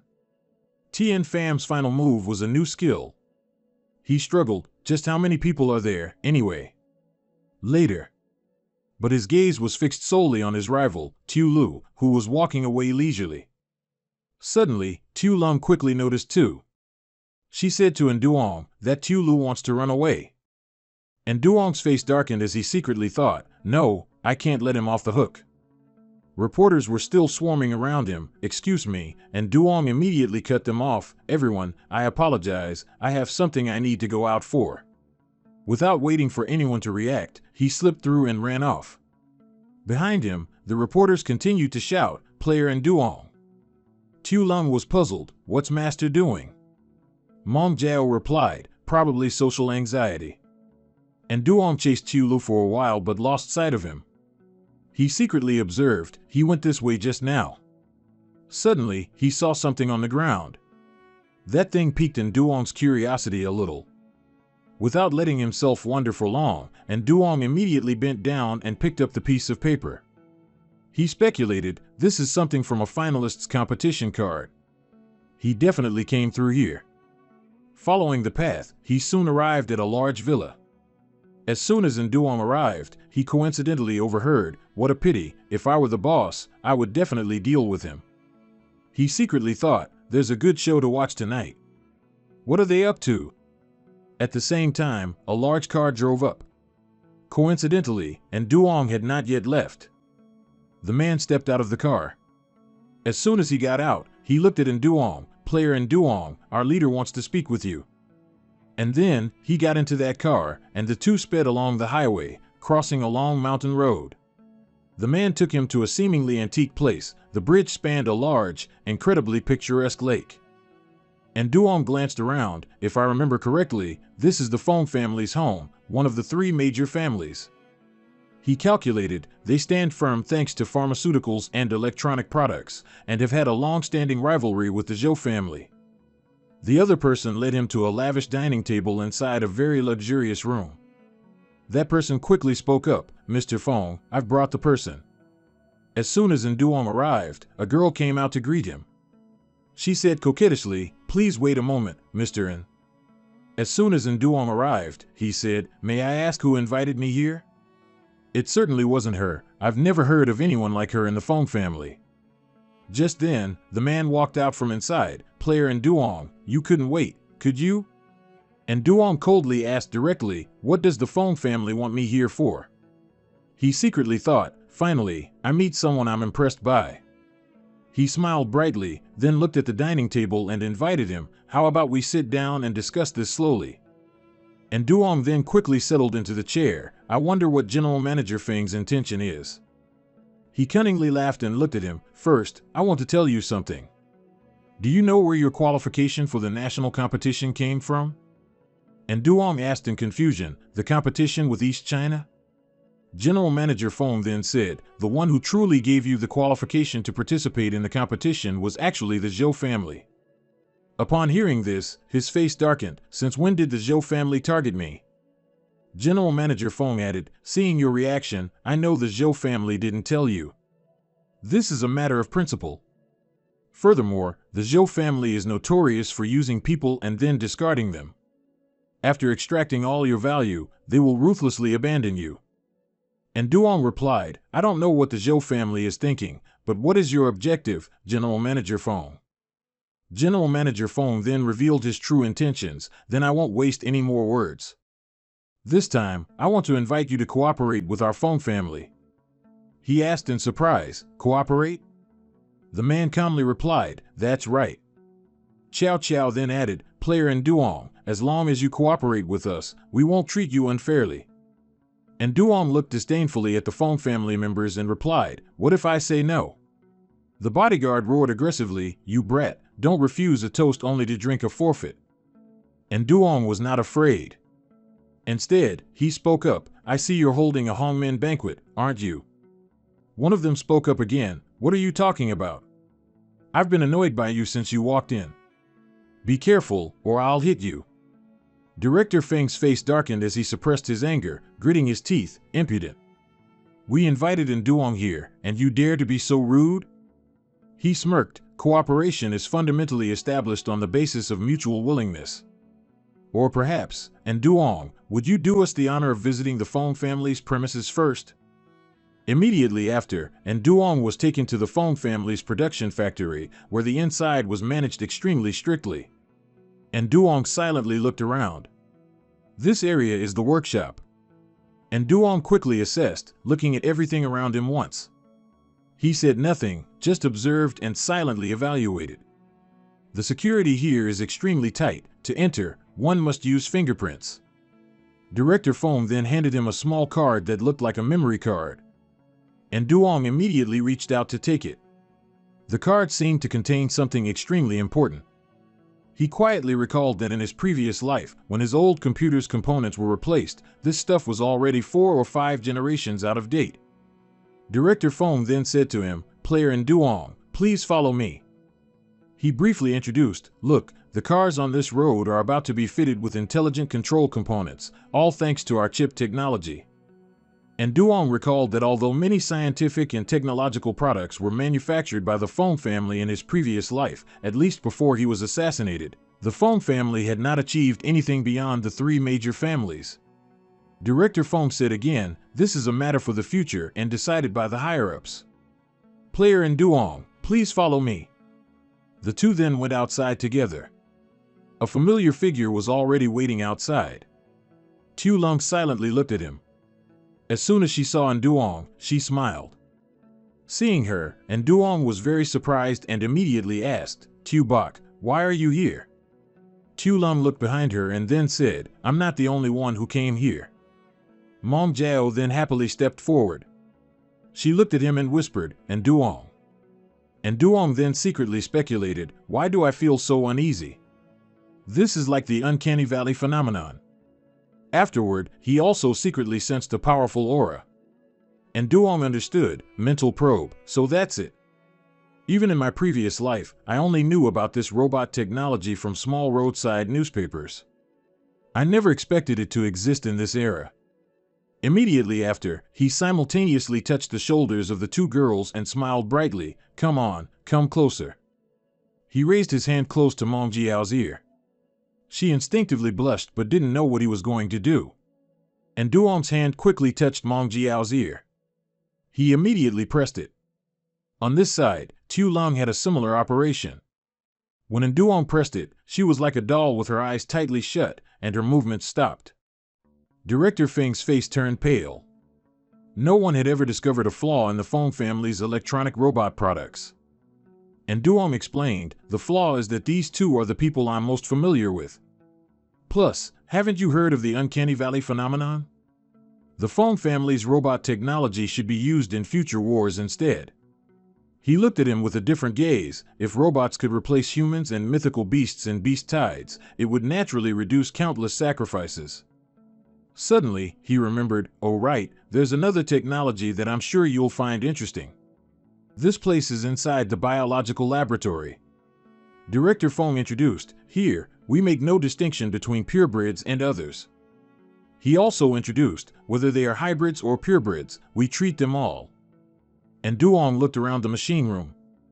He couldn't help but affirm, that's true. Director Fong looked at him again, player Duong, I think you probably have an assessment of the three major families in your mind already, don't you? Duong didn't pretend to be talented. Instead, he was humble, saying, to be honest, I don't know much. Director Fong then said, player Duong, let's go to the office to discuss cooperation. Duong immediately agreed, okay. Then, the two went together to the place Director Fong had mentioned earlier. On this side, the scene shifted to the Chow family building. A terrified scream rang out, I'm sorry. The girl lowered her head in fear. Letting Duong fall into the hands of the Fong family was my oversight. It turned out that the girl was Chow Dan. The old man gently said, you don't need to blame yourself for this. The Fong family probably just values talent. His face darkened as he speculated, however, Duong probably won't agree. Immediately after, Chow Dan's grandfather ordered her, arrange for people near the Fong family to provide support at any time. Chow Dan immediately replied, yes. On this side, Director Fong led him to another room. A sound like high-voltage electricity rang out. Duong looked around. The smell of chemicals and strong alcohol assailed his nostrils here. Director Fong then introduced, this is one of our medical laboratories. Over there, the girl was injecting a tube of medicine into the dog. She performed the action very skillfully. Duong curiously asked, what's wrong with it? The nurse immediately replied, vaccinating injured wild mythical beasts. After a while, the beast finally calmed down, and its forehead gradually relaxed. Seeing him a bit pained, the nurse smiled brightly, don't worry, all the treatment equipment for mythical beasts meets the requirements. Duong then glanced around the laboratory, seemingly still having some doubts. Director Fong patted his shoulder again, Duong, let's go to the office to discuss our cooperation. Duong seemed to have gradually lowered his guard against him. He casually turned to look, all right. And then, Director Fung immediately went ahead to lead the way, and Duong also didn't linger long. Although he secretly understood that it seemed they didn't want him to see anymore. Night quickly fell. The mountain forest scenery was extremely peaceful, and bright moonlight illuminated the tranquil night.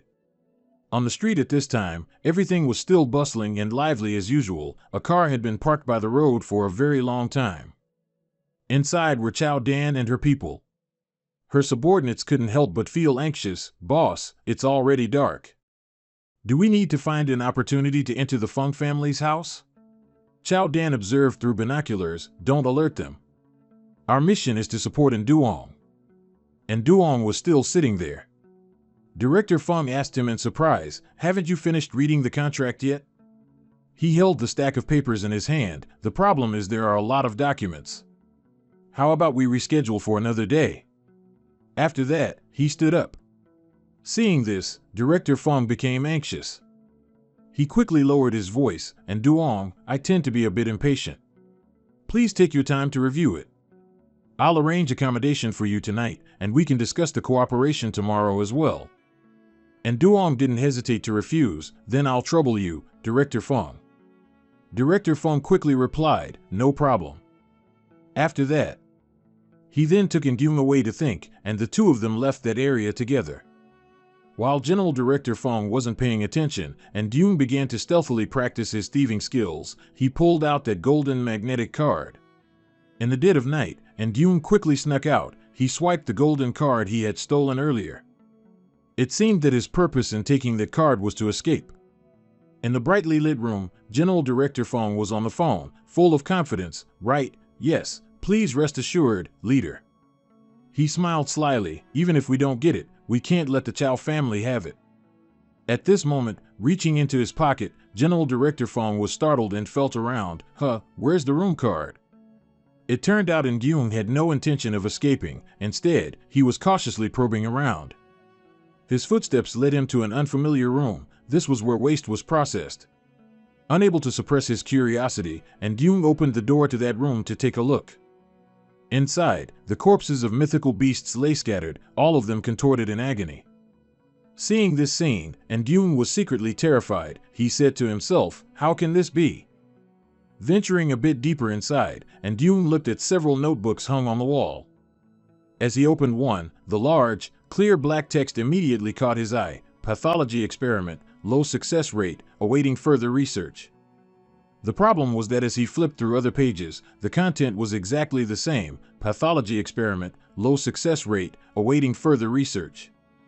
Duong emerged from the darkness, thinking to himself, "This place definitely holds many secrets that cannot be told to others." He continued to other document rooms. This card also grants access to other rooms. Duong quickly photographed everything. This place recorded orders for purebred mythical pets, and in no small quantity, the client was.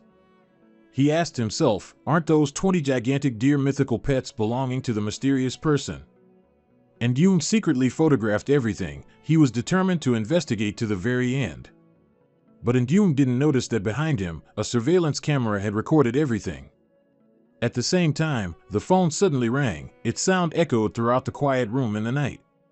General Director Fung answered the phone, immediately infuriated to the point of growling. "What did you say?"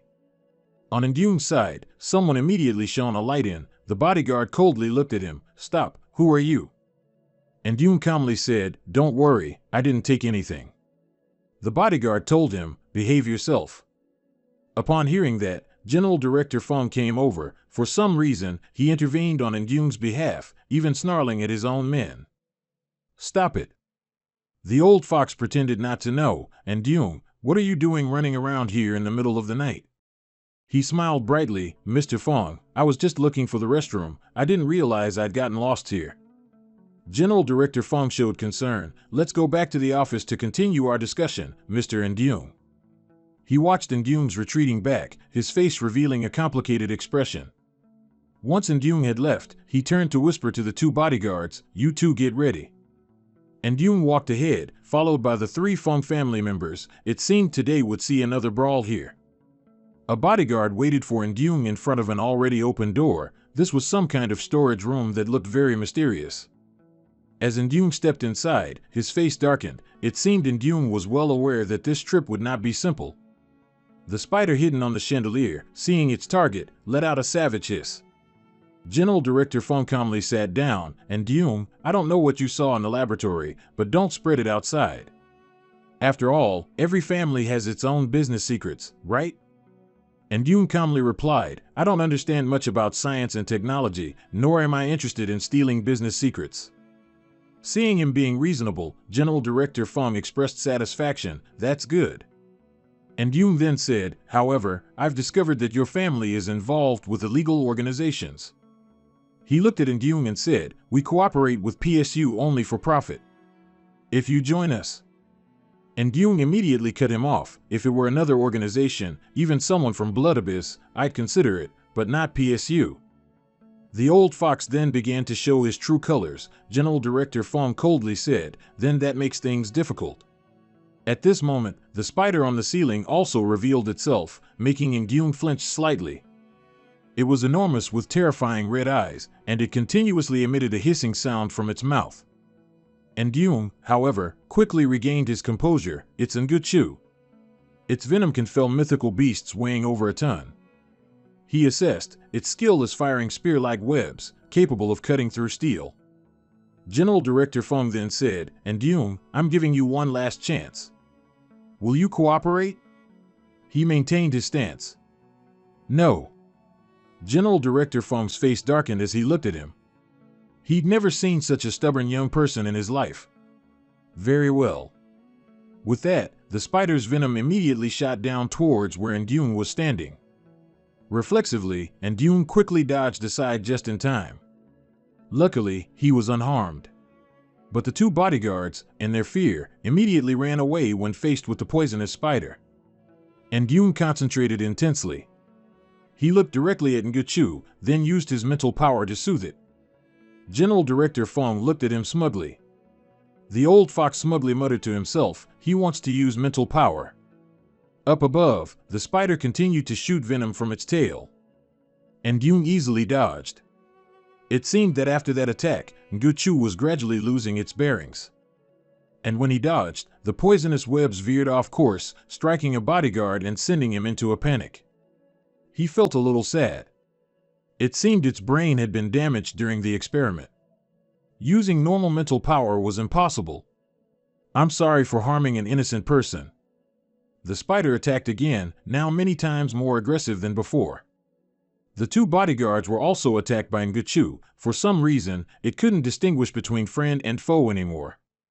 The crowd screamed in terror, help! And Indune remained silent. He focused his mind and patiently continued to use pulsed mental power. Immediately after, Nguchu's entire body simultaneously emitted a strange purple energy. General Director Fong didn't understand what was happening. He covered his face with his hands. What's going on? Instantly, that room erupted in a resounding explosion. Chao Dan's people saw the scene and couldn't help but ask her, confused, what do we do? Chao Dan ordered coldly, attack. General Director Feng's room had now turned into a chaotic mess. He startled and yelled, where are my men? After a fierce fight, Indune finally got out safely. Of course, he had thoroughly dealt with that group. But at the same time, two men in black suits were sticking close behind Indune. And they weren't just observing, it seemed they wanted to eliminate him. One of them pulled out a sharp switchblade. As he lunged, he quickly sensed it, then spun and dodged. But of course, Indune wouldn't let them have the advantage. He leaped up, flying kneeing him in the chin. Seeing the other man, he loudly asked, who are you guys? But the man immediately pointed a gun and fired at Indune. Luckily, he was quick on his feet. At the same time, another object flew past Indune's head. He dodged again, but it was so close it cut off a few strands of his hair. Indune quickly caught the object, and at least now he had a weapon in his hand. He asked coldly, who are you guys? The man who had just been hit grinned slyly. He waited silently for his answer, secretly on guard. Then he rolled up his sleeve to reveal a sharp weapon and told him, our superior told us to take your life. Indune took one look and knew, it was a gum kick weapon made from materials harvested from mythical beasts. The man with the gun continued to fire several shots. And Yoon wasn't afraid. Instead, he calmly used the iron rod to bat away the bullets. Before he could react, the weapon-wielding man aggressively charged at Yoon. He raised his hand, and the iron rod in Yoon's hand immediately broke. This startled Yoon. Yoon then fled to save his life. He thought to himself, it would be great if those little guys were here. After running for a while, he finally reached a dead end. Yoon was a bit flustered. He turned around and asked, was it PSU who sent you guys, or the Fung family? They replied, you don't need to know. He muttered in annoyance, damn it. At the same time, he spotted a familiar shadow. This was Chao Dan's Taingu. Yoon, with good intentions, coldly reminded them one last time, be careful behind you too. Of course, they didn't believe him. Trying to distract us? Don't be stupid. Taingu has already gotten very close to the target. Before they could finish speaking, the two men were knocked down. Yoon smugly said, I already warned you too. I told you to be careful behind you. Chao Dan anxiously pressed, Yoon, are you all right? This close proximity made Yoon a bit embarrassed. You came just in time. Chao Dan was a bit shy, but also worried as she tightly held Yoon's hand. We can't stay here long, follow me quickly. But before leaving, Yoon still looked over worriedly at the two of them. Quickly understanding his intention, Chao Dan immediately replied, don't worry, I've already called the police. Immediately after, the two of them held hands and hurriedly ran out of the Fung family's lair. A moment later, inside General Fung's building, a shocking sound echoed, useless, a bunch of useless people. He slapped the guard hard across the face, his hand so forceful that one of the guard's cheeks swelled up. But of course, no one said anything. General Fung shouted again, you security team, all of you just eat and do nothing. How could you let others just walk in? And you didn't even detect the PSU assassins. One of them spoke up, sorry, boss. This time was just an accident. We will immediately investigate Yoon's whereabouts. General Fung worried, Yoon knows too many of our secrets, we can't let him live. Back to Yoon, he and Chao Dan had safely retreated. She leaned back in the car seat and asked, do you want to go to the contestants' hotel or my house? Yoon couldn't help but speak up, Chao, you must be from one of the three great families, right? Chao Dan didn't say anything. She silently turned her face to look out at the road, but this attitude gave Yoon his answer. Yoon continued, you tried every way to get close to me, also because of your family's orders. Chao Dan was a little sad, but the Chao family has no ill will towards you. We saw your potential. Yoon couldn't bear to see the beauty distressed, so he reassured her, no need for that. You've helped me so many times, I trust you. Internally, he thought, but I can't let my guard down against the Chao family behind you. Yoon, Chao Dan said again, someone wants to meet you. Yoon cut Chao Dan off immediately, asking directly, someone from above? Saying this, he looked into the distance, but right now, I want to know even more who sent those two guys to kill me. Chao Dan was also smart. As soon as she heard, she quickly replied, I understand, then ordered the driver, turn around. Returning to another house, its design was extremely ancient in the night. A voice from inside said, this is our safe place. They must have arrived. The scene shifted again to a slender hand slamming down hard on a table. The girl looked at the two men who had attacked Yoon and yelled, tell me, what exactly is your purpose? She looked at them again, I know you two are PSU assassins. Who sent you?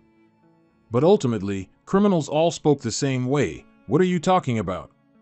We don't know anything. Outside, Chao Dan, watching through the screen, couldn't help but praise them, these two are truly cunning. Yoon, who had witnessed everything, then said, I have a way. Chao Dan then called the girl. It's unclear what she said, but the girl immediately replied, huh? I understand. Immediately after, the window in the interrogation room shattered, and something like a bullet flew straight in. The girl was shot in the arm and couldn't help but scream in pain. Seeing her fall to the ground, the two men were surprised. Could it be that someone from above came to save us? Thinking this, they joyfully shouted, we're here. But at this moment, continuous gunshots rang out inside, making both of them stunned and fall backward. One of them was startled. What's going on? They speculated to each other. Could it be to silence us? I don't want to die. Immediately after, two masked gunmen appeared outside the window and entered. They screamed in fear, "Help!" The two masked men seemed truly intent on silencing them, and they continued to wail in despair, "Help!" Two gunshots rang out. Feeling safe, they cautiously opened their eyes to look. The scene before them startled the two men. The person who had been sent lay motionless on the ground.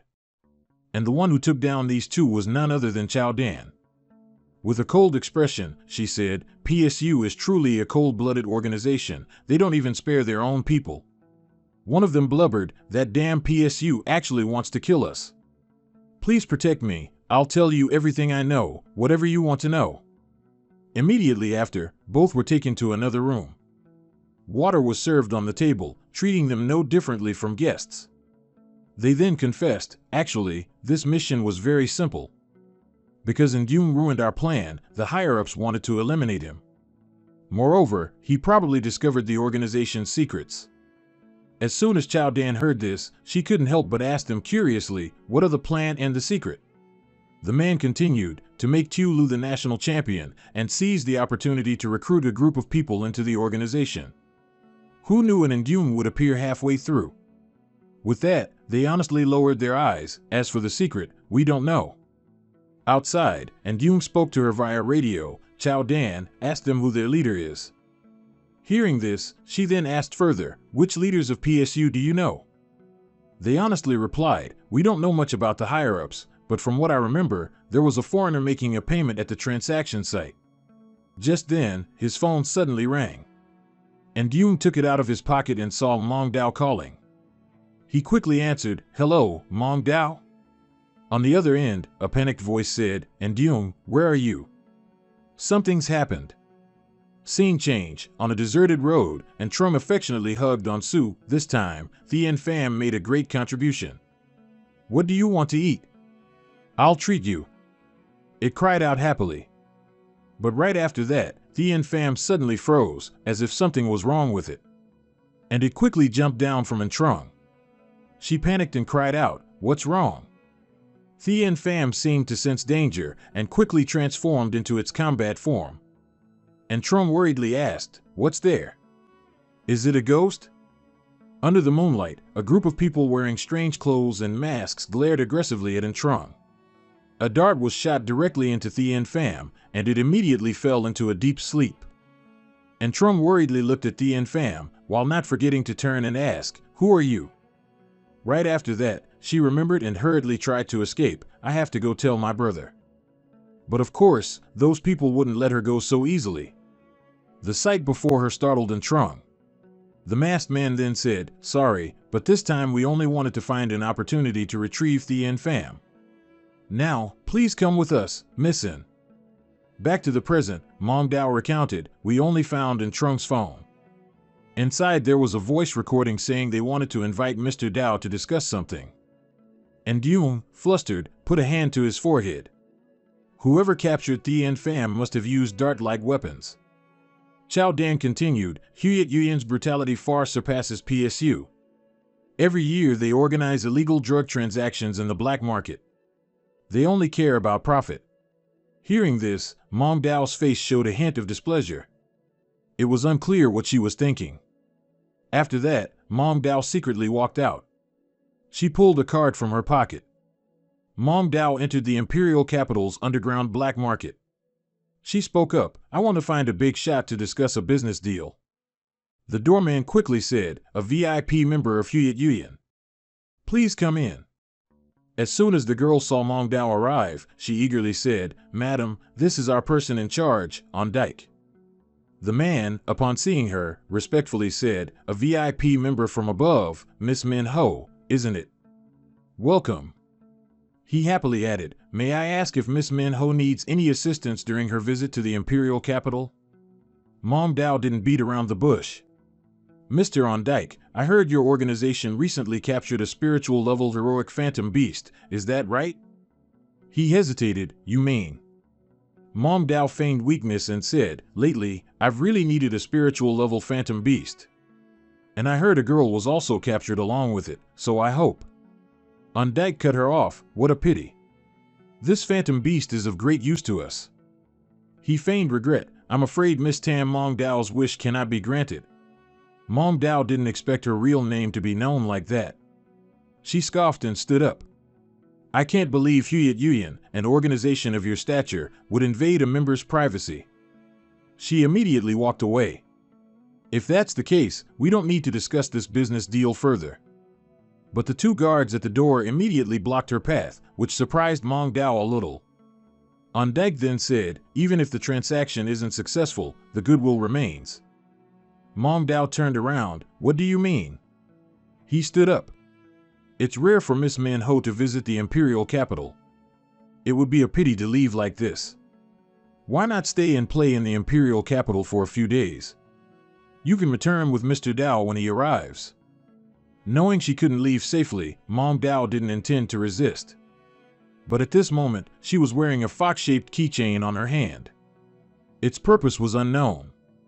Returning to Chao Dan, she walked and spoke. "We investigated the surveillance cameras and can determine the general direction. But Huyet Yuyan's stronghold is very mysterious, so we're still in the filtering stage." At the same time, the girl from the investigation room earlier rushed in, panicked. "Last night, we received a distress signal from Team 1, suspected to be from the black market stronghold." And Yoon quickly voiced his suspicion to Chao Dan. "Huyet Yuyan lured us there." But the girl continued, "The person who sent the distress call is named Tam Mong Dao." Hearing that name, his heart seemed to skip a beat. And Yoon hastily took out his phone. "No way. Last night we were still discussing the plan." But indeed, her phone had no signal. "Sorry, the number you have dialed is currently switched off." Only then did Yoon become completely worried. He was so angry he couldn't help but clench his teeth. Then, he urgently questioned the girl who had just reported the situation to him. "Where is that place?" In just a moment, everyone arrived in front of that room. Afraid he was in danger, Tu Lung spoke, "Master, let me do it." With that, she mercilessly kicked the door flying, and the door shattered into pieces under Tu Lung's force. Seeing the result of her actions, Tu Lung couldn't help but feel pleased. She smiled brightly and cheerfully. With the path cleared, everyone quickly went in to find Mong Dao. But the strange thing was, there was nothing inside. The room was completely empty. This made Yoon feel extremely worried. In his heart, he silently called out her name, Mong Dao. Chao Dan immediately took out her radio. "Bronze Team, have you found any clues?" The other end reported, "The Blood Abyss organization retreated very cleanly, except for some things that were basically trash. They took everything with them." And Yoon slumped down helplessly. Chao Dan then said, "They probably kidnapped Mong Dao and Entrung to threaten you. Before they officially confront us, they should be safe."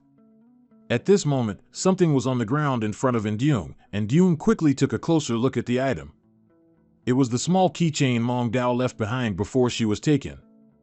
And Yoon quickly thought, "It looks like Mong Dao's item." Meanwhile, Tu Lung observed for a while, then she tapped on the floor.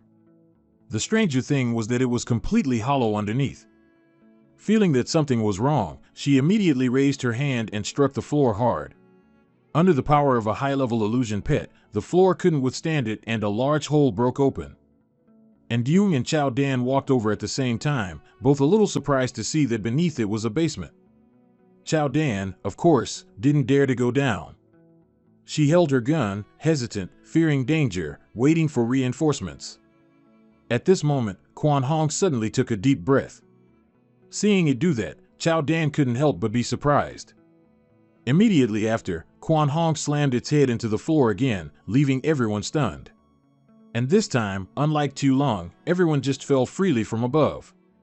Chao Dan couldn't help but exclaim, "Oh my God!" Because the basement wasn't deep, everyone quickly landed on the ground. At the same time, as if on cue, a screen displayed on Dike's image, "Ladies and gentlemen, a pleasure to meet you. You can call me on Dike." He looked at him, then asked, "Should I address you as Yoon or as Dao?" He calmly replied, "Titles are just arbitrary things. Ondek then said, then let's stick with Indyung. Congratulations on winning the national competition. You're quite the hotshot now. Not wanting to talk further with him, Indyung immediately asked, where did you take those two girls?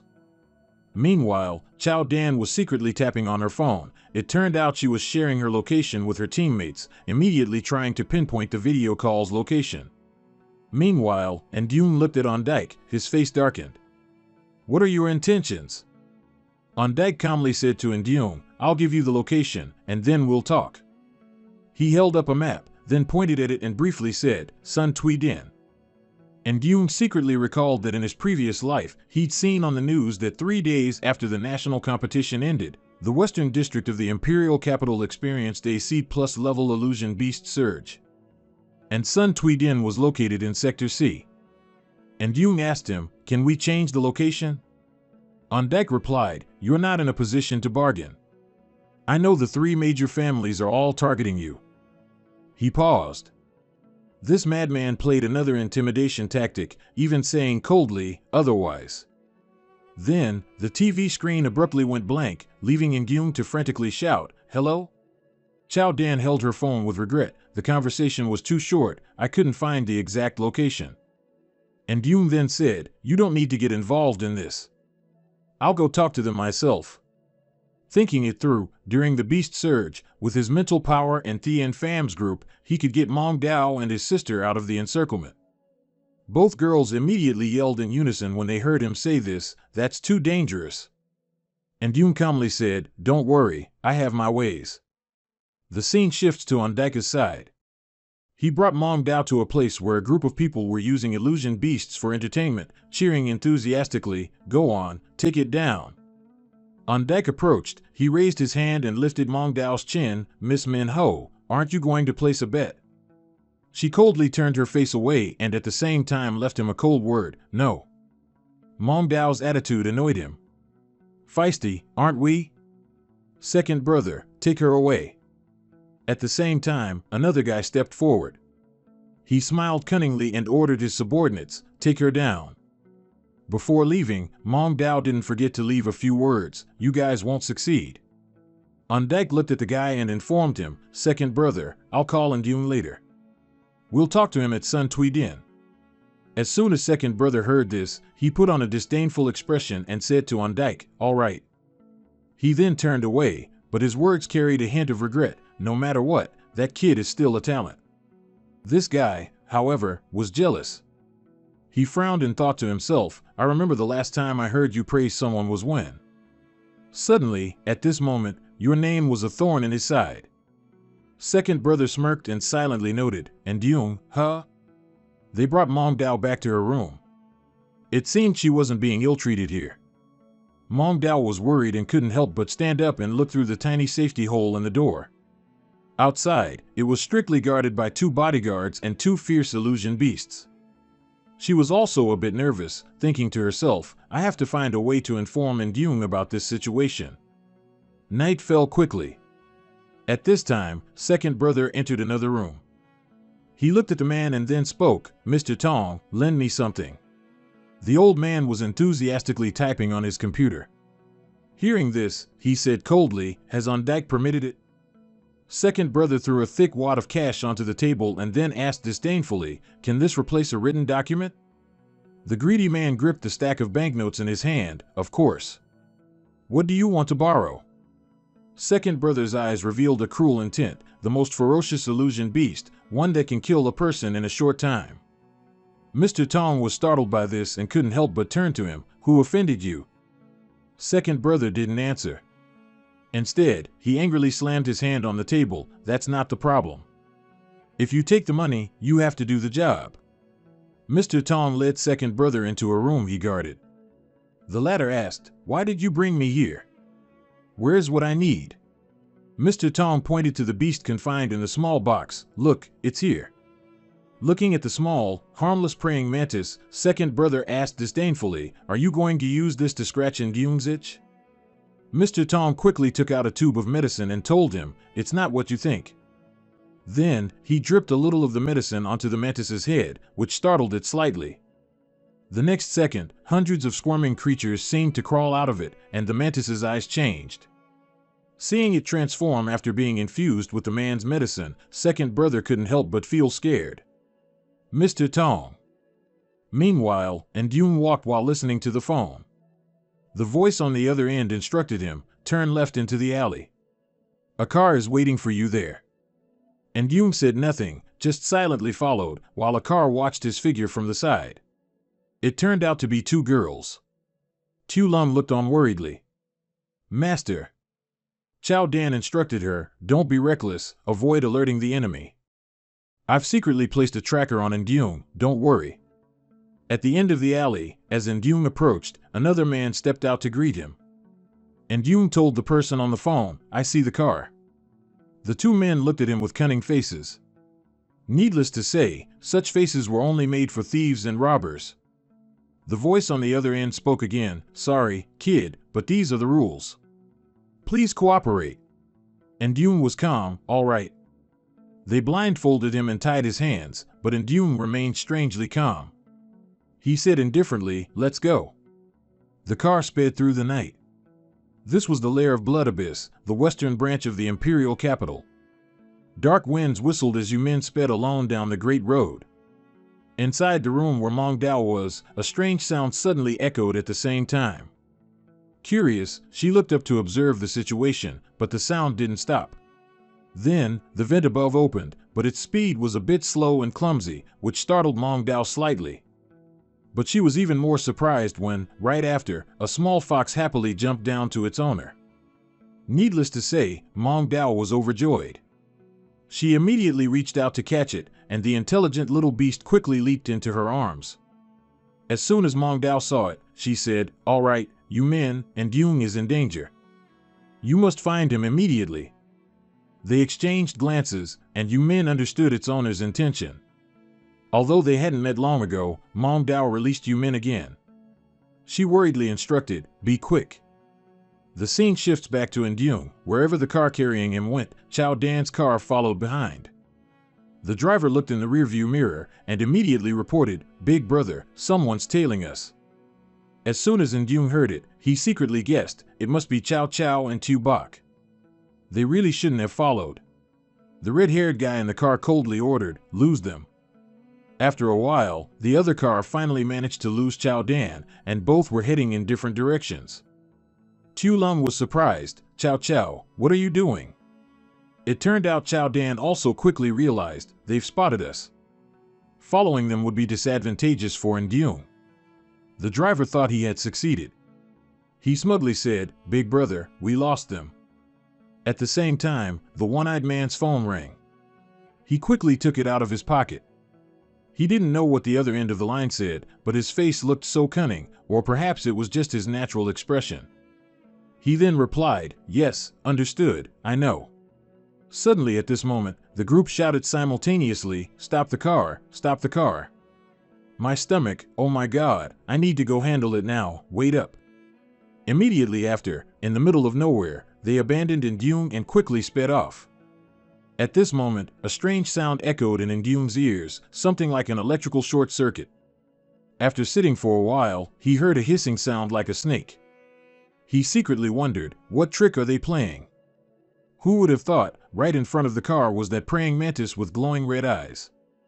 Over here, the red-haired guy excitedly reported, brother, that kid is about to be eaten by the blood mantis.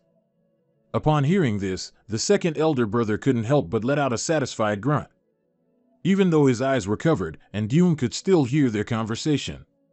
He secretly wondered, a blood mantis, why is it here? The mantis crept towards the side of Ndune's car, but he remained calm, sitting there as if unaware. The one-eyed man looked at this scene, delighted, brother, you're about to hear his tragic scream. Inside the car, Ndune lowered his head, quietly using his mental power to control it. The mantis hadn't even had time to react before he directly attacked its nervous system. A second later, the mantis raised its long scythe-like limb, which seemed like a sharp weapon. It then cut through the car door, and the one-eyed men cheered excitedly, the blood mantis is about to begin. But suddenly, the situation changed. Ndune actually walked out of the car safely, startling them. The next second, the mantis used its limb to gently cut Indung's handcuffs. The one-eyed man was so stunned he froze. After he blurted out something, he fell silent. The second elder brother urgently asked, "What's wrong?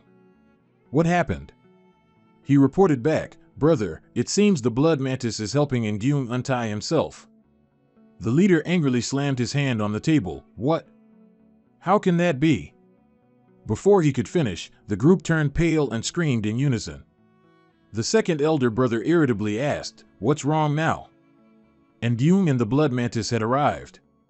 He happily asked the man, "Brother, have you been sitting here long?" Immediately after, he forcefully snatched the one-eyed man's phone. The green-haired guy looked at him resentfully, but of course, he didn't dare to rush forward. Immediately after, the mantis behind Indung glared, frightening him. He answered the phone and coldly asked the second elder brother, "Tell me, what's with this blood mantis?" The leader was furious but still spoke in his usual petty tone, "Consider it a small test." Indung then said, "Will there be more things like this in the future?" The second elder brother replied, "No." He exhaled and said, "Oh, right, the previous car broke down, so send another one." Then, as per the second elder brother's arrangement, another car quickly picked up Indung and headed off. He sat quietly inside, and soon the car stopped at a phone booth quite far from the city. And of course, that was also the entrance to the underworld. Indung and the second elder brother's subordinates quickly moved in. Just a few steps in, one of the wolves seemed to sense the smell of a stranger and continuously growled. But when it saw Indung, the wolf was immediately startled as if it had seen a ghost. A second later, it lowered its ears and stopped barking, seemingly very afraid of him.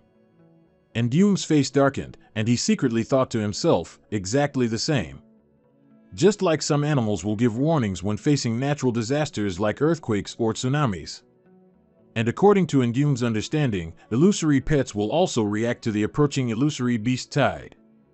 Thinking about it, he recalled old memories when everyone panicked and ran for their lives.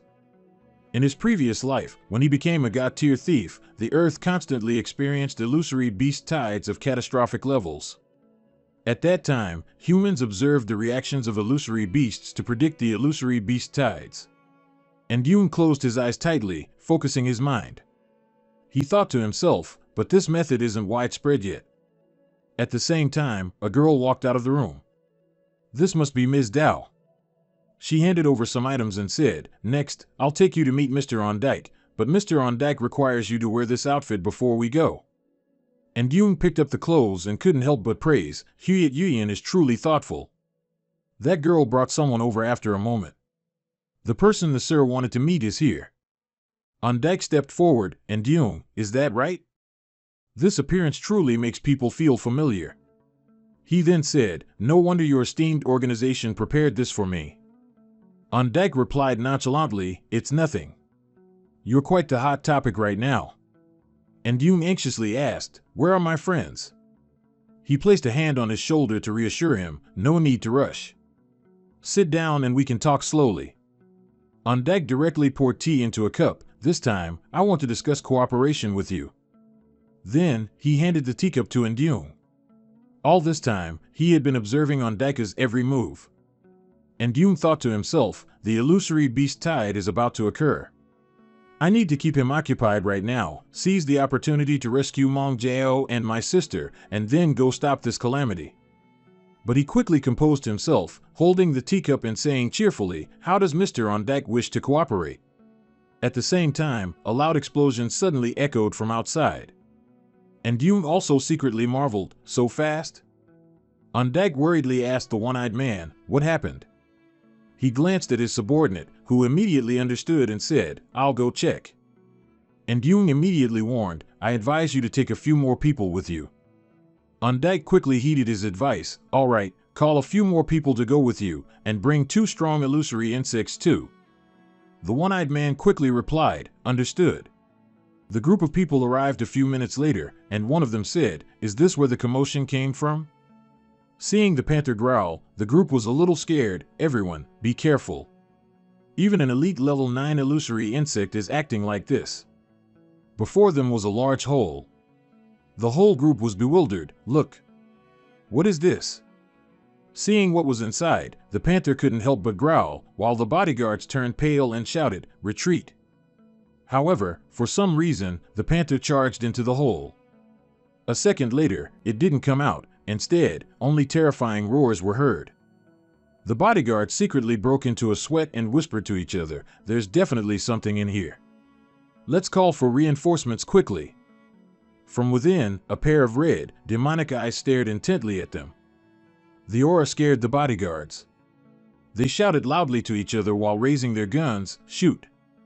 Shoot!" But it seemed the bullets were useless. The beast continued to stare at them. Immediately after, it finally stopped hiding and charged out directly. The wind rat lunged towards the bodyguards, raising its sharp claws as if to devour them alive. Terrified screams echoed, reaching even on Daika's room. He couldn't help but grumble in annoyance. They can't even handle such a small matter. And Yoon didn't care. He thought to himself, "I need to quickly find a way to escape from here." At this moment, someone rushed in frantically, "It's not good, Mr. On Dyke. A group of illusory beasts, from who knows where, has invaded the black market." As soon as he finished speaking, the wind rat pounced and bit him hard on the neck. The man could only scream, "Help!" And Yoon concentrated intensely. He quickly used his pulse mental power again. Besides taming and enhancing illusory insects, mental power could also attack an opponent's brain, causing headaches and brain death. However, at least Grandmaster level mental power was required to do this. And Yoon pretended not to know anything, but On Dyke quickly noticed. He patted Yoon's shoulder and said, "I've made you expend energy." He sat down next to the beast. "I'm fine, but there's something I need to confirm." A second later, Yoon placed his hand on its pulse, using his mental power to probe. Not wanting to harm innocent people, Yoon warned, "Tell your men to be on guard. The illusory beast tide is coming." On Dyke immediately wondered, does that mean this illusory beast came from the opposite world? He probed suspiciously, "It seems you know a lot about the illusory beast tide." And Yoon calmly said, "My home in City D was once affected, so I've had contact with illusory beasts from another world." On Dyke said again, "Mr. N is indeed formidable. With you joining us, it's like adding wings to a tiger." And Yoon didn't answer, only saying, "I want to see my sister, Mong Jao, and Thien Pham." He happily agreed, "No problem. Please, Mr. N, rest for a moment. I'll go tell the organization to prepare for the illusory beast's invasion first." He secretly felt uneasy. This is the only pawn to keep him in check. He knows so many secrets of the Blood Abyss. If he can't work for me, he'll become a threat. Before On Dyke left, he also said, "After that, we and your friends will all go into the refuge room to escape this calamity."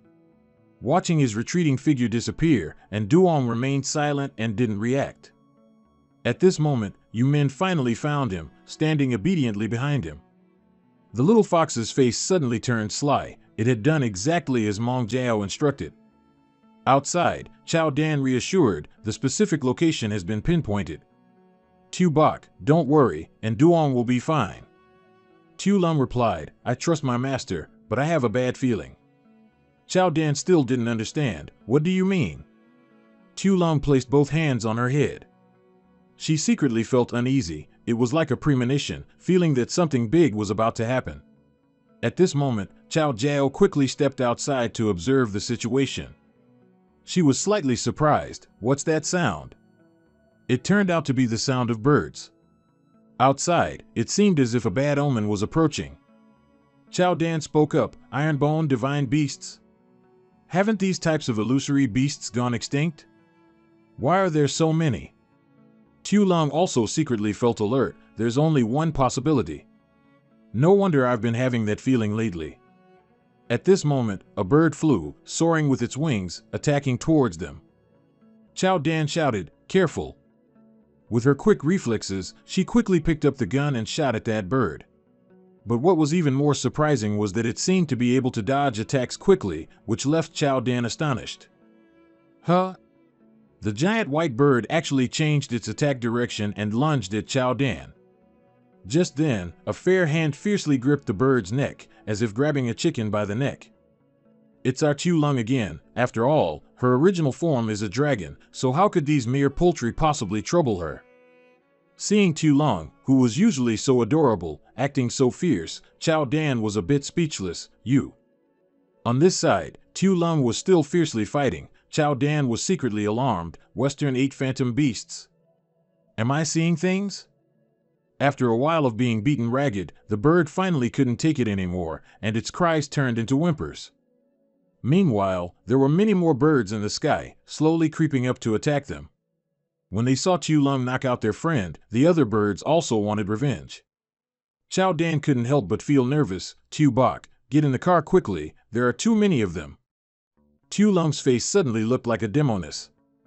She said coldly, you drive away quickly. Chao Dan was momentarily startled, then you. Seeing her hesitate, Tu Lung, losing patience, grabbed Chao Dan by the shoulder. Just like that, Miss Chao was forcefully thrown straight into the car. Tu Lung, full of murderous intent, told her, Chao Chao, you go first. I'll find you later. Chao Dan was still worried, then what about you? Tu Lung's face had already changed. She calmly told Chao Dan, don't worry about me, go quickly. She was scared, Tu Bok. The birds were getting crazier, and Chao Dan had no other choice. I'll call for backup immediately, take care. As soon as Chao Dan left, Tu Lung became more domineering. She defeated the bird with a single blow. Tu Lung, on the contrary, looked down on them. Really, even these juvenile birds dare to provoke me. With that, Tu Lung's face turned icy cold, and her eyes changed unusually. A few seconds later, a dragon quickly appeared with a surging aura. Tu Lung opened her mouth and gathered fire. As the attack was unleashed, dozens of birds were simultaneously knocked out. On this side, Chao Dan continued driving, her heart pounding with worry for Tu Lung. When the distance was sufficient, Chao Dan stopped the car under a tree. Then, Chao Dan got out of the car when she heard a loud sound in the sky. She looked up and saw a large dragon tearing apart the flock of birds. Chao Dan was dazed. Should I go to the hospital to get my eyes checked? Immediately after killing all those annoying flying fowl, the dragon quickly retreated into the clouds. Chao Dan kept staring blankly. What exactly happened? And behind her, Tu Lung had already quickly jumped down. Our little dragon was too nimble at this moment, but it's understandable. She is a Grand Empress reborn twice after all. Hearing a loud noise behind her, Chao Dan instinctively looked over. Tu Lung happily called, Chao Chao. She was bewildered. You. Tu Lung then said, don't remind me, it was so hard to lead those stupid birds away. Luckily, I could hitch a ride on a car to find you. Chao Dan asked again, your appearance earlier, and the scene I just saw in the sky. But Tu Lung feigned ignorance. Something in the sky? You must be too busy lately and seeing illusions. Chao Dan gave a wry smile. Don't think saying that can trick me. Tu Lung continued to act, though it was utterly fake. I really don't know what you're talking about. Chao Dan then said, all right, if you don't want to talk about it, I won't force you. At this moment, Tu Lung remembered, oh right, if you have any friends or relatives in Dedu, tell them to leave Dedu quickly. Tonight seems like it will be a very long night. Over here, everything has already turned chaotic. A rat with crazy red eyes rushed forward, startling the person. But fortunately for him, the bear phantom beast came to his rescue in time. Indeed, this side was a losing battle. Everyone was terrified, too many phantom beasts. Should we abandon the 8th floor, retreat to the 7th, and reinforce our defenses? One of them added, wait until the VIPs have all retreated to the safe zone. Otherwise, even if we run, the boss will kill us. At the same time, suddenly, from out of nowhere, those fireballs began to shoot wildly. And just like that, a huge explosion echoed, shaking the place. Looking at the deep crater in front of them, the bodyguards were startled. A master. I recognized that skill, it's him. From outside, On Dyke stood at the door with his phantom pet. The rescued bodyguards were overjoyed, cheering, Mr. On Dyke. This lizard is called Detu de Dak Tich, and its rank is 6-star spiritual. One person stepped forward, Mr. On Dyke, why are you here? We. He cut him off, it's a small matter. I just happened to see a large-scale phantom beast horde, so I lent a hand. On Dyke continued, I'm preparing to set up defenses against this phantom beast tide. You all go to more important locations to guard. Everyone shouted in unison, yes, sir. The scene shifts to Indung. The little fox, seeing him, joyfully cried out a few times. It quickly pounced, hugging his face, as if wanting to kiss him. He exclaimed in surprise, you men. And Yung held it in his arms, you're here to tell me where Mong Dao and the others are, aren't you? The little beast made a sound as if to answer. Then Indung replied, all right, and he closed his eyes, beginning to link his spiritual power.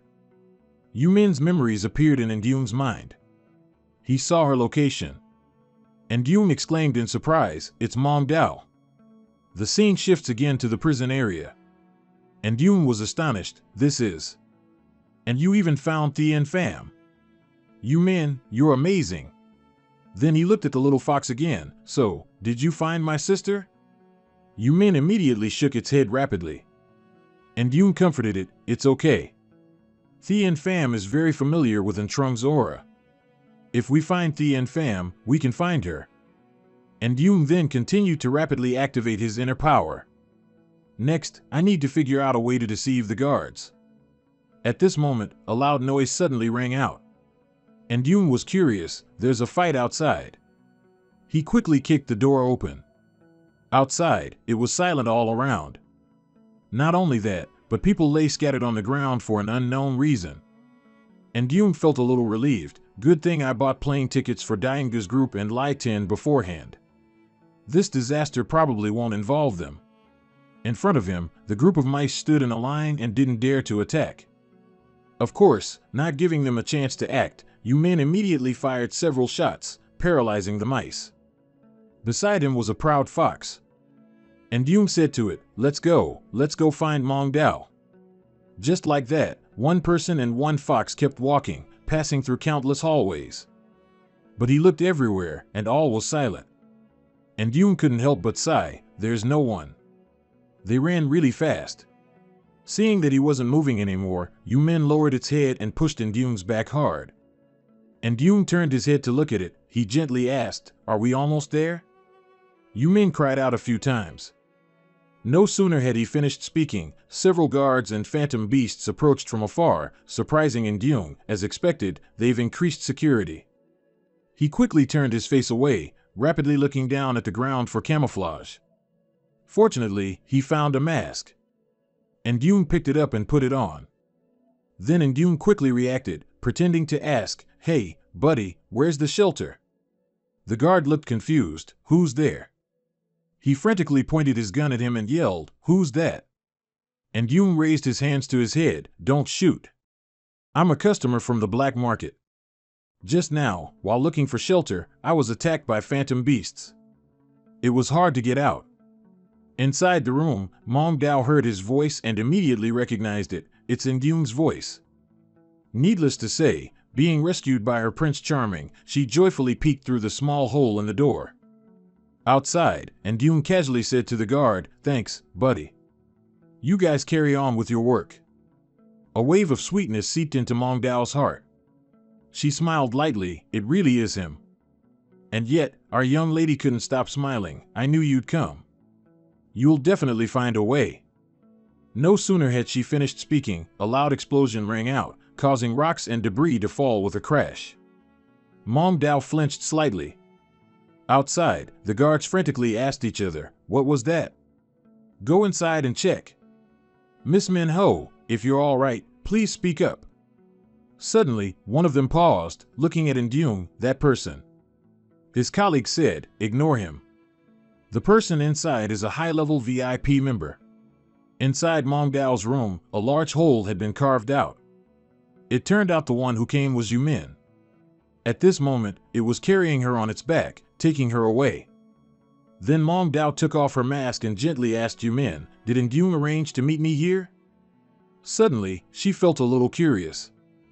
Although there was no answer, Mong Dao couldn't help but ask, but where is this? Yu Min led her inside.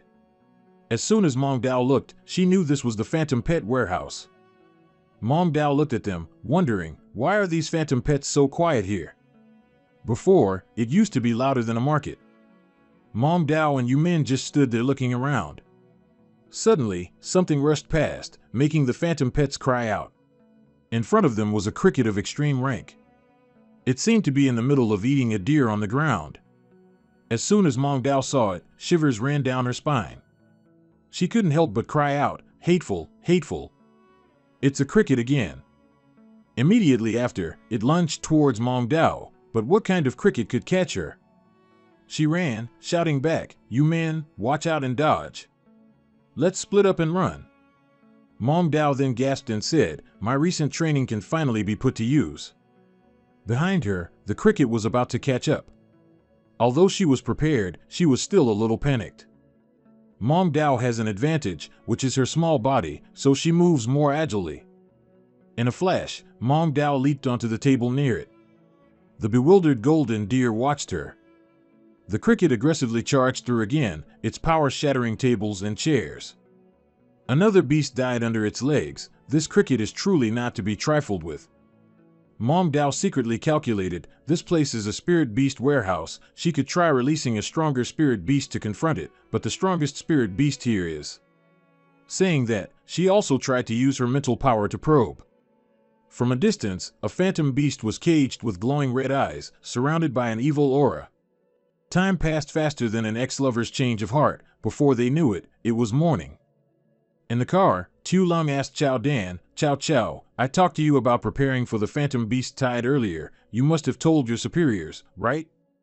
She continued, but this matter still needs further consideration. They only have us, and our numbers are limited." Chao Dan then said, "Speaking of which, your appearance on the road just now." Tu Lung gave a wry smile. "Please, just pretend you didn't see anything, I beg you." At this moment, dark clouds gathered in the sky, and a flash of lightning flickered into view. Immediately, it struck directly down on a tall building, creating a loud sound. Everywhere around them plunged into darkness, and the two spirit beasts in the car also began to growl cautiously. After that lightning strike, a crack appeared outside the city, causing widespread panic. Not only that, from below, swarms of insects and bugs crawled out. The scene was no different from an apocalypse. The city police were quickly summoned. The loudspeaker blared, "Warning, warning! A phantom beast tide has appeared in the west district of the imperial capital. The current assessment is Class C. These beasts are furiously attacking civilians, even as soldiers continuously fire at them. Everyone attacked by them was severely injured and at risk of losing their lives." At the same time, a yellow dog flew in from somewhere and bit the neck of that dinosaur fiercely. Two masked figures flew in with the wind. Their faces looked like mafia, but they seemed to be good people. With a combined attack, the dinosaur was instantly sliced into several pieces, just like Japanese sashimi. The young man said to the security team, "Take this person with you. The evacuation of this area is complete." An announcement blared from the helicopter, 0101, residents of X Street and the injured have been fully evaluated. Someone in the helicopter replied, "Understood." Then, 2 bombs were dropped below. Those beasts, of course, couldn't contend with combat bombs. They foolishly stood still and endured the attack. After the loud explosion, the person on the helicopter reported, "Target eliminated." While flying the helicopter, he continued, "Radar detected a spirit beast at least twice the size of my fighter jet flying towards me. Requesting backup." But what he didn't expect was, "No, that's not right. How can it fly so fast?" Due to the destructive power of that bird, the helicopter immediately exploded, but luckily, the person managed to parachute down in time. He was a bit anxious. There were still bombs on the helicopter that hadn't been fired. Yet, it was completely unharmed. It seems ordinary human weapons can't trouble these fowl. Meanwhile, Prince Indune was frantically running to rescue the princess. As soon as he arrived, the wall exploded with a bang, and something strange flew out. Indune was a bit surprised. A phantom beast? Did it sneak in just now? At the same time, a loud cry startled him, Indune. The voice carried a surge of overwhelming joy. He glanced over. Behind him stood Mong Dao, Yu Min, and Thien Pham. He couldn't express how happy he was. This is great. It's truly wonderful that everyone is safe. The scene then shifted back to Trung. Despite being kidnapped, she was calmly playing a game, even looking bored. Playing alone is too boring. Just then, a familiar figure appeared at the door, surprising Trung. "You're..." And Yoon walked closer, looking at his sister, and happily said, "Who else could it be?" The scene shifted back to Chao Dan. She ordered her people, "You all wait outside for backup." They quickly replied, "Yes." Then she said to Tu Long, "Let's go." As soon as the two ran in, several spirit beasts were already running wild in front of them. Not letting them attack, Chao Dan fiercely fired her gun at them. Tu Long stepped forward, "Let me find the master." Chao Dan said, "You don't have a map. Are you relying on spiritual sensing?" She seriously replied, "That's right." Meanwhile, Yoon and everyone quickly carried their spirit beasts and left the place. At the same time, a familiar voice rang out, "Master." Yoon heard it and was overjoyed. "Tu Bok is here too." Tu Long, like a puppy greeting its owner, ran up to him as soon as she saw him. "Master, I finally found you." Mong Dao looked at Tu Long and smiled happily. "You two must have had a tough time finding us, huh?" But for some reason, Tu Long looked a little unhappy. At this moment, the ground began to shake, and rocks continuously fell down. Yoon looked at everyone with some worry. "We can't stay here long. Let's go quickly." From a distance, they saw On Dike and his group. Mong Dao spoke up, "They're from the black market." He looked at the phantom beasts lying scattered like dead fish on the ground and said coldly, "It's time." At the same time, the ground cracked open again with a loud noise. From underneath, a strangely shaped beast emerged. The subordinates were startled. "What is this?" Mong Dao said irritably, "They deserve it. Let's go first." Yoon said nothing, just hummed. In his mind, he secretly thought that he felt that Phantom Beast had some issues. Just then, Trung looked around. She surprisingly shouted, pointing not far away, "Look quickly." Yoon loudly told everyone, "That's the exit." Then the whole group ran for their lives. Everyone arrived. It had been a long time since they'd been outside, making him joyfully exclaim, "Finally!" But his joy was short-lived. Before he could finish speaking, the ruins in front of them stunned Yoon. Mong Dao couldn't help but be bewildered, surprised, and shocked. She walked forward, looking everywhere. What happened? Yoon quickly realized, this is a phantom beast tide, exactly like the one in D-City a few months ago. Hearing a loud noise, Tu Lung pointed, "Look, guys, there seems to be someone over there." Seeing her haste, Yoon stopped her. "Wait a minute, that might not necessarily be a person." Just as he said, what crawled out of the rubble was something similar to a pangolin. It looked at Yoon's group, its eyes ravenous as if it hadn't eaten in years. And of course, he was a tough meal. Quan Hong, with nothing to do, immediately roared and charged over as if to say, "If you want to harm my family, you'll have to get past my dead body." The two charged and rammed heads into each other. This battle seemed like a bullfight. But in the end, the small pangolin, not knowing its own strength, was sent flying with one blow. Yoon said nothing. He silently looked around the rubble as if observing something. Finally, Yoon found a safe place. He pointed towards it. "You guys go hide over there." Chao Dan quickly took out her walkie-talkie. "Team Tu Tan Dong, go over there and check the current situation. We encountered phantom beasts at the entrance of Hak Tan. We've temporarily found a hiding spot. Currently, there are no casualties." She looked after everyone's retreating figures. "All right, I'll send you the coordinates. Come here." "Understood."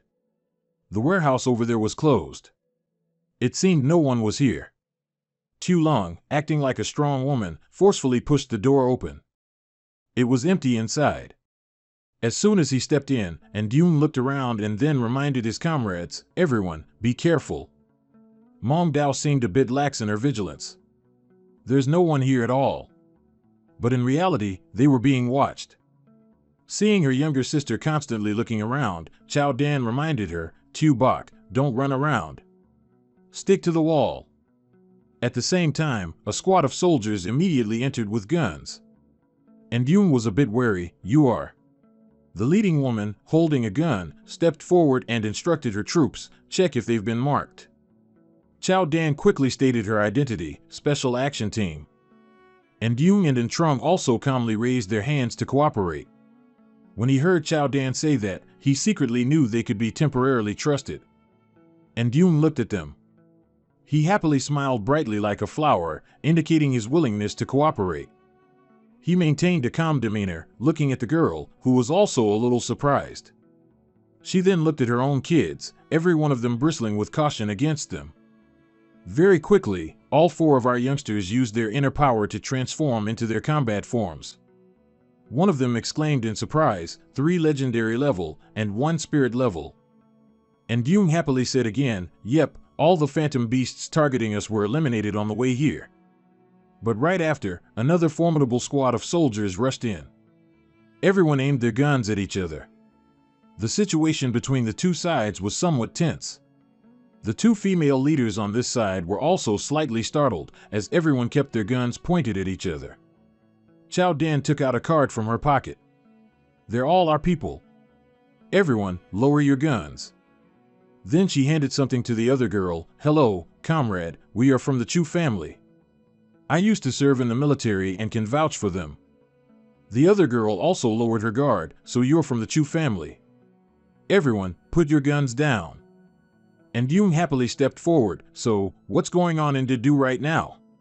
She led everyone upstairs. This afternoon, a large gate to a strange world was detected in the western area of Dedu.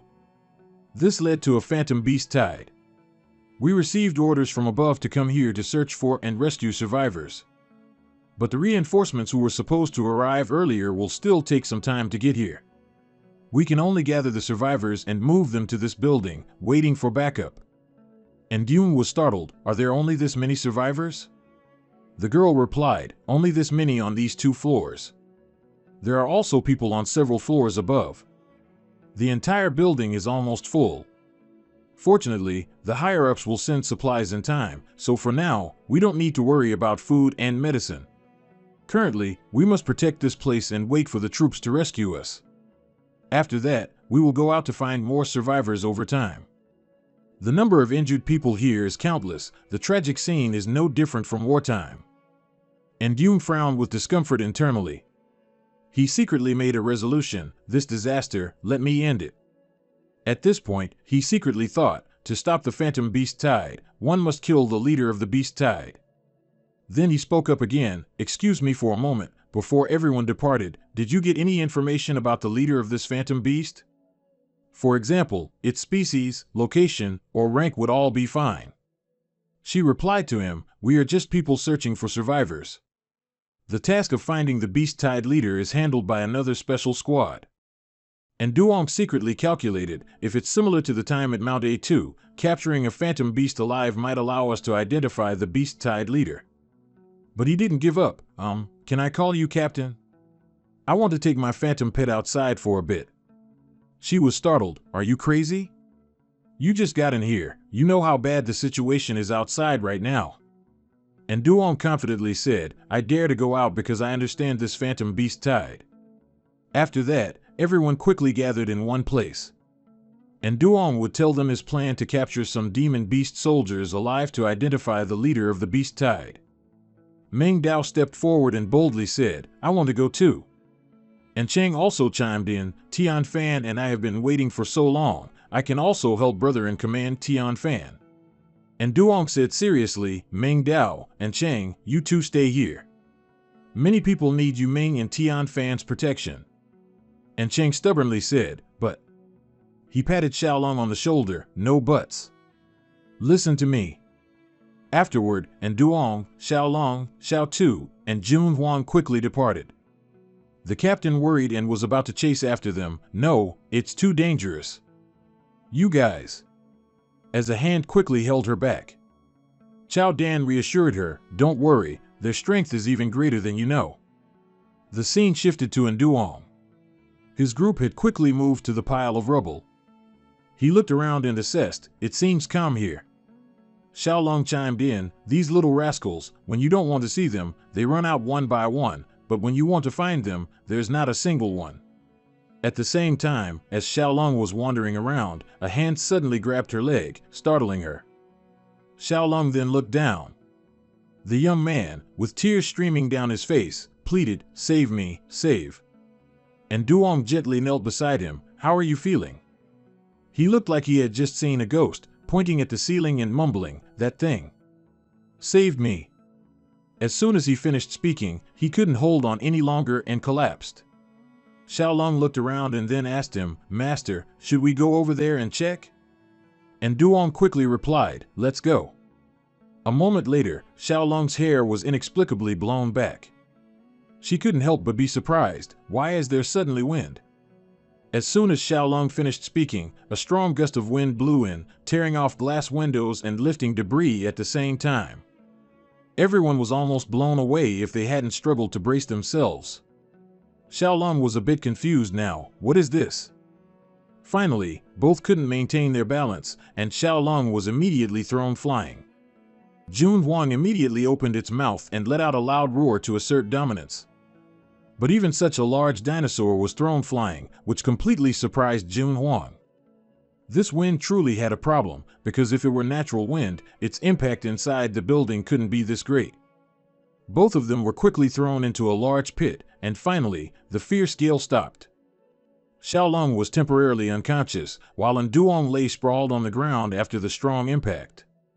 At this moment, hungry eyes stared at the two of them, as a pack of alligators slowly crawled out from the darkness.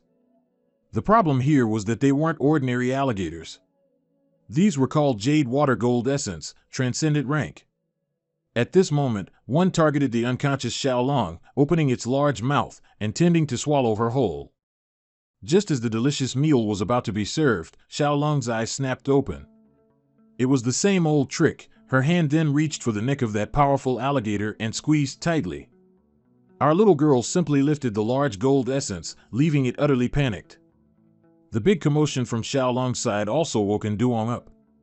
Jun Huang and Xiao Tu quickly prepared for battle. He coldly instructed them, "Xiao Tu, Jun Huang, be careful to keep a few alive." After hearing their master's command, both quickly transformed into their combat forms. In less than the time it takes for an incense stick to burn, the entire pack of alligators was defeated, lying sprawled on the ground, foaming at the mouth. Xiaolong then said to Duong, "Master, do you think this trash dragged us here?" Looking at the overturned gold essences before them, he happily replied, "Absolutely not." Duong touched an alligator and said, "But there's no need to rush, as long as I can read their memories." He then remembered a magnificent, majestic dragon from ancient times and secretly thought, "So that's how it is." After that, he said to Xiaolong, "Let's go, we'll go pay our respects to the master here." Duong then walked with Xiaolong, reminding her, "Xiao Bai, be a little careful." Xiaolong casually said, "Compared to where we fell, this place is actually quiet." Duong said again, "This proves that even low-level phantom beasts don't want to be here, don't be naive." Suddenly, Duong paused, then quickly spoke carefully to Xiaolong. Xiaolong also listened. Just then, both of them simultaneously looked back, their eyes gleaming like headlights. As those feet approached, Duong was startled and simultaneously shouted, "Xiao Bai, get back." The fat black horse with a red mane galloped out quickly, and Duong and she had to dodge it. Duong recognized it. He explained to Xiaolong, "The Sun Flame Kirin's pressure mind skill can create a small vortex. As long as someone or a phantom beast enters a certain range, it will activate. The thing that caught us was probably its claws." Immediately after, it instantly drew on its inner power and simultaneously opened its mouth, striking straight out. Xiaolong screamed in fear, "Master, be careful." Suddenly at this moment, Duong thought of something, and his face brightened a little. At this point, the Kirin quickly moved towards Xiaolong, preparing to strike. Seeing her in danger, Tu immediately ran up to shield its elder sister. Tu flew over onto the Kirin's back, then Xiaolong flew over onto the Kirin's back. On this side, as it was momentarily distracted, Quan Hong immediately rammed hard into the opponent's lower neck. Quan Hong lunged over and embraced the Kirin. That crazy beast was actually beaten to tears by our dinosaur. Meanwhile, on this side, Xiaolong's face immediately changed shape. Immediately after, she gathered inner power into her punch and aggressively rushed over, and me too. With a punch straight to the Kirin's face, if it were unlucky today, it would have seen a naked chicken. Seeing it lie motionless after just a few blows, Xiaolong disdainfully asked, "Is this kid the leader of the Phantom Beast Tide?" And Duong replied, "Possibly. After all, most of the Beast Tide leaders we have are probably not even as strong as it." After that, he quickly placed his hand on the Kirin and used his spiritual technique. He immediately turned pale and exclaimed in alarm, "Oh no! We must go back to that building right away." At the building, the scene was utterly deserted, with not a soul in sight. Inside the house, Tran held Tien Pham, full of worry. "I wonder how my elder brother and the two of them are doing." It pointed its hand towards the window, and Tran asked curiously, "What do you want to say?" "Look at the sky." Tran's face turned pale. The birds flew wildly in all directions as if insane. She was bewildered. "This is..." A moment later, Tran quickly hugged Tien Pham and ran back inside. She shouted loudly, "Look! There's a swarm of phantom beasts flying towards us outside." Chao Dan was startled. "What?" Following Tran's words, the captain immediately took out her binoculars to observe the situation. The flying firebirds were the fire god Crimson. The captain's heart was in her throat. "We're doomed. Be alert." Everyone in the sniper team immediately took their positions, preparing to act. On this side, the birds also changed tactics, circling widely in the air. Immediately after, the sound of glass breaking echoed crisply as they crashed through the windows like moths to a flame. The captain urgently ordered, "Change cover. Notify everyone to evacuate to the underground room. Let's test the power of our specialized ammunition." Outside, the attacking birds were shot down one by one, but they seemed unafraid. Chao Dan also gave orders inside. "Chao family members, withdraw and protect the survivors."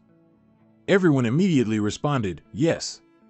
On this side, the captain was still relentlessly shooting down birds flying in from outside. While she wasn't paying attention, a fire god Crimson pinned the captain to the ground. She struggled, "Damn it. Shoot." The sniper team members looked grim. They couldn't get a clear shot. It was attacking furiously, then suddenly, its movement slowed. The captain was somewhat startled. A moment later, a large rope appeared around the fire god Crimson's neck, tightly binding its body.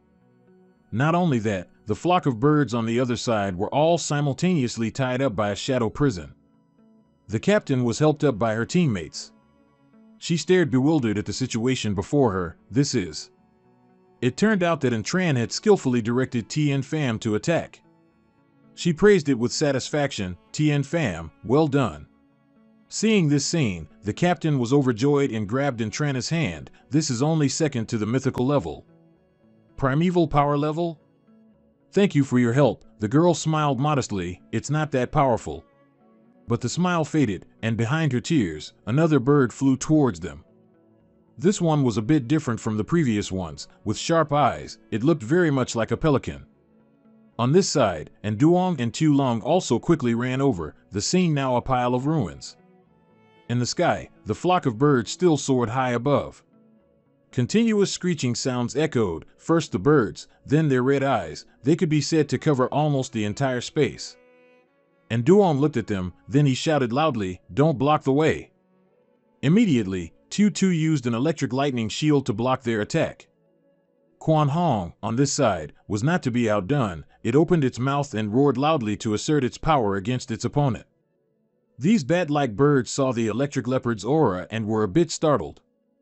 Immediately after, Duong started running fast. "Hurry!" Tu Long also followed him. This fire god Drake tilted its head to look at the captain, who also gazed at it blankly. Suddenly beside her, a purple aura rose, surprising her. That stream of power wrapped around the tall building, preventing the fire phoenix from approaching her. The internal energy grew stronger and stronger. Thanks to this, the destructive creatures dared not attack anyone. Tien Pham looked at its opponent with surging momentum, standing still like a stone lion.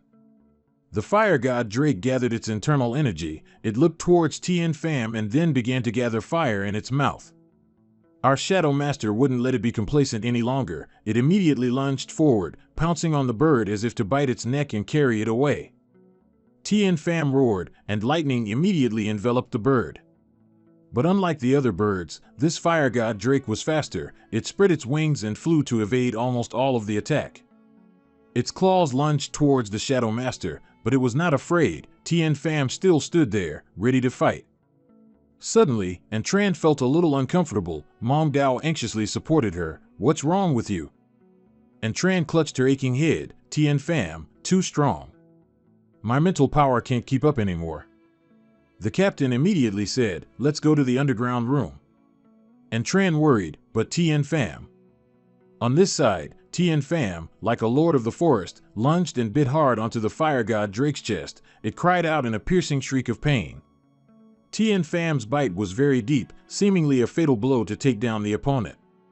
At this moment, after that bite, the bird lay sprawled on the ground like a dead fish, unable to even open its eyes. The instincts of a lord of the forest were still in Tien Pham's blood. After defeating its opponent, it stood on top of the bird and let out a roar, signaling victory. The captain was dumbfounded. It's resolved, and Tran said again, "It's truly great that this battle can end." Immediately after, Tien Pham jumped down from the bird's body. But the corpse of the fire god Drake suddenly lit up, like a will-o'-the-wisp but with the color of fire. Then, those small specks of light transformed into countless strong rays of light, surrounding the fire god Drake. Mong Dao gasped, "What's going on?" Because that power had a fire attribute, Mong Dao wondered, "You men, did you make a move?" The fox quickly shook its head, meaning no. And at this moment, its corpse flew straight up and glowed. For some reason, the dead bird now rose from the grave. Not only that, but its form also changed from a fire god Drake to a level 5 fire phoenix, and it was also the leader of the beast tide. Tran couldn't help but be startled. "This is bad. The boss has entered phase 2. The captain quickly pulled her hand, "So that kid was the leader of the beast tide. The situation is beyond my expectations. Let's quickly go down to the underground room." Tran worried, "Tien Pham is still outside." At this moment, Tien Pham immediately lunged towards the fire phoenix. But how could it have its way? The fire phoenix immediately shot into the sky, sending Tien Pham flying back. The Shadow Master watched it, itself roaring to intimidate the bird. As if a living flame, the fire phoenix spread its wings and soared into the sky. Then, it turned back and furiously charged towards Tien Pham at an incredible speed. On this side, despite facing a strong opponent, the Shadow Master calmly observed. At the same time, Duong's voice rang out, "I didn't expect to encounter a B-level leader. No wonder you fell into a bitter struggle." He then had an idea, "But it's not a big problem, I'll lower the difficulty." At this moment, for some reason, the fire phoenix let out a piercing cry and plunged straight to the ground. Duong looked at his phantom beast and couldn't help but praise, "Tien Pham, you've done well." Of course, the fire phoenix wasn't dead. It immediately stood up, and our Tu Long also entered the battle. She quickly transformed, looking at it disdainfully. "It's been a long time since I encountered a B-level beast tide leader. This is perfect for me to stretch my muscles." With that, Tu Long glared, preparing to transform. At this moment in the sky, a dragon and a phoenix were fighting each other. This phenomenon was truly extraordinary. Tu Long glared, launching projectiles from her body towards the fire phoenix, startling it. Immediately after, the fire phoenix was sent flying far away, its body crashing hard into the wall. Struck by such a painful blow, the fire phoenix went wild, looking at Tu Long with fierce eyes. On this side, she naturally wouldn't let it be smug. Tu Long accumulated immense power. Fearing no one, she used the Van Thuong Tam beat attack, striking directly at her opponent. The fire phoenix glared, its mouth agape, waiting for something. And with a boom, a resounding explosion echoed, sending rocks and debris flying. The sky seemed like Tet fireworks. Duong said contentedly, "This disaster ends here." The force of this attack seemed to echo quite far, even causing the ground to shake violently. The captain and Truong, Hearing such a loud noise, both instantly closed their eyes in fear. Chow Dan stood frozen, unable to believe her eyes. Strange things happen every year, but this year there are especially more. I'll have to schedule an appointment with an ophthalmologist when I get back. And at this moment, a large crater formed on the ground, with the fire phoenix lying motionless inside. And Duong was secretly pleased. The Beast Tide leader has been eliminated. This Phantom Beast Tide will end soon. Scene shift to Imperial Capital frontline, Phantom Beast Tide. Everyone was still actively defending. The Firebird in the sky was also actively engaging. It seemed to be their Phantom Beast. Another person ran in to report. The attack intensity of the Phantom Beast Tide has significantly decreased. The old man was startled and shouted, "What?" He did some calculations. The Beast Tide leader hasn't been found yet. No way, unless. Thinking that, he immediately stood up. If the Beast Tide scale has weakened, we must actively attack and defeat those Phantom Beasts.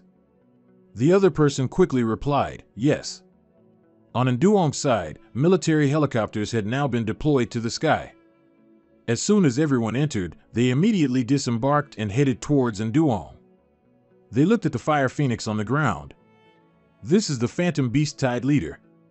The detection equipment can't be wrong. Everyone was urgent. Quickly, get it out of here. And Duong thought to himself, everyone can finally leave this place. Immediately after, several helicopters also took off, carrying the Fire Phoenix's corpse back. And Duong's group was also taken away from there. He was now quietly closing his eyes. And Truong looked at her brother and couldn't help but tease, as expected of Big Bro, he can even sleep with the helicopter being so noisy. Everything outside was still normal, and Tu Lung was just laughing. She looked at her brother again and said, "Amazing." At the same time, Tu Lung seemed to have discovered something outside. Indeed, she wasn't mistaken. That black shadow swiftly glided past Truong. Just then, the helicopter vibrated violently, making everyone sway. And Duong looked curiously out the window, peering around. What's happening? Outside, a dark, extremely ferocious beast was opening its large mouth, growling towards them. Everyone in the helicopter was terrified. What kind of monster is that? Wasn't it over already? And Duong recognized it instantly. The five-eyed Ting Jiao, a mythical level Phantom Beast. This Phantom Beast Tide shouldn't have this guy still around. Before he could finish his thought, the Ting Jiao opened its mouth and attacked the helicopter. The engine was severely shaken by its purple lightning stream, and it seemed to be in danger of heavy damage. Everyone inside was also lightly shocked. They were now facing the situation of potentially crashing at any moment. Yet, the Ting Jiao didn't seem to want to stop. It opened its mouth again, preparing to attack. Seeing the critical situation, the police officer on the plane lowered his voice to reassure them, "Everyone, don't panic." Tu Lung whispered to Nduong, "Master, do you know what this is?" He replied immediately. "A five-eyed Ting Jiao, a mythical grade beast. I don't know why this is happening here." And Yang worried, "Xiao Bai, we can't let that mythical beast attack the plane." She quickly replied, "Master, don't worry." Out here, more and more mythical beasts appeared, hovering in the sky. Those birds with long, twisted beaks stared intently at the pilot as if they wanted to devour him alive. The pilot was actually scared by them. His body couldn't help but tremble. Xiao Lung then said, "Another group of mythical beasts is coming from the front." And Yang instructed her, "Xiao Bai, use my God-tier mental power, unleash all its strength." Then he closed his eyes, focusing his mental power intently. Xiao Lung was even more dramatic. She even flew up and hovered, surprising the others. What's she trying to do? Casting a spell? The helicopter was enveloped by a surge of mental power. The Ting Jiao, as if starved for years, kept trying to bite. But as soon as it lunged, the energy emanating from it startled the Ting Jiao. Not just it, but all the other creatures that came near this thing were startled and recoiled in fear. And Cheng looked out and couldn't help but exclaim, "Big brother, these monsters have dispersed."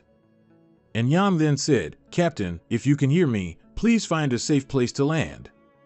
After what just happened, and Yang's words carried more weight, and the captain quickly obeyed him. In just a moment, he found a suitable landing spot with no mythical beasts around. But he remained extremely vigilant. As soon as he stepped out, and Yang warned everyone, "Be careful." Everyone else was just ordinary citizens facing this kind of situation. They were a bit confused. What's happening? What should we do now? They had just gotten off the helicopter and hadn't taken many steps when uninvited guests appeared.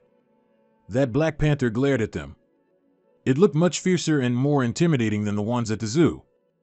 With an extremely rude greeting, the panther lunged at the man nearest to it. The man screamed in panic, "Run!"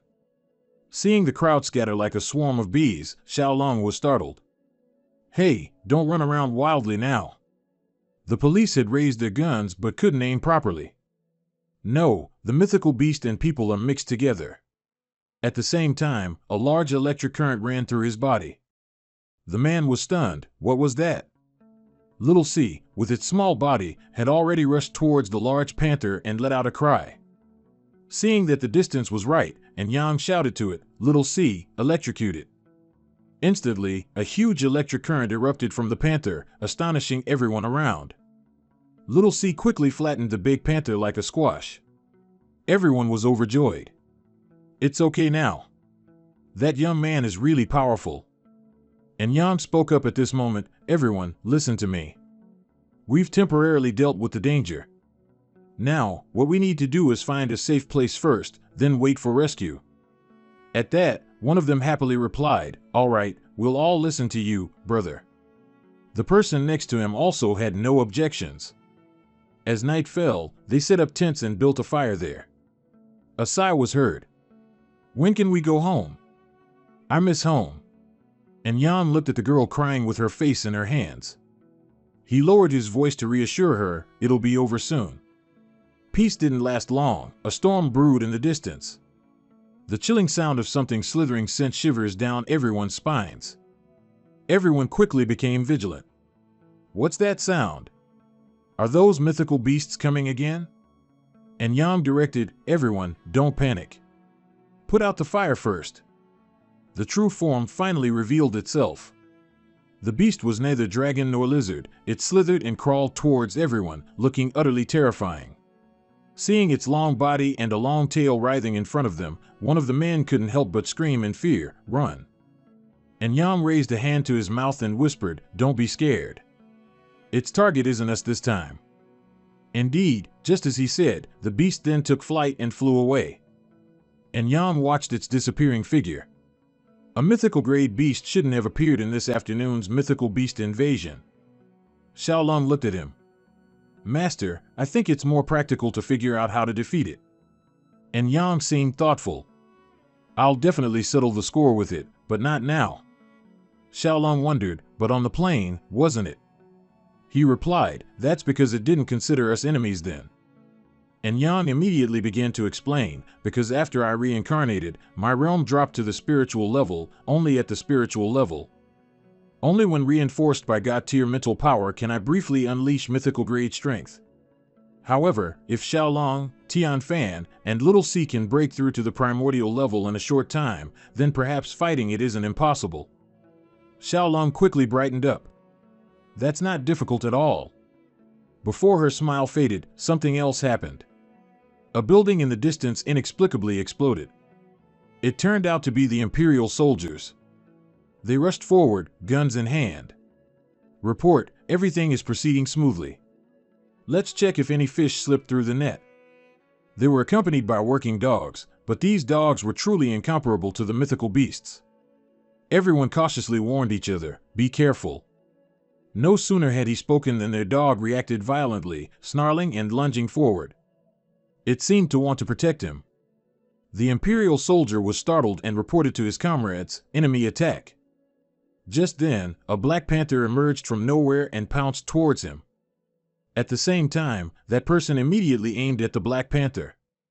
A gunshot echoed, startling even the working dogs. The dog, surprisingly, was hit by a bullet and lay down on the ground in pain. They fearfully warned each other, "Everyone be careful, this kid is still very fierce." One of them then took out a walkie-talkie, "Please give instructions." Received. He told his comrades, news from headquarters, they found the presence of high-level mythical beasts nearby. No sooner had he spoken than they saw a large silhouette outside. Everyone was confused. Attention, what is this? The giant monster slowly crawled down, approaching its target slowly, looking incredibly terrifying. On this side, and Duong silently observed it. He said in a low voice to Black Panther, "Kid, go check it out." On this side, the dragon quickly landed. It just stepped down with one foot, and the ground collapsed. Its wide, staring eyes made everyone shiver. The Imperial soldiers urgently shouted, "Find cover." No sooner had he spoken than one of them fired a shot at it, but if the opponent wasn't scared, then they would be. Everyone was hesitant because the bullets were ineffective. The other person said, "Fall back, bring the heavy weapons here." At this moment, cannons and fighter jets were ready for battle. Like returning to wartime, bombs rained down from the sky to take down that mythical beast. Rocks exploded, a chaotic scene unfolded with dust flying everywhere. A soldier spoke loudly into the walkie-talkie, "Continue firing, don't let it catch its breath." But it seemed that after that attack, the mythical beast became even more aggressive. It began sweeping in all directions, its wings flying in the air, batting tanks around. At this point, it still hadn't stopped. Its sharp claws raked the ground, creating a large hole. That wasn't all, the roar of the mythical beast seemed to carry deadly sound waves. Everyone here was scared and reeling. The plane is out of control. For some reason, the plane suddenly exploded with a sky-shattering boom. But fortunately, the two pilots on board managed to jump out in time, saving their lives. And Duong was silent. He used dream gaze vision.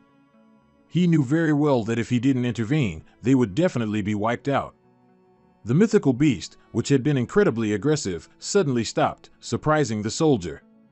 What's going on? It was truly unexpected that Duong could suppress a god-tier mental power. It actually had an effect, but not much.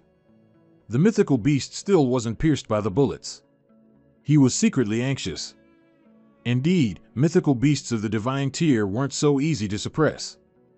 And Duong then turned to look at Chao Dan. "Chao Dan, I have to leave for a while. During this time, you're in charge of protecting the survivors." She was surprised. "What about you?" And Duong told her, "I have Tien Pham and the others, no need to worry." Meanwhile, the mythical beast remained strong and unharmed, while the Imperial soldiers seemed to be running out of strength. Immediately after, it launched itself high into the air, as if sensing its prey. And Duong led Tu Long and the others to a desolate place. He looked around. This place should be far enough. As soon as he finished speaking, Tu Long transformed into a dragon. So that was why they split off from Chao Dan's group. Just then, the mythical beast was also waiting in the building across the street. At this moment, an electric current ran through his mind. And Duong grimly stated, "Suppression successful. This battle is worth fighting." On this side, the lizard also condensed its inner power at its mouth. Thunder roared, echoing through the sky. Then it charged without hesitation. Behind it, the towering skyscraper split in two. On this side, and Duong rode on Tu Long. She waited for him to stay by her side to fight the Tengu together. At this moment in the sky, the battle between the dragon and the Tengu ensued, a truly intense situation. Tu Long coiled her body. She looked at it. The Tengu let out several terrified cries. On the ground, Tien Pham didn't sit still either. It used its Chaos Realm to support Tu Long. Tonight, it seems the Tengu will be thoroughly beaten by Tu Long and her siblings. All three of Duong's mythical beasts simultaneously rushed forward to gang up on that legendary Tengu. It attacked Tuesday. Our Black Panther quickly dodged. This was a 3-on-1 battle, but Duong still wasn't confident he would win. After a short break, the three young ones simultaneously charged at their opponent, preparing for a melee. Of course, 1 against 3, the Tengu was a bit flustered. It must be said that Duong's three mythical beasts were not just pets to be petted. Tu Long immediately drew a circle of light in the sky. I don't know what she intended to do.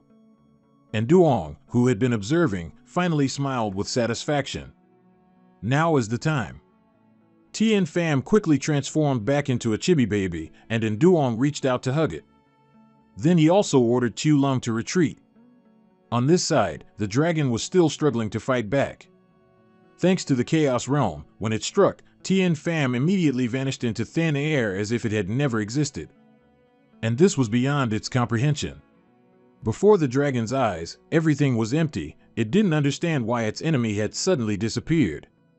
After a while, it seemed this foolish lizard realized it had been tricked. It let out a loud roar, unleashing its power, and Duong and Quan Hong simultaneously hid behind a large rock. The sky at this moment was like a coming storm. Fierce bolts of lightning erupted, making listeners shiver uncontrollably. After a period of engagement, that dragon hadn't weakened at all. On the contrary, it looked even more berserk than before. Any place it passed through became desolate and ruined by that tale. At this moment, the dragon was searching around. It seemed he had made it angry. Its gaze swept toward where Duong was hiding nearby. Danger was approaching. But a second later, for some unknown reason, that dragon didn't take another step forward. Instead, it turned around and left. After that, Tu Lung slowly emerged. She said with a hint of joy, "We tricked that guy." Thinking about it, Tu Lung growled again, "That hateful brat, just wait until I recover to my peak realm." She was so busy chattering that she didn't notice behind her, and Duong seemed about to faint. She rushed over and cradled him in her arms. Tu Lung looked at Duong with undisguised worry. "Master." He laboriously tried to open his eyes. "It's just overuse of spiritual power." "It's nothing, I'm just a little tired." Tu Lung pressed, "Are you really okay?" And Duong quickly replied, "I just need to catch up on sleep. I've encountered this before in my past life." He added, "That brat, considering the time it took him to break through the Chaos Realm, he's at least been suppressed by my spiritual power just now, causing his strength to decrease by 2/10." Tu Lung hummed a few times, then held his hand. "But Master should rest now." And Duong didn't object. Then he leaned back against the rock behind him, slowly closing his eyes. It was morning before he knew it. After a good night's sleep, he had regained his spirits. "Let's go see how everyone is doing now." Tu Lung quickly replied, "Yes." When they arrived, what they saw astonished Tu Lung. Looking at the tents, all were empty, and the surroundings were silent, without a breath of life. And Duong was somewhat surprised. What happened? They continued deeper inside. Tu Lung couldn't help but be curious. Clearly, a group of people was here yesterday. Below, Tien Pham and Tu Tu began to sniff with their noses. Then, as if discovering something, Tien Pham ran like the wind ahead.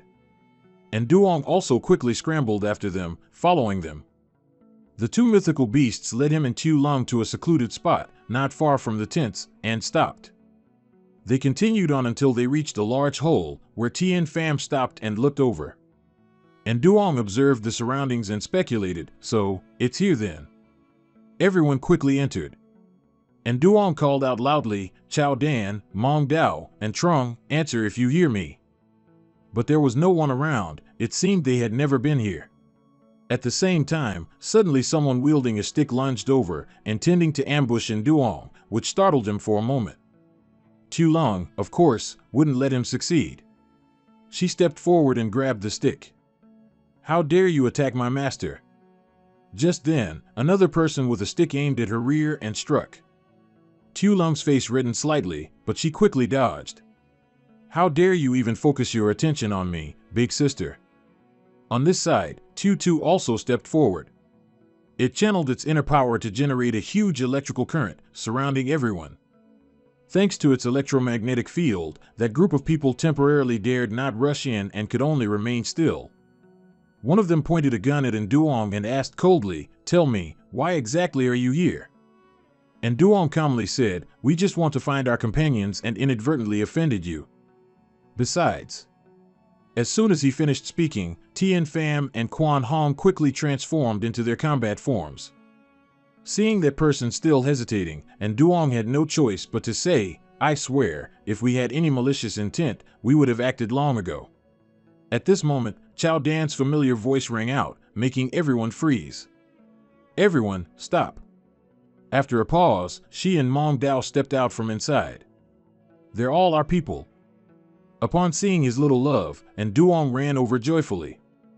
Everyone, why did you all come here? Mom Dao was also moved to see him, but then she quickly recounted, early yesterday morning, a group of thugs suddenly entered the camp and attacked us. Fortunately, Mr. Duong brought people to rescue us and took everyone to a safer place. Mr. Duong smiled awkwardly. I'm really sorry. We just thought those kids had come again.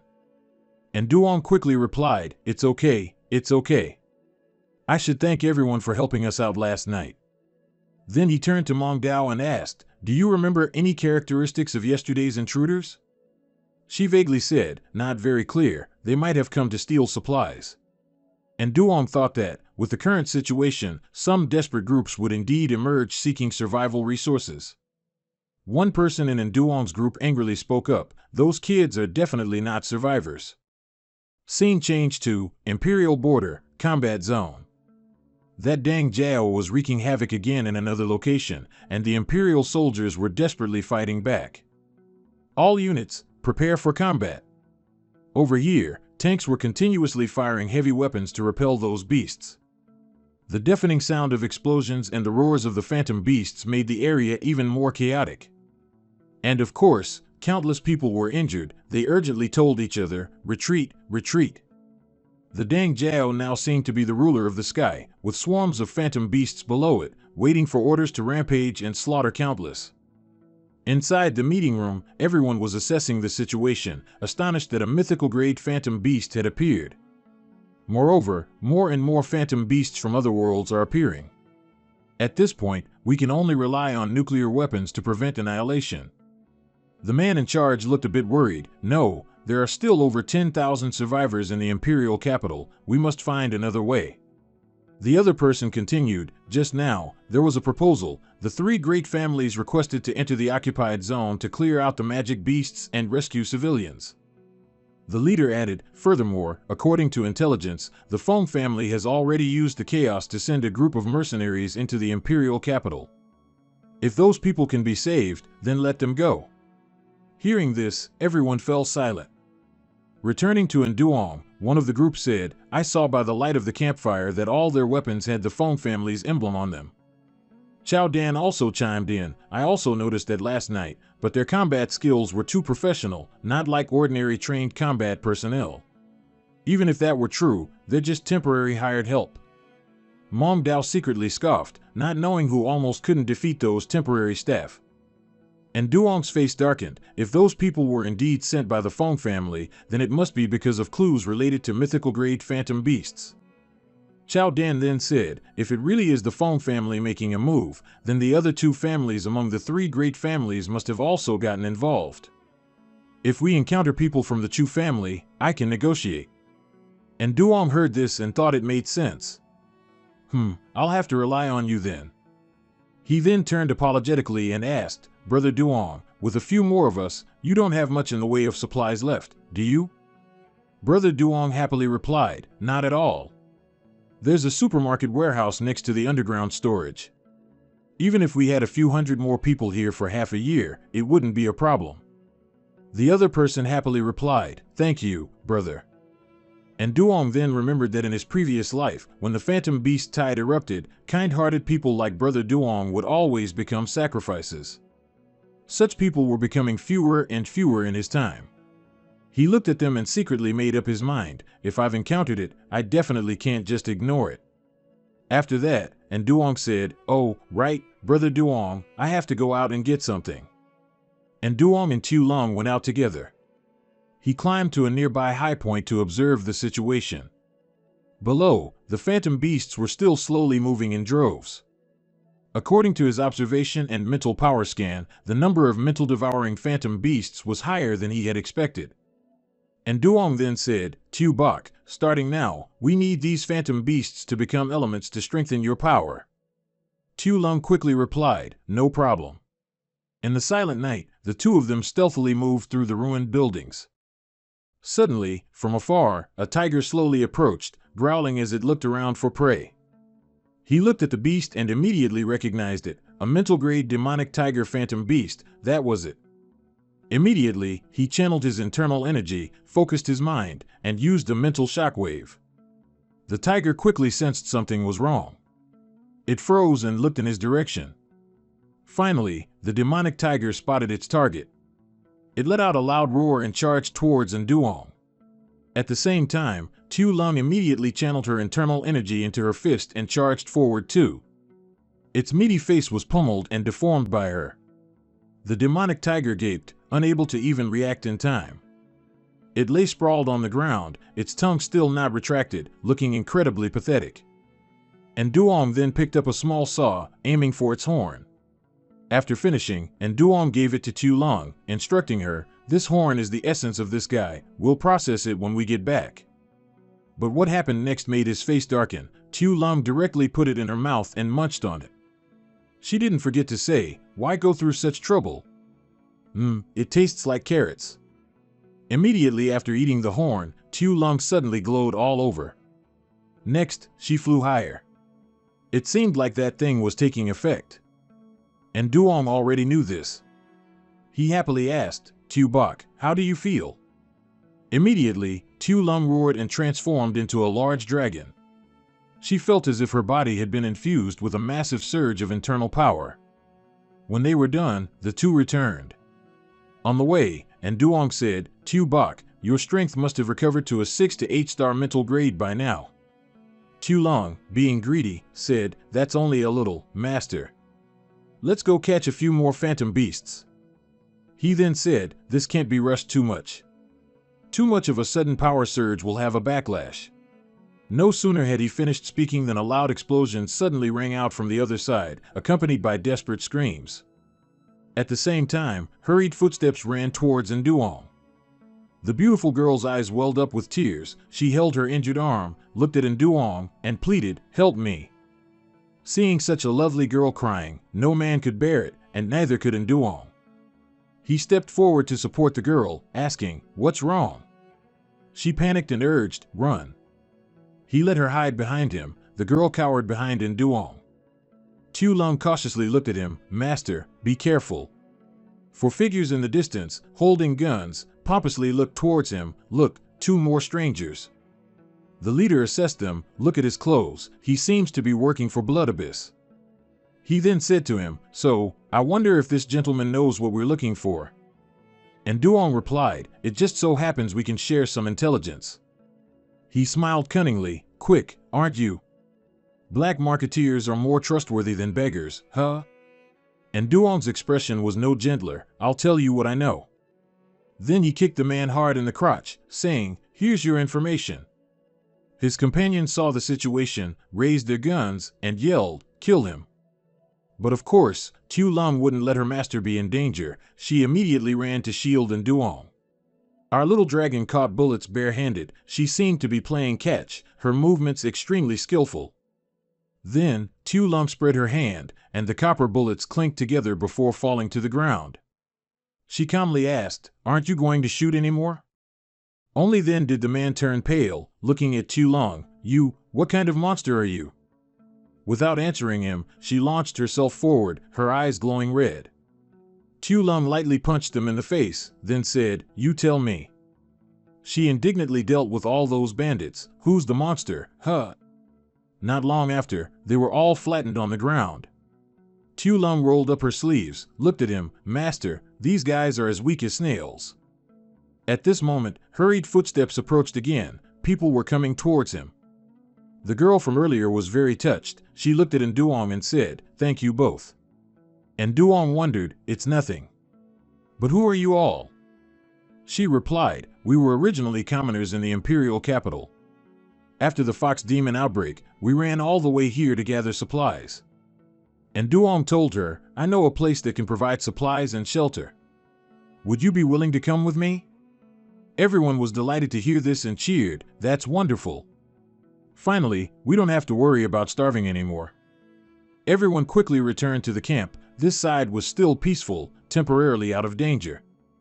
Everyone happily moved objects inside, and Nduong watched them work with satisfaction. He suddenly remembered to ask Mong Dao, "Right, where's Chao Dan?" She replied. She said she received a signal from the Chow family, so she went to contact them. It's been a while now. At the same time, the main gate quickly opened with a creaking sound, attracting his attention. At this moment, several blue cars drove straight inside, kicking up clouds of dust. And Duong and Tu Lung immediately became vigilant. This is. Chow Dan stepped out of the car, and Duong breathed a sigh of relief. At least these were his people. Chow Dan happily said, "Everyone, I've successfully contacted the Chow family." He then looked behind Chow Dan. "Those cars are." She happily replied, "Supplies from the Chow family, including food, purified water, medicine, and even self-defense weapons." And Duong cautiously asked directly, "So, let me ask, what does the Chow family want us to do in exchange for their support?" Chow Dan seriously replied, "I won't hide it. The Chow family's objective is the mythical phantom beast. The Chow family needs an outpost within the occupied area.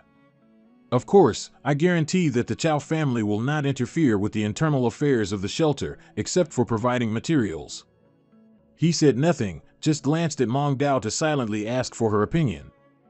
Chow Dan then said, "That's not bad, but Brother Duong, he agreed very decisively when he heard about the Chow family. Now, everyone, go and transport the supplies." Then she turned to the people and said, "This will be our new home, a shelter of peace and hope." The children happily played with each other, seeing their innocence, and Duong's desire to protect them grew stronger. Immediately after, he and Tu Lung simultaneously spotted a white rabbit. Seeing it shivering in fear, hiding in a rock cave, he gently extended his hand, "Come with us." The people then worked together to use wood to repair the damaged parts of the buildings. With everyone's effort, the occupied zone gradually gained vitality. As for the Soul Master Tien Pham, it was assigned to guard duty and was currently patrolling. At night, everyone gathered around fires for warmth, and things were gradually falling into place. On this side, people were discussing strategies. The man at the head said, "The mythical grade phantom beast is the key for us to rise up. We must obtain it, no matter the cost." He pointed at the map. The Chow family, under the guise of protecting survivors, established an outpost to observe the Huen X beast. Otherwise, send someone to see what intelligence they've gathered. On this side, Mong Jiao and Indung were standing high up, observing everyone's activities. He secretly made up his mind that no matter what happened, he had to work with everyone until the disaster ended. Night fell at Indung's encampment. A group of masked people, accompanied by wolves, one of them whispered, stealthily entered, going directly to their command center. On the observation deck, the person assigned to guard duty was looking in all directions. It seemed he had also detected something. The group quickly shot him in the chest before he could cry out. He clutched his chest in pain and fell, but he quickly pressed the red button near where he fell. The alarm blared. On this side, Indung quickly guessed it was from the west observation post. Something was wrong. Then, he stood up and loudly told the people below, "Don't panic, everyone, act according to the plan." The intruders immediately realized they had been discovered. The leader couldn't help but exclaim, "Damn it." Tien Pham led the charge, followed by the armed citizens shouting loudly, "Charge!" Aransu passed by, using lightning from its horn to strike those guys. They were immediately bound by Tien Pham, all crying out in terror. In just a moment, 6 of them were defeated. They returned to their knees on the ground. The first one exclaimed in astonishment, "This Indung is truly too formidable." His accomplice looked inside in horror. "Yes, he has a mental controlling mythical beast." The girl behind the screen calmly said, "It's just a preliminary battle. The real show is yet to come." On this side, Indung and Mong Jiao were sitting at a desk. He spoke, "Last night's ambush definitely had issues." Looking at the large character on the paper, Mong Jiao couldn't help but exclaim, "The Chow family? No way." He calmly held the envelope in his hand and told her, "Let's find Chow Dan, and we'll know right away." At Chow Dan's office, when she heard Indung say that, she surprisingly yelled, "What?" She anxiously said, "I guarantee, the Chow family wouldn't do that. If there's really an inside man, I'll catch him with my own hands." Indung looked at her seriously, "If it's true, then I'll also need your cooperation." Mong Jiao pointed at the map. this place and this place are where our people detected unusual activity. And Yoon continued her sentence, we need a plan to lure the spy out. That night, Chow Dan and Yoon and Mong Jiao went out together to observe the situation. He cautiously hid behind a large wall, looking through the door, which was guarded by 2 bodyguards. Chow Dan looked through binoculars, a clumsy deception. Our medals are all placed as certification documents. I've never seen anyone make them into a patch and display them like that. While they weren't paying attention, the 3 quietly rushed inside. After a moment, Chow Dan looked at the paper in her hand. This document, we found it. And Yoon pointed at the map. We must use the spy's greed to set a trap. Chow Dan quickly spoke up. I'll bait him with money. The spy definitely won't miss this opportunity. In the sky at this moment, an owl hovered. It's unknown what it wanted to do. Inside, and Yoon was still carefully reviewing and calculating for a while. Mong Jiao silently stood aside, observing him. Chow Dan went out alone, secretly thinking, come on, let me see your true face. Mong Jiao looked at the monitoring screen, feeling nervous. We must keep calm, we can't be exposed. Chow Dan looked at the man. You're here? I've been waiting for you for a long time. The guy replied, I can't help it, the situation lately is quite tense. Videos of phantom beasts are appearing, and outside the shelter, they've increased as well. Before he could finish, Chow Dan couldn't help but pull out her gun. Game over, spy. He was startled. What? At the same time, Mong Jiao ran over. You've run out of places to hide. Chow Dan pointed the gun at his head. You're not from the Chow family. Who exactly are you? The spy was then tied up, silently slumping to the ground. And Yoon stepped forward. Now, let's discuss the mastermind behind this. Despite his fear, he still feigned ignorance. Brother, no one put me up to this. I just wanted to earn a little pocket money. Chow Dan coldly asked him, then why did you impersonate someone from the Chow family? He glanced over and lowered his voice. The Chow family is quite reputable in this society, you know. Chow Dan was impatient. She pressed the muzzle of the gun against his mouth, her voice cold. That's not the truth, is it? And Yoon's face was cold. Right now, in the imperial capital, it's basically the end of the world. You know that clearly, don't you? The spy replied, I know. Chow Dan still wanted to kill him. Good, then. There's no one around here. If I kill an information peddler, I'm sure no one would notice, right? Seeing her face like a demon, he almost peed his pants. I'll tell everything.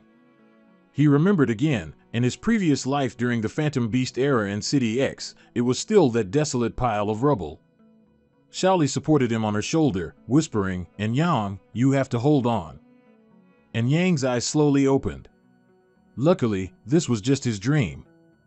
And Yang said to himself, why did I fall asleep just now? He sadly and silently said to himself, but it feels like I've lived through several lifetimes. Meng Jiao suddenly changed her way of addressing him. She looked at Yang and gently asked, what's wrong?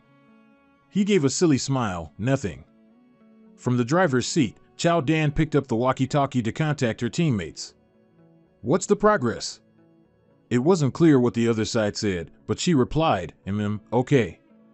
Then she told the 2, the interrogation results are in. The trafficker admitted to being coerced by PSU. I'm tracking intelligence in the safe zone. Upon hearing this, and Yang's face darkened, and he lowered his head, thinking, it's them again. Then Yang said, if it's PSU, it's probably because of that mythical grade phantom beast, right? Seeing his expression wasn't good, Chow Dan added, that's right, and their target is still the phantom beasts. Other valuable phantom materials mean some of our camps with capacity are also among their targets. Meng Jiao leaned forward. Did he reveal any other information? Like their tribe, plans, or PSU's main camp? Chow Dan replied, we used every method, he truly doesn't know much. Hearing this, both he and Meng Jiao felt a heavy weight in their hearts. And Yang asked Chow Dan, so, the lead is cut off? Chow Dan looked at the pair. Don't frown so much.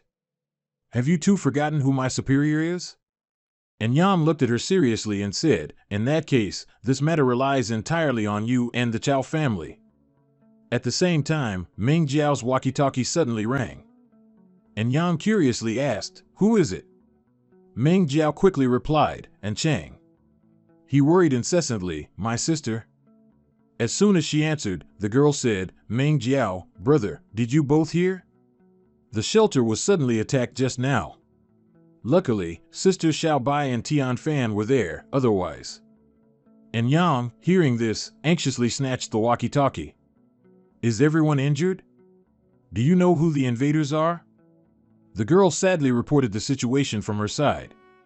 "Tian Fan is injured. Quan Hong and Sister Xiaobai are still fighting. The enemy's logo seems a bit similar to the PSU you two mentioned before." And Yang frowned in annoyance, speculating, "It must be those bastards trying to root us out completely." The scene shifts back to the shelter, where everyone is shouting. A large serpent opened its mouth with its long tongue, about to slither over and bite those people. Just then, an Hong rushed through and bit its body hard, startling the python. Not far away, someone was aiming at an Hong, preparing to fire. The guy hiding in the bushes was pleased. "After that lion, you're the second one." At the same time, Xiaolong appeared from nowhere and coldly said, "So you're the one who commanded those bastards to steal from us, right?" The guy quickly aimed his gun at her. "Then I'll make you the second one." Xiaolong, like a lioness, tightly gripped the gun muzzle. She channeled her inner strength, and a cracking sound echoed. Xiaolong smirked and told him, "My ears haven't been working too well lately, and my fist feels a bit itchy." Immediately after, her punch struck the gunman's face, startling him. Quan Hong bit the python in half, while Xiaolong punched the gunman flying far away. Another guy was punched until his face was distorted. He seemed like he was about to vomit blood. Xiaolong stood calmly, watching him on the ground. She was extremely proud of her achievement. The guy cunningly calculated, "Luckily, I injected myself with boosters earlier. First, I'll pretend to be dead. Once that woman gets a little closer, I'll..." Before he could finish his thought, Chao Dan drove straight over him without mercy. Realizing she wasn't going to stop, he startled, sat up, and screamed. And that guy was thrown far away by Chao Dan. On this side, Xiaolong happily looked at him, "Master." The guy was unwilling to give up. He pulled the pin on a grenade, as if wanting to die together, to take them all down. Seeing him babbling on, and Yang irritably kicked him, sending the grenade flying far away. The explosion echoed in the air. He said coldly, "We just left, and you've already attacked? Was this planned in advance? By the way, your body is quite strong. You can still move even after being hit by a car." Chao Dan stepped forward, "No big problem. We have many more methods." And Yang added, "I'm bothering you again. This time, we must keep these troublemakers together." They then went up the mountain together.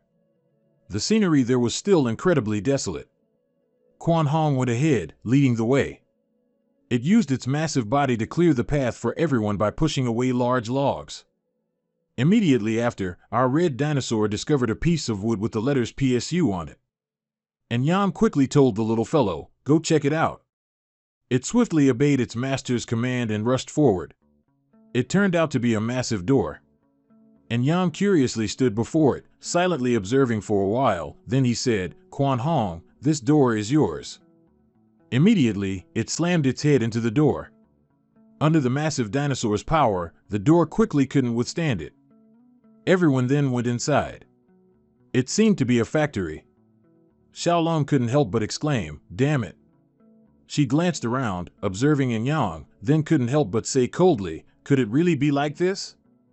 Xiaolong also grumbled, "These guys must be severely punished." Meng Jiao pointed at the iron cage, "Everyone, look, inside here are..." It turned out to be humans. In rags, they looked at Yang, groaning apathetically, "Save us. Our lives. They don't even spare humans?" He pondered silently. Even in his previous life, he heard rumors of human experiments to transform their bodies into phantom beasts. It was always considered an urban legend. Could it be? Xiaolong easily unlocked it. "If I'd known, I would have brought more people." Everyone rejoiced. Thank you." Zhou Dan urged anxiously, "Quick. And Yang then said, "Hurry up. I'll cover you." Zhou Dan looked at the computer on the desk and said in surprise, "Wait for me a moment." She plugged the CPU into the hard drive, leaving them a surprise, a virus, before she left. Immediately, a sound rang out. Although he didn't know what it was, and Yang was alert, "Let's go." At the same time, a flock of white birds took flight into the sky, their wings flapping noisily. A familiar figure above looked down and shouted to Yang's group, "What a coincidence." Shaoli and 2 bodyguards stepped out, sneering. He loudly said with disdain, "We meet again." The phantom beasts he was releasing made it seem like Yang would have great difficulty escaping today. Everyone looked at the phantom beasts slowly advancing towards them, and they were all terrified because they were just ordinary people. A black panther quickly lunged towards Meng Jiao. She fearfully covered her face with both hands. And Yang urgently shouted, "Watch out." At the same moment, he lunged over, hugged her, and ducked down. Both narrowly escaped death. Yu Min immediately stepped forward. It growled at the black panther as if threatening it.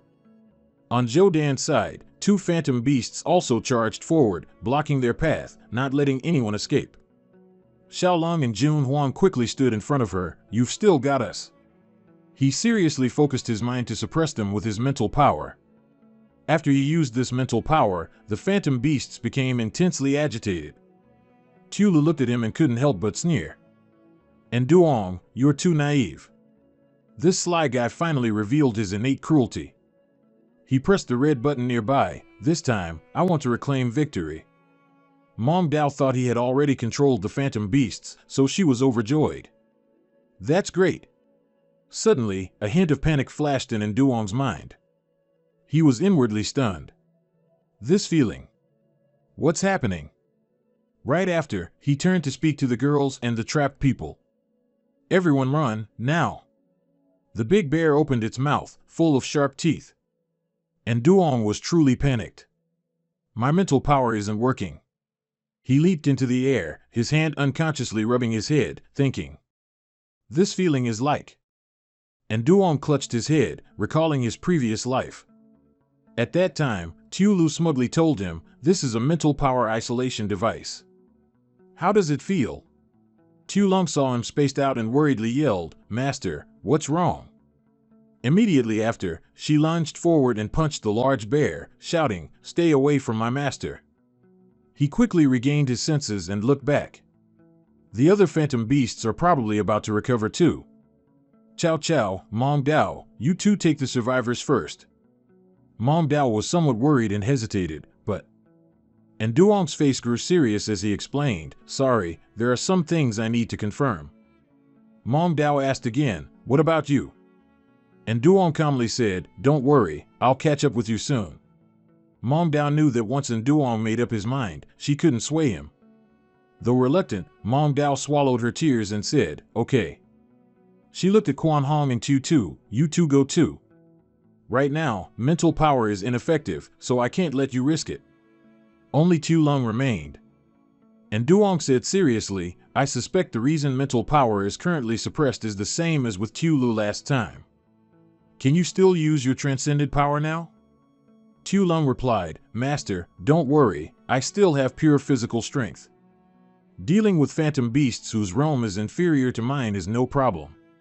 From within, Tu Lu stepped out and scoffed, "How truly touching. Is this what they call the national competition champion?" Tu Lu looked at him with a sly smile and said, "And Duong, we meet again." And Duong was startled, looking at him. Tu Lung also exclaimed indignantly, "It was this guy's trick after all." He calmly replied, "Let's be clear, you were the first to bring people into our lab to cause damage, then activated the defense mechanism." And Duong was annoyed, "Enough with the useless talk. Your perverse actions and PSUs end here." Tu Lu. He scowled and snapped his fingers, "And Duong, you don't actually think that in a situation where your mental power is blocked and you have no phantom beasts to protect you, you can do anything, do you?" Immediately after, Mo2 burst through the door, glaring at him as if ready to devour him whole.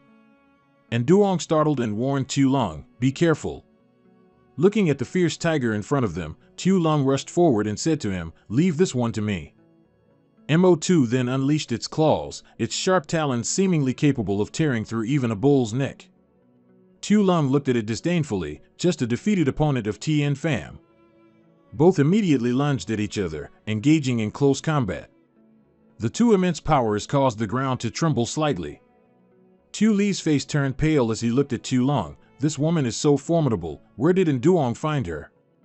The tiger on this side lashed out its claws, swiping fiercely at Tu Lung, but she quickly dodged. Seeing her struggling a bit, Nduong worriedly asked, Tu Bok, can you hold on?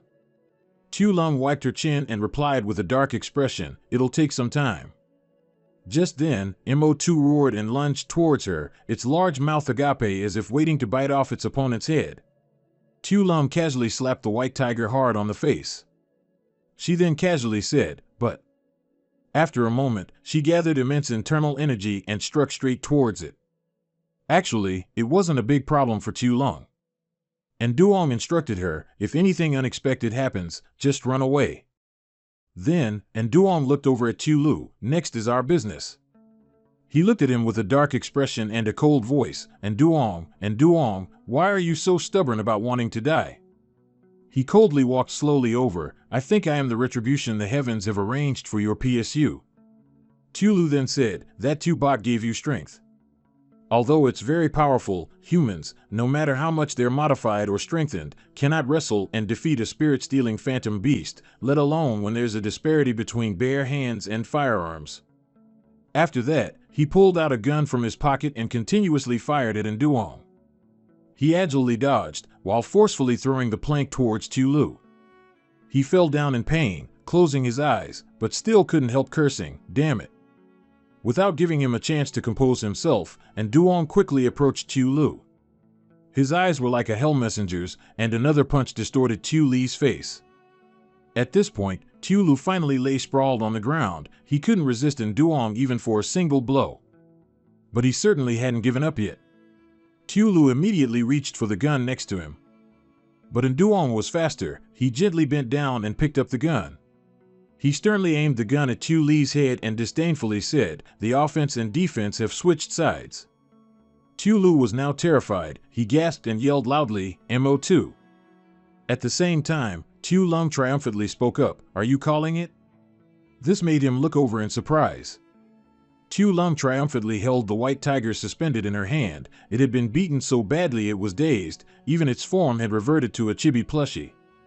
Looking at Tu Lung's appearance, Tu Lu was so scared he broke out in a cold sweat. He shrieked, monster, monster. I knew you weren't human. Then Tu Lu glared behind him and shouted, test subjects, protect me. Tu Lu then continued triumphantly, I haven't lost yet, just you wait. Nduong ignored his insane words and kept the gun barrel pressed against Tu Li's head. Immediately after, he coldly pulled the trigger. A loud bang echoed, and Tu Lu simultaneously screamed. Nduong remained utterly cold in front of this scene. In your next life, do more good deeds. After finishing, he and Tu Lung also went outside. Nduong looked at her and instructed, Tu Bok, destroy this place. Our little dragon obediently hummed, then she soared into the sky. Tu Lung then transformed into a dragon, lightning enveloped her, and rumbling explosions rang out. She opened her mouth wide, accumulating internal energy, and a dragon pressure cannon attack was immediately summoned. Immediately after, Tu Lung aimed at Tu Li's lair. With a bang, that power surged straight inside, fire began to ignite, and in this life, Nduong finally had his revenge. The scene shifts to the imperial capital. The Ting Jiao and its henchmen were somewhat chaotic. Speaking of Nduong, he looked at the ruins, all burned to ashes by Tu Lung. He asked her, how does it feel to have avenged a great grudge? Tu Lung frankly replied, better than ever. Nduong gave a slight smile, a part of the burden in his heart also lifted. He added, me too. Then Nduong turned and left, now let's go find Meng Yao and the others. The scene shifts to the safe zone. The surrounding area was still incredibly desolate. As soon as she returned, Meng Yao hugged him tightly, it's great, everyone is safe. Nduong was embarrassed, with so many people, this isn't very appropriate. Tu Lung was secretly annoyed, here we go again. Hearing his reminder, Meng Yao quickly composed herself. And Duong also adjusted his vest, thinking miserably, my ribs almost broke. Then Duong said to everyone, let's talk business. Although Tulu has been eliminated, PSU's arrangements in the imperial capital certainly aren't limited to just him. He recounted, not just PSU, other forces entering the imperial capital must also heighten their vigilance. Furthermore, the mythical beast that trapped us in the ruins of the imperial capital is an even greater threat. Information suggests it will attack the survivors about to leave the imperial capital. He happily continued, but even so, the army is doing its best to push the front line forward. And our current policy is to persevere and wait for rescue. Everyone couldn't help but get excited. Okay. He looked at Chao Dan again. Also, for the safety of the camp, please help me, Chu Chu, find some information about the factions and mythical beasts inside and outside the imperial capital. She quickly replied, don't worry. After returning, Duong looked through the pile of papers on the table. And Trung asked curiously, I'm a little unclear about this, why doesn't the mythical beast directly attack the survivors in the imperial capital? And Duong quickly looked at her and explained, because it wants to take us hostage. The girl stared blankly at her brother. Huh? Chao Dan said seriously, the army planned to use nuclear bombs to stop the beast tide, but with over 10,000 survivors in the imperial capital, this plan can't be carried out no matter what. Looking at the paper in his hand, Dan frowned, therefore, it's very likely that this monster knows humans very well, our weapons, and our way of life. That drawing is of Tang Jiao, and Duong added, information about it is very important to us. And to cooperate with the army in eliminating it, we must also increase our combat power. And Trung was surprised, so what should we do? Chao Dan handed him more information. These are the details of mythical beasts from legendary grade upwards that we've discovered near the camp. We can use the actual data of high-grade mythical beasts to enhance the strength of Tien Pham and Tu Tuesday. And Duong added, if Tien Pham, Tu Tu, Quan Hong, and even you men can all break through to the spiritual grade, then we might just be able to fight the mythical beast.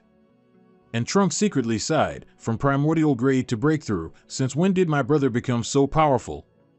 At the same time, the walkie-talkie called. Chao Dan listened. She didn't know the content, but her face turned pale. Huh, what? And Duong worried, what's wrong? Chao Dan looked at him. Just now, the mythical beast left the combat zone and entered the inner city. Luckily, it's quite far from us. And Duong replied to her, what's the exact location? Chao Dan hesitated, you're not thinking. He replied, after all, it's such a rare opportunity to gather information. Meanwhile, Tu Lum glared and shouted, Quan Hong, don't think that just because I'm in human form you can be careless. And Duong arrived at the same time. He asked curiously, Tu Bok, what are you doing? She calmly said, I'm helping Quan Hong train his combat abilities. And Duong told her, stop for now, there's another mission, and it's a big one. Tu Lum was excited, that's great, I was getting restless. Then, the three of them went outside. The devastated ruins had not yet been restored. Noisy sounds erupted simultaneously, and Duong looked over in surprise to observe. Seeing that Tang Jiao again, he quickly said, the mythical beast. Everyone, hide. And Duong looked into the binoculars. Let's see what we can find with the military telescope Chu Chu gave us. What's making it so agitated? In the distance, the Imperial soldiers quickly grabbed their guns and ran towards Tang Jiao. Everyone anxiously said to each other, the mythical beast is right in front of us, charge. And Duong speculated, phone family members?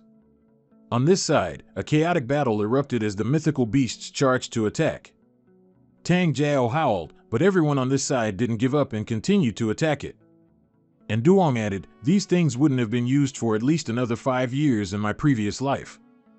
They've really spent a lot of money to catch the mythical beast, Tu Lum continued. Can they do it? Looking at the current situation, he guessed, not very likely. Even in my previous life, a huge price had to be paid to defeat the mythical beast. At the same time, Tang Jiao charged towards the tall building, relentlessly smashing it in a frenzy. Rubble fell to the ground, people screamed in fear and then scattered in all directions. Immediately after, Tang Jiao soared high into the sky. The crowd held their breath, wondering what it would do next. Instantly, Tang Jiao continued to open its mouth, concentrating its internal energy there. Above, several helicopters whizzed past, making the beast somewhat bewildered and stunned. The people inside quickly shot something at it. The power seemed considerable. That white substance stuck firmly to Tang Jiao, which roared furiously as if trying to struggle free. And Duong observed while saying to Tu Long, among the three major families, it would take several years for the Zhang family's equipment to officially be mass-produced. It seems everyone has brought out their secret weapons to deal with the mythical beast. You are eager for battle too, Master. Should we act together? And Duong calmly replied, no, the top priority now is to improve your cultivation. On the ground at this moment, the group of people, while shooting, looked up annoyed. Damn it, does the Zhang family want to compete with us? Another person eagerly said, perfect, let's just fight together. His teammate immediately agreed, all right. And just like that, as if war had broken out, bombs and bullets rained down loudly all around the Tang Jiao. And at this very moment, something seemed to shoot straight towards the mythical beast's wing. After looking through the binoculars, and Duong wondered, is it to prevent their opponents from succeeding? Tu Lung pointed into the distance and said to him, Master, look over there. As soon as he heard, he turned around. He took out his binoculars again to observe. There were quite a few people coming from that direction too. And Duong couldn't help but speculate, these are foreigners, forces from outside the border have also arrived. Tu Lung's face darkened when she heard him say, from what I know, the imperial capital is in utter chaos right now. And Duong then said, let's go, Tu Bok. She was surprised, Master, do you want to join the battle too? He leaned against a large rock and replied, no, there's no need. If I'm not mistaken, this time those people will fight among themselves. Over there, it turned into people fighting people. Damn it, another group trying to rob us. We must get this divine word-stealing mythical beast. That guy's face darkened. He gripped his gun tightly and gave a sly laugh. They want to fight. The group of people were stunned. Suddenly, a loud explosion echoed deafeningly from the sky. The Tang Jiao straightened up, letting out a terrifying roar because it had been continuously attacked until now. The Tang Jiao, too agitated, writhed and then charged towards those people.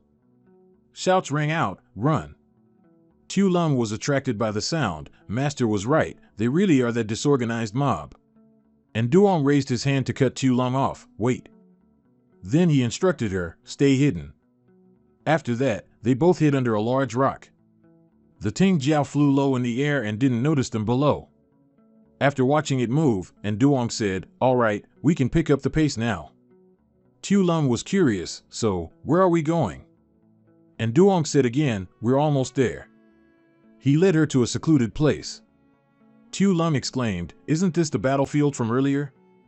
And Duong bent down to pick things up. Tu Bok, these weapons can be taken back to the camp and distributed among everyone for self-defense. She marveled, that's right. Suddenly at this moment, Tu Lung paused and blurted, hold on, I smell something.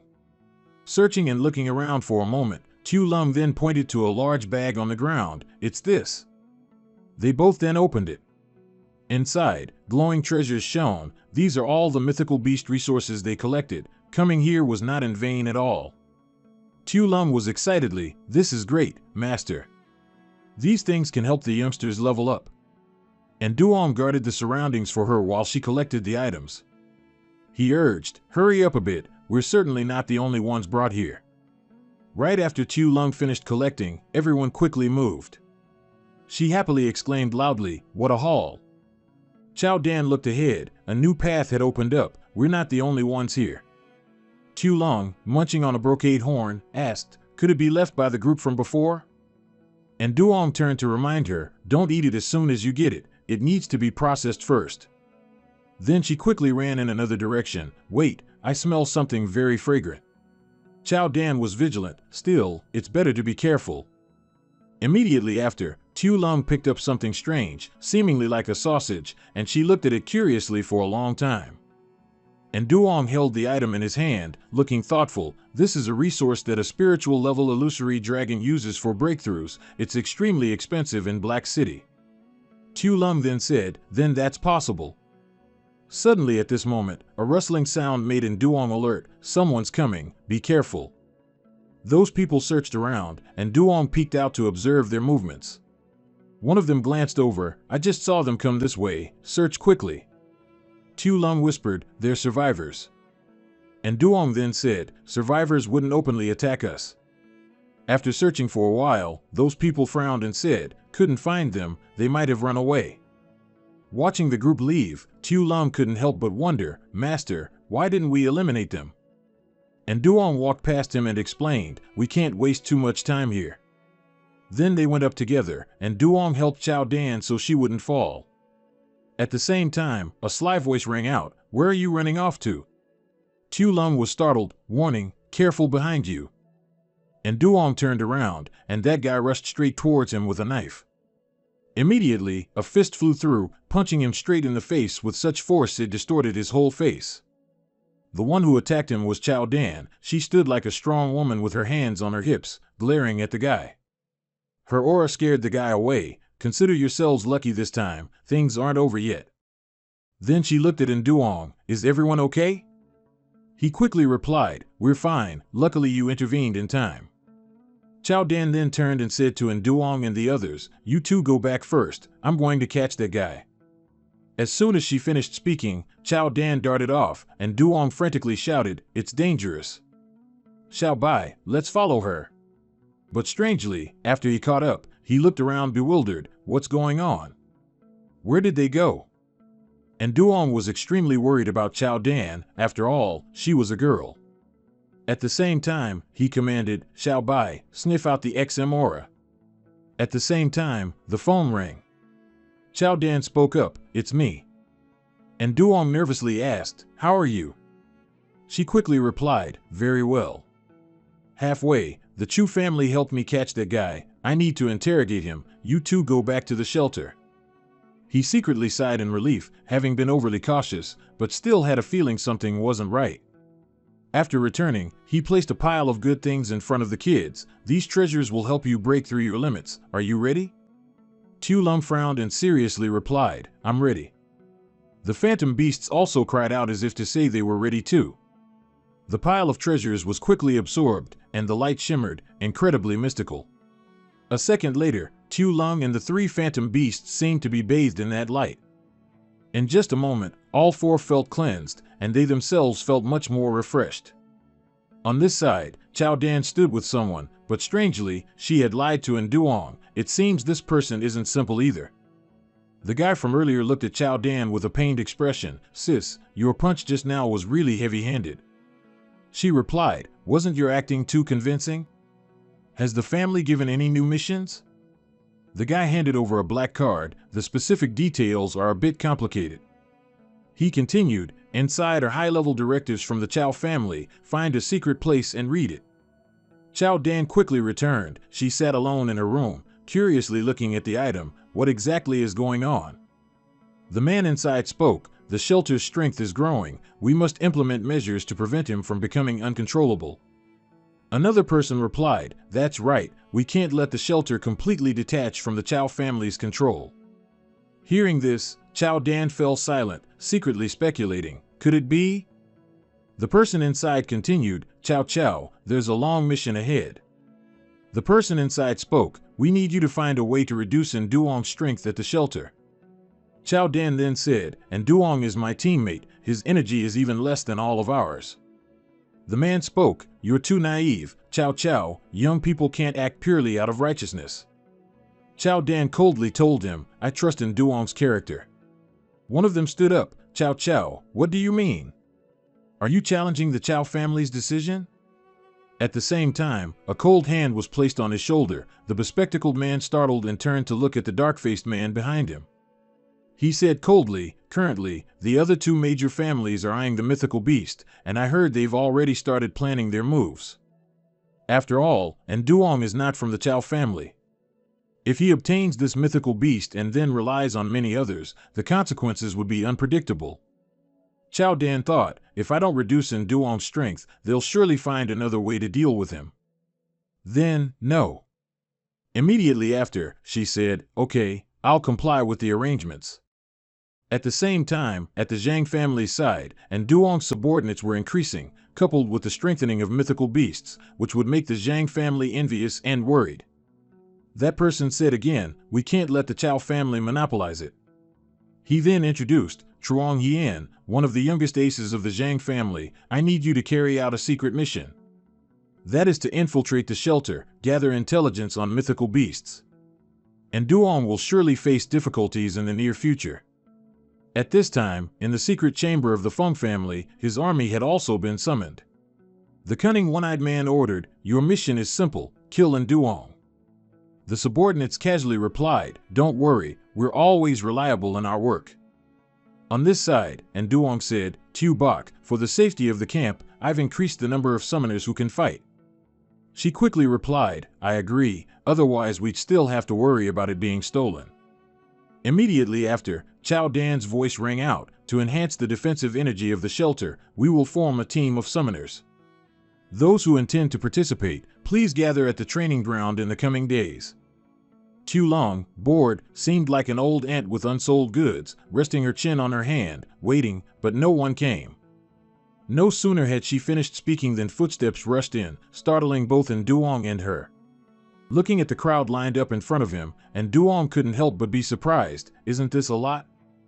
Immediately after, he happily said, "I'm very pleased that everyone is willing to participate in protecting the shelter and overcoming the beast tide." Among the crowd, Chuang Yan had also infiltrated, looking at Duong with a dark face full of hostility. He frowned, secretly plotting in his mind, "I must act carefully." Above, Duong said, "No matter where you all come from, our purpose is singular, to overcome this disaster and rebuild our homes." Chao Dan stood next to him, sighing awkwardly to herself, "How should I tell Duong?" On this side, that group of people hid in the dark, like wild beasts waiting to hunt, with Duong as their target. This was the group sent by the Feng family, those preparing to attack Duong. At this moment, Chao Dan stammered, approaching him and whispering, "Duong." And at this moment, looking past Chao Dan, he secretly wondered, what's going on? Below, someone volunteered to speak first, asking him, "What now?" Duong quickly replied, "Everyone, today we will conduct a real combat training exercise." Hearing this, the group couldn't help but ask in surprise, "Real combat training?" On this side, the Feng family's hounds secretly exchanged dark-faced whispers, "Prepare." Duong had quickly noticed. He secretly cautioned himself, "They've arrived, I need to respond carefully." Then he pointed in that direction and said, "The mercenaries cooperating with us for this training are all over there. Act according to the plan, feign an attack to the east, strike to the west, and encircle the enemy." The mythical beasts and the people, immediately after hearing his command, ran like the wind towards the opposite side. Duong watched them, then shouted loudly, "Quick, make some noise to distract them." On this side, the Feng family's group saw the entire crowd running towards them and were momentarily confused about what was happening. The leader of the group couldn't help but turn pale with surprise. "What's going on?" As the crowd surged forward, making the ground tremble, Chuang Hien secretly exulted. This was his chance to prove himself. Thinking this, he lunged forward, channeling his inner strength, preparing to throw a punch at the Feng family's group. With his extensive experience, and being favored by the Zhang family, he remained incredibly calm in this situation. "Colleagues, move out." The tiger accompanying Chuang Hien was equally fierce. It opened its mouth wide and unleashed a powerful burst of energy. The Feng family's henchmen were terrified and screamed, "Huh? What's going on?" That large tiger, seemingly very well trained, managed to take down the entire group by itself. Chuang Hien immediately punched a few of them hard in the face. Indeed a promising candidate, his strength is no joke. Among the crowd, he was the most outstanding, so Duong was immediately impressed. He secretly grew wary. "Who is this?" Immediately after the skirmish ended, Duong went over and asked Chuang Hien, "What's your name?" He then offered a harmless smile. Reporting, "Commander, I am Chuang Yen."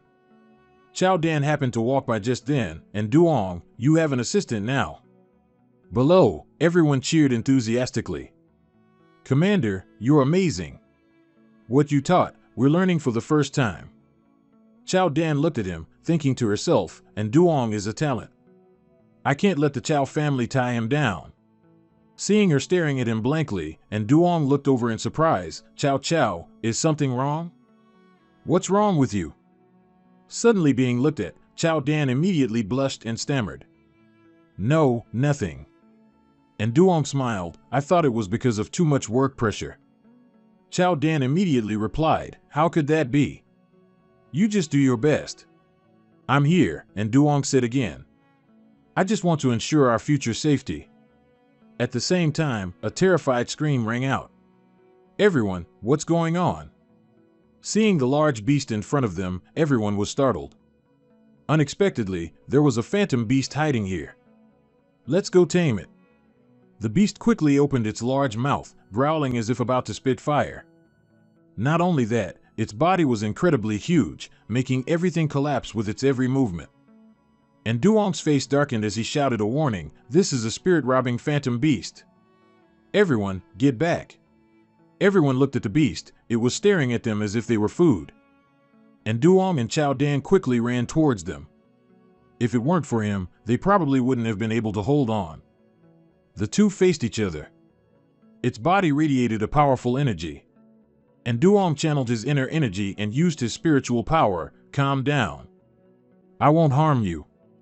The lizard opened its large mouth, looked at Duong, and let out a loud growl. He thought to himself, it seems after a great battle, its spiritual essence is in chaos, like a bird startled by a mere chui ji.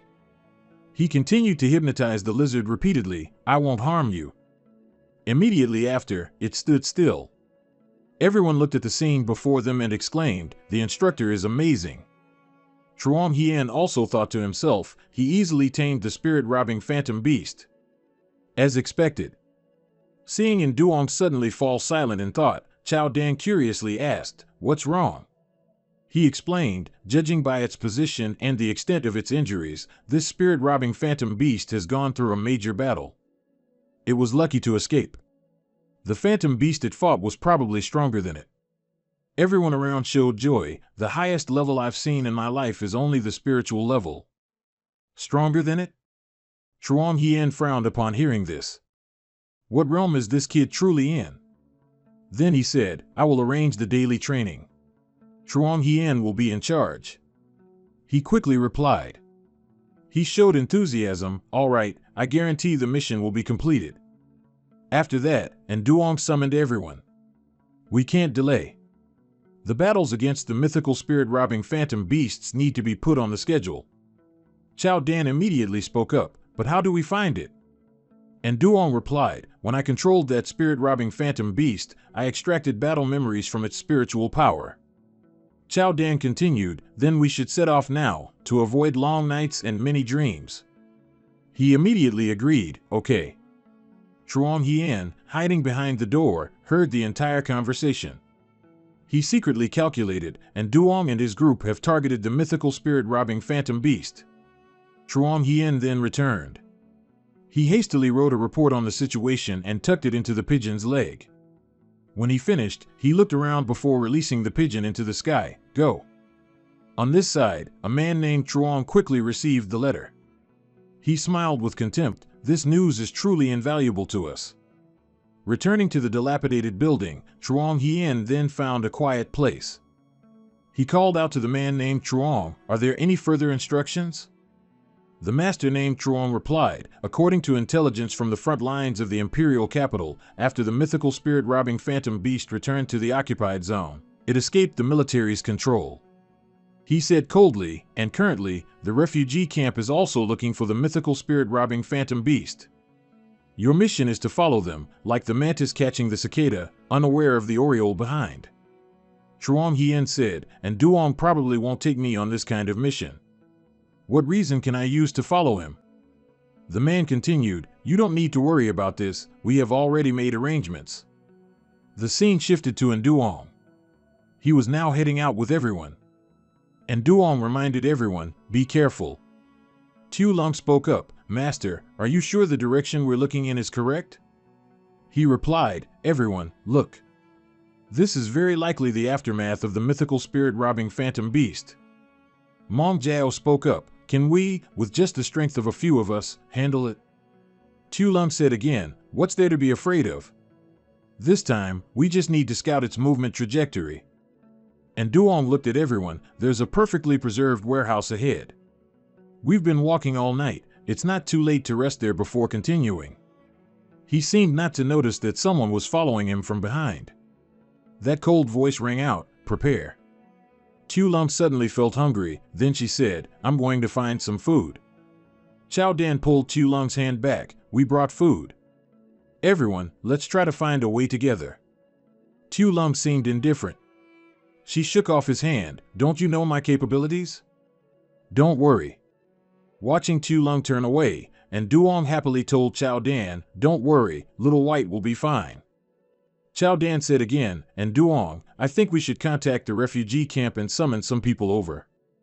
And Duong replied, "Everyone isn't very proficient yet. Perhaps there are enough people at the refugee camp to prevent infiltration." She then asked, "What do you mean?"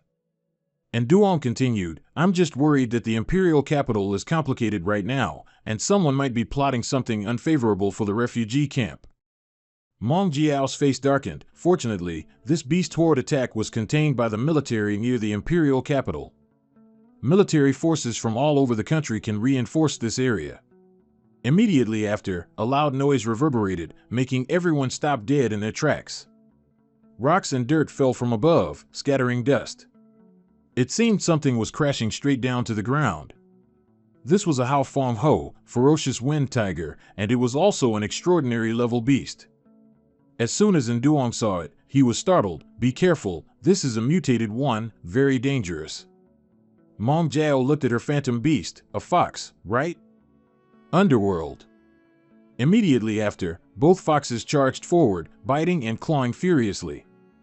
Underworld swung its claw and scratched the wind tiger fiercely across its face, causing it to cry out in pain. Up in the sky, a flock of birds appeared from nowhere. And Duong couldn't help but be surprised. Bird cries? They're flying low towards Nduong's group. He couldn't help but be startled. They are marrow-eating birds. Mong Jiao and Chao Dan were also attacked. Both frantically covered their faces. Mong Jiao was a little panicked. "What are these things?" Chao Dan drew her gun and immediately aimed at them, shooting while explaining, "These are marrow-eating birds." And Duong quickly used his signature move, mental force suppression. Right after Nduong attacked them, the birds also started to look grim and scatter. But he gradually couldn't control them anymore due to the overwhelming number. Then Nduong drew his gun again. "There are some stragglers." He handed the gun to the heroine of his life, which he had previously gotten from the PSU. If Mong Jiao has had contact with the black market, then she must know how to use this, right? Mong Jiao immediately replied, "Yes." Meanwhile, our Tu Lung was still completely unaware. As soon as she returned, she carried a large fish, still pondering, "How should I stew this fish?" Just then, the wind tiger was simultaneously struck and fell to the ground. Tu Lung was startled by this scene. Seeing the wind tiger growl unwillingly, Tu Lung, being nosy, asked, "What's going on, Underworld?" Inside, and Duong and his group were still struggling with the marrow-eating birds. At the same time, suddenly, the gun in Chao Dan's hand was snatched away by one of them, much to her bewilderment. And immediately after, Chao Dan became their target. At this moment, from afar, a somewhat familiar figure quickly ran towards her. Chao Dan opened her eyes and saw that it was Truong Hien.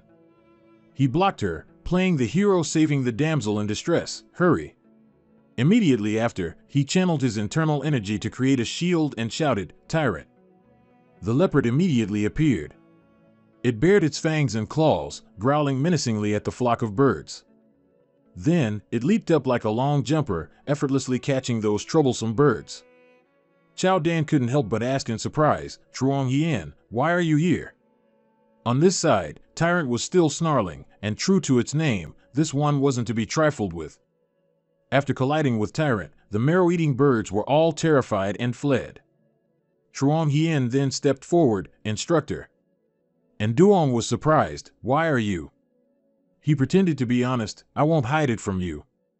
That day, I secretly followed you. Let's deal with this newly appeared phantom beast first, and I'll explain everything to you later." Meanwhile, the wind tiger had also just woken up. It growled warily at Tyrant. For some unknown reason, just then, the stone wall behind Duong cracked open. It turned out to be Tu Lung. She quickly transformed and charged in to help the tyrant. Duong was satisfied when he saw Tu Lung. She arrived just in time. Truong Hien quickly said, "Tyrant, stop the robbery," but in his mind, he was secretly delighted. It's the phantom beast that sometimes appears next to Duong, according to the intel. Tu Lung opened her mouth wide and growled threateningly at that ignorant fox, which was nothing but small fry to her. But suddenly, this stupid leopard changed its target. It blocked Wind Tiger's path and turned its icy gaze to stare at Tu Lung, surprising her greatly. Immediately after, Tu Lung somersaulted in the air. Her dragon scales disappeared, and she returned to human form. It seemed she was so angry she had to transform. Tu Lung looked at that damn leopard and asked irritably, "What are you doing?" Truong Hien then angrily scolded it, "How can you not handle such a small matter? You're just getting in the way here." Duong quickly interjected, "Forget it. You step aside. It's best if you don't use that attitude when talking to your phantom beast." Chao Dan rushed over worriedly at the same time, "Is everyone okay?" Mong Jiao also asked, "How is it?" Duong. But for some reason, he was a bit pensive, as if something was on his mind. Mong Jiao continued, "Well, you've already run away. It's good that you're okay." Duong was worried, Little White's appearance just now. She happily replied, "I've already guessed about Little White, but don't worry. You and Little White saved my life on Mount Az. So I'll take this secret to my grave." Duong couldn't help but feel grateful, Mong Jiao. They both simultaneously looked at Chao Dan, who forced a smile with a crestfallen face. "Even if I reported this, no one would believe me anyway." Truong Hien also feigned apology, "Sorry, coach, I arrived at an inappropriate time. I should probably go." Duong quickly put a hand on his shoulder to stop him. "If you leave now, who will lead the basic Phantom Beast Master team?" It turned out he was taking the opportunity to repair his mental energy. Duong secretly apologized, "Sorry, I can only ask you to forget the scene of Little White transforming." Truong Hien mumbled in a daze unconsciously.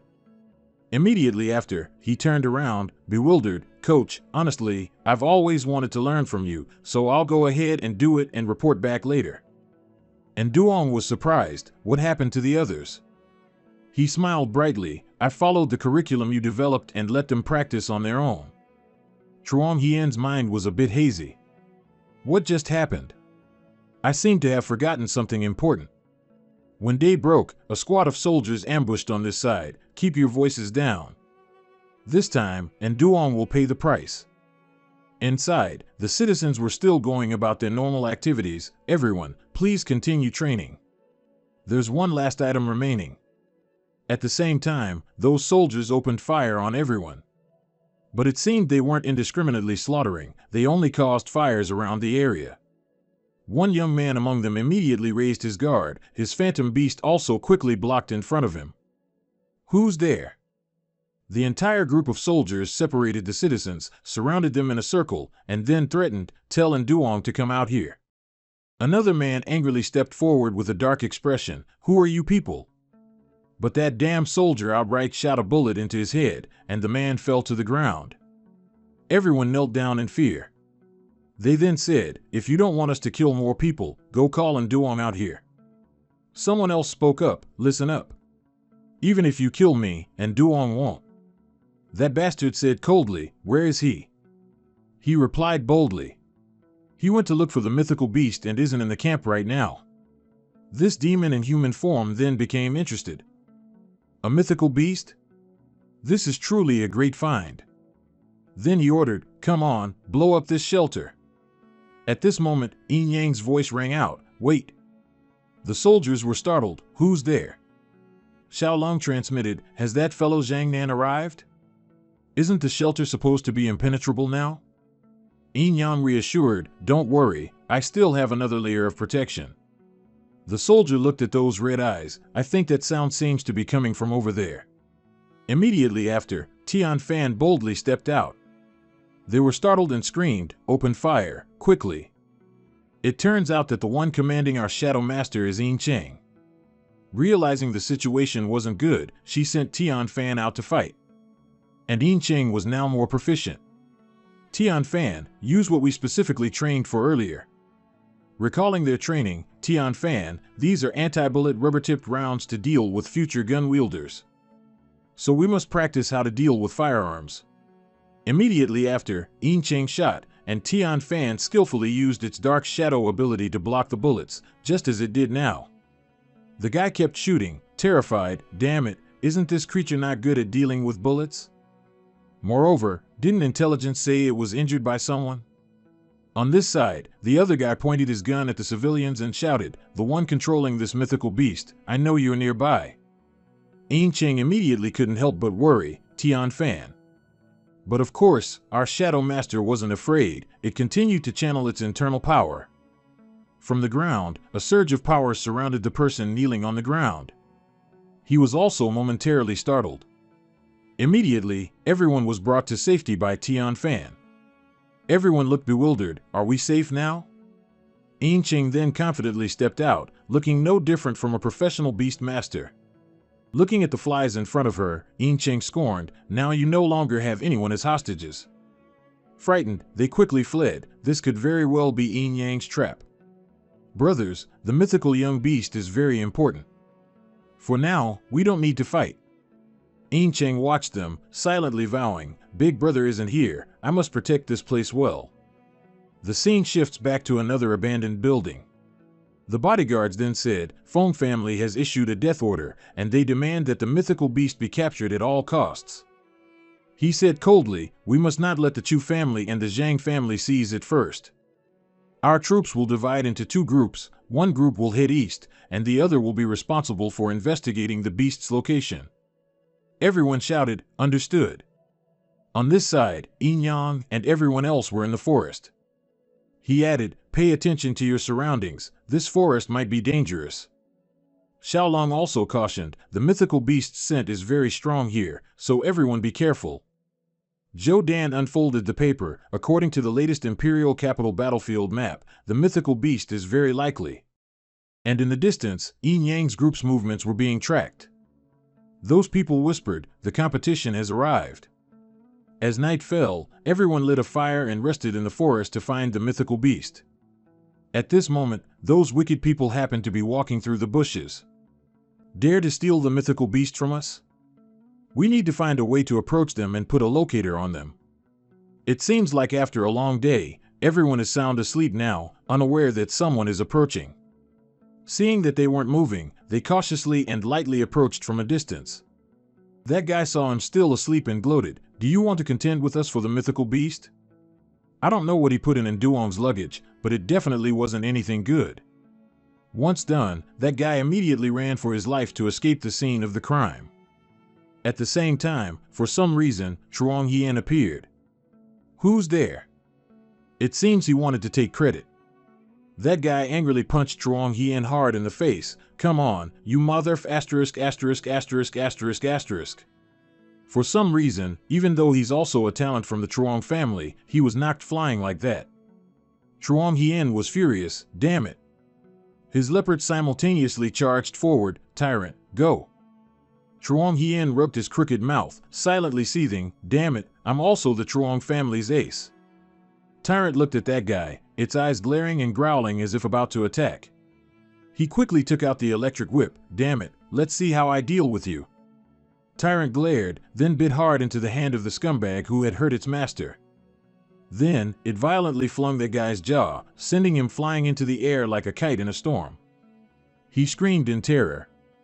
Seeing his ally being beaten to a pulp like that, the bastard standing from afar was terrified. "Damn it." And very quickly, Tyrant also took care of the other guy, who fell hard and was knocked out cold. And Duong and Mong Dao heard the loud noise and immediately sat up. What happened? He quickly ran over and encountered him.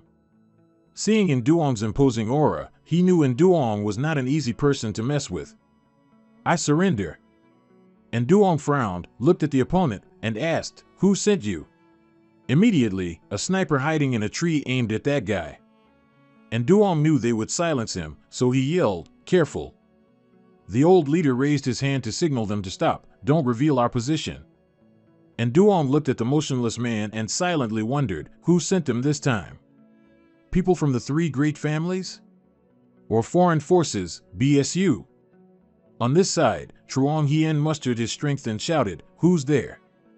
Come out!" Looking at him, he secretly thought, someone this strong can't be unknown. Those soldiers looked on in fear. Since when did the refugee zone have so many powerful individuals like this? That guy's face darkened as he calculated in his head, let's try him with some test to see what happens. Tyrant opened its mouth wide and continued to roar loudly, as if to show its strength to the opponent. Seeing the power emanating from it, that guy couldn't help but cover his face with his hand. Why is it so terrifying? We need to find a way to escape quickly.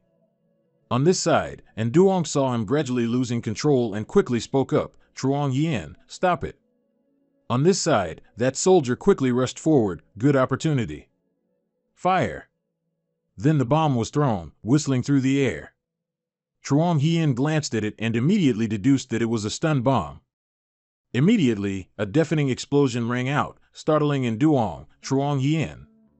But after the smoke cleared, he calmly looked at Duong and said, "I'm fine." But at this moment, his face darkened as he thought, they got away. We'll have to deal with them many more times. And Duong then told everyone, we shouldn't stay here long. We need to find our next destination immediately. Tu Lung immediately agreed, but no one knew that in her backpack was the listening device that Guy had placed earlier. Truong Hien's face darkened. It seems other forces have taken a liking to this fat prize, huh? He ran off, secretly gloating, but in the end, that mythical beast will still belong to our Truong family. On this side, that mercenary's face darkened as he instructed, always pay attention to their every move and report immediately if you find any trace of the mythical beast. They continued into the forest. Chao Dan happily pointed ahead, look, there's an old building ahead. Let's rest there for the night. And Duong couldn't help but feel uneasy, what happened tonight reminds me that someone is targeting us. Tu Lung added, I don't think those guys came here to oppose Uncle True. They just came here to take advantage. And Duong's face immediately darkened. He thought of that mercenary, wait a moment. Then Duong said again, everyone, quickly check your luggage and yourselves. Just as he suspected, Tu Lung found a strange object in her backpack. She immediately took it out, Master, but Duong quickly signaled Tu Lung to be silent. He used telepathy, we've found it now, don't expose it yet. We don't know if this thing has a recording function. Let's just keep going to see if we can use this thing to trick them later.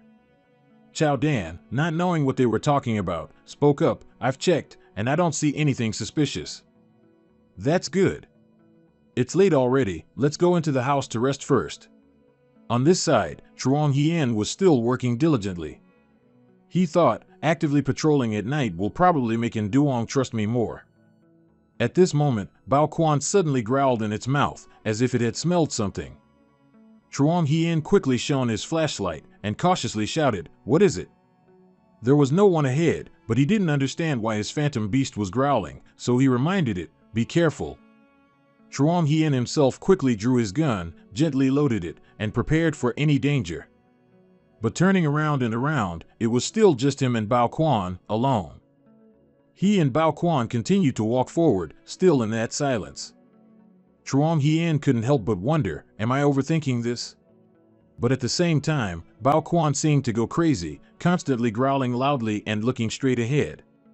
Following the shadow of the flashlight, something like a snake slowly crawled down, startling Truong Hien. What is that? His terrified scream echoed, and the flashlight in Truong Hien's hand also fell to the ground. In the silent night, that scream was incredibly attention-grabbing, echoing all the way to Duong's side. Tu Lung, being sharp, quickly opened her eyes. The scream hadn't stopped. Tu Lung sat up again to listen, what's going on? But seeing everyone still sound asleep, Tu Lung told herself, all right, I'll go check it out myself.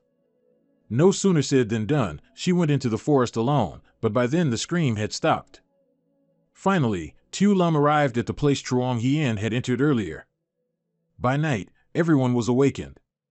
Chao Dan shouted loudly, Truong Hien, Tu Bok, where did they go? Should we split up to search?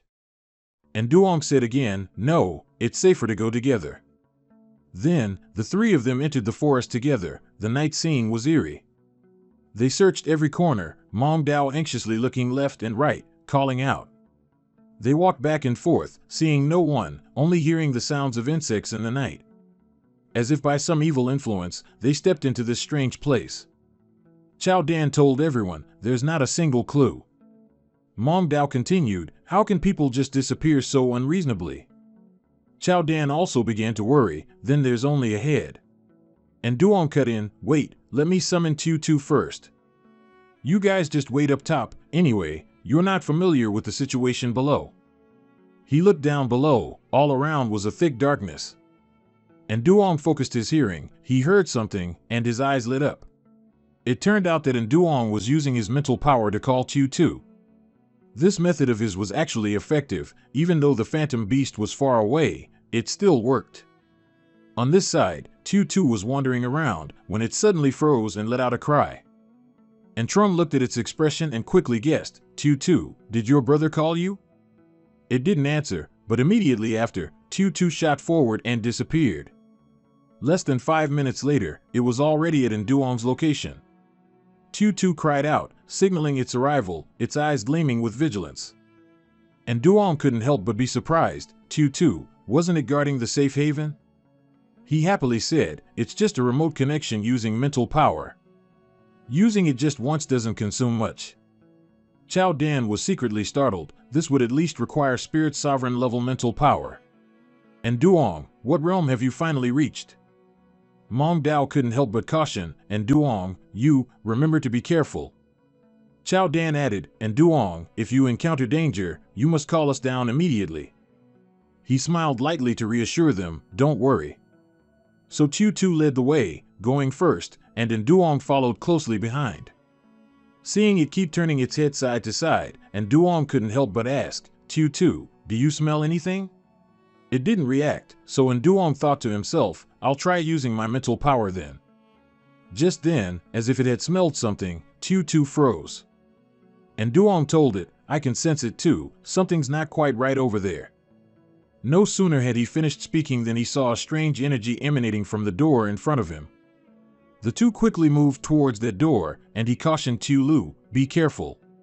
And Duong placed his hand on the door, feeling a strange sound becoming even clearer. The closer they got, the brighter the light shone, and Duong immediately opened the door. What was inside startled him, and Duong was so shocked he had to cover his mouth with his hand. He spoke up, quick, use the lightning-proof shield. Tu, the illusion beast's eyes became vigilant at this moment. It frowned, looking inside. It seemed like it was about to faint afterward. And Duong hugged Tu tightly, quick, pull yourself together. On this side, the soldier looked at his phone and said, and Duong's position has changed. Has something happened? His teammate spoke up, boss, what should we do now? The man remained silent, looking at the device, calculating, position stopped for about 30 minutes. Then, he ordered his men, narrow the encirclement, pay attention to concealment. The soldiers obeyed the order and walked slowly through the forest, the rustling of leaves echoing. On this side, Duong and Tu seemed exhausted, both lying motionless on the ground. At the same time, a large electric current suddenly surrounded Tu, waking it up. Feeling something next to him, Duong gradually opened his eyes and looked at it. He slowly sat up, his head aching slightly. And Duong still worriedly asked it, Tu, are you okay? It didn't answer, its red, round eyes glowed, and its white fur bristled uncontrollably. And Duong nervously looked at Tu, what, was it that gaseous form from earlier? Sweating, he looked at Tu, then sternly used his mental power to soothe it. Immediately, Tu returned to its original form, its innocent face looking at its master. And Duong bent down and hugged it. Tu, how do you feel? Tu stood looking at him. For some reason, it let out a cry like a sob, making Duong's face darken. The scene shifts to Mong Jiao. She couldn't help but worry, and Duong won't run into any trouble, will he? Chao Dan drew his gun and loaded it. It seems we have to prepare for all difficulties. Both looked at the other side. If there's still no movement after half an hour, let's go down and check. Down here, Duong hugged Tu, whose mood had lightened a bit. Then he reassured it again, "All right, Tutu, we still have to find our teammates." And Duong added, "You were dazed by that poisonous gas, causing hallucinations. This time, we must be careful." He looked at the door and instructed, "Tutu, this time we absolutely cannot be careless." Immediately after, and Duong threw open the door. What was inside surprised Duong. "Are there so many floors here?" And so, Tutu went ahead to lead the way, its fur bristling and glowing so he could see clearly around them. Suddenly, at the end of the path, Tutu stopped, staring intently straight ahead. Seeing Tutu's reaction, and Duong couldn't help but ask, "Is there danger?" On this side, a creaking sound made Duong look over curiously. All around them was still quiet. Someone's clothes were on the ground, and Tutu continued to walk in that direction. Not just one set, and Duong was surprised. Was there a battle here? What are these clothes? At the same time, his foot stepped hard on something on the ground, startling Duong. What? Looking at the attire, Duong was surprised but quickly understood the situation. Duong picked up the gun. He examined it for a moment, then made a resolution, "I will avenge everyone." Immediately after, Duong suddenly realized something. He stopped to sense it. The electric current in front of Tutu also grew stronger, and he silently watched it. Instantly, Duong covered his mouth with his hand and simultaneously shouted, "Tutu, lightning shield." Hearing his master's command, its eyes grew serious, and powerful lightning bolts shot out from Tutu's body. Something green was lunging towards it, but Tutu's power quickly stopped it. It turned out they were giant man-eating flowers. At this moment, he finally saw clearly. These were legendary Manhwa flowers. Beneath its leaves, many stark white skeletons were covered, as if it had eaten its fill before he arrived. Duong immediately understood. It seemed this thing had harmed quite a few people and spirit beasts. "Tutu, prepare." As soon as his master gave the command, Tutu gathered its inner power and shot forward. And the plant immediately turned towards it, its tentacles, like an octopus's, stretching out. Tutu transformed, gritting its teeth and using its electricity to sever those long leaves. The Manhwa flower continued to spit poison. If Tutu were unlucky enough to be hit by it, it would likely share the same fate as those white skeletons. Duong then used his mental power to instruct it, "Tutu, don't confront it directly." Immediately, it let out a cry as if to confirm it understood. Then Tutu lowered its head and successfully delivered a critical blow. It began attacking the flower plant, and at the same time, the Manhwa suddenly exploded. Duong looked at it playfully, "Let me help you trim your branches." Then, he leapt up and mockingly scoffed, "You're too slow." With that, he drew his gun again, continuously aiming at it and firing. It seemed this thing also had sentience. It no longer opened its mouth wide but reined itself in, though it appeared to be redirecting its attack. Instantly, a branch aimed at Duong and plunged down forcefully, startling him. All the tentacles at this moment aimed directly at Duong. He calmly didn't dodge, as if he had anticipated the event. Immediately after, Duong spoke in a cold voice, "Tutu, now's your chance." From above, a bolt of lightning, like heavenly thunder, struck down hard on the cluster of flowers. Finally, he succeeded. They were shattered, leaf by leaf and flower by flower. Duong was extremely satisfied with his achievement. This is called feigning a move to the east while attacking the west, or heavenly maiden scattering flowers. Seeing Tutu walk towards him, Duong held out his hand and asked it, "Did you smell something interesting?" At the same time, from among the plants, he saw something glowing at its roots. Duong went forward. Indeed, beneath the base of the plant was a pink gem, though he didn't know its purpose. Duong picked it up and immediately realized it was a flower essence, which only legendary plant-type spirit beasts or higher could produce. It can temporarily boost a spirit beast's combat strength and defense, and it has the ability to revive a dying spirit beast. Immediately after, he held it up into the air. The gem emitted a powerful light. Suddenly, Duong discovered someone lying flat on the ground. He looked a little closer. It turned out to be Truong Hien. Seeing him like this startled Duong. After bringing him out and helping him regain consciousness, Duong immediately asked, "Truong Hien, why did everyone come down to the basement?" Do you know where Tubok is? Truong Hien looked serious. I don't even know how I got caught myself. Did Sister Tubok come down here too? Immediately after he finished speaking, a loud noise rang out, making both of them fall silent. It was Tu Long. She broke through the rocks and leapt up. It seemed our dragon sister had a very hard time escaping.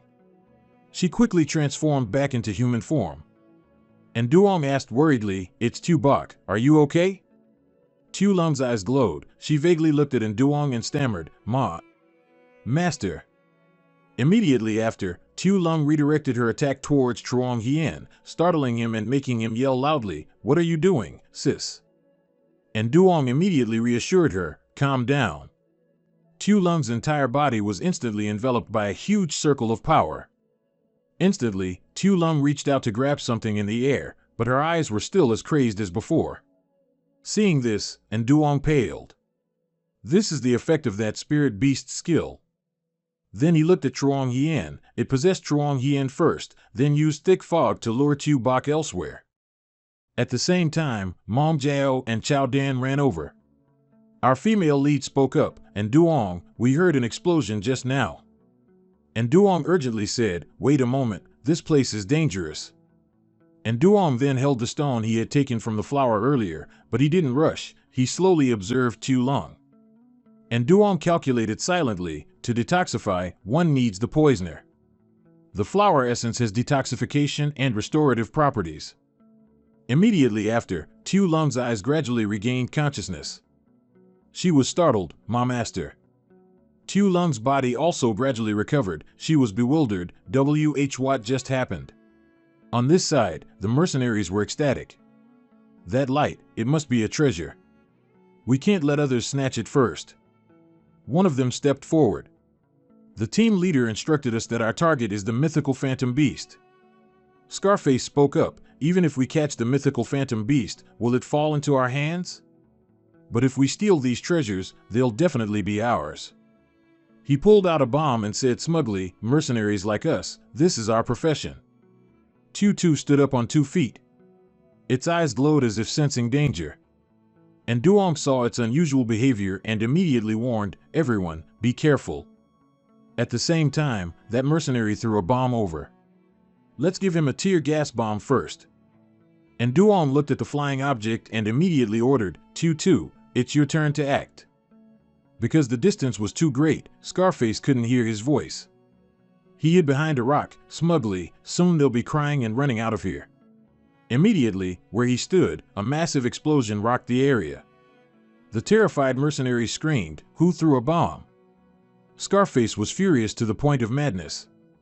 He ordered his comrades, "Charge." On this side, after Duong saw their figures charging, he lowered his voice, "Prepare." The mercenaries started firing towards the entrance, and the scene quickly descended into chaos. After feeling they had fired enough, they rushed in, but the sight before them left the mercenaries bewildered. "Where are they?" And Duong poked his head out from behind cover and whispered, "We've been waiting for you." Tu was hiding behind the cliff face, still channeling its electrical power, waiting for its master's command. Immediately after, Tu cried out a few times and unleashed an electric ray shower. One of the mercenaries was startled and turned around. "What's that?" At this moment, he saw a glowing thread in front of him. His hand instinctively and curiously reached out to touch it. The price of curiosity was a whole-body electric shock that made him numb. He stammered, "Electric." Of course, these guys were no match for Tuesday. In just a moment, they were all defeated. Afterward, Truong Hien apologized to Duong, "I'm sorry, instructor. If I had been more careful last night." And Duong replied, "There's no need. It's also because the place I chose had issues. Currently, in the imperial capital, there's nowhere safe besides the shelter." And Duong then looked at the mercenaries. "Well, that's their problem." Immediately after, Duong raised his gun. "Where are you from, and how many people are there in total?" He looked at Scarface and asked, "Is your goal also the mythical phantom beast? Are you trying to follow us to reap the rewards?" Seeing him silent, Duong looked at Tu Long. "Hey, Tubok, bring out what's in the backpack." She took out a bugging device and laughed loudly. You guys left this, didn't you? And Duong handed it over. Chow Dan, do you recognize this type? She was surprised. Why didn't you show me this sooner? As soon as she held it, she recognized it. This is a product from the Feng family. It seems to be 2 generations behind the Chu families. Chow Dan handed the item back to them and asked, so, you were sent by the Feng family, and your goal is to follow us to find the mythical phantom beast? Judging by this reaction, there's an 80 to 90% chance I'm right. Scarface glared at her, not saying a word. But behind his back, Scarface was trying to open something. Tu Lung quickly sniffed it out. She shouted, be careful, there's the smell of explosives. Following her words, everyone quickly fled. Scarface gritted his teeth in anger. As soon as Nduong and his group had run far enough, a massive explosion echoed behind them. Chow Dan looked over at the mercenaries. Cutting off your own retreat? He must know that doing this also means he'll die. Mong Jiao looked around and then shouted, Truong Hien, where are you? Everyone was worriedly looking for him, but behind this large rock, Truong Hien was secretly sneaking around. It turned out he was texting the Truong family, attention, other forces are interfering. At this moment, a hand clapped him hard on the shoulder. Truong Hien jumped, breaking out in a cold sweat. Ah, instructor, I saw this spot seemed sturdy, so I hid here. And Duong wasn't suspicious. He happily told Truong Hien, it's good that you're okay. Tu Lum then communicated telepathically, he was just reporting information. And Duong then deduced from the name that it was likely the Truong family. She hesitated, so we. And Duong continued, the Truong family also owes me a favor from the national competition. We can negotiate with them then. The scene shifts. On this side, the other group of people sat upright.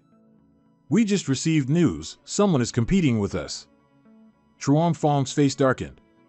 In my opinion, our current forces are still too few compared to the Fong family and Chu family. The Chu family has built a shelter as a base, while the Fong family sent mercenaries across the imperial capital. Tu Man spoke up, now is not the time to worry about this. The urgent matter is to devise a strategy to deal with the enemy. Truong Chi said seriously, it seems everyone has mistaken this for a juicy piece of meat. Truong Nam also said, I suggest that before Nduong finds the mythical phantom beast, ensure his safety. Once he finds it.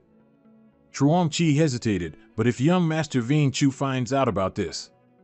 That Truong Nam said again, it's also time for him to understand that there are no eternal friends and enemies, only eternal interests. Absolutely no force is allowed to touch the Truong family's prey. The sun gradually appeared, and it quickly became bright. Because he spent the whole night in the forest, and Duong sneezed again from the cold. Tu Lum looked at him worriedly, Master, what's wrong? And Duong quickly replied, it's nothing. He secretly thought, who's talking about me? At the same time, a strange sound suddenly echoed not far from where everyone was standing. And Duong suddenly stopped. He looked at Tu Long, startled. What's that sound? At the same time, something in the distance was approaching in Duong's group. Its weight made the ground rumble. And Duong fearfully warned, everyone, be careful. As soon as Nduong saw it open its mouth, he shouted again, poison dragon alligator. Everyone, be careful. It's a primeval level beast. The alligator targeted Tu Long. It hungrily snapped its jaws shut. But of course, it didn't bite her. That's why the poison dragon was furious. Truong Hien looked at it. He turned pale and gasped, but didn't forget to warn, be careful. This mad creature changed targets again, attacking Chow Dan. He didn't know if it was fate or intentional, but this was the second time he'd saved her. Truong Hien shouted, ordering his phantom beast, Tyrant. The phantom beast quickly leapt up, blocking in front of Chow Dan and successfully saving her life. Right on Tyrant's flank, the alligator's venom made its skin sizzle. And Duong's face darkened, Truong Hien, Chow Dan, Mong Jiao, protect yourselves. I'll handle the poison dragon. Then he looked at his phantom pets, Little Z, Little Bai, focus your energy. Let's go together. The alligator continued to charge, opening its large, hippo-like mouth, ready to attack. At the same time, Little Z quickly flew forward, rushing towards the enemy. Like a warrior, it quickly cut a powerful slash across the poison dragon's body. Tulong also refused to be outdone. She channeled her inner energy, her whole body glowing as she unleashed a lightning strike. Seeing the alligator spit venom, and Duong gasped, "Warning, watch out for the venom." Seeing Tulong charging forward, and Duong worriedly shouted, "Keep your distance. Don't let it get close." At this moment, Little Z also quickly joined Tulong, both preparing for a combined attack. And just like that, the poison dragon was shocked until it was dazed, smoke even rising from its breath. He continued to instruct, "Little by Little Z, pursue the victory." Seeing him, Truong Hien secretly sighed in admiration, and Duong's strength truly cannot be underestimated. He can even contend with a primeval-level poison dragon. The alligator was knocked away, panting heavily. Tulong didn't let it off either. She fiercely clenched her fists and charged. Just as the poison dragon was about to faint, and Duong simultaneously noticed the scratches on its body. "This guy is injured." Immediately after, and Duong shouted loudly to Tulong, "Little Bai, stop." Luckily for it, Tulong stopped just in time. The alligator lay limply on the ground. When he saw it was harmless, and Duong began to approach and observe. Chao Dan curiously walked over and asked him, "What's the origin of this phantom beast?" Of course, he didn't know, so he sat down next to it and used his spiritual power to investigate. In its memory, the poison dragon had battled the Ting family for a while. And Duong now understood, so that's how it is. And Duong turned to Chao Dan. "This poison dragon failed in a battle with a mythical-level phantom beast, and then encountered us while fleeing." She quickly replied, "A mythical-level phantom beast?" He then said, "This time, the phantom beast tide should have ended after the fire phoenix was defeated. But after the mythical-level phantom beast powerfully emerged from another world with a group of subordinate phantom beasts, it didn't want to submit, so it fought fiercely. After being defeated, it fled to this place." Hearing this, Chao Dan couldn't help but be surprised. How can that be? Phantom beasts can have this kind of consciousness? Mong Jiao also speculated a bit. In other words, it was also forced to come to the capital. He then said, "If this mythical-level phantom beast continues to grow, the consequences will be unimaginable." Tulong saw him silent and spoke up, "Master, what else are you thinking about?" And Duong looked at Tulong, "Little Bai, communicate mentally. Currently, the power of this mythical-level phantom beast compared to your peak power in your previous life." He paused for a moment. Tulong understood, and she smiled confidently, "I'm definitely stronger." And Duong recalled, "This is clearly a problem. The power of this mythical-level hatchling is clearly much weaker than in its previous life." He also said, "If a mythical-level young beast were in its normal state, it wouldn't need to control so many demon beasts to assist in combat." Tulong immediately replied, "Indeed." At the same time, Meng Jiao ran up and patted her back. "Why are you spacing out? This action made our little dragon a bit unhappy." Zhang Xian also smiled happily and said, "Instructor, what's wrong? Is there any news about the mythical-level young beast?" And Duong half-jokingly said, "Wipe your drool first." Zhang Xian didn't hide it. "Well, no one wants to be the rear guard, you know." And Duong then said loudly, "I think the three major families have better information than I do. According to Poison Dragon's memory, the place where the mythical-level young beast recently appeared is right in front of you. If you're afraid, it's not too late to return to the shelter." Meng Jiao replied, "We've already come this far, no one wants to retreat." And Duong happily replied, "Good." The scene shifts to the group of mercenaries. The thug looked worried and scared, clearly with a guilty conscience. "Captain." The captain, stone-faced, went straight to the point. "What are you planning to do? Robbery?" The man, looking grim, confessed immediately, "Yes." "Ah, no, Captain, it was my idea to lead the group to steal Duong's treasure. If you want to punish someone, punish me." He chuckled softly. "Greed is the motivation that drives human effort. However, your method is a bit reckless." They heard this and silently understood. "Captain, so your meaning is..." He looked at the backs of Meng Jiao's group. Ahead is the abyss of 10,000 beasts, the Black Forest. Before the lights come on, let's make a big move. One of them cunningly ordered the rest, prepare immediately. After a while, when everyone had walked quite far, and Duong loudly said, "Everyone, be careful, there's a lot of fog here. Visibility is limited and it's very dangerous." Zhang Xian secretly regretted it at this moment. If he had known it was this dangerous, he wouldn't have come along. The path became more and more dangerous. And Duong then said, "Everyone, watch your step." Seeing him constantly reminding them, Chao Dan couldn't help but chuckle playfully. Could it be an ambush? He kept walking without noticing a cobra slithering after them, flicking its tongue. And Duong quickly explained to her, "The air pressure here feels very low." At the same time, another cobra aimed at Ba Quan's leg. Once it confirmed its target, the snake immediately opened its mouth wide, intending to bite. A second later, it bit Ba Quan's leg hard. The leopard roared in pain, struggling and flinging the snake away. And Duong heard the loud noise and immediately turned his head. "What's wrong?" Zhang Xian said, "One of them secretly bit Ba Quan."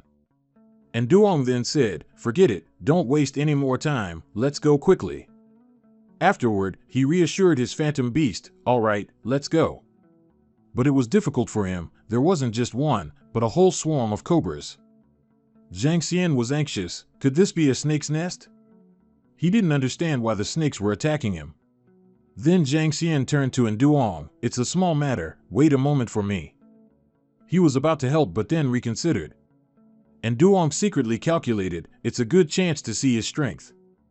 Immediately, Zhang Xian crossed his arms and channeled his inner energy. He let out a loud shout, causing a gust of wind to rush around. "This is human pet fusion." The mercenary from afar gloated, "Fusion? Fusion, my ass." The captain simultaneously sneered as he walked past and instructed him, "Prepare, go." The subordinate took out a switch in his hand. He pressed the device in his hand hard. Immediately, the area around Zhang Xian exploded as if rigged with bombs. He didn't even have time to react. And Duong also cried out in alarm, "Damn it." Chao Dan also flinched, "Zhang Xian." The explosion grew bigger and bigger. And Duong panicked, "Zhang Xian." But after the explosion subsided, where he had stood, there was no person, not even a corpse. And Duong was surprised, "Where is he?" Chao Dan was anxious, "What do we do now?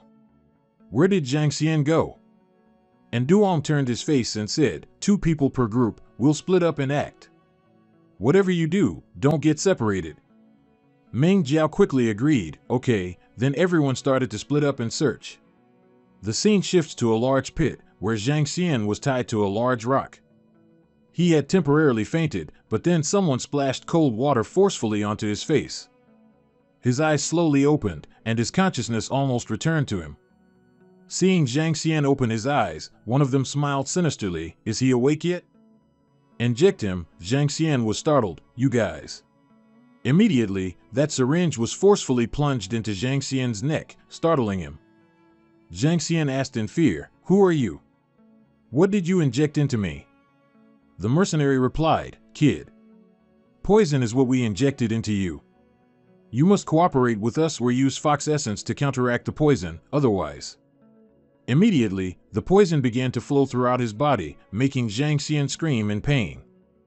It quickly became morning, and Yin Yang's group was still frantically searching. He shouted loudly, "Zhang Xian." Xiaolong also called out, "Zhang Xian." Suddenly, a sound echoed from afar. It turned out to be Tyrant, carrying what must be its master, Zhang Xian, on its back. Seeing the figure in the distance, Xiaolong cautiously warned everyone, "Be careful." After Tyrant came closer, everyone was now sure that the person on its back was Zhang Xian. Chao Dan rushed forward to help. She yelled in a panic, "Zhang Xian." Xiaolong transmitted a message, "Master, Zhang Xian is here." Then, Yin Yang and the others laid him on the ground. At this moment, Yin Yang was treating him. He slowly opened his eyes after a long trance, but he was still very disoriented. His heavy eyelids opened. Yin Yang was overjoyed, "Zhang Xian, Zhang Xian. You're finally awake." He was drenched in sweat from the pain. Instructor. Yin Yang quickly asked, Zhang, what exactly happened? He recounted, I was targeted by the PSU people. They set a trap just to find the whereabouts of the mythical cub. Luckily, Tyrant acted in time, so I was able to escape death. Chao Dan listened with indignation. That's too arrogant. I will definitely eliminate them. Yin Yang then said, but the poison on you doesn't seem to be from PSU. He hesitated. This. Chao Dan added, Yin Yang, I suggest that our priority right now is Zhang Xian's poisoning. As for which force is behind it, we can adapt as we go. Looking at him gasping for breath, Yin Yang lowered his voice and said, I'll help you. He suggested, we must find a resting place, then take turns standing guard. After a period of treatment, Zhang Xian's complexion was still very poor. Yin Yang was somewhat surprised. What strange poison this is. His eyes tightly shut, he murmured, I feel very unwell. At this moment, Xiao Long and Xiao Tu seemed to sense something. She immediately warned, be careful. Chao Dan was also a bit nervous. The fog is too thick, we can't see clearly at all. Seeing Zhang Xian's painful expression, Yin Yang secretly paled. This is definitely not ordinary poison. Suddenly, he saw a red birthmark on Zhang Xian's wrist. Yin Yang looked closely with suspicion. This pattern. Could it be? Yin Yang pondered in his mind. Could it be related to the forest secret? From a distance, the mercenaries were still observing everyone's movements, like lingering spirits that wouldn't leave.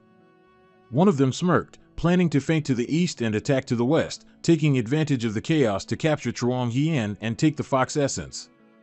If that failed, he'd act personally and conveniently kill him. Xiao Si was in charge of guarding the surroundings. At this moment, it stood on a rock with bright, glowing eyes. And Duong immediately became tense. He stood up and shouted a warning to everyone, there's movement, protect Chuang Hien. The mercenaries emerged from the fog, shouting, shoot.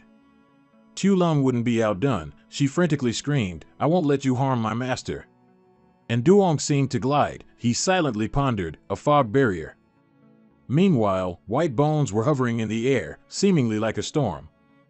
Chuang Hien's eyes were unfocused. He stumbled as if he were under a spell. Suddenly, a rough hand was placed on his shoulder, making Chuang Hien flinch. He endured the pain, breaking out in a sweat. The mercenary looked at Chuang Hien and asked coldly, where's the item? Chuang Hien seemed scared and stammered, Before he could finish, a punch sent him flying a long distance. Though punched in the face, he somehow clutched his stomach, crying out in pain before collapsing. The mercenary leader picked Chuang Hien up by his collar and held a knife to his throat. Hand over the fox essence, or I'll take his life. Chao Dan lowered his voice, and Duong, if you keep the green hills, you'll never lack firewood. Let's give him the fox essence. Right after, he immediately asked, what kind of force are you, anyway? The mercenary's face darkened as he chuckled maliciously. Enough nonsense. Just hand over what I told you to hand over. And Duong had no time to think. He immediately took out the fox essence. Instantly, and Duong threw it high into the air. Here, take it. Tu Lung was unwilling. Master, you can't give it away so easily. And Duong replied, the fox essence is a treasure, but we can't hold onto it this time. As soon as the captain saw the treasure, he couldn't resist leaping up to catch it. But suddenly, Chuang Hien appeared, blocking his way, startling him. What's happening? On this side, Tu Lung also glared, beginning to transform back into her dragon form. Immediately, a large flood dragon appeared, coiling once, and a furious wind rose with its momentum. She roared, die, then leapt towards the mercenaries, startling them. Meanwhile, Chuang Hien seemed to have gone berserk. He gritted his teeth, glared, and roared, Lord of the world. Behind him, the tyrant also seemed energized, slowly and fiercely advancing towards the mercenaries. One of them gasped, what is that? A fireball? The intense heat made two mercenaries smoke. They were terrified, breaking out in a sweat. Run! And Duong also wondered, hey, why did you two suddenly explode with power? Seeing the mercenaries flee, and Duong secretly sighed in relief. This time, it's a good thing we had Chuang Hien and Tu Bok. At this moment, Truong Hien had also regained his senses. He ran over and politely said, "Warden, Chow Chow, thank you. I'm cured now." Chow Dan looked at Truong Hien with admiration, exclaiming, "Truong Hien is amazing." And Duong secretly thought, it seems Truong Hien is definitely no ordinary person. After thinking that, he said, "Today, you two were able to burst with power in an instant. Who exactly gave you that strength?" Truong Hien replied, "I don't know either." At that moment, and Duong then said, "You both have a totem on you." Both of them looked at each other in surprise. And Duong speculated, this totem, it seems to have some connection with the forest.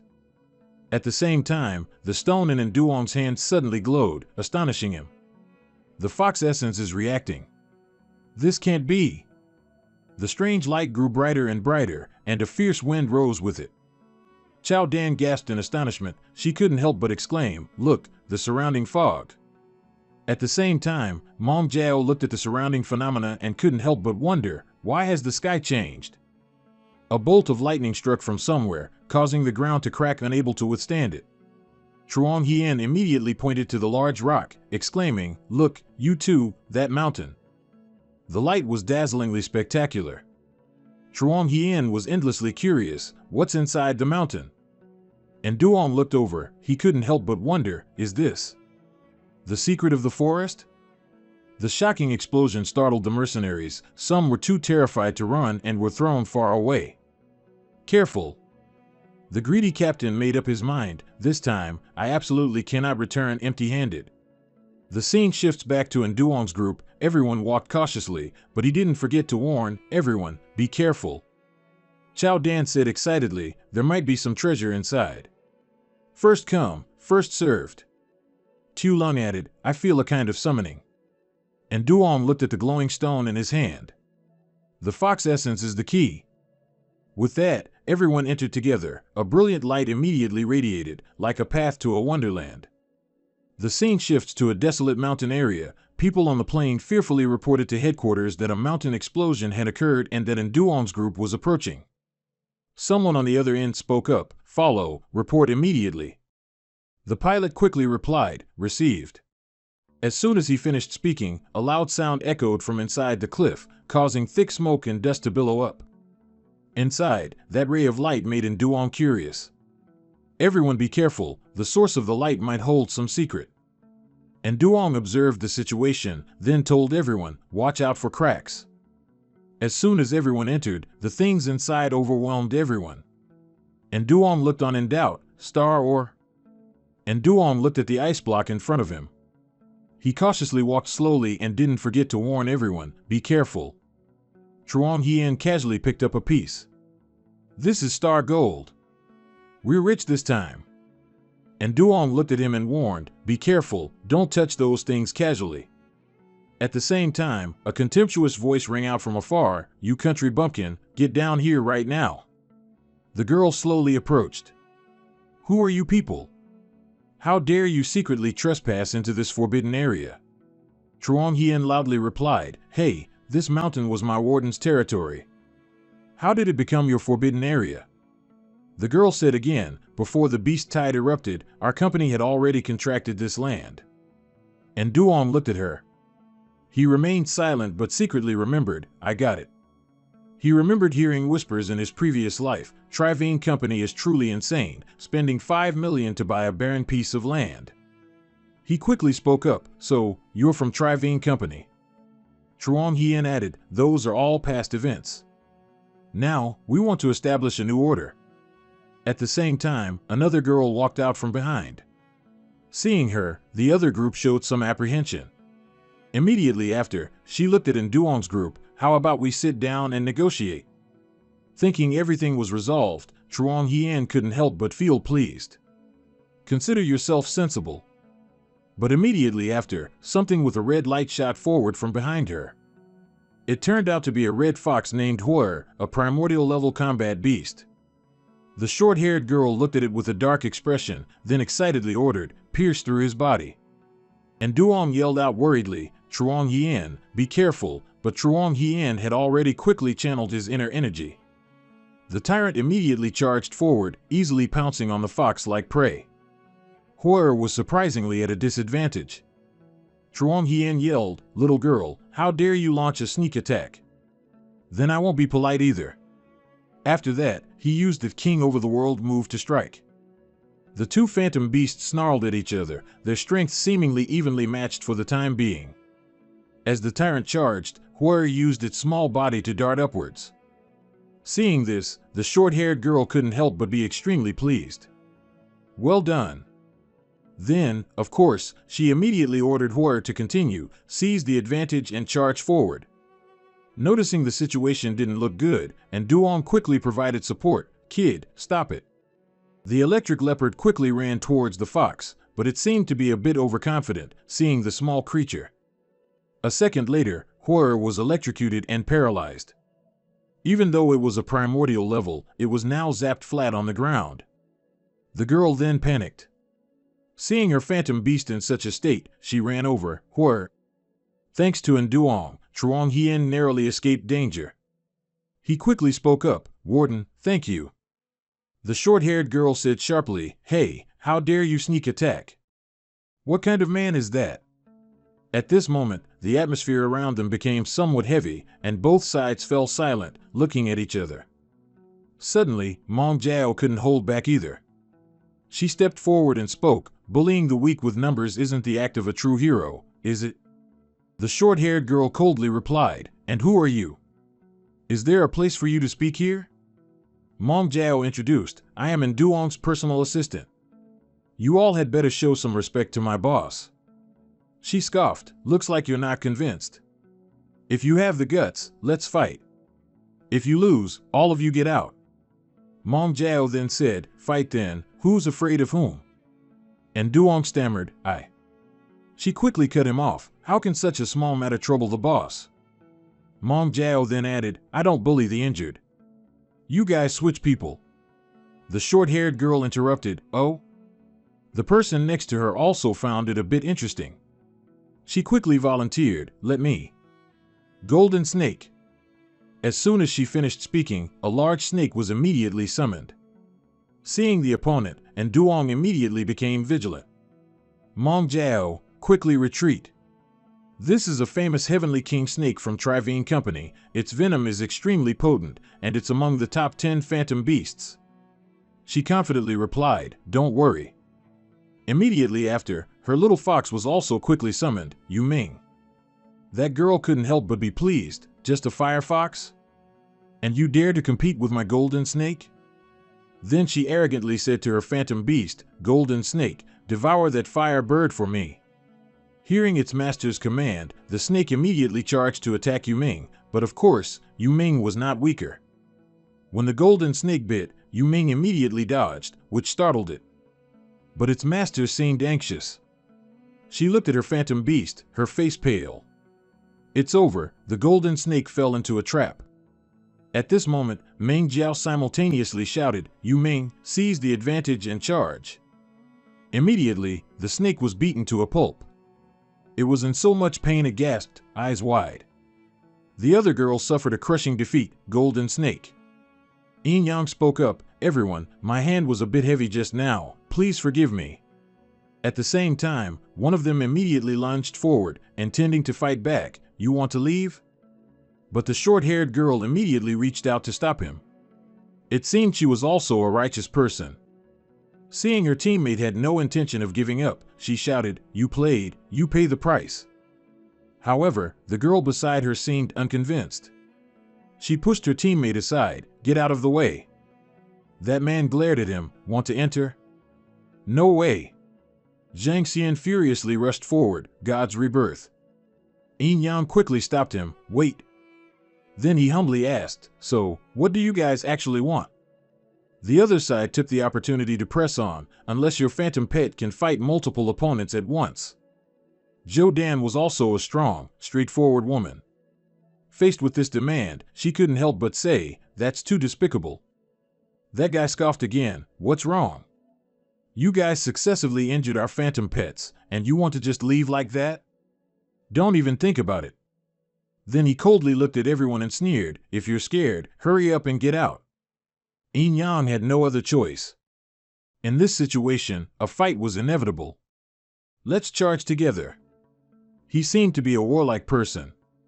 Looking at Yin Yang, he said smugly, prepare to die. Immediately after, the man raised his hand and whistled loudly. At the same time, 5 phantom beasts quickly appeared. He delightedly looked at his beasts and commanded, annihilate them for me. At the same moment, Xiaolong immediately transformed from behind, without Yin Yang needing to say anything. In an instant, a dragon appeared, soaring in the air. Everyone was startled to see Xiaolong. One person couldn't help but shout, a dragon. As soon as she transformed, she turned and lunged towards the phantom beasts. And just like that, a loud explosion echoed. The crystals here were shattered by this internal force. Perhaps this was the first time those people had seen such strong internal force. They couldn't help but cover their faces. And of course, the phantom beasts were no exception. They were blown away without being able to resist even a single blow. Yin Yang looked at him. Now can we enter legitimately? He watched Yin Yang's group walk away, but could only shout from behind, you. Stop right there. Scene change. Up in the air, a voice from the helicopter reporting to headquarters, reporting. There is a white dragon with terrifying power in Yin Yang's group. From the other end of the line, the order was given, keep a close watch on them. Scene change. In the meeting room, a voice spoke again, we must obtain the white dragon. It's a treasure from the valley. Even if we have to send a secret army, we must get it back. Again this cave. Yin Yang couldn't help but marvel, this place is so magical, what secrets does it hold? He reached out and touched a crystal nearby, exclaiming, such great power. He looked at everyone and instructed, we must carefully protect these crystals. If they fall into the hands of other forces, the consequences will be unimaginable. Hearing her master, Xiaolong immediately responded, understood. At the same time, Zhang Xian's phantom beast suddenly showed strange behavior, making him confused, tyrant. Yin Yang was lost in thought, this totem. Tyrant. Yin Yang pieced all the events together, the tattoo, the phantom beast, the guardian. He looked at the phantom beast and secretly wondered, what is the relationship between tyrant and the forest, after all? From afar, footsteps were approaching. Yin Yang vigilantly turned around, it seems someone's coming. One of them, with a sinister look, cunningly said, I saw Yin Yang enter, he must have found a treasure. Let's charge together and take him down. No sooner had he finished speaking than they charged, but Tyrant quickly stepped forward to block them. It merely opened its mouth and growled, and the 2 men were sent flying wildly. Zhang Xian immediately commanded furiously, Tyrant, annihilate them. Seeing the panther's frenzy, the 2 men quickly fled, saying to each other, run. Seeing Tyrant playfully giving chase, Xiaolong didn't stop it. Instead, she watched with amusement, that annoying guy. Yin Yang couldn't help but ask, Zhang Xian, what exactly is your and Tyrant's relationship with the forest? He stammered, oh. Chao Dan spoke at the same time, Yin Yang, our important task right now is to protect those crystals. He looked through the gap between the 2 crystal blocks, this matter should not be delayed. Let's go quickly. On this side, it seems someone is also coming this way. Another guy looked around and said, those crystals are treasures, we must snatch them from him. Yin Yang then said, Zhang Xian, the crystals in the cave could very likely react strongly with the tattoos on your bodies. Tyrant will be more irritable, and besides, this cave entrance needs someone to guard it. For now, you 2 stay outside. He quickly replied, all right. Chao Dan then said, Yin Yang doing this, of course, has his reasons. A trace of hatred flashed in his mind as he looked at him. He secretly thought, Yin Yang, just you wait.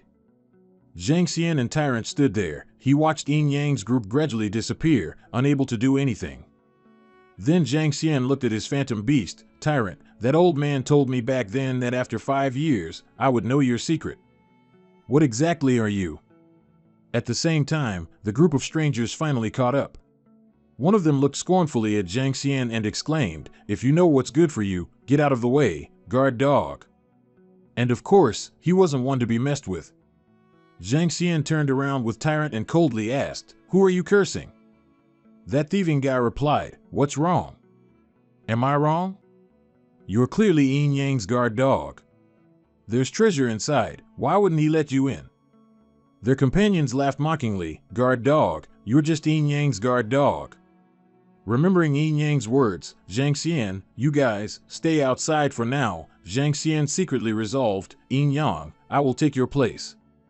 Then he channeled his inner energy. "A mere ant like you dares to disrespect me?"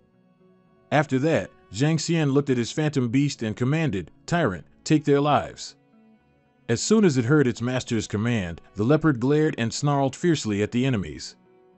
They stared at its power, dumbfounded and stunned. What is this?" Zhang Xian, at this moment, was also like them. His eyes were fierce, like a warrior statue. Immediately after, he channeled his inner energy, and a violent gust of wind instantly engulfed and flung those people away. Then, Zhang Xian looked at Tyrant again. "The treasure inside belongs to us.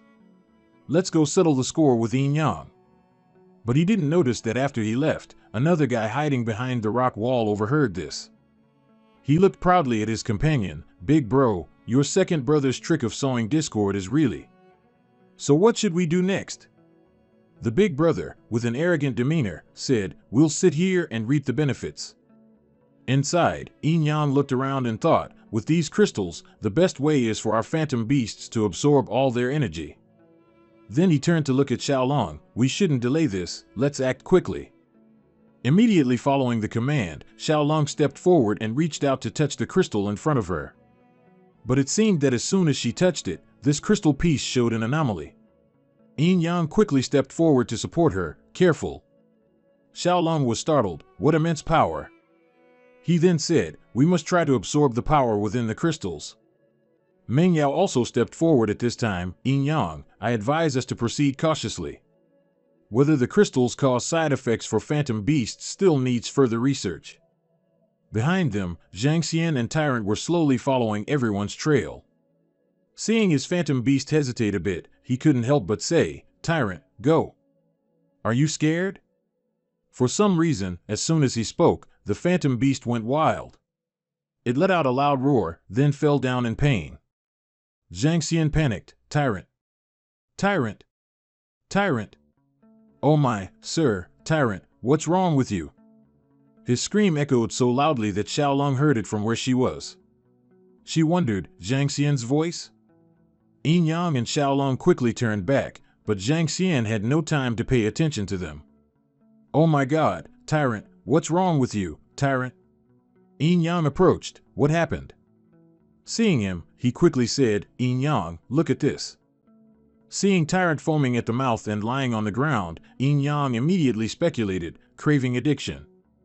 He thought to himself, craving addiction is mainly caused by the phantom beast's emotions being affected, leading to internal neurological disorders, causing them to exhibit symptoms like going crazy or having convulsions. He looked around again. Could it be that these crystals contain radioactive elements, emitting waves that we can't see, disturbing the visual and auditory nerves of phantom beasts? Zhang Xian looked at him in silence. He was also a bit nervous. "Instructor, please save my Tyrant." He then spoke, "We can use our mental power to control Tyrant." Immediately after, Xiaolong extended her hand towards Tyrant. She began to use her celestial summoning intellect to heal it. Meng Yao looked at the emitted light. She couldn't help but happily speculate, could Tyrant be absorbing the power of the crystal? Yin Yang observed his surroundings, secretly surprised. What's going on? The crystal can actually heal a phantom beast? After Tyrant woke up, Zhang Xian was overjoyed. "Yin Yang, Xiao Bai, I really thank you too." At the same time, that group of people rushed up. "Brothers, Tyrant's roar has stopped. It seems they've both suffered greatly. Charge!" But as they approached their location, Xiaolong and everyone else were already waiting for them there. She scornfully looked at the riffraff in front of her and asked, "Hey, what are you guys planning to do?" Those people immediately charged forward, saying, "Cut the chatter, let's go." Zhang Xian said again, "Leave this place to us, you two quickly go collect the crystals." After Tyrant woke up, it was already in a battle stance. A roar echoed, and a fierce gust of wind immediately followed, blowing them far away. They fell tumbling there and couldn't help but be startled, some even screamed in fear. Zhang Xian looked at them and scornfully said, "They don't know their own strength." Yin Yang looked over, extremely surprised. The power of the crystal has made Tyrant stronger. That cowardly bunch scrambled to flee. Quick, quick, go back and report to headquarters to request reinforcements. Inside, Yin Yang still hadn't detached from those crystals. I understand now. In the initial stage, when the crystals begin to be absorbed by the illusion beast, they'll create resistance within the illusion beast's body. However, as long as it gets past this stage, it'll be fine. We might as well take this opportunity to help Xiao Xi advance. He looked at Xiaolong and then said, "This is a once-in-a-thousand-years opportunity." Immediately, he held the crystal up towards Xiao Xi to see if it could absorb it. Xiaolong was also excited. I can feel Xiao Xi's autonomous combat ability advancing. Right after that, it launched itself into the air, and she was delighted again. The crystal's power is stimulating Xiao Xi's potential. It seems our electric leopard has leveled up again. Its whole body is now constantly emitting powerful electrical energy. Yin Yang happily reached out and hugged it. "It's a success, Xiao Xi. You've advanced to the golden spike body. With the golden spike protecting your body, your defense is strengthened, and your attack is also unleashed." Xiaolong couldn't help but say, "Master, congratulations." Meng Yao added, "Yin Yang, congratulations." Zhou Dan also chimed in, "We have another powerful assistant now." Then she became curious again. "What should we do with these leftover crystals?" Yin Yang replied, "Put them all in the bag." The scene shifts to the sky. That helicopter was still flying and hadn't landed yet. At this moment, Zhang Xian also looked up. For some reason he was nervous. Oh no! The soldiers started descending from above, aiming at the cave and saying, "Attention!" Another voice on the other end of the line ordered, "Team 1 is in position. Ensure mission completion." From the helicopter, a familiar figure gradually walked towards Zhang Xian. As soon as he saw the person, he was surprised. "Zhang Feng, Xiener, why did you run off here and make a fool of yourself?" Zhang Xian was startled. "Captain Zhang," he said 2 sentences and then cursed, "Useless. I even had to show up in person." Seeing Zhang Feng disregard him, Zhang Xian was startled. "Captain Zhang, everything is currently part of my plan. Your arbitrary entry like this, I'm afraid." With a short temper, Zhang Feng punched him. "Useless. What good plan could you possibly have, you who can't accomplish anything worthwhile?" Zhang Xian was knocked to the ground. Zhang Feng immediately ordered, "You two stay here, everyone else follow me." Inside the cave, hearing footsteps, Yin Yang immediately guessed, "Someone's here." He vigilantly turned to ask everyone, "Are all the crystals put away securely?" Xiaolong hugged her shoulder bag tightly and reassured him, "Don't worry." Yin Yang then glanced at the illusion beast on his shoulder. "Xiao Xi, your advancement test has arrived." Zhang Feng shouted loudly, "Listen up, whoever's inside, bring out the things and surrender obediently, and I'll give you a way to live." He arrogantly strutted, "Don't refuse a toast only to drink a forfeit." Seeing no movement inside, he coldly ordered, "Attack." Upon receiving the order, the mercenaries immediately threw bombs inside. Zhang Feng again spoke disdainfully, "Don't say I didn't give you a chance, later you'll be kneeling and begging me." But of course, things didn't go as he expected. The 2 bombs that were thrown in immediately reversed direction with the wind and bounced back. Then a huge explosion echoed, dust and smoke filled the air, making them cough uncontrollably. Only now did Zhang Feng feel the danger of the enemy. He pulled a gun from his pocket. "How can this be?" From inside the cave, Xiao Xi immediately flew out. He hastily fired continuously at it. Yet this ignorant fool remained confident. "Let's see if your footwork is faster or my bullets are faster. Go to hell." Yin Yang inside felt the situation was quite dangerous. He couldn't help but caution Xiao Xi, "Be careful." Xiao Xi quickly charged electricity from the long horn on its head. Zhang Feng looked on, furious. "Damn it." Immediately after, it aimed directly at him and charged wildly. At this moment, Zhang Feng was nervous. Oh no! With one hand, he covered his face to avoid being scratched to pieces, and with the other, he held his gun, aiming at the electric leopard. He turned around and ordered the soldiers, "Bring that guy to me, retreat." And Duong and Tu Lung looked towards the helicopter. He was startled to see that Truong was on it. Truong Fong didn't hesitate to point a gun at his comrade's head. Bring the things in your hands. Tomorrow we'll go to Truong Geoport and chase this guy. Chao Dan anxiously said, and Duong, quickly think of a way to save him. And Duong reassured her, don't worry, Truong Hien is safe for now. Immediately after, he directly provided the transaction address, Truong Geoport, Truong Jia's territory. Mong Jiao was startled, and Duong, do you really intend to exchange these crystals for Truong Hien? Chao Dan added, it's easy to have 1,000 soldiers, but hard to find one general. Actually, using the crystals is fine. Mong Jiao and Tu Lung looked at her as if she were a strange creature. Both understood Chao Dan's underlying meaning. Our Tu Lung spoke bluntly, sister, what's wrong with you? Is your love-struck brain acting up? Chao Dan then said, perhaps there's someone who can get Truong Vien Chao out. Back in the Truong family's meeting room, one of them said to him, Truong Hien, during this time, there have been no results at all. You've truly disappointed us, risking your life just to be criticized. His face was indeed a little unhappy. The other person questioned, do you really think Duong sees you as a friend? Hearing this, Truong Hien was secretly angry. He asserted, and Duong truly doesn't see me as a friend. I apologize, please give me another chance. On this side, and Duong suspiciously asked Chao Dan, is this thing trustworthy? She quickly replied, don't worry, it was specially designed for the 3 great families that year. Every famous beast master has one. Chao Dan picked up the walkie-talkie and then loudly said, Truong Vien Chu, are you there? Immediately after, there was no movement from the walkie-talkie, which surprised everyone. Chao Dan gave a silly smile and explained, this is an inquiry code. Outside the cave entrance, the mercenaries were lurking, not knowing who they were waiting for, but they whispered to each other, it's all set up. Chao Dan then said, Truong Vien Chu, I'm Chao Dan. I have something to bother you with. The other end of the line coldly said, sorry, the Truong and Chao families don't cooperate. Following that was a cold hang-up, as decisive as could be. Chao Dan's face darkened, hello? Hello? Hello? And Duong saw that the situation was not optimistic, but he told himself, we won't give up like this. He spoke up, Chao Dan, can you help me meet Truong Vien Chu? She looked a little worried, and Duong, is it dangerous for you to go like this? And Duong replied, to ensure safety, the crystals will temporarily be guarded by Tu Bok. Tu Lung responded, Master, please rest assured, I will definitely protect it well. Finally, and Duong decided to go to Truong Geoport alone.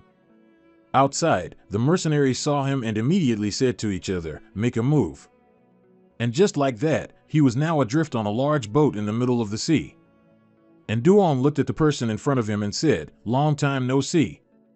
Vien Chu looked at him in surprise, and Duong, you really came? He looked out at the sea, is this your first time at Truong Geoport? Do you know how deep this sea water is? And Duong's face was cold, I want to know how many secrets are hidden in this seawater. Vien Chu replied, based on just our strength, we can't clearly see the underwater world. Finally, he stopped beating around the bush, my student, Truong Hien, has been captured by you. I want to meet your leader and resolve this peacefully. Vien Chu honestly said, I don't know anything about the things you're talking about. How can I help you? And Duong was surprised, you don't know? Then who did it? Could it be that the leader has another plan?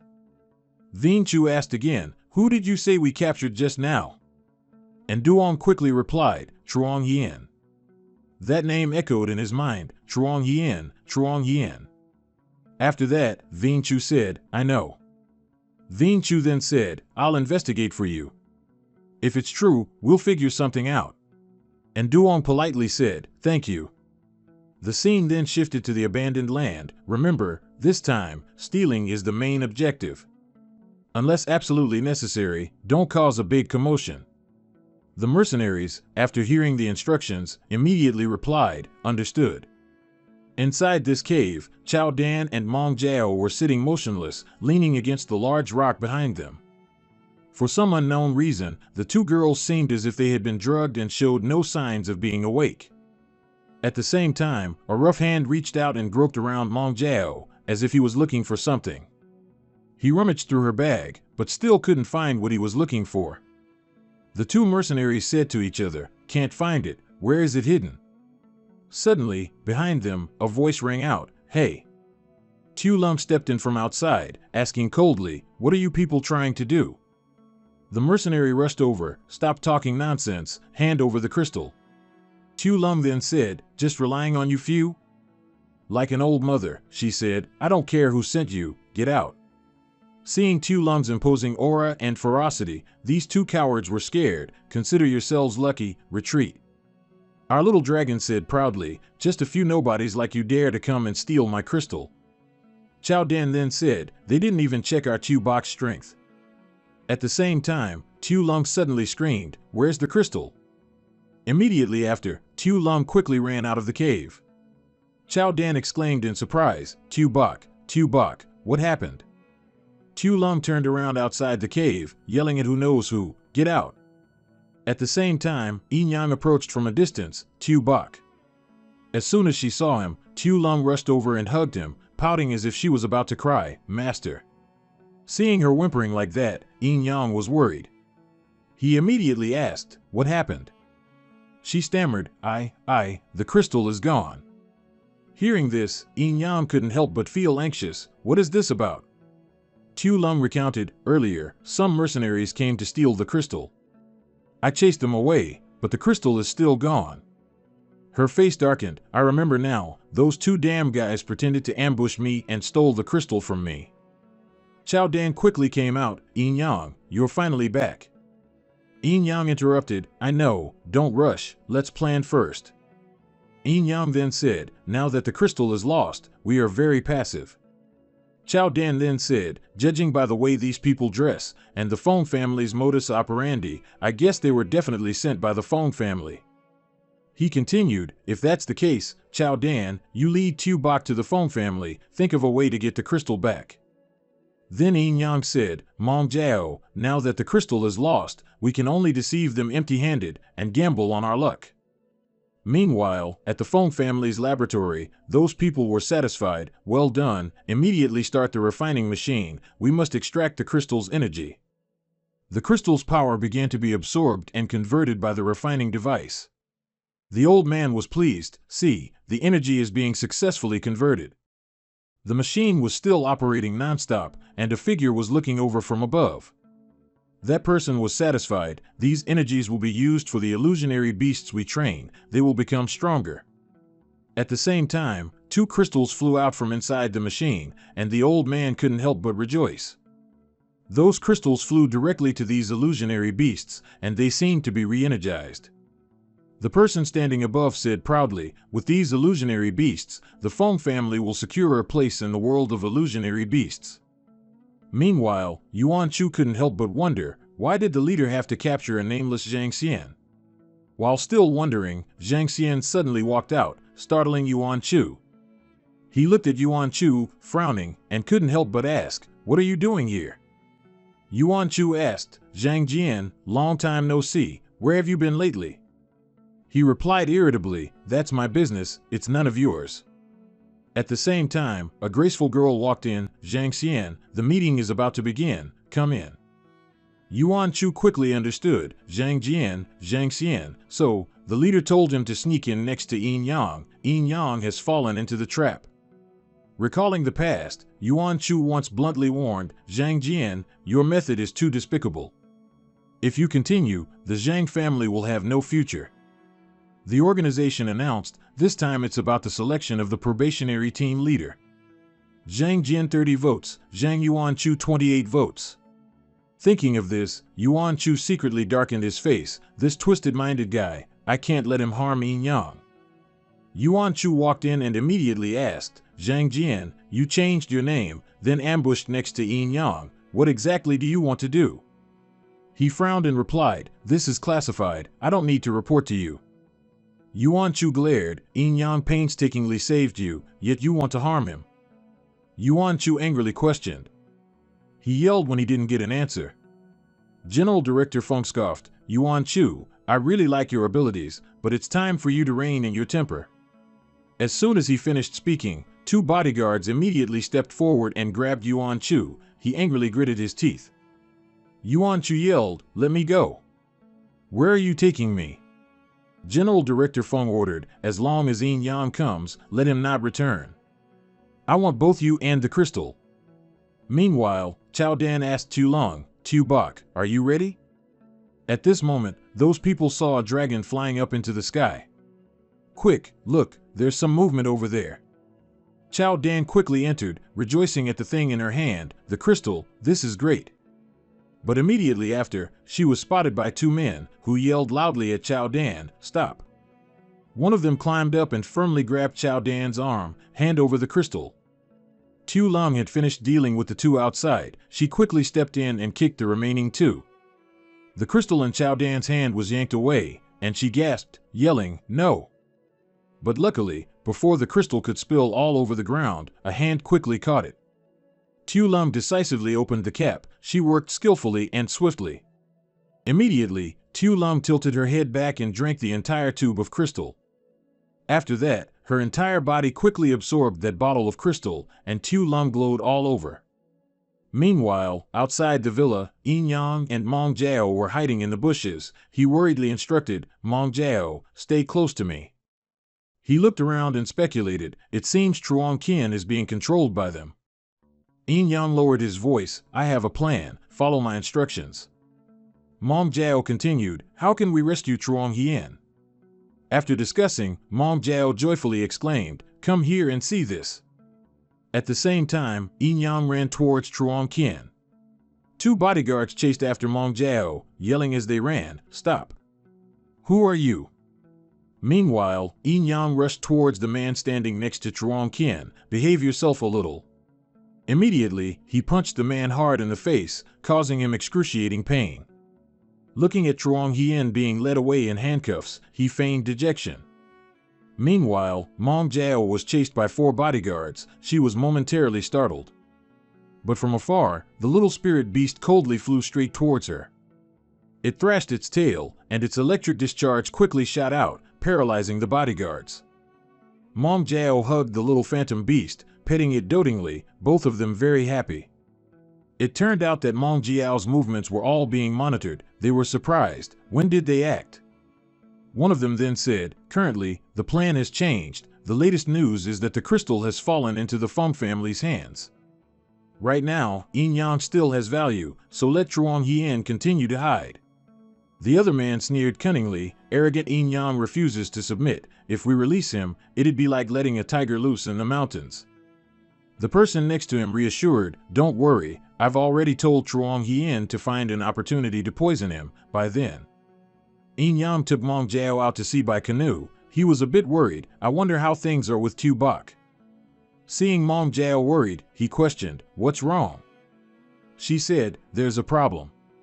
How could we rescue Truong Qian so smoothly?" She worried, "Yin Yang, could it be that we've fallen into the Truong family's trap?" He lowered his voice, "Let's just observe quietly." On Tu Lung's side, she shot straight into the sky with loud, piercing cries. Thunder and lightning flashed in the sky. Tu Lung coiled around herself, tumbling in midair. Chao Dan couldn't help but worry and yelled, "Tu Bok, what's wrong with you?" Tu Lung screamed in fear, "I feel like my whole body is about to explode." Seeing her about to erupt, the bodyguards frantically yelled, "Quick, get out of here." Then, Tu Lung plunged straight down from the sky, and the ground shook with her impact. Tu Lung then reverted to her original form, wearily kneeling on the ground. Chao Dan worriedly looked at her and asked, Tu Bok, how are you?" Tu Lung stammered, I think I. At the same time.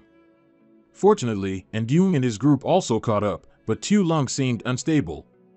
As he arrived, Ndung looked at Tu Lung with extreme worry, "Tu Bok."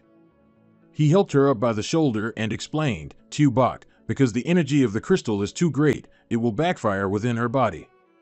So I have to use mental power to disperse some of it, otherwise she will suffer a backlash and die." Immediately after, Ndung placed his hand on Tu Lung's forehead. Up above, 2 shadows stood there, satisfied. Only by casting a long line can you catch a big fish. Tu Lung woke up at this moment. "Master, I feel much better now." And Yoon then said, she needs more professional treatment. We need to go to a hospital to find a stronger crystal. Only by absorbing more crystal power will she be fine. Mong Jiao interjected, a hospital? In this apocalyptic era, where can we find a hospital? Tu Lung lay back down on the ground, and Yoon quickly replied, I remember the nearest hospital is on the side of the uninhabited zone. Mong Jiao continued, the uninhabited zone is one of the most dangerous places in this apocalyptic world. Chao Dan spoke up, even so, we have to try, we can't abandon Tu Bak. And Yoon looked at the spy, Trang Yan, the uninhabited zone is extremely dangerous, you don't need to risk it with us. He showed his loyalty, you all gave me this life, I will go with everyone. And so, and Yoon carried Tu Lung on his back, and everyone immediately moved. They entered an abandoned area, and Yoon spoke up, let's rest here for a bit. Chao Dan casually sat on a large rock, she was a little tired and wanted to rest her feet. Suddenly, something soft and warm under her butt, panting, Chao Dan was startled and realized, no, that's not right. It turned out Chao Dan had been sitting on the back of a primordial flying pig, which now stood up, startling her. Chao Dan immediately jumped down in a panic, she screamed and ran away. The commotion on her side made Yoon react quickly, he ordered, Tu, electric strike. And at this moment, a powerful lightning bolt struck its pursuit path. And Yoon quickly yelled, Tu, aim for its left eye, that's its weakness. The pig was quickly electrocuted, it would probably turn into roasted pig soon. The flying pig fled in a panic. View true when Thursday are herd animals, this environment is not suitable for them, it's highly likely someone is controlling them from behind. Trong Kin thought to himself, this view true is not from the Trong family, could it be? And Yoon looked over, we can't just be passive like this, take Tu Bak and find the person pulling the strings behind this. Chao Dan asked Yoon, where are we going next? He followed the View True's footprints, if we want to get out of the uninhabited zone and reach the hospital, we'll have to rely on it. And just like that, following the footprints, they had traveled quite a distance. And Yoon calculated, if the crystal has been taken, then let him repay with something more precious. Feng Tong inside then said, cause a big commotion in the uninhabited zone, wait for an opportunity, and snatch the Bao Hing Trung for Yoon. The secretary quickly replied, I understand, I'll arrange it right away. The scene shifted back to Yoon, and Yoon said, by following these footprints, we can find the way out. Mong Jiao heard a loud gunshot, Mong Jiao immediately looked into the distance, and Yoon, look. Over there, two girls were surrounded by flying pigs. Tu Mai vigilantly looked at the pigs, everyone, concentrate. Immediately after, one charged to attack Kyo, making her scream in surprise, help me, it's terrifying. At the same time, a lightning bolt struck the fat pig, paralyzing it. The View True tumbled to the ground and quickly died, the other pigs saw their companion and retreated in fear. Very quickly, the pigs left, the two girls looked back behind them in a panic. And Yoon stepped forward and praised his phantom beast, Tu, well done. Kyo smiled brightly, thank you for saving us, it was so dangerous just now. And Yoon then said, don't be so polite, the uninhabited zone is very dangerous, how did you two get here? She sighed, my sister and I are phantom beast masters from the Koei Hong training organization, Tu Mai was injured by a Huen Hoa beast. Only the blood of a Huen Hoa beast can detoxify, we chased it all the way here, but didn't expect to encounter danger. And Yoon pointed to the other side, you two can follow that path to leave this place, it's very dangerous here. Kyo replied, my sister and I grew up in an orphanage, we won't abandon Tu Mai, but still, thank you for saving us. At this moment, Mong Jiao shook Tu Lung, she screamed in fear, Tu Bak, wake up. Seeing Xiao Lung lying motionless on the ground in pain, and Yang also worried, Xiao Bai. Xiao immediately looked at Xiao Lung, she instantly knew, the energy was too much. And Yang sat down near Xiao Lung, Xiao Bai, I'm about to take you to the hospital, you have to hang in there. Xiao suddenly rejoiced, she excitedly exclaimed, I have a way. Immediately after, she stretched out both hands, channeling internal energy to heal Xiao Lung, penetration level 1. Zhou Dan was wary, hey, you girls. And Yang quickly stopped her, she's using spiritual power to dilute the energy in her body. He secretly thought, the spiritual dilution method is a unique technique that has been lost for a long time. How do they know this technique? Xiao Xiao looked at her sister. Xiao Mei, come quickly and help me, I can't hold on much longer. And Yang also immediately ran over to help. Seeing him, Xiao Xiao was also a little surprised. After a while, Xiao Xiao happily exclaimed, the energy is stable. Xiaolong slowly opened her eyes. I feel much lighter now. Zhou Dan was very happy to see her awake. Xiao Bai, you scared me to death. And Yan looked at Xiao Xiao. Thank you for helping me with such a big matter. How should I repay you? The beautiful girl stretched. Repay what? In this apocalypse, life and death are unpredictable. How about we become friends? My name is Lu Shuiqiao. Just call me Xiao Xiao. What about you? He extended his hand and briefly introduced himself. My surname is An, my given name is Yang. Xiao Mei exclaimed in recognition. He's the champion of the National Illusion Pet Competition. And Yang was surprised. You all have heard about that competition too? Xiao Xiao quickly replied, of course. When you won the championship, there were many girls next to me, and they were all your fans. Xiao Mei smiled brightly. Mr. and Yang, do you mind us coming along? And Yang was generous, of course not. Along the way, everyone also became friends. Xiao Xiao also liked this. I was thinking the same thing. Turning back to Zhou Dan, Zhang Jian curiously asked, Zhou Dan, what's in your bag? It's very heavy. She explained, inside is the communication device from last time. If you throw it away, I won't let you off. He remembered the instruction, it's the...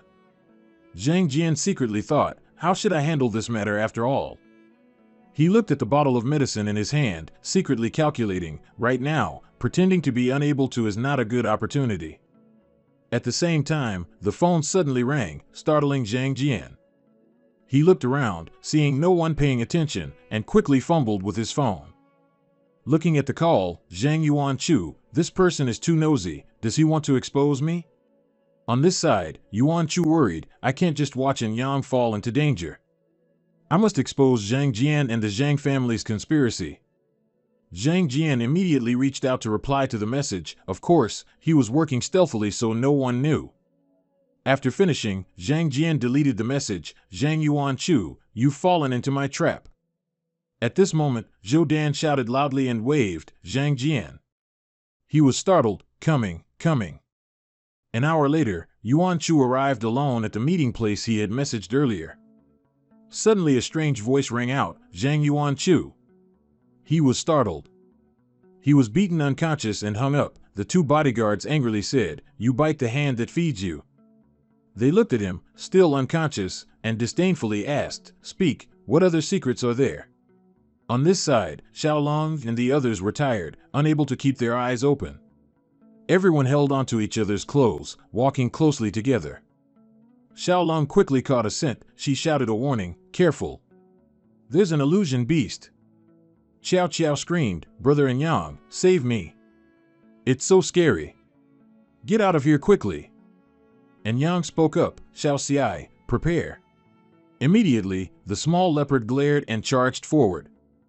Thunder and lightning struck down from the sky like a hurricane, but Yang looked at the pigs and couldn't help but wonder, strange, did we enter a pig's nest? Xiao Xiao hugged him tightly, brother Yang, you scared me to death. Luckily you're here. This girl was bold, brother Yang, listen, my heart is beating. He was bewildered, huh? Meng Jiao secretly grumbled, damn monster. She put her hands on her hips, hey, the illusion beast has already run off, stop fooling around. Xiao Mei was embarrassed, Mr. Yang, I'm really sorry, my sister is naturally timid, lacking a sense of security, so that's why. He cut her off, it's nothing. Meng Jiao snapped, just go by yourself, don't cause any more trouble for brother Yang, protect yourself. Xiao Xiao sadly said, sorry, I didn't mean to, it was really dangerous, that's why. And Yang intervened, we are all companions, we should help each other. Zhou Dan was surprised, why did those pigs retreat without fighting? And Yang explained, illusion beasts also have muscle memory. Combined with the 2 times they were attacked by Xiao Xiai, they're scared too. It's just, why do they keep appearing so many times? Then he turned and cupped his hands towards the young lady. Meng Jiao replied disdainfully, "What's so strange? Big pig hooves are everywhere." And Yang awkwardly said, "Everyone is a companion. Going together is the most important thing right now." Meng Jiao irritably said, "Let me tell you, companions are not girlfriends. We're going together, not being together in one place." Then she pouted and shot at Yang an aggressive look. "Go." Xiao Mei murmured, "Who does she think she is?" Xiao Qiao then said, "Don't worry, she won't be bossy for long." Immediately, her foot tripped on a small stone. Xiao Qiao screamed, whether accidentally or on purpose. She cried, "My foot really hurts so much." And Yang walked over. "What's wrong?" Xiao Qiao pouted, "It's nothing, big brother, just let me walk a little slower." Seeing this willow-like beauty, Meng Jiao wanted to go crazy. "Here we go again," she snarkily said. "Where you fall, that's where you get up." Xiao Qiao coyly leaned on Yang. "I'll try." Meng Jiao, for some reason, smiled brightly. She said to Xiao Qiao, "Wait, let me." Xiao Qiao stammered, "Sister Meng Jiao, that would be too much trouble." Meng Jiao still didn't care. "I'll help you." And Yan led the way, warning, "Everyone, hold on a little longer." As soon as he finished speaking, a sudden whirlwind swept through, and sand flew everywhere. Everyone covered their faces, unable to bear it. Zhou Dan panicked, "Oh no, a sandstorm is coming." After that, they unexpectedly arrived at a large castle. And Yang spoke up, "There's a sand castle in front of us. Everyone follow me." He observed the surrounding wind. "This isn't a normal sandstorm." Then Yang quickly ran forward and told everyone, "Quick, quick, quick." A swarm of insects, seemingly from nowhere, clumsily crawled towards them. Zhang Jian yelled in surprise, "These desert worms! If desert worms attack, there won't even be bones left." Immediately after, he placed his bag in the sand, fumbling for a while, seemingly trying to do something. But as soon as he stood up, the desert worms surrounded Zhang Jian, startling him. And Yang instructed, "Everyone go in first, Xiao Bai and I will save him." Then Yang directed, "Xiao Bai, use water bullets to hit them."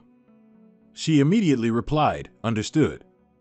Immediately, Xiao Bai transformed into a dragon, a huge and majestic dragon. She opened her mouth, concentrated her inner energy, and unleashed a massive blow towards the swarm of insects. A fierce wind arose, blowing them far away. Zhang Jian couldn't help but cover his face with both hands. He was about to do something, but Yang immediately grabbed Zhang Jian's hand, startling him. He asked, "Can't you just throw away that tattered bag of yours?" Whether speaking truthfully or pretending, Zhang Jian replied, "No, this belongs to Sister Zhou Dan. Even if it costs me my life, I won't throw it away." And Yang ran towards the door, speaking to Zhang Jian as he ran, "Hurry." Everyone quickly ran inside. And Yang immediately ordered, "Quick, close the door." Seeing Zhang Jian's swollen face, yet still clutching Zhou Dan's bag, Zhou Dan couldn't help but be stunned. "Zhang Jian, you!" Zhang Jian innocently. "Sister Zhou Dan, your bag." She was touched and hugged him tightly. "To get your face covered in scratches for my bag, it's a bit not worth it." He smiled warmly at Zhou Dan. And Yang ignored the new couple. He walked around the castle to observe. Looking at the drawings, and Yang secretly calculated. And Yang held the torch to illuminate. She added. Mom Jiao looked at those drawings. And Yang looked at the things on the table. He then looked at the large steel. And Yang analyzed. Mom Jiao saw these things. She couldn't help but wonder. And Yang explained. Zhou Dan was curious. And Yang sighed inwardly. He remembered that roar. And Yang pondered in his mind. He remembered. Then Yang happily said. He looked over at Xiao Qiao and Xiao Mei. The two sisters stood there as if waiting for orders. Zhang Jian secretly calculated. He added. Xiao Mei secretly asked her sister. Xiao Qiao cunningly said. At this moment, in the tall building, the people here were discussing him. And Yang discovered many mysterious things in the no man's land. Although it's unclear what's inside now, if there truly is a treasure, that guy will take it all. Therefore, I propose unified action, forming an alliance. Scene changed to the cave, a blue light emanated followed by a horrified scream. Jodan was puzzled. And Yang then said, Mong Jiao worried. Xiao Qiao chimed in. He turned around and instructed. Immediately after, he walked towards that blue cave entrance. Not long after entering, and Yang seemed to be possessed and laughed loudly, startling everyone. He then shouted.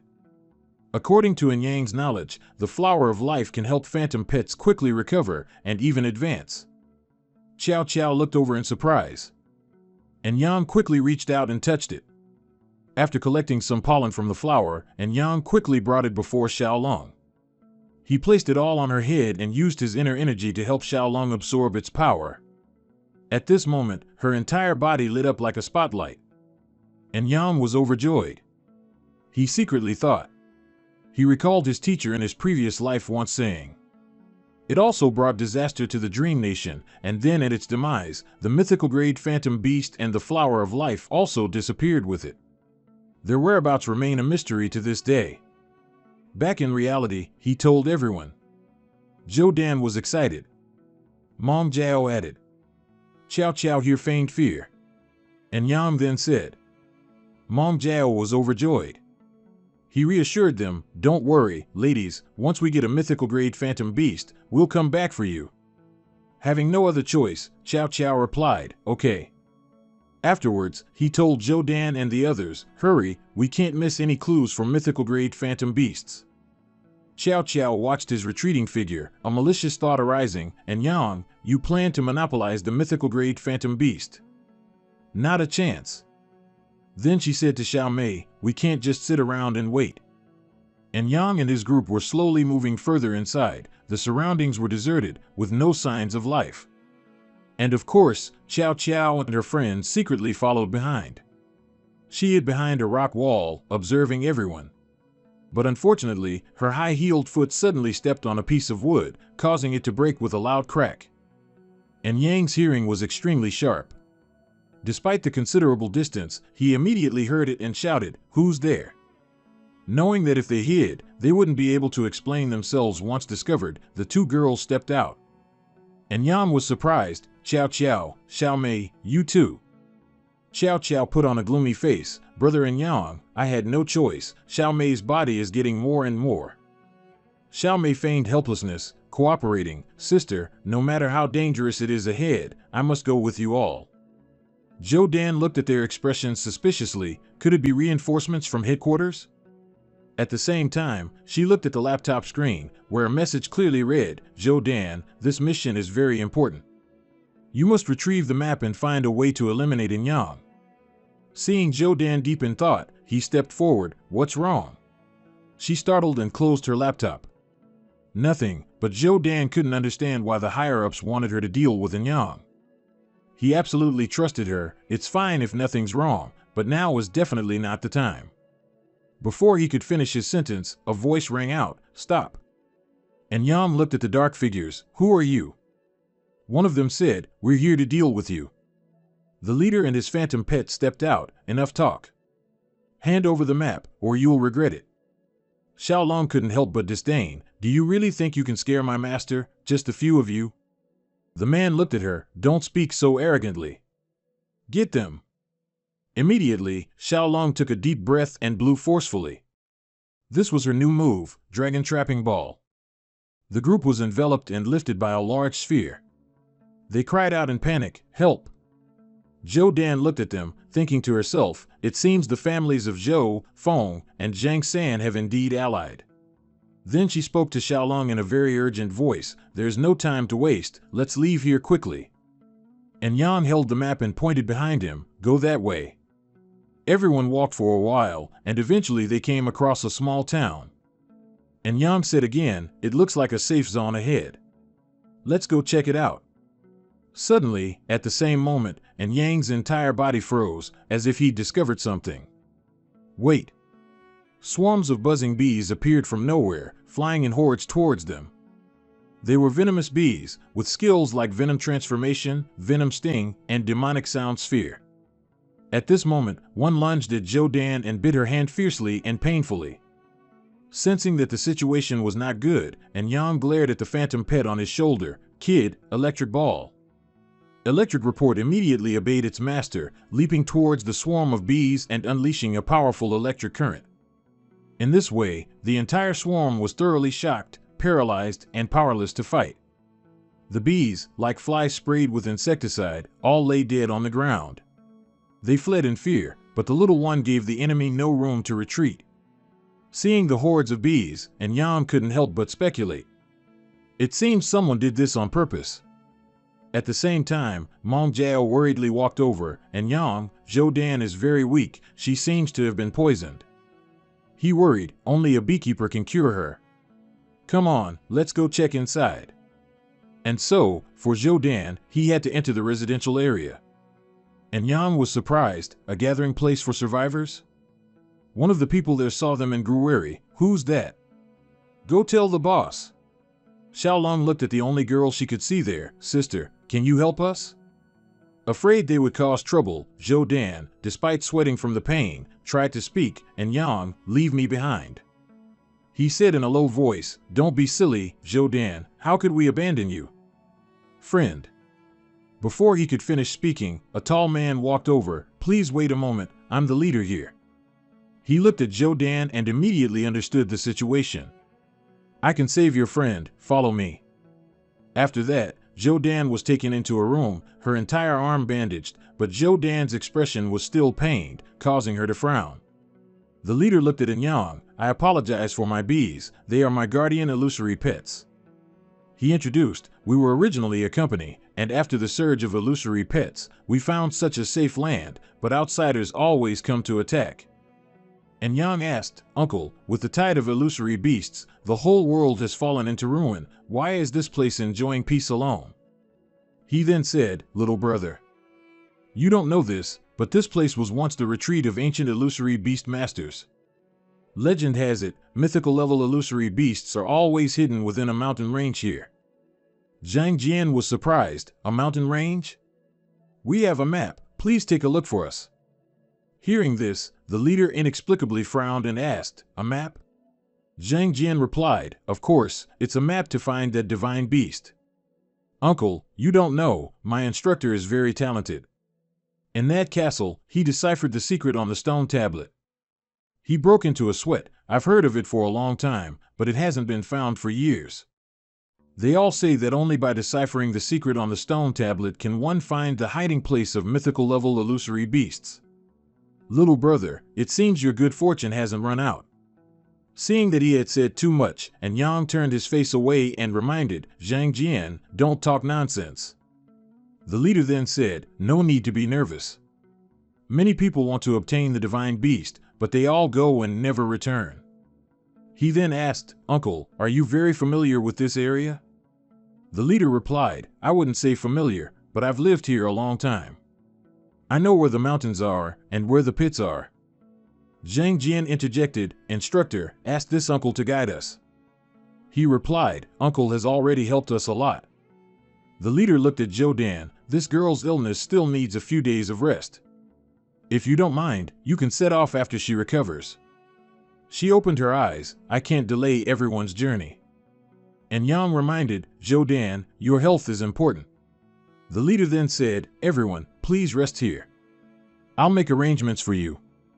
And Yang said politely, we're bothering you, uncle. As soon as he left the room, he had malicious thoughts. Could they really have found traces of the mythical level illusory beast? I can't let them succeed. At this moment, one of the burly men asked, when do we make our move? He replied, we'll talk about it after they fall asleep. Scene change, at the coalition camp, a place of extreme safety. One of them spoke, given the current situation, I suggest it's not too late to track in Yang after he leaves. The leading man then said, perhaps we should change our way of thinking. That night, the man brought food over, everyone, this is dinner the leader prepared for you. Looking at the dishes on the tray, Zhang Jian couldn't help but say delightedly, Uncle is so thoughtful. After that, he carried the tray of food into the room for Yang and the others. He first offered it to Jodan, hurry, have a taste. as he picked up a drumstick, and Yang quickly said, "Wait." Zhang Jian was startled. "Instructor, it's not that serious, is it?"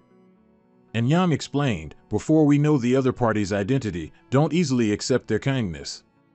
Looking at the tempting chicken drumstick in front of him, though he craved it, he still hesitated due to what he said. At the same time, a green dragonfly flew into the crowd, and someone shouted loudly, "Everyone look, what's that?" One of the villagers reached out and touched it, and the dragonfly immediately glowed. It was a gleam knight, its light blinding the man. He immediately collapsed to the ground, and at the same time, a large frog approached. Zhang Jian looked through the window, gasping in astonishment at the scene before him. "Quick, look! This frog is named Prince, and it's even a primordial level beast." It stuck out its tongue, wrapping tightly around the gleam knight. It seemed this was the fat frog's food. And Yang looked on in secret surprise. To be able to train a primordial level illusory pet, it seems this leader is definitely not simple. "I can't be careless." Just as he thought that, the man came out. The leader wondered, Danton Lu, who exactly offended the Feng family. At this moment, he immediately knocked on Yang's door. "Little brothers." He asked him, "Just now Danton Lu attacked this place, are you all okay?" And Yang replied, "Your stronghold is sturdy, uncle, we are safe and sound." The leader then said, "Little brothers, rest assured and recover. As long as I'm here, this place is safe." After giving his instructions, he didn't linger. "I'm in the red house next door. If anything happens, just come find me." Watching the leaders retreating back, Zhang Jian also felt a secret unease. Who is he? He's quite capable. Zhou Dan, feeling apologetic, said, "I've implicated everyone. I'm feeling better now, let's go." Zhang Jian also worried, "Sis, don't rush. I think this uncle is quite nice. It's not too late to leave after you've recovered." Afraid she was hungry, he said, "Sis, I'll go find some food for you now." And Yang immediately stopped him. "Stop right there. I just said earlier, when we don't know the other party's identity, don't casually accept their kindness. Have you forgotten so quickly?" He forced a smile. "Bro, it's not that serious, is it? Do you have a persecution complex? You're too suspicious. Not to mention Sister Zhou Dan, my stomach is rumbling too." Zhang Jian looked unhappy. "Since following you, I've been hungry 3 out of 9 meals. You're so calm. I don't like it. Just go." Zhou Dan quickly intervened. All right, I know you mean well." Meng Jiao also soothed him, "And Yang, you're acting like a child." And Yang asked again, "I'm not making it hard for you. I know you're unconvinced. Today, are you staying or going?" Zhang Jian stammered, You." Then he forced another laugh. "My mission isn't finished yet. If one can't endure small annoyances, one will spoil great plans, instructor. I was just too hungry. Earlier, I temporarily lost control of my temper. I was wrong, I'll follow you." Seeing him say nothing, Zhang Jian lowered his voice and wagged his tail. "Instructor, I was wrong. And Yang continued, "Our current situation is very difficult. We absolutely cannot have enemies on both sides." But this idiot didn't understand. He even thought viciously, "And Yang, I want you to pay the price." It wasn't even dawn yet when Zhang Jian stood outside the leader's door. "Who is it?" As soon as the leader opened the door, he cunningly said, "I'll get the map for you." The leader readily agreed and added, "Once the map is in hand, we'll eliminate them. We'll split the benefits of the mythical beast evenly." Zhang Jian shook hands. "Deal, it's a promise. But there's one thing I don't understand. Why not just kill Yang directly and be done with it?" He explained, "Danton Lu gave me a hint today. The Chu, Zhang, and Feng families could kill Yang as easily as turning their hand. Why haven't they? It must be. They must be waiting for him to find the mythical beast before killing him." Zhang Jian vaguely understood. No wonder. He began to plot. "So, regarding this matter, you should do this." In the morning, he looked at Yang, secretly admiring him. "I must obtain the power of the mythical beast. Zhang Jian spoke up. Instructor, can you teach me how you deciphered the ancient writings on the stone tablet and converted it into a map? Today, his mood was a bit strange, so he looked at him disdainfully and said, "Get lost." This annoyed Zhang Jian. Meanwhile, Zhou Dan saw Zhang Jian talking to the leader, but the distance was too far, she couldn't hear. She secretly speculated, could they be plotting against Yang? Zhou Dan immediately became anxious. No, I must go tell Yang. At the same time, Zhang Jian met Zhou Dan privately. Sister Zhou, I want to duel Yang. After being saved by him many times, Zhou Dan didn't believe Zhang Jian had evil intentions. She asked in surprise, duel? What happened? He continued, I've been in his team for so long, and all he's done is suppress me, he hasn't taught me anything. I don't believe my abilities are inferior to his. I want to challenge him. Zhou Dan explained, I think Yang definitely has his own arrangements. At this time, we can't add more trouble. Zhang Jian was furious. No. If Yang defeats me, I'll wholeheartedly accept it. But if he loses, the map belongs to me, and I'll take charge of the rest. I guarantee I'll defeat him, just wait and see him embarrass himself. No sooner said than done, Zhang Jian immediately went to find his opponent, Yang. Zhang Jian was direct. Yang, I want to duel you. If I win, you must hand the map over to me. He chuckled lightly, feigning surprise. Recalling Zhou Dan's words, Yang, I just heard two people secretly plotting. It's very possible they have other intentions towards us.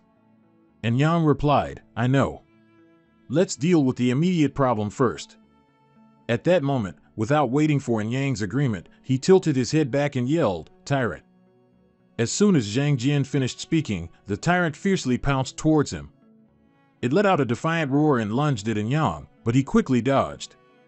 You forced my hand. The leader looked at Zhang Jian, secretly pleased. Worthy of instruction. Yang couldn't tolerate it anymore. He immediately shouted, Kiddo. Obeying its master's command, the electric leopard immediately leaped forward and dashed. A powerful electric current shot straight towards the leopard. It roared loudly and thrashed about. The normally powerful Kiddo was now thrown far away. Yang instructed it, Kiddo, don't just think of a fatal blow. Why not change your approach? The little leopard learned very quickly. It lunged again. It was small, but its brain developed quickly, so it learned very well. The tyrant used the same old move, but our Kiddo did not. Seeing Kiddo's new fighting style, Zhang Jian was startled. This is bad. Out here, that old man secretly made a move. The time has come. It turns out he ambushed Kiddo with his power. This old man is truly despicable. Seeing Kiddo fall to the ground, Xiaolong shrieked, Kiddo. Seeing that, the leader was extremely satisfied and delighted. The plan succeeded. Xiaolong angrily put her hands on her hips and defiantly said, How could this be? How dare you bully Kiddo? Immediately after that, she transformed into a large dragon and flew up. Xiaolong hates it most when others bully her family. She'll definitely get revenge for this anger. On this side, the leader also immediately summoned his golden phoenix, let you taste my power. At the same time, two colossal powers, the fire stream and the azure sea pearl, clashed. A large explosion quickly rang out. The surrounding crowd couldn't help but flee in fear.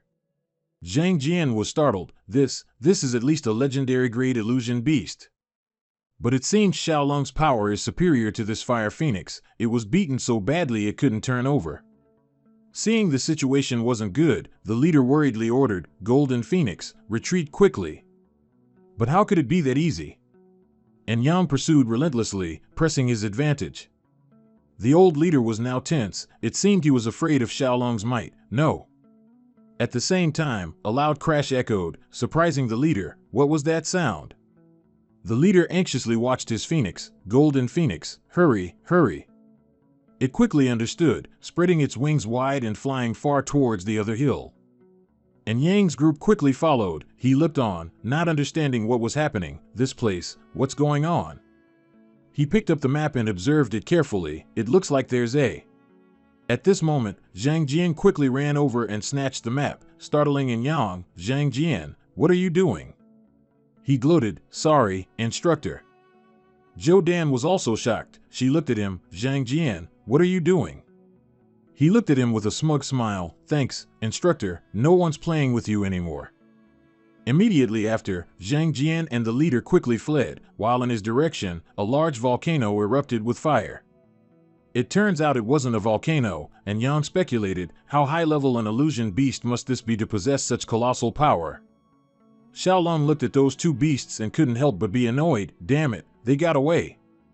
But Yang didn't seem urgent at all, instead he was quite calm, they haven't gone far, prepare for battle.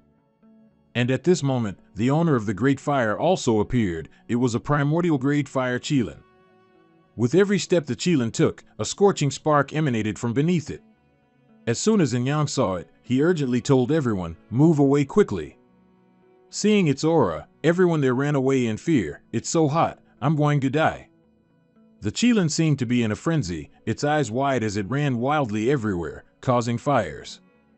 Xiaolong stood in front of it, acting tough like an elder sister, and Yang couldn't help but worry, Xiao Bai, be careful. But immediately, before he could even finish speaking, Xiaolong was rammed and sent flying far away. Due to her carelessness and overconfidence, our little dragon fell to the ground with a painful thud. Xiaolong then vaguely sat up, teleportation, too fast. Zhou Dan worried, Xiao Bai, are you okay? For some reason at this moment, the Qilin's gaze shifted towards Yang's group, or perhaps it seemed they were making a lot of noise. Seeing it run towards her, Zhou Dan couldn't help but shriek in fear, don't come over here. Is this the rhythm for an impromptu feast? But at this moment, for some reason, Yang stood in front of the three girls, wait a minute. Using his spiritual power, Yang speculated, this illusion beast's ability has reached the primordial grade, but its spiritual power is very volatile, it seems to be seriously injured. Immediately after, he ordered Xiaolong, Xiao Bai, help me control it. And so, both of them coordinated seamlessly. When the fire Qilin was controlled and stopped, Yang immediately soared and launched himself straight towards its forehead. A stream of light emanated from there, it seemed he wanted to heal the fire Qilin. Immediately after, a flood of its memories rushed back into his mind, and Yang was surprised. It actually has the ability to recall memories, I didn't expect you to have suffered such treatment. Don't be afraid, I won't hurt you, I will heal you. After a while, the fire Qilin finally calmed down and sat, and Yang couldn't help but rejoice, it worked. He looked at Xiaolong again, Xiao Bai, it's different from the illusion beast we met before, it has the ability to rewind time. Now I'm not entirely sure, but I see its nature is kind, and it has a past similar to yours. I want it to become your friend. Xiaolong happily said, congratulations, master, for getting another illusion beast. He sat down and stroked the fire Qilin. Starting today, we've formed a contract. You'll become my illusion pet. You're red and good at flying, so I'll call you Fire Cloud Beast. Zhou Dan walked over. I can't believe it. This guy was so fierce and harmful just now, but now he's turned into a pet. Kyo Tamer ran over and hugged his arm. Brother Yang, you're amazing. You really scared me to death just now. Mong Jiao said impatiently, stop being so delicate here. Don't forget the map is still in Truong Hien's hands. Xiaolong was anxious. Then let's go find it quickly. Zhou Dan immediately stopped them. Wait, Truong Hien and his group's whereabouts are unknown now. How can we find them? At this moment, everyone was momentarily confused. What should we do? And Yang touched his new illusion beast. Everyone, don't forget, the Fire Cloud Beast has the rewind skill. Suddenly finding a solution to the problem, Zhou Dan and Mong Jiao couldn't help but rejoice. She couldn't help but exclaim, that's great. At this moment, Yang placed his hand on the Fire Cloud Beast's forehead. He closed his eyes to feel its power. The rewind images in its mind appeared. At this time, Truong Hien and the leader were heading towards a large castle. He couldn't hear what the two were saying, but at least he knew they were together at some location. And Yang secretly suspected something. That's strange, the uncle's face, why does it feel like I've seen it before? Seeing him dazed, Xiaolong couldn't help but come over and ask, Master, what's wrong? and Yang snapped back to reality. It's nothing, let's go. That's what he said, but he was still thinking, why was Lu in the rewind images? Does this man have connections? Meanwhile, the leader told Zhang Jian that there was no time to lose, they had to act immediately and couldn't let the illusion beast fall into someone else's hands. But he thought to himself, smugly, the map is in my hands, this is my best chance to dominate. I must find a way to eliminate them. Seeing Zhang Jian hesitate, the leader couldn't help but ask, little brother, what are you still thinking about? He spoke up, I'm afraid that relying only on our strength, we might encounter problems on the way. The leader laughed loudly. Don't you worry about that. This is a military base I've hidden for many years, filled with countless treasures. Hearing him say this, Zhang Jian couldn't help but gasp. The leader then turned and said to him, follow me. Back on Yin Yang's side, everyone was still stealthily following the path he had indicated. Very quickly, they arrived in front of the villa he had seen in the Fire Cloud Beast's memories. Yin Yang whispered, Xiao Bai and I will go scout the situation, you all hide here and don't act rashly. Before he left, Meng Yao couldn't help but worriedly warn him, you absolutely must not let anything happen. The scent of intimacy wafted up again, and Yin Yang squeezed her hand to reassure her, don't worry. It turned out that the leader had led Zhang Jian to a warehouse full of weapons. He took one look and couldn't help but exclaim, Uncle, you're impressive. The man smugly said, this is the accumulation of half my life. With guns in hand, who do we fear? Seemingly in high spirits, the leader put an arm around Zhang Jian's shoulder and said, this is just an appetizer. Follow me. He led him to another warehouse, the leader going ahead to open the door and lead the way. Inside were piles of rare treasures. Look, all these things are precious items for evolving illusion pets. I used them to forge that Silver Fox Suicide Squad. Zhang Jian stared dumbfounded at the pile of items. Uncle, who are you? A few years ago, the Illusion Beast Suicide Squad assassinated many illusion pet masters. Their joy was short-lived. Suddenly, a loud shout rang out from outside. Hearing it, he immediately became anxious. Oh no, something's happened. With the sound, both of them anxiously rushed upstairs, everyone breathless. Piles of white skeletons, with glowing, demon-like eyes, immediately appeared. Yin Yang and his two capable assistants sat regally on the chairs like a demon king. Something's happened, offering two kids as scapegoats. What kind of boss is this? The leader quickly ran over, Yin Yang, you're alive. I thought you'd become food for that illusion beast. Yin Yang calmly replied, no, don't keep calling it an illusion beast. Its name is now Fire Cloud Beast. Seeing this, both their faces seemed to stiffen, becoming unbearably ugly. He stroked the Fire Cloud Beast, I forgot to introduce you all. It's now my contracted illusion pet. The man raised his voice, Yin Yang, you don't need to be sarcastic with me here. I know what you want to do. Today, not only will you not get the map, but you'll also lose your life here. Silver Fox Suicide Squad, attack. The door immediately swung open, and before anything could be seen, a bright flash of light erupted. An explosion simultaneously roared out, sending dirt and rocks flying everywhere.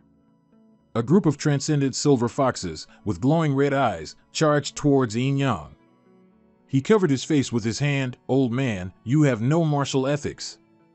From a distance, 3 silver foxes suddenly shimmered and transformed into 3 human figures, surprising Yin Yang.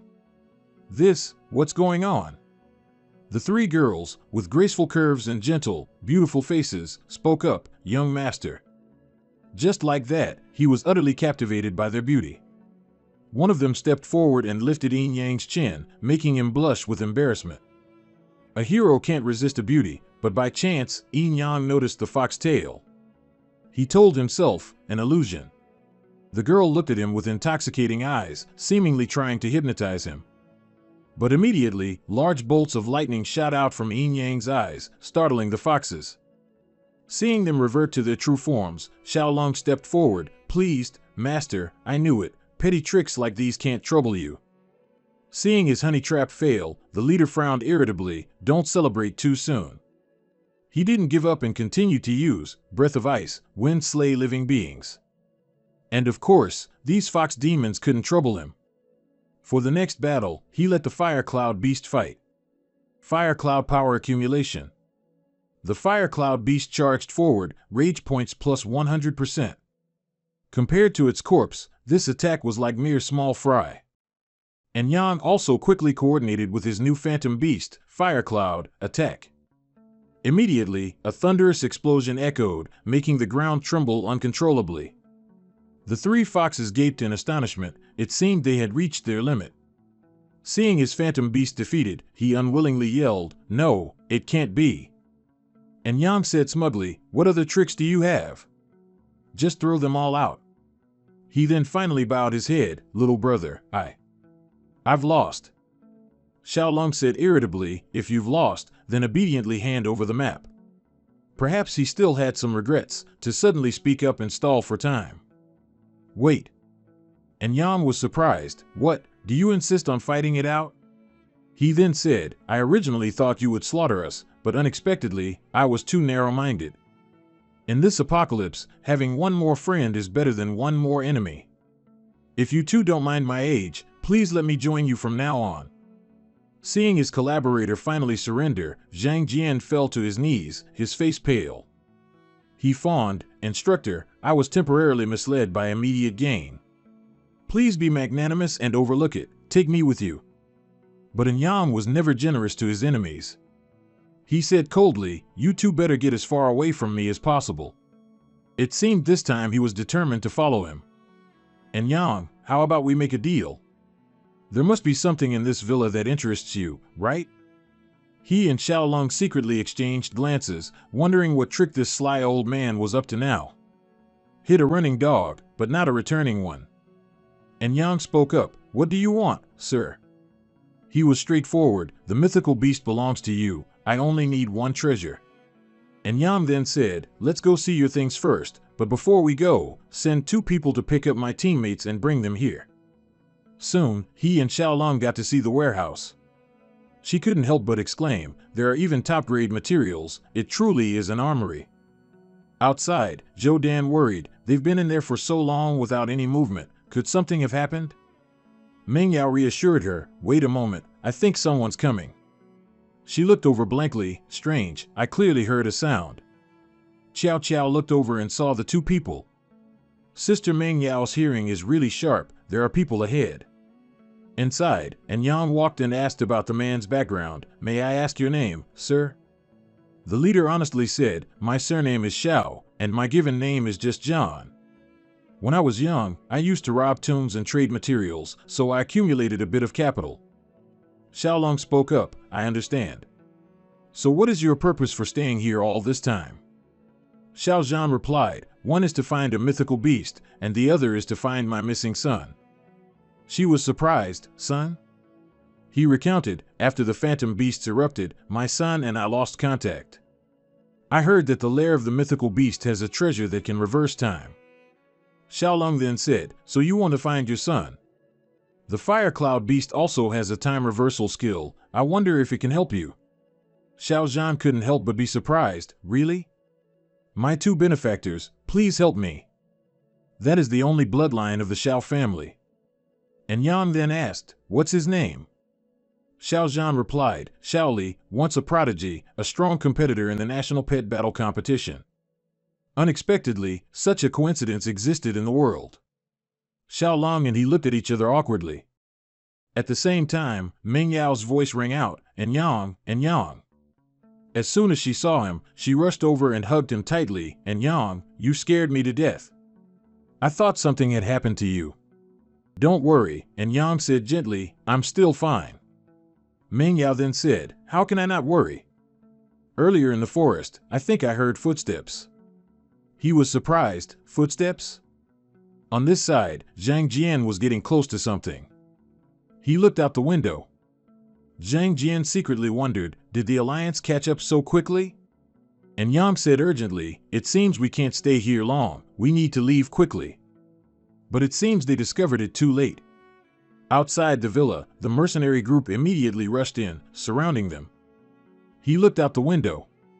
The alliance arrived so quickly, someone definitely leaked the information. Chao Dan was a bit worried. She stepped forward and asked, "And Yang, what should we do now?" Seeing everyone in a bit of a panic, and Yang calmly reassured them, "Don't be afraid, adapt to the situation." In just a moment, Xiao Zhan's villa was completely surrounded, and those mercenaries were ready to open fire at any time. One of them shouted loudly, "Young Master and Yang, are you there?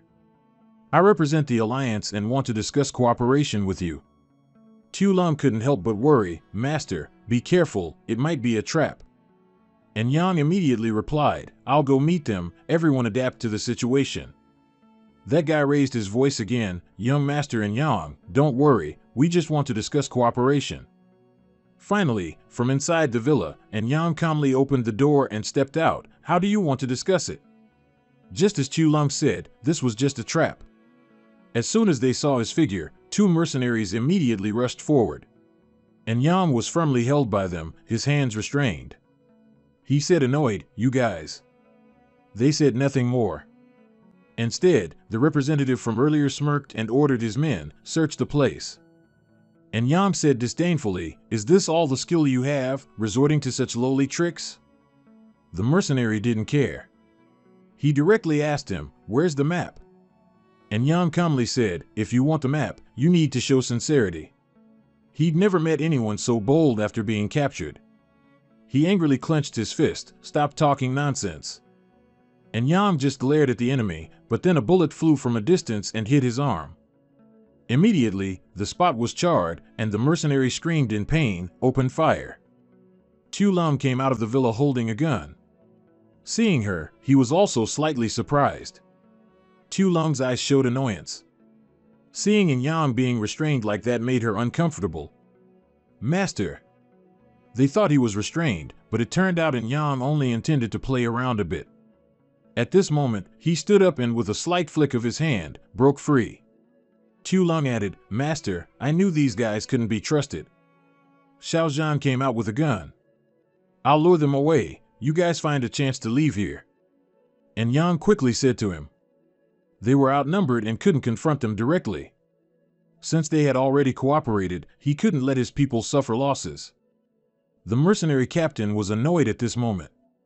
He was just getting bandaged while shouting, "Surround this place." Even after being shot in the arm, that guy wasn't scared. He smiled slyly and said, "Call Little Butterfly here." Mong Dao looked worried.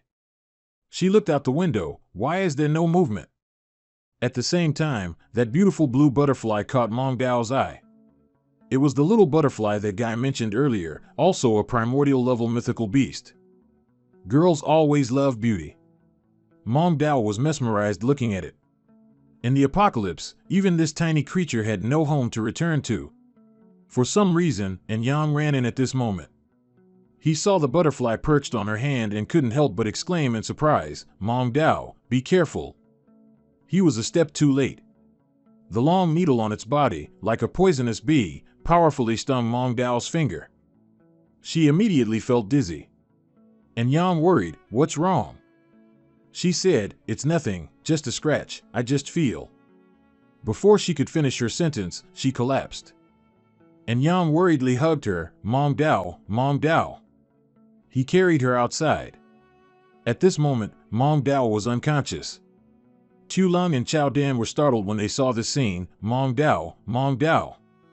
Suddenly, she immediately woke up, but her eyes seemed off.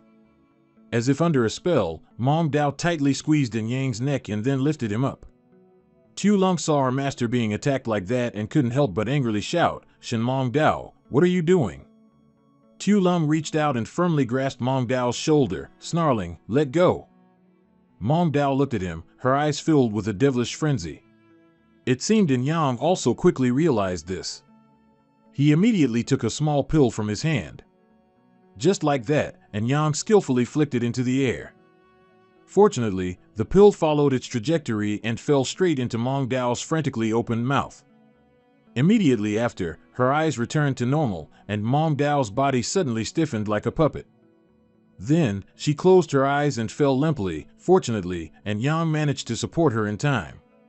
Leaving Mong Dao on the ground, Tu Lung was a bit worried, "Master, what's wrong with Sister Mong Dao?"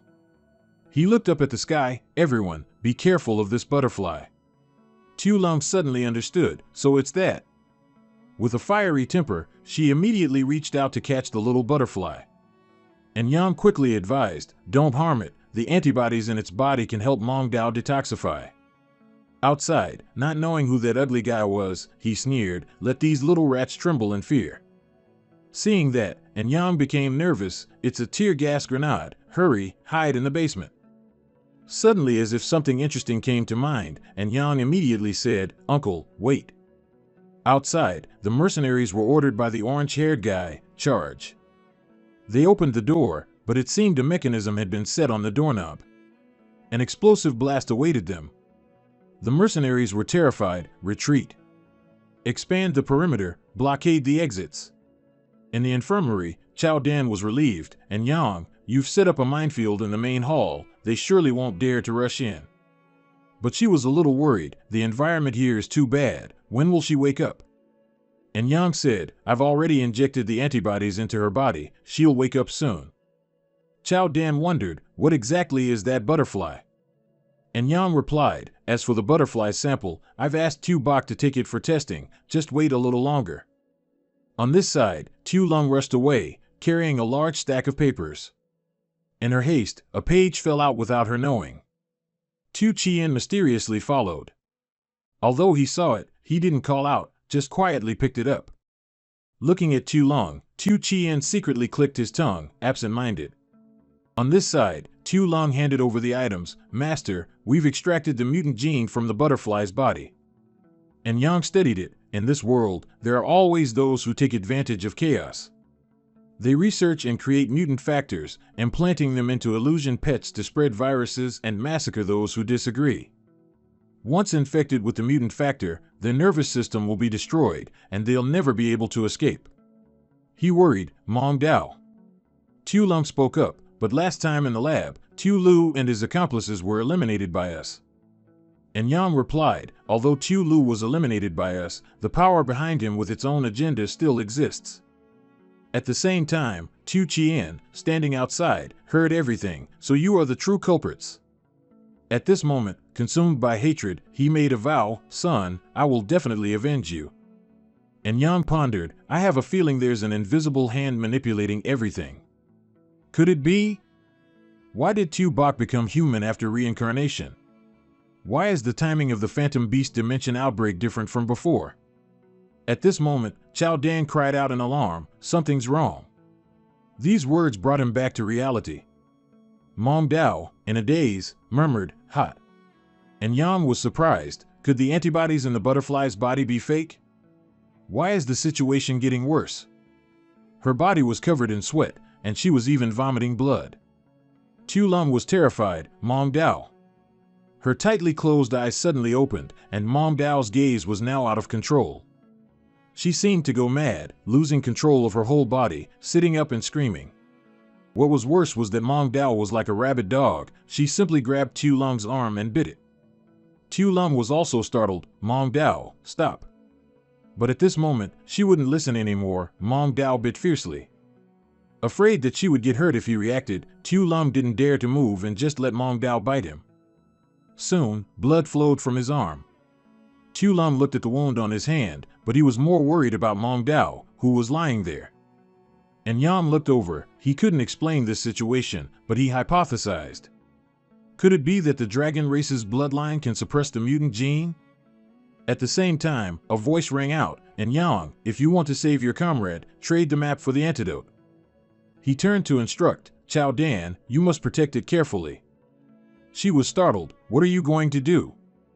And Yang said again, Chao Dan. You stay here and take care of Mong Dao. Tu Bok and I are going to meet this Chao Thong.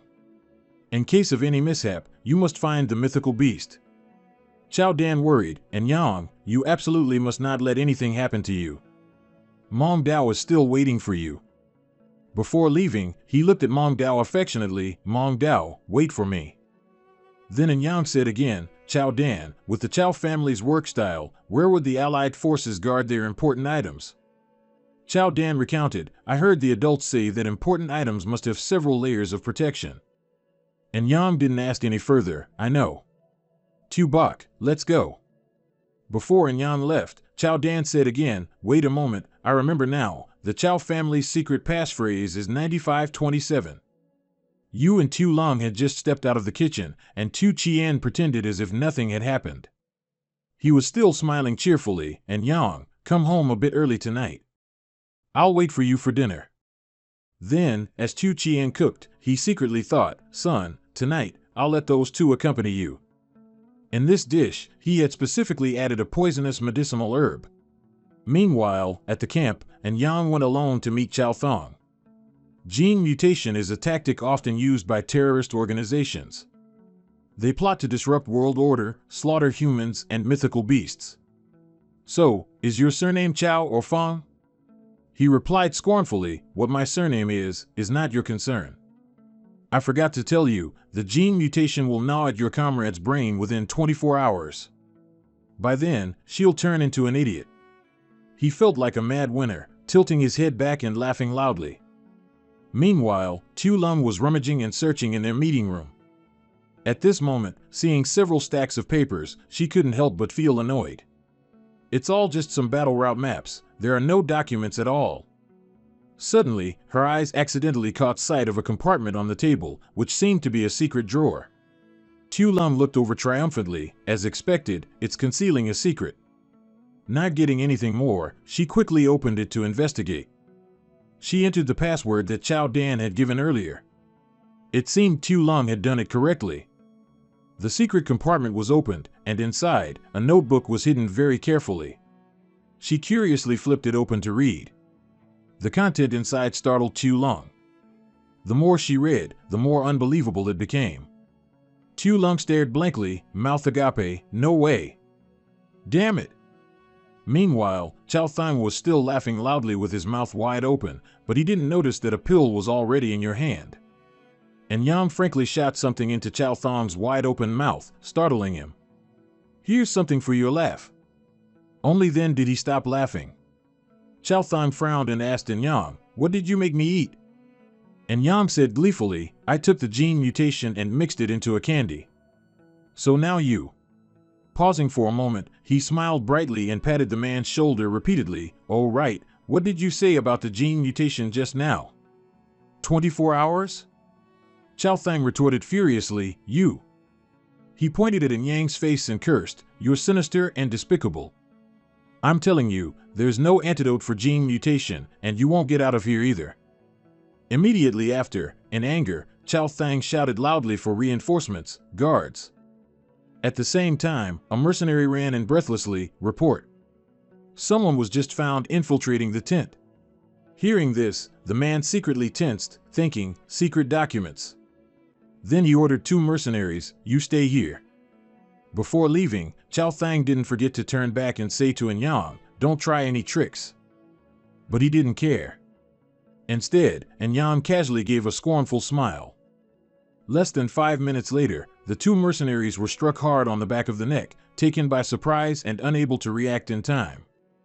Tu Lum appeared, and she said scornfully, you two alone thought you could stop Master? After knocking down the two mercenaries, Tu Lum quickly grabbed his hand, Master, let's go. After hearing his soldiers report, Chow Thang immediately bolted towards the meeting room. Meanwhile, they recounted, at that time, the two of us heard sounds inside, so we rushed in. But after entering, they didn't see anyone. Chow Thang ordered, you two, go outside first. Immediately, he opened the secret compartment, the notebook was still there. But it seemed Chow Thang was still uneasy, he stared at the drawer for a long time. The mercenary quickly reported, it's not good, that guy got away. Chow Thang knew this was a feint to lure the tiger out of its mountain lair. Looking at the notebook, he firmly concluded, someone must have touched it. Could it be Enyang's person? Back at Tu Chien's castle, as soon as he saw him, he said happily, you're back. Tu Lum was a bit worried, Master, Chow Thang has us surrounded tightly, it looks like we won't be able to break through the encirclement anytime soon.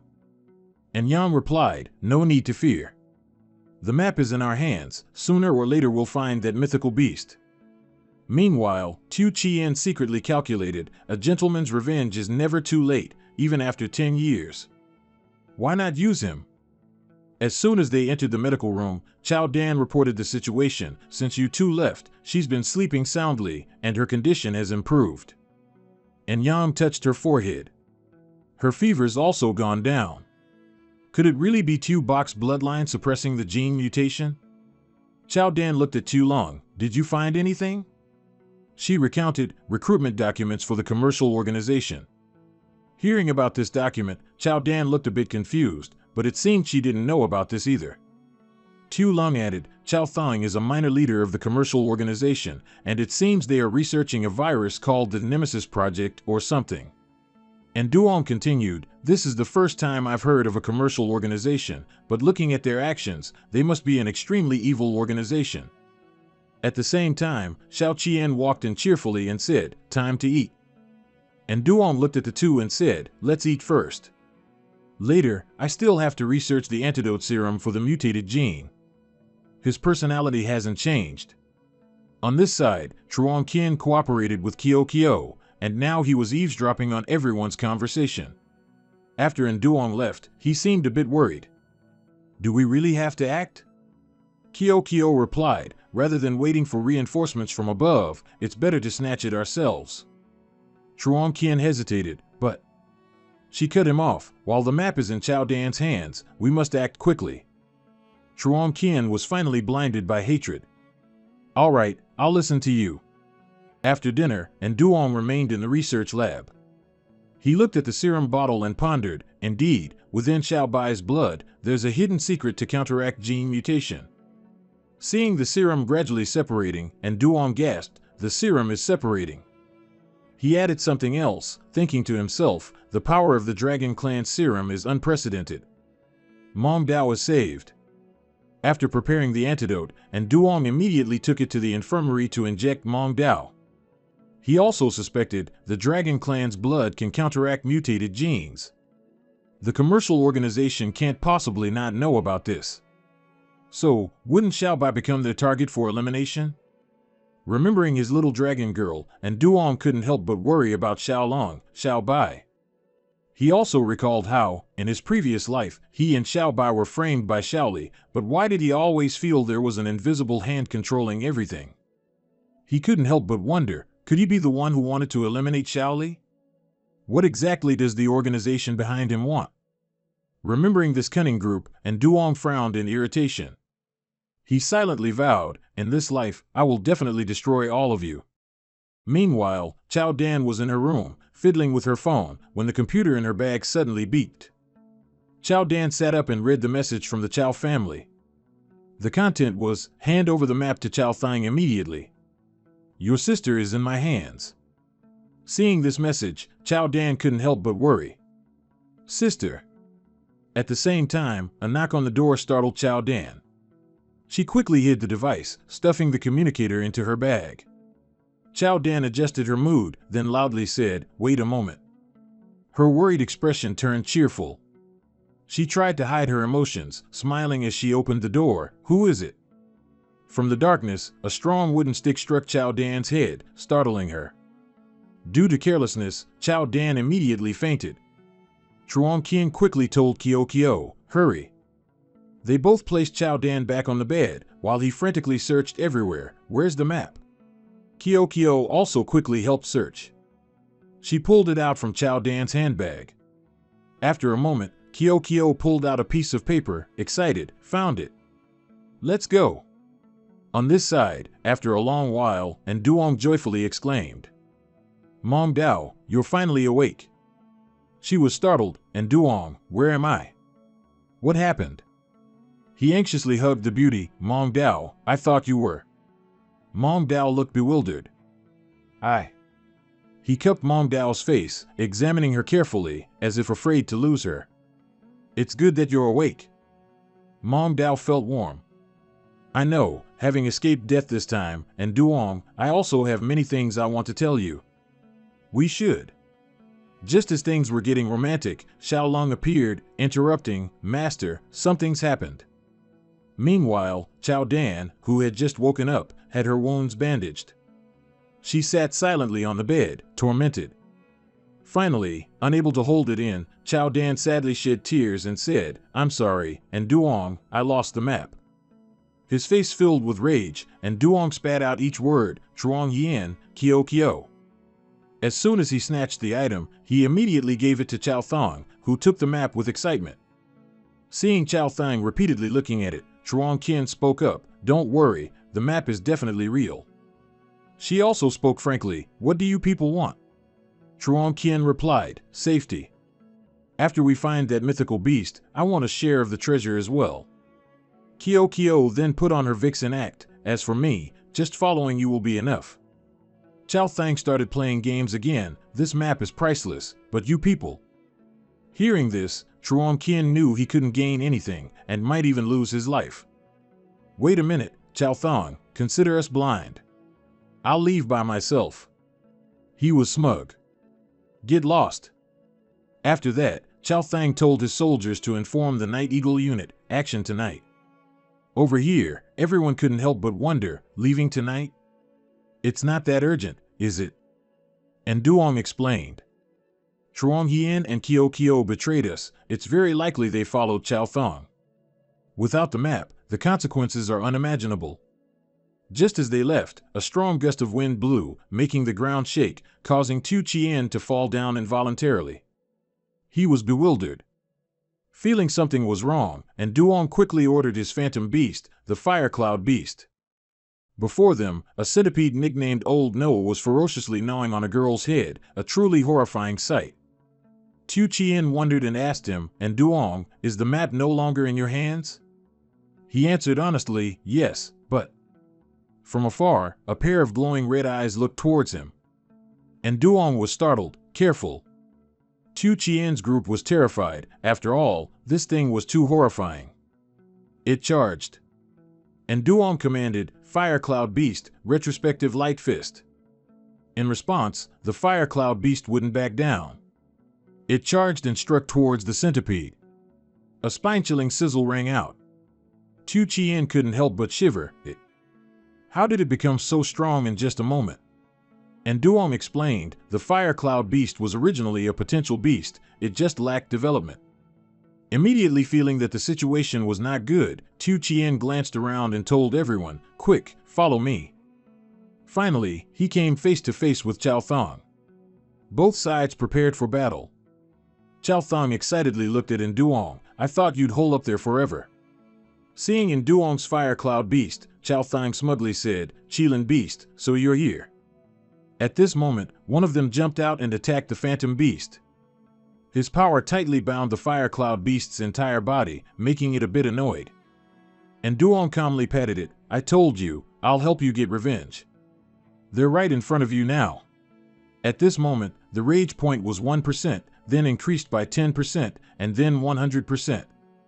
A fire cloud strike was unleashed, making the soldier flee in terror, screaming, "Save me!" Seeing him control it to kill someone in a flash, Chao Thang couldn't help but praise him. "No wonder you're the champion of the National Phantom Beast competition. In just a few days, you've trained the Qilin Beast quite well." He pointed his gun at him, and Duong, "You're truly talented. What a pity you were born in the wrong era." At the same time, Tu Lung rushed forward, "No sportsmanship at all. If you want to touch my master, you'll have to get past me first." Like a feisty ant, Tu Lung slapped him hard across the cheek, making it swell. "That slap's for the Fire Cloud Beast. You animal abuser." Just after receiving one slap, Chao Thang couldn't help but collapse to the ground, unable to get up. At the same time, the map he was carrying flew out. Tu Lung quickly ran over and picked it up. Then, she scurried after Duong. He said, "Little White, we shouldn't stay here long. Let's retreat." Seeing him leave, Chao Thang dared not react anymore. He could only glare with a dark expression, "You won't get far." Taking out his anger on others, Chao Thang pushed his soldier away and cursed, "Useless. All of you are useless." After leaving that place, they stopped at a large school. And Duong said, "Let's rest here for today. We'll decide after we get the map back." Tu Lung then happily said to him, "Master, look what this is." And Duong was surprised, "Little White, you're good." With this, we can continue searching for that phantom beast. She handed him another item. Master, I found this too. Take a look. He was surprised. This is. As soon as he read the contents, and Duong couldn't help but frown. He was surprised. Where did you find this? Tu Lung recounted, after you guys went up there, I saw a hole in the wall damaged by the centipede. When I got closer to look, I found this.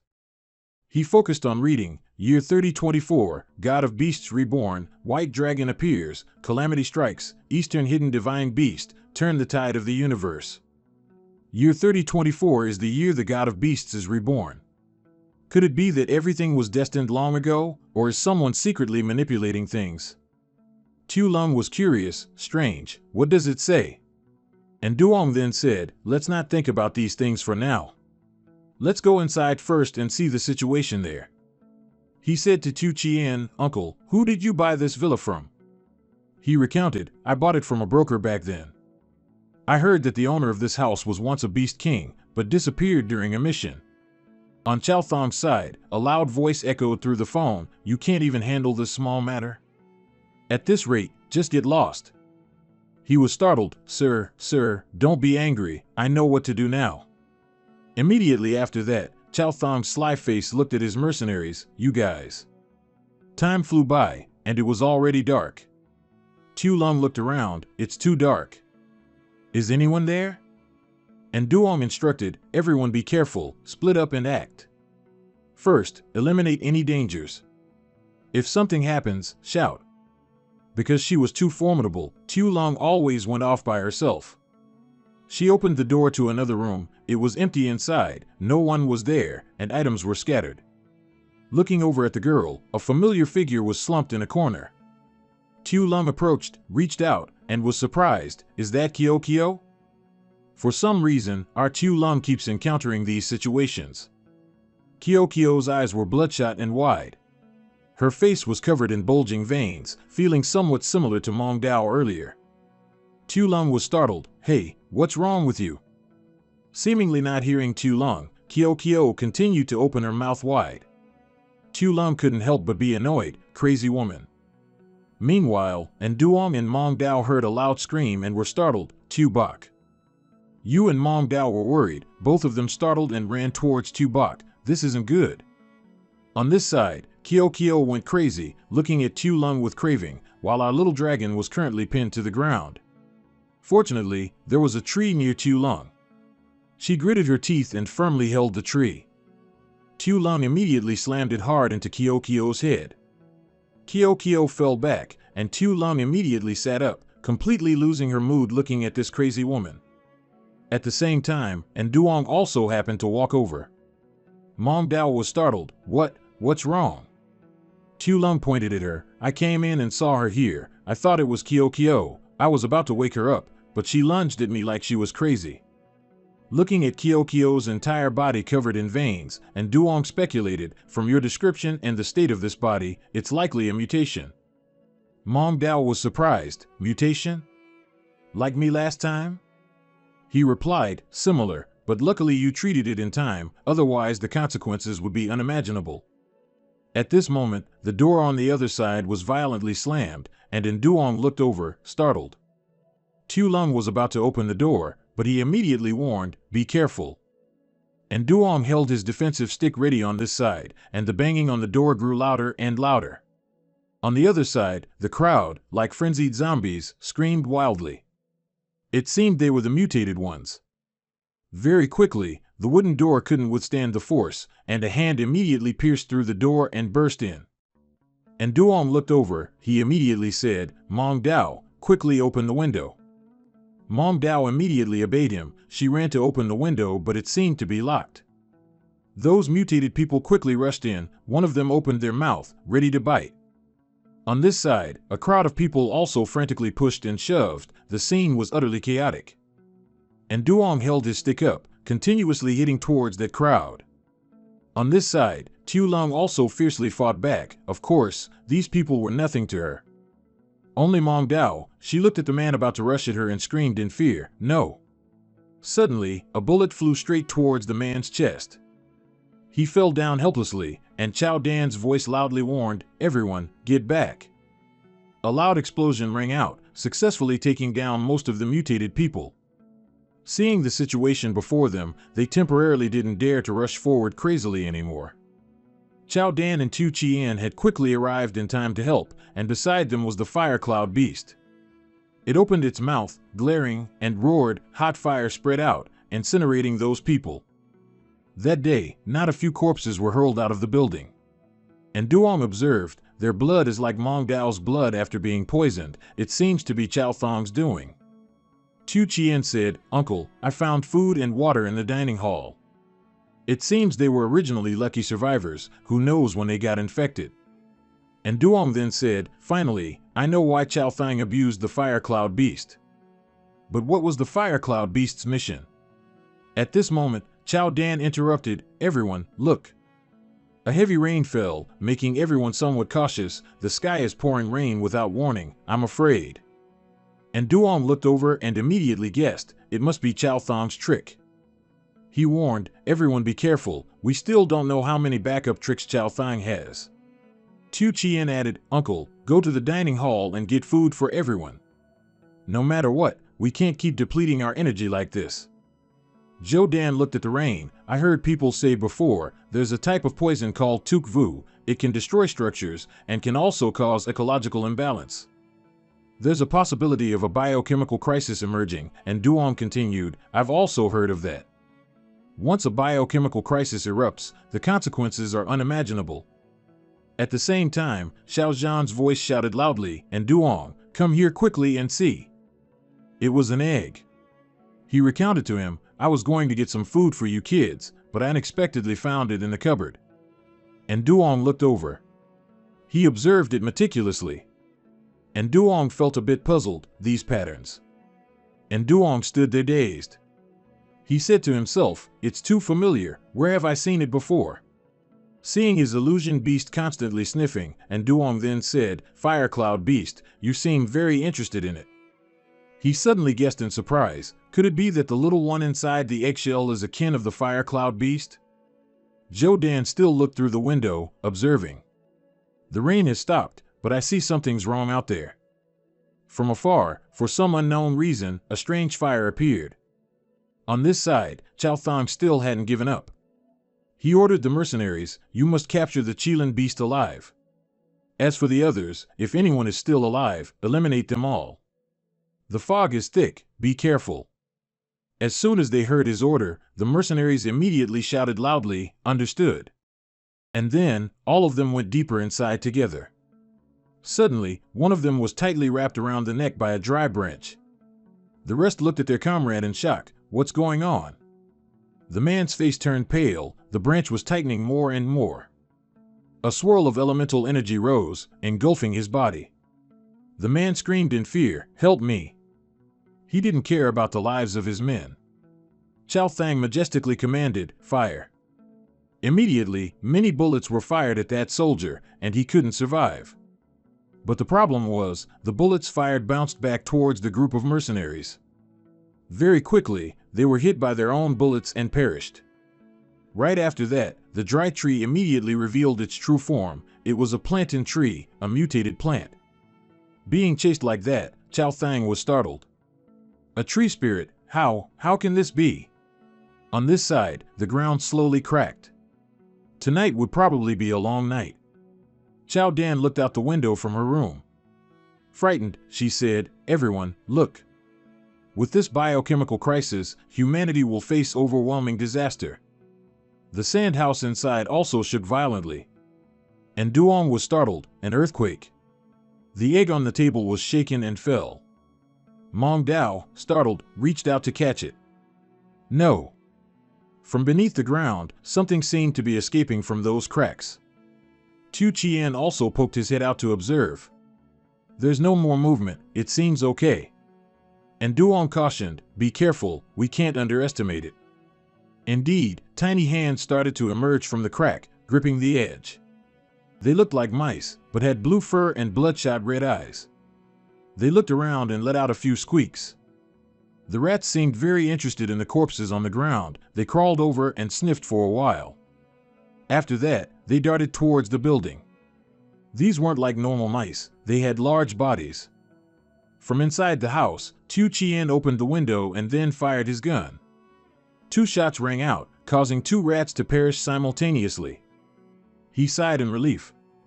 Good thing I brought this for self-defense.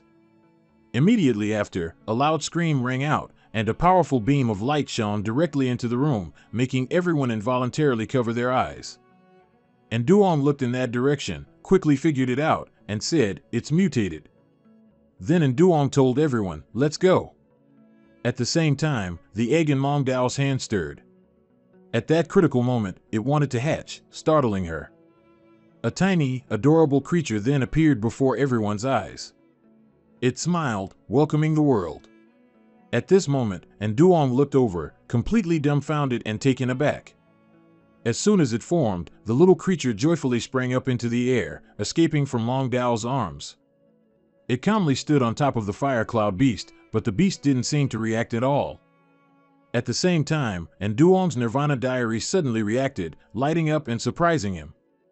Just like that, the powerful beam of light, carrying immense strength, enveloped the illusion beast. Meanwhile, outside, those rats were sniffing the ground with their noses, intently, as if searching for something. At this moment, everyone suddenly appeared outside. Duong was greatly surprised by this new power. This was instant teleportation. The fire cloud beast looked at the rat, seemingly a bit hesitant to advance. The little one looked towards it, and an attack was launched, making the rat gasp in fear. On this side, the other rat was also torn apart by the fire cloud beast. It shrieked in agony. Seeing its companions being battered, one of them fled in terror. The fire cloud beast swiftly flew after it. But Duong worried for it. He immediately commanded, "Fire cloud beast, come back." But it seemed not to hear him. The fire cloud beast continued to tirelessly pursue the rat. Tu Lung was curious, "Master, what exactly is that thing? It has combat power right after birth and coordinates so well with the fire cloud beast." He held out the book. "What is the relationship between this book and the fire cloud beast and the little illusion pet?" Chao Dan added, "Only by directly confronting them will we know." But when he went over, the fire cloud beast had vanished, making Duong suddenly worried. Mong Dao looked around, then pointed to the ground and said, "Duong, look." Duong bent down to observe. "Oh no, the fire cloud beast has been captured." He looked at Tu Lung and Tu Bok. "Before they go too far, let's follow their tracks. The rest of you stay here." At Chao Thong's tent, he smirked, "If I don't catch this thing, how can I easily catch the Qilin beast?" The little spirit angrily glared. He looked at it disdainfully and said, "Trying to run?" Chao Thang took out a needle. "You truly refuse a toast only to drink a forfeit. Originally, I just wanted to use you to eliminate the Chaos Illusion Beast. To let the world know that in this world, only mutated illusion pets are the strongest, but you insist on opposing me." He laughed triumphantly, injecting the needle into the fire cloud beast, which writhed in pain and sweat. Just then, its eyes shone brightly. "What I can't have, Yin Yang won't get either." The little spirit angrily kicked and thrashed, crying out. Chao Thang furiously yelled at it, "Shut up." He pointed his gun at the little spirit, intending to shoot. At the same time, a mercenary rushed in, reporting. He reported, "The detector shows an unidentified creature 3 kilometers away from us, approaching." Chao Thang frowned as soon as he heard. He immediately ordered a retreat, taking all of them along. The scene shifts to Yin Yang's group. Xiaolong looked around and realized, "Master, there's someone." Xiaolong didn't wait for him anymore. She automatically ran over to investigate alone. She pressed his head down and interrogated him, "Where's Chao Thong? Did you capture the fire cloud beast?" He gritted his teeth. "I truly don't know anything. I've lost them." She angrily pressed down, "Don't play games with me." He was terrified. "It's completely true, we were scattered by a monster." At this moment, a poisonous centipede slowly approached him. It crawled over him, frightening the mercenary. He foamed at the mouth after being bitten. Xiaolong asked Yin Yang, "Master, what should we do now?" Yin Yang placed his hand on the man's neck. "He's dead." They paid him no more attention. She pointed to Yin Yang. Master, look. At the same time, the mercenary suddenly seemed like a zombie. He crawled up, his fingernails growing long. At this point, the mercenary looked like he'd gone mad. He resembled a dog, his teeth also growing long and somewhat unusual. Soon after, his entire body smoked, and his skin and flesh began to rot. In an instant, his entire body was as if corroded by acid. In a moment, only a dry skeleton remained. From his remains, a centipede crawled out. Xiaolong was surprised. This is... Yin Yang immediately recognized it. A mutated bloodworm. It can drain an adult's blood in an instant. He shivered, speculating, could it be a conspiracy to eliminate humanity? At the same time, Xiaolong discovered something. She looked at Yin Yang. Master, look at this. Before them was a fierce whirlwind, sweeping everywhere. Trees were toppled by the storm, their roots ripped out at the same time. The ground also cracked open. The scene was no different from a natural disaster. Yin Yang looked at this and thought, could it be the third illusion beast tide? They both stared blankly around them, not noticing someone secretly attacking from behind. When Yin Yang woke up, he was tied to a hospital bed. Where am I? The doctor held a syringe. You're awake? Yin Yang was surprised. Who are you? He said nothing, just darkly asked Yin Yang back, what are you doing in the Phantom Forest? Yin Yang didn't understand what he was saying. He asked again, what forest? The doctor sighed, well, the components on your body. It's truly a long story, only the cornea is left. Immediately after, Yin Yang stopped pretending. He easily broke free from the restraints and gripped the doctor's hand, making the doctor scream in surprise. Before he could react, Yin Yang decisively injected the needle into his neck. Seeing the doctor collapse to the ground, he said with a dark expression, sorry, I don't want to be your experiment, but I'm quite interested in your clothes. Yin Yang wandered around and coincidentally overheard another doctor's conversation. According to her, is it really possible to obtain healthy human organs and immortality through surgery? The nurse replied, there's already been a successful case, don't you believe it? He heard again, that's right, I heard the former member has been awakened, and they captured 2 test subjects from the scene. They'll have surgery later, hurry up and prepare. At the same time, from a distance, a man walked over.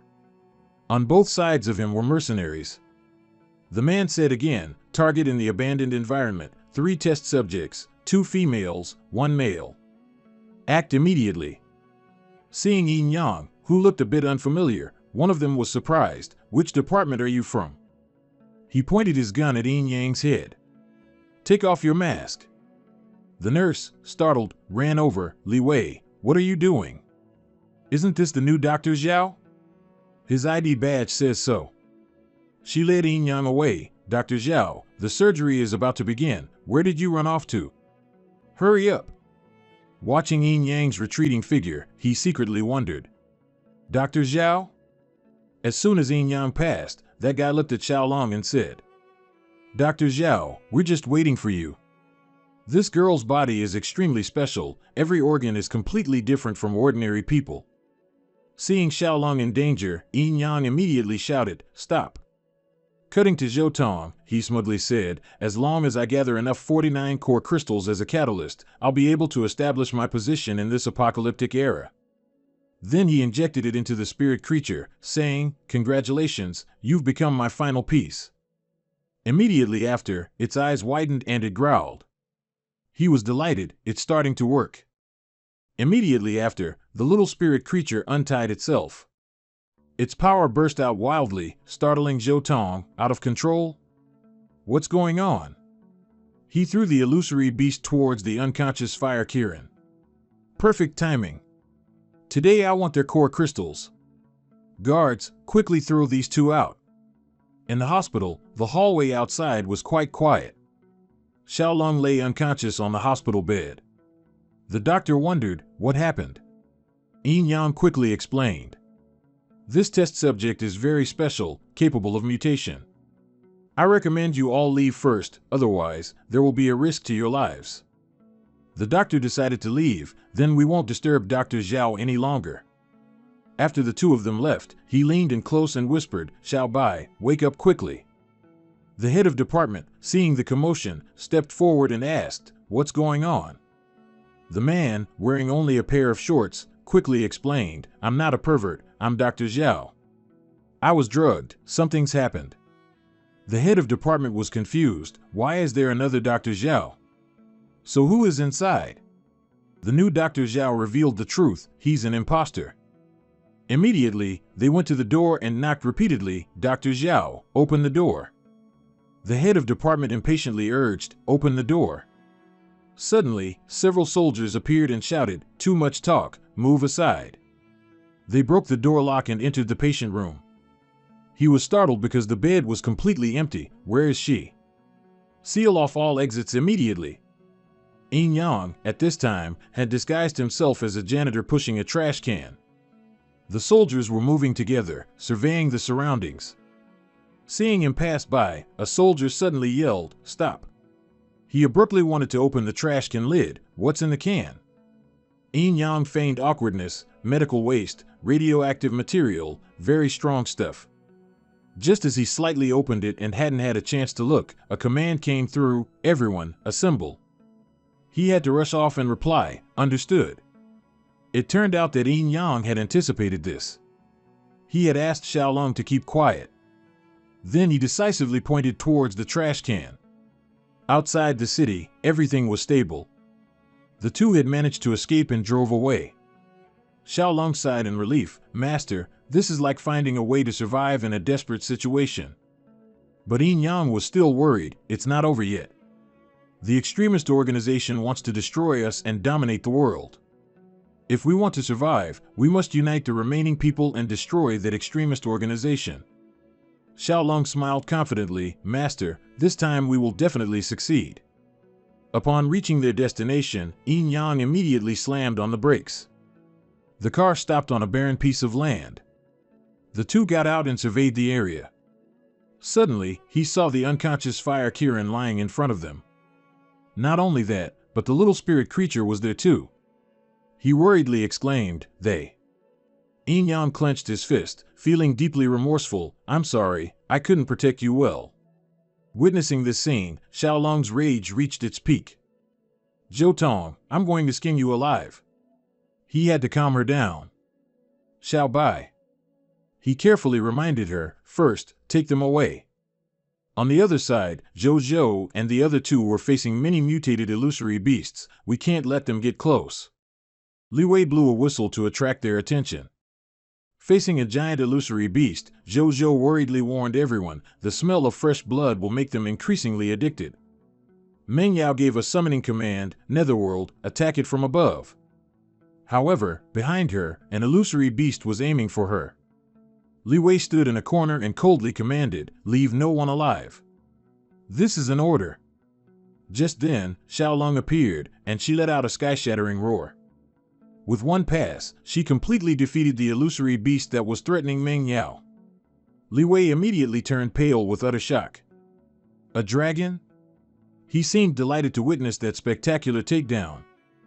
"I never expected to encounter a top-tier illusory pet in this apocalypse." Xiaolong was still fiercely fighting the illusory beasts in the air when Yin Yang spoke up, "Stop." He still didn't know that dragon was Yin Yang's illusory pet, so he praised, "I didn't expect you young ones to be protected by a white dragon." Xiaolong heard his command and immediately landed. She looked at him and sighed in relief, "Master, luckily we arrived in time." Li Wei was once again amazed. "You, a white dragon that can transform, truly rare." He wondered, "What did you call him?" "Master? Is she your illusory pet?" Yin Yang felt it was strange and asked, "Is there something you're curious about, uncle?" Li Wei praised endlessly, "At such a young age, you can already tame a top-tier illusory pet.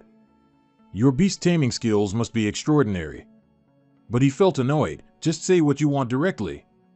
Don't ramble so much." Hearing that, he began to introduce himself. "I'm Li Wei, commander of the Special Forces. How about joining me?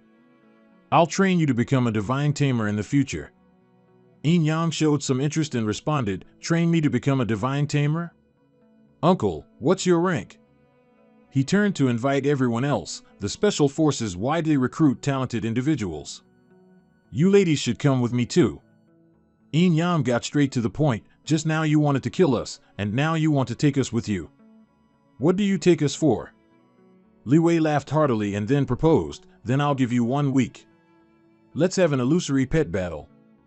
If you lose, you join me. How about it?